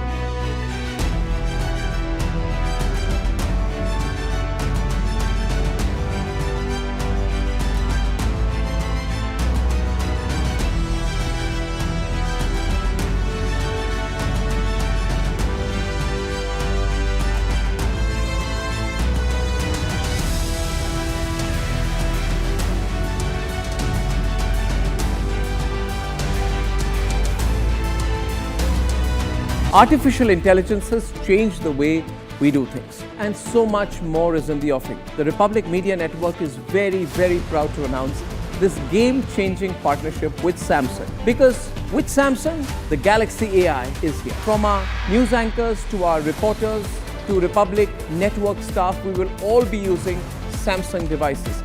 We are excited about the new Galaxy Z series and the Galaxy S series, both powered by Galaxy AI. And we will be using these phones on screen and behind the scenes daily to bring you the news first. My experience in using the Samsung devices shows that it makes us deliver the news much faster. It helps us deliver the news quicker and simpler, with more productivity, efficiency and creativity. Republic and Samsung together will unfold a new world of possibilities. It's going to be an epic adventure together. The Galaxy AI is here.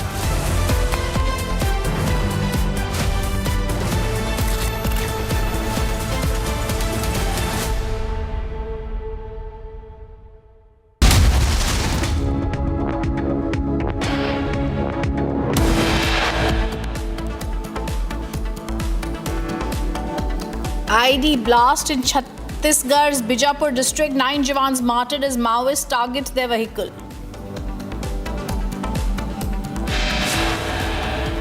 CAG's findings on Kejriwal Chief Minister residence reports 96 lakhs on curtains, 67 lakhs on marble. 3 cases of HMPV reported in India from Bengaluru and Ahmedabad. No international travel history.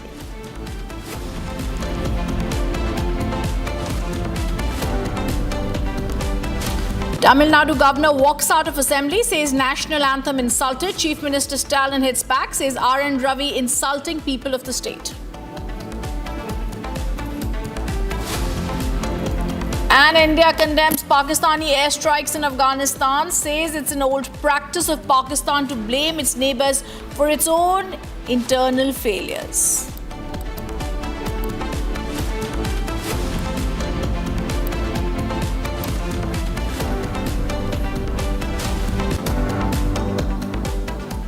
Viewers, 9 Jawans were killed in action after Maoists blew up their vehicles using an IED explosive in Chhattisgarh's Bijapur. According to the preliminary information, the blast occurred on the Bedre Kutru road in Bijapur district when soldiers were returning from an operation.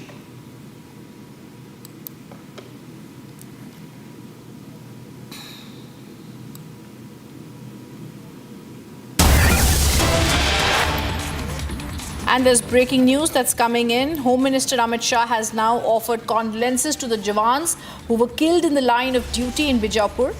The Home Minister has said it's impossible to express this grief in words, but I assure you that the sacrifice of our soldiers will not go in vain. We will end Naxalism from the land of India by March 2026. Big statement coming in from the Home Minister. Union Home Minister Amit Shah says we're going to fight to end Naxalism from the land of India and it will end by March 2026. This happens after the Chhattisgarh IED blast. Amit Shah assures strict action, expresses grief for the sacrifice of the soldiers. Let's also now, viewers, listen into the other reactions coming in. 2-3 दिनों से जिला बीजापुर, नारायणपुर, दंतेवाड़ा के सीमावर्ती इलाके में सुरक्षा बल द्वारा अभियान संचालित की जा रही थी। इस अभियान में टोटल अब तक 5 माओवादियों की डेड बॉडी रिकवर की गई थी। हमारे एक जवान मुठभेड़ में उनका शहादत भी हुआ। तत्पश्चात अभियान के बाद सर्चिंग को पूर्ण करके सुरक्षा बल द्वारा वापस बेस कैंप आ रहे थे। इस दौरान जिला बीजापुर की बेदरे एवं कुट्टू के बीच में अम्बेली के पास माओवादी द्वारा लाए गए एक आईडी ब्लास्ट की चपेट में आने से हमारा एक वाहन आईडी के चपेट में आ गई थी। उसमें सवार हमारा 8 डीआरजी दंतेवाड़ा के जवान का शहादत हो गई थी। उसके एक ड्राइवर का भी शहादत हो गई। कुल 9 का शहादत का भी जानकारी प्राप्त हो रहे थे।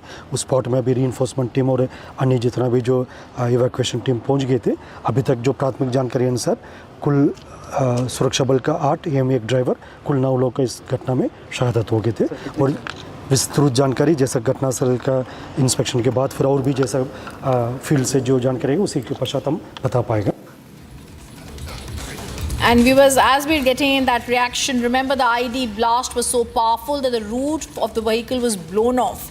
Immediately an alert was sounded off, and that's why the big breaking news once again coming in. Union Home Minister Amit Shah offers condolences to Jawans who were killed in the line of duty.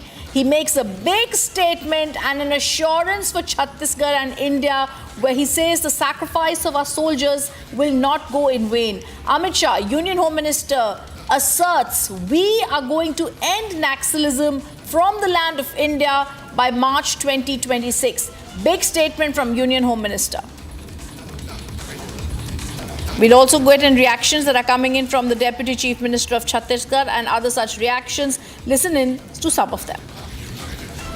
Bijapur से ये एक नक्सलियों की कायराना हरकत की जानकारी आई है। सभी नौजवानों के प्रति मैं अपनी विनम्र श्रद्धांजलि अर्पित करता हूं। ये नक्सलियों की कायराना हरकत है।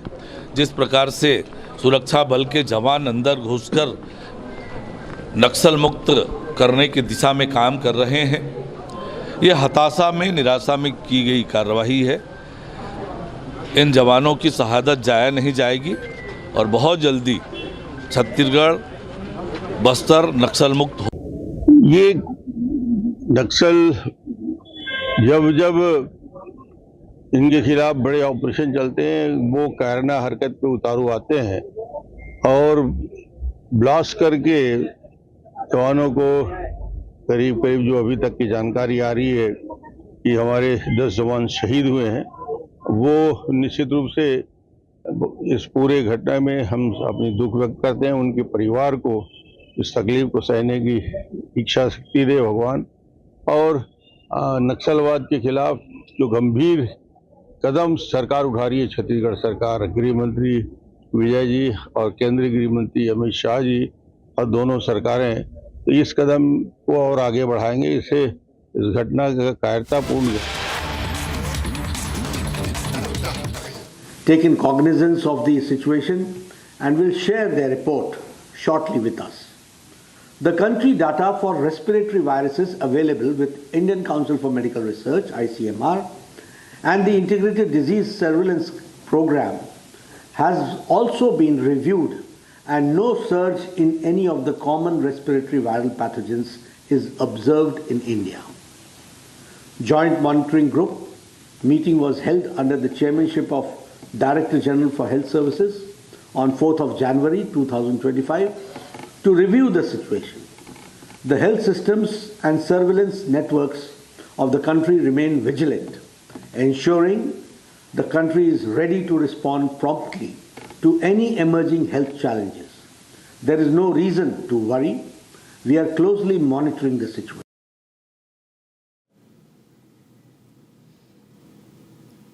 We're getting JP Nada speaking on the state of the HMVP viruses and not to panic, urging people not to panic. Everyone is taking care of anything. JP Nada, also the Joint Monitoring Group meet held on HMVP measures taken is giving out a briefing.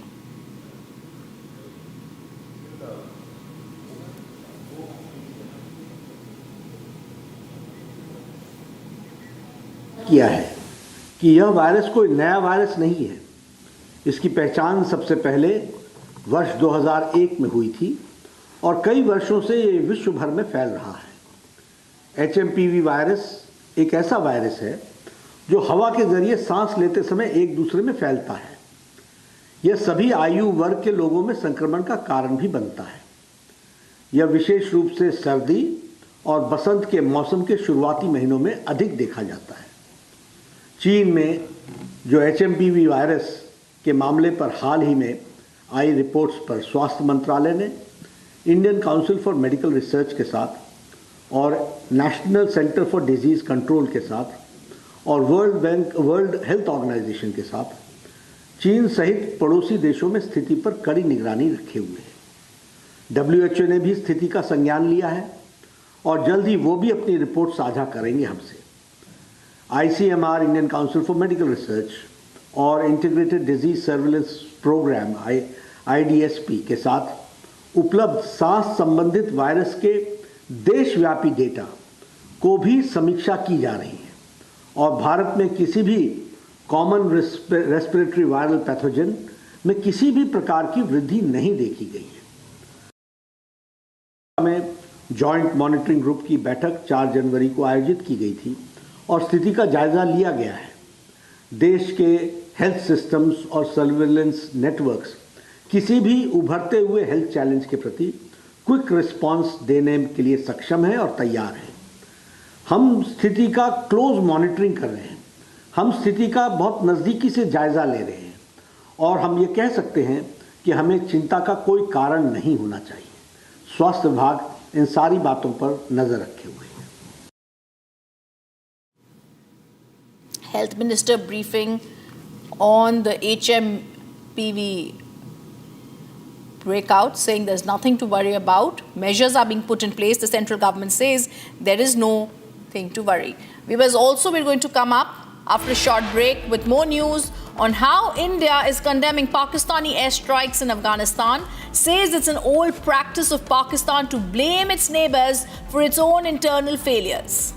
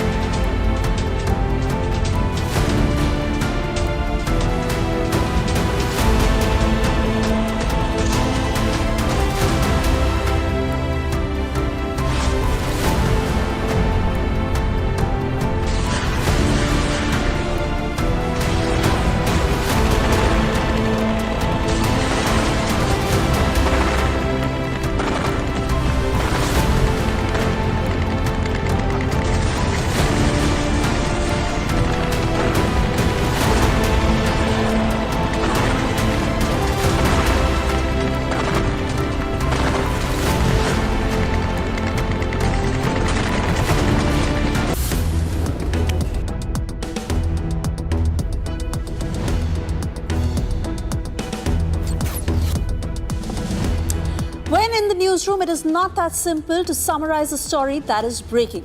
With the Notices feature powered by Galaxy AI on Samsung Galaxy Z Fold 6, you can make a long story short and format it into a clear, easy to review summary. Galaxy AI is here.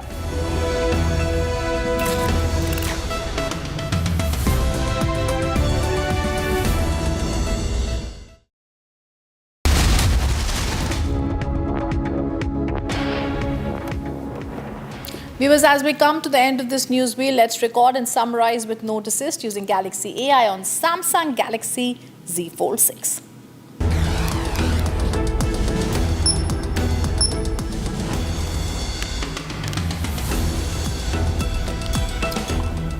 Tamil Nadu Chief Minister M.K. Stalin lashed out at State Governor R.N. Ravi for leaving the assembly without delivering his customary address, calling it childish. He charged the latter with continuously insulting the people of the state, responding to Ravi walking out of the house and refraining from delivering his address to the MLAs. On the first day of the year's assembly session, Stalin said the governor had skipped some portions and added some in his address in the previous years.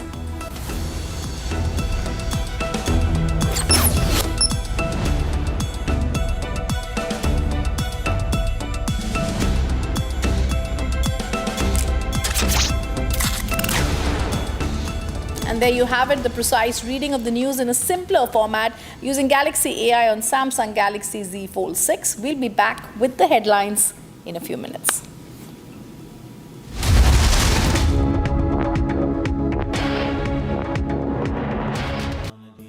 Amity has been ranked India's #1 private university in the recently released Education World Rankings. A testimony to Amity's globally benchmarked standards in education.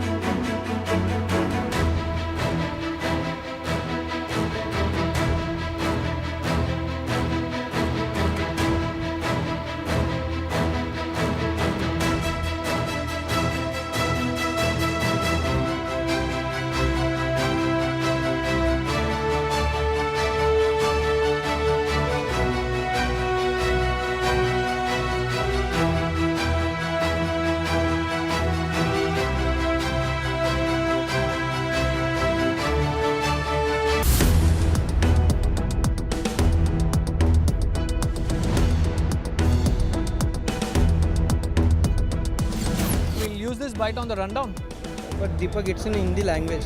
Don't worry, we'll do real-time translation with interpreter.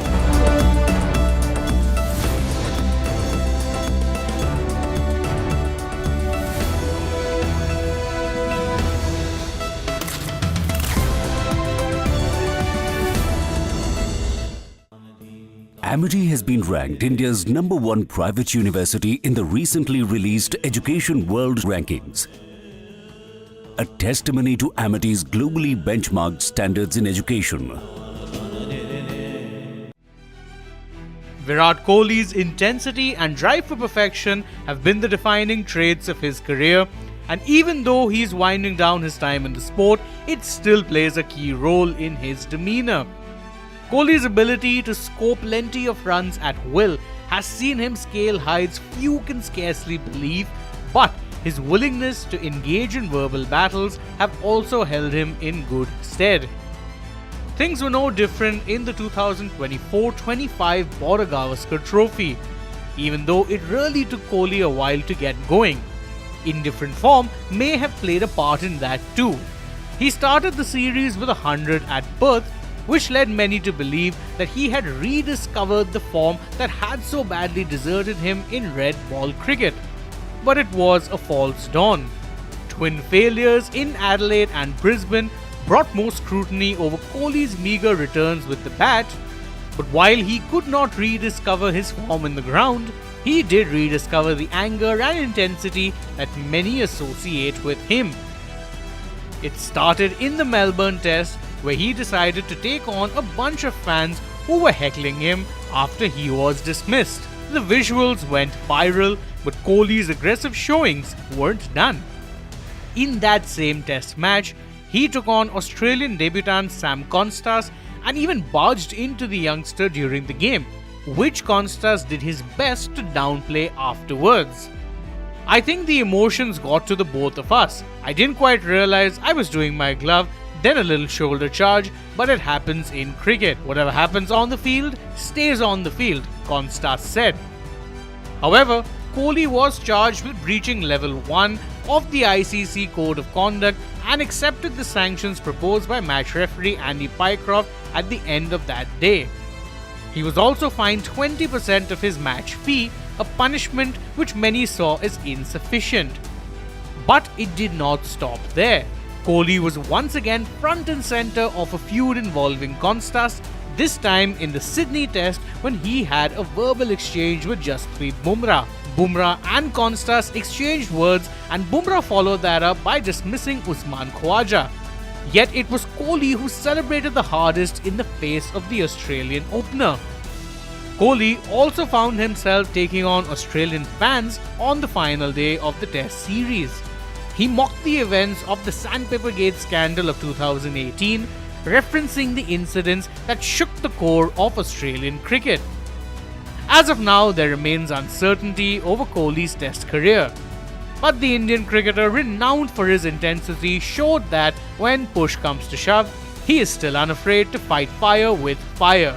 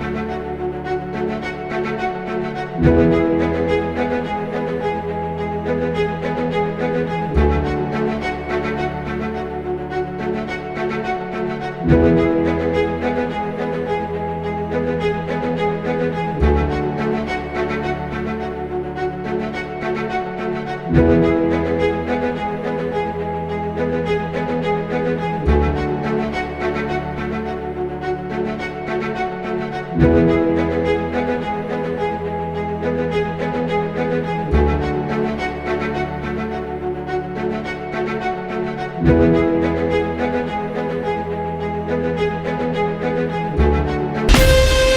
Asia's largest news headquarters, setting the agenda for Bharat.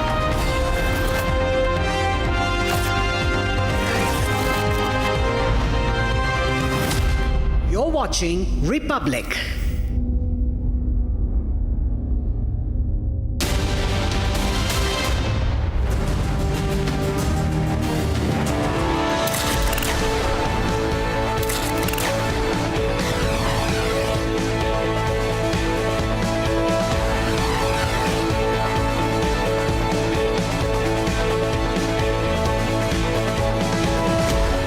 Major turnaround on the cards in Maharashtra.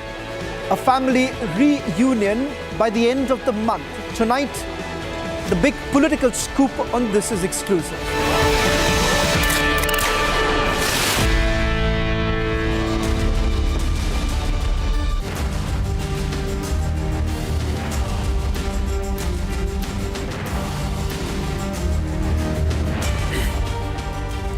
Hello and welcome. You watching the Monday edition of This Is Exclusive with me, Shavan Sen. Ladies and gentlemen, tonight I come to you with two big stories. The biggest political scoop from the state of Maharashtra. What's really happening with the Pawar family? Tonight on This Is Exclusive, we'll tell you what's really happening within the Pawar family and what are the repercussions of it. And the other big story coming in from Canada, why it's time to say goodbye to Justin Trudeau. All this and much more on this edition of This Is Exclusive. But up first, let's take you through the headlines we are tracking at this hour. Speculation brews in Maharashtra politics. Sources say Sharad Pawar may be eyeing a return to Mahayuti. Facing massive internal dissent and low approval rating, clock ticks for Justin Trudeau. Prime Minister may resign soon. Srinagar parliamentarian joins in on protest against the Omar government. Omar says he better fight for Jammu and Kashmir statehood too. 4 cases of HMPV reported in India from Bengaluru, Ahmedabad and Kolkata. No international travel history.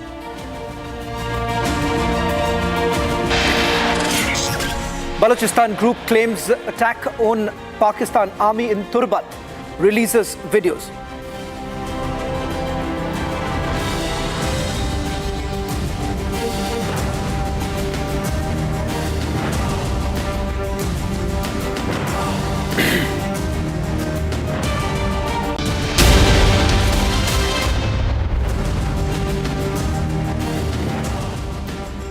Is there a major turnaround on the cards in Maharashtra? A frosty relations likely to see a thaw in the coming few days. Tonight, we start with that big political scoop coming in from Maharashtra.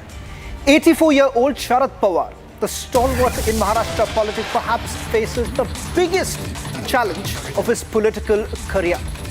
In fact, after the massive drubbing that his party faced in the recently concluded state assembly elections, it turns out that this is becoming the biggest survival battle for Sharad Pawar. Will it now be Sharad Pawar bearing the hatchet and joining hands with his nephew, Ajit Pawar? In fact, what we are going to tell you is how it all started. And all of this is now being worked towards perhaps a reunion by the end of the month. That's how quick it could actually be.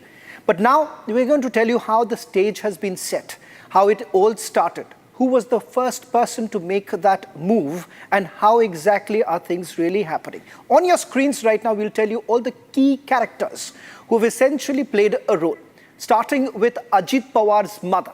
On your screens right now, where she said, "Pray that all grievances within the family end." This was the first big statement made by anyone within the Pawar family after the elections.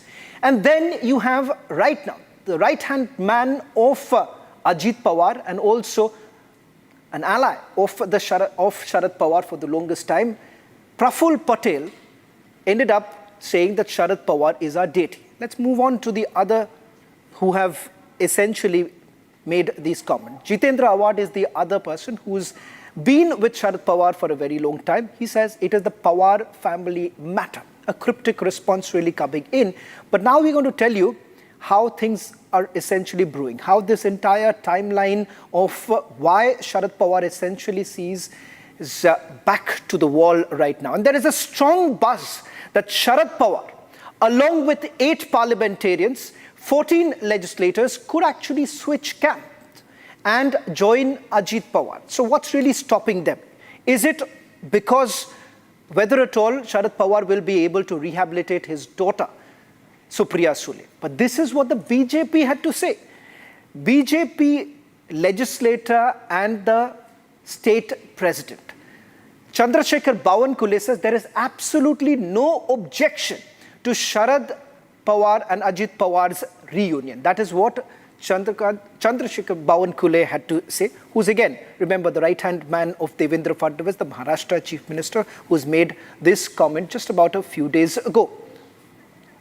Now let's go to take you through the breaking news coming in. In fact, a close aide of Ajit Pawar, who spoke to Republic TV a short while back, clearly indicated that there is absolutely nothing wrong if Sharad Pawar decides to join the faction. But it seems that the work is already done. First, listen in to what Tatkade had to say a short while back, indicating when this reunion could actually take place.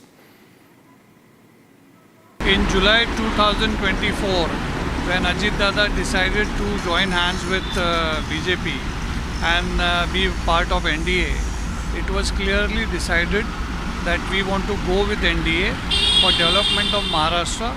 We have joined hands with NDA, and recent results have shown that that was the correct decision.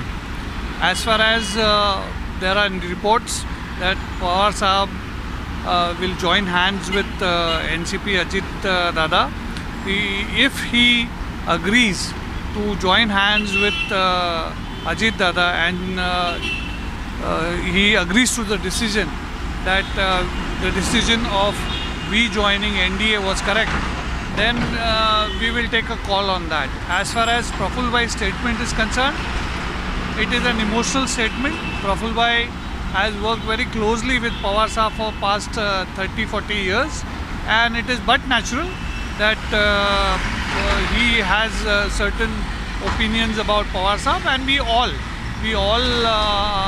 have Pawar Sahab at a very high esteem. And as far as family is concerned, I guess there are multiple statements from Pawar family that they think that all families should come together. We welcome that statement. It's a family which they want to unite, and if they say something like that, it is their opinion, and if it happens, we welcome that.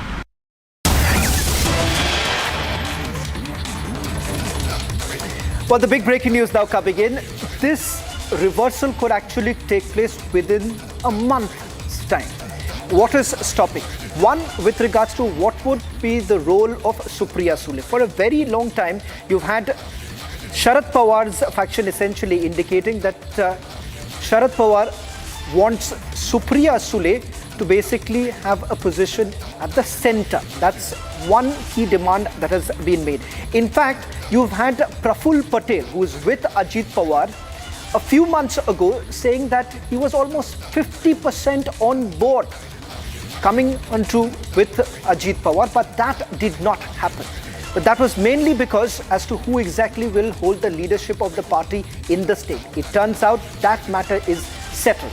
Ajit Pawar, after the victory that he witnessed in the recently concluded elections, is now the undisputable leader of the NCP, something that perhaps even Sharad Pawar has accepted. Now, as far as Supriya Sule is concerned, it turns out that there is a possibility that she could actually be shifted to the center. There is a strong buzz that Sharad Pawar, along with 8 parliamentarians and 14 legislators, could switch sides. Now, that's the strong buzz really coming in. And none other than you have Ajit Pawar's mother making that first indication. It turns out that there have been certain meetings that have taken place in Maharashtra as well as in the national capital with regards to how exactly would that work out. There are political statements that have been made by the Mahavikas Aghadi with regards to these meetings that have actually taken place, indicating that Sharad Pawar is very much with Mahavikas Aghadi.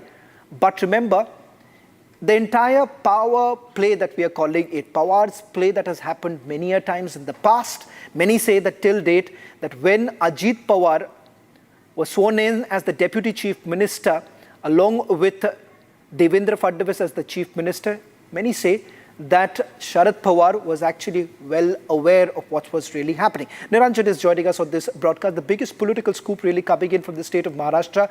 It stems, Niranjan, perhaps with that first comment that was made by Ajit Pawar's mother. And now we're being told that there were meetings that took place in Mumbai as well as in the national capital, and some developments taking place in Goa with another political party.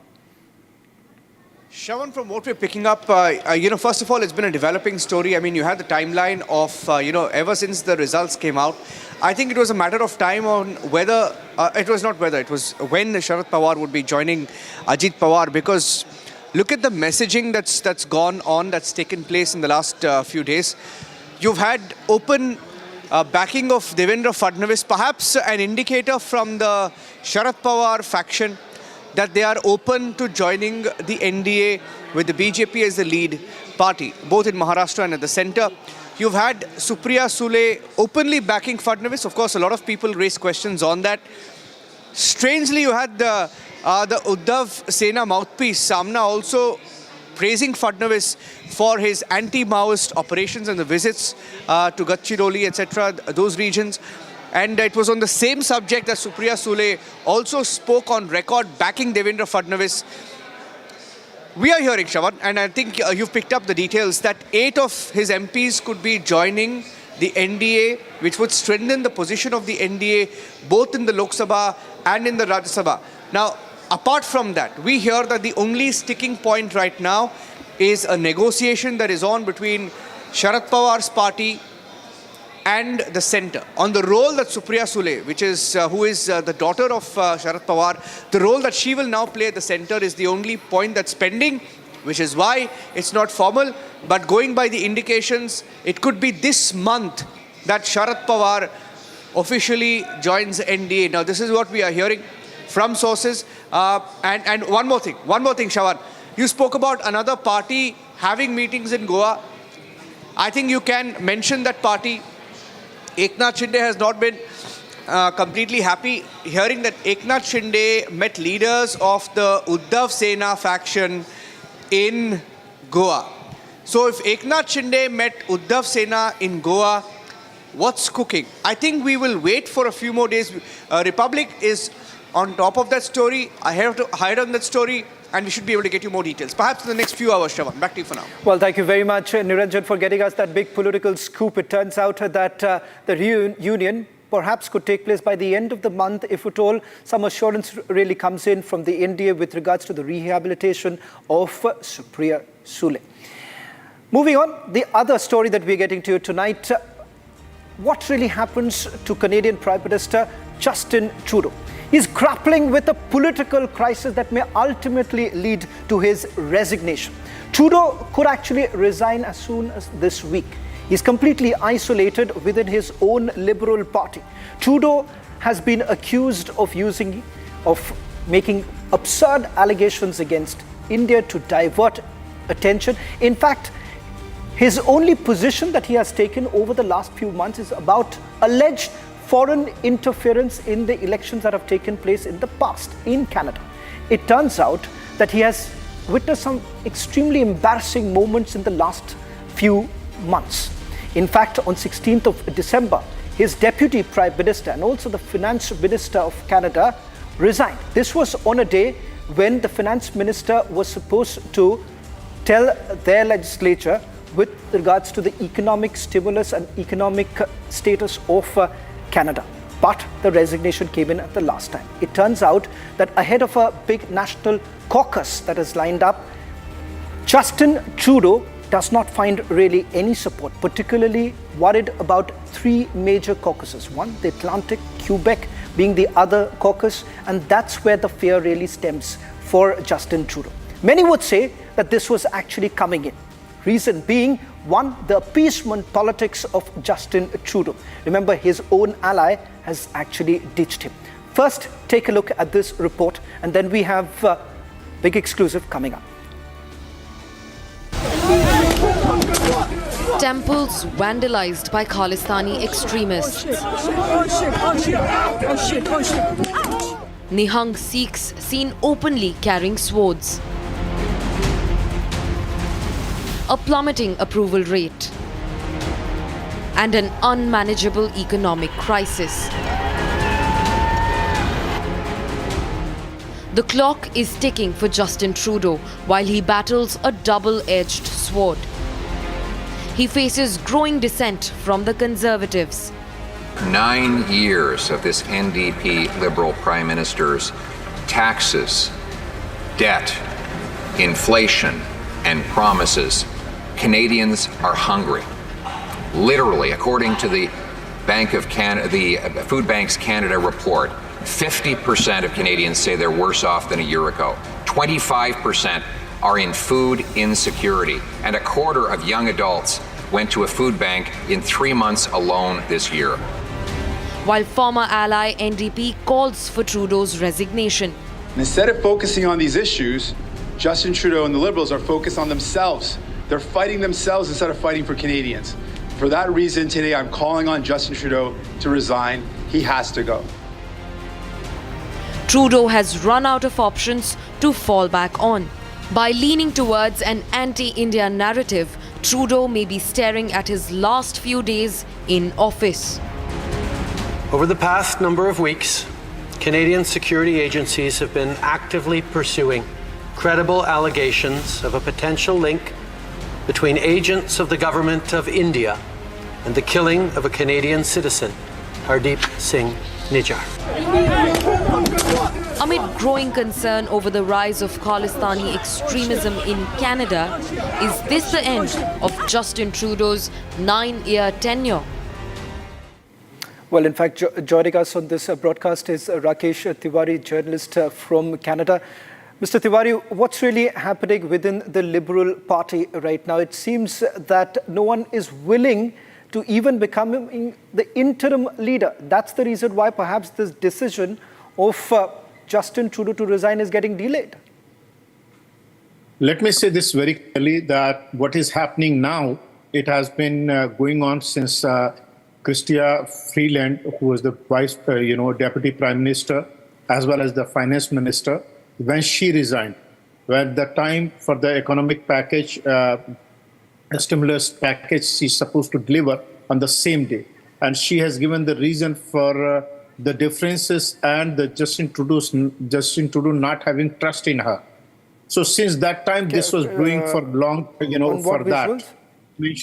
And I will mention one more thing very clearly, that this is not that nobody from the Liberal Party is going to take, are willing to take charge. Of course, there are many faces, but same Chrystia Freeland, she's leading ahead when Justin Trudeau will go out of, or when he's going to resign. Tiwari, just one quick question before I let you go.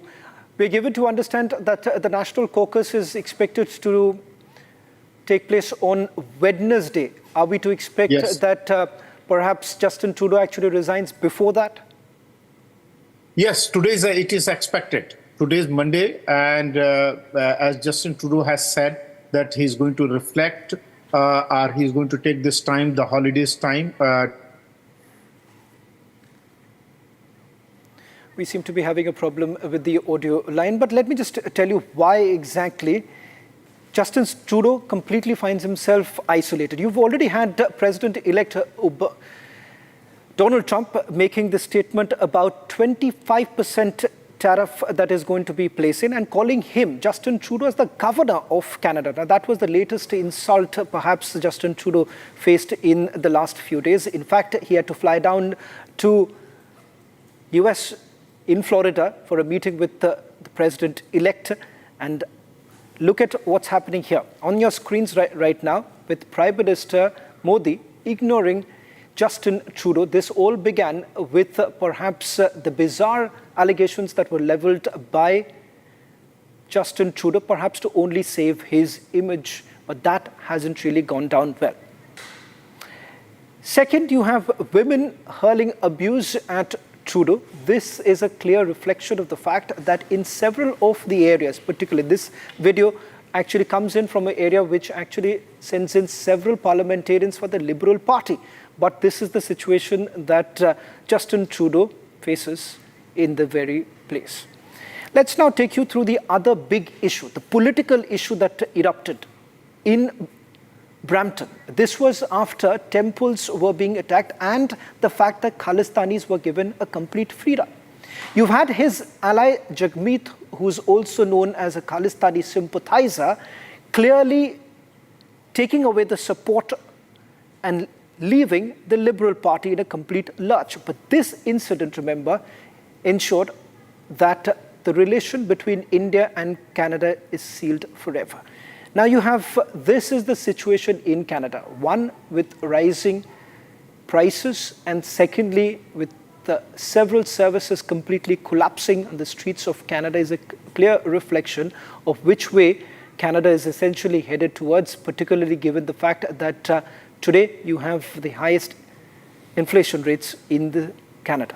Let's now tell you how the Khalistanis were actually given a complete free run, and this was Nihang Sikhs carrying swords on the streets of Ontario. This was something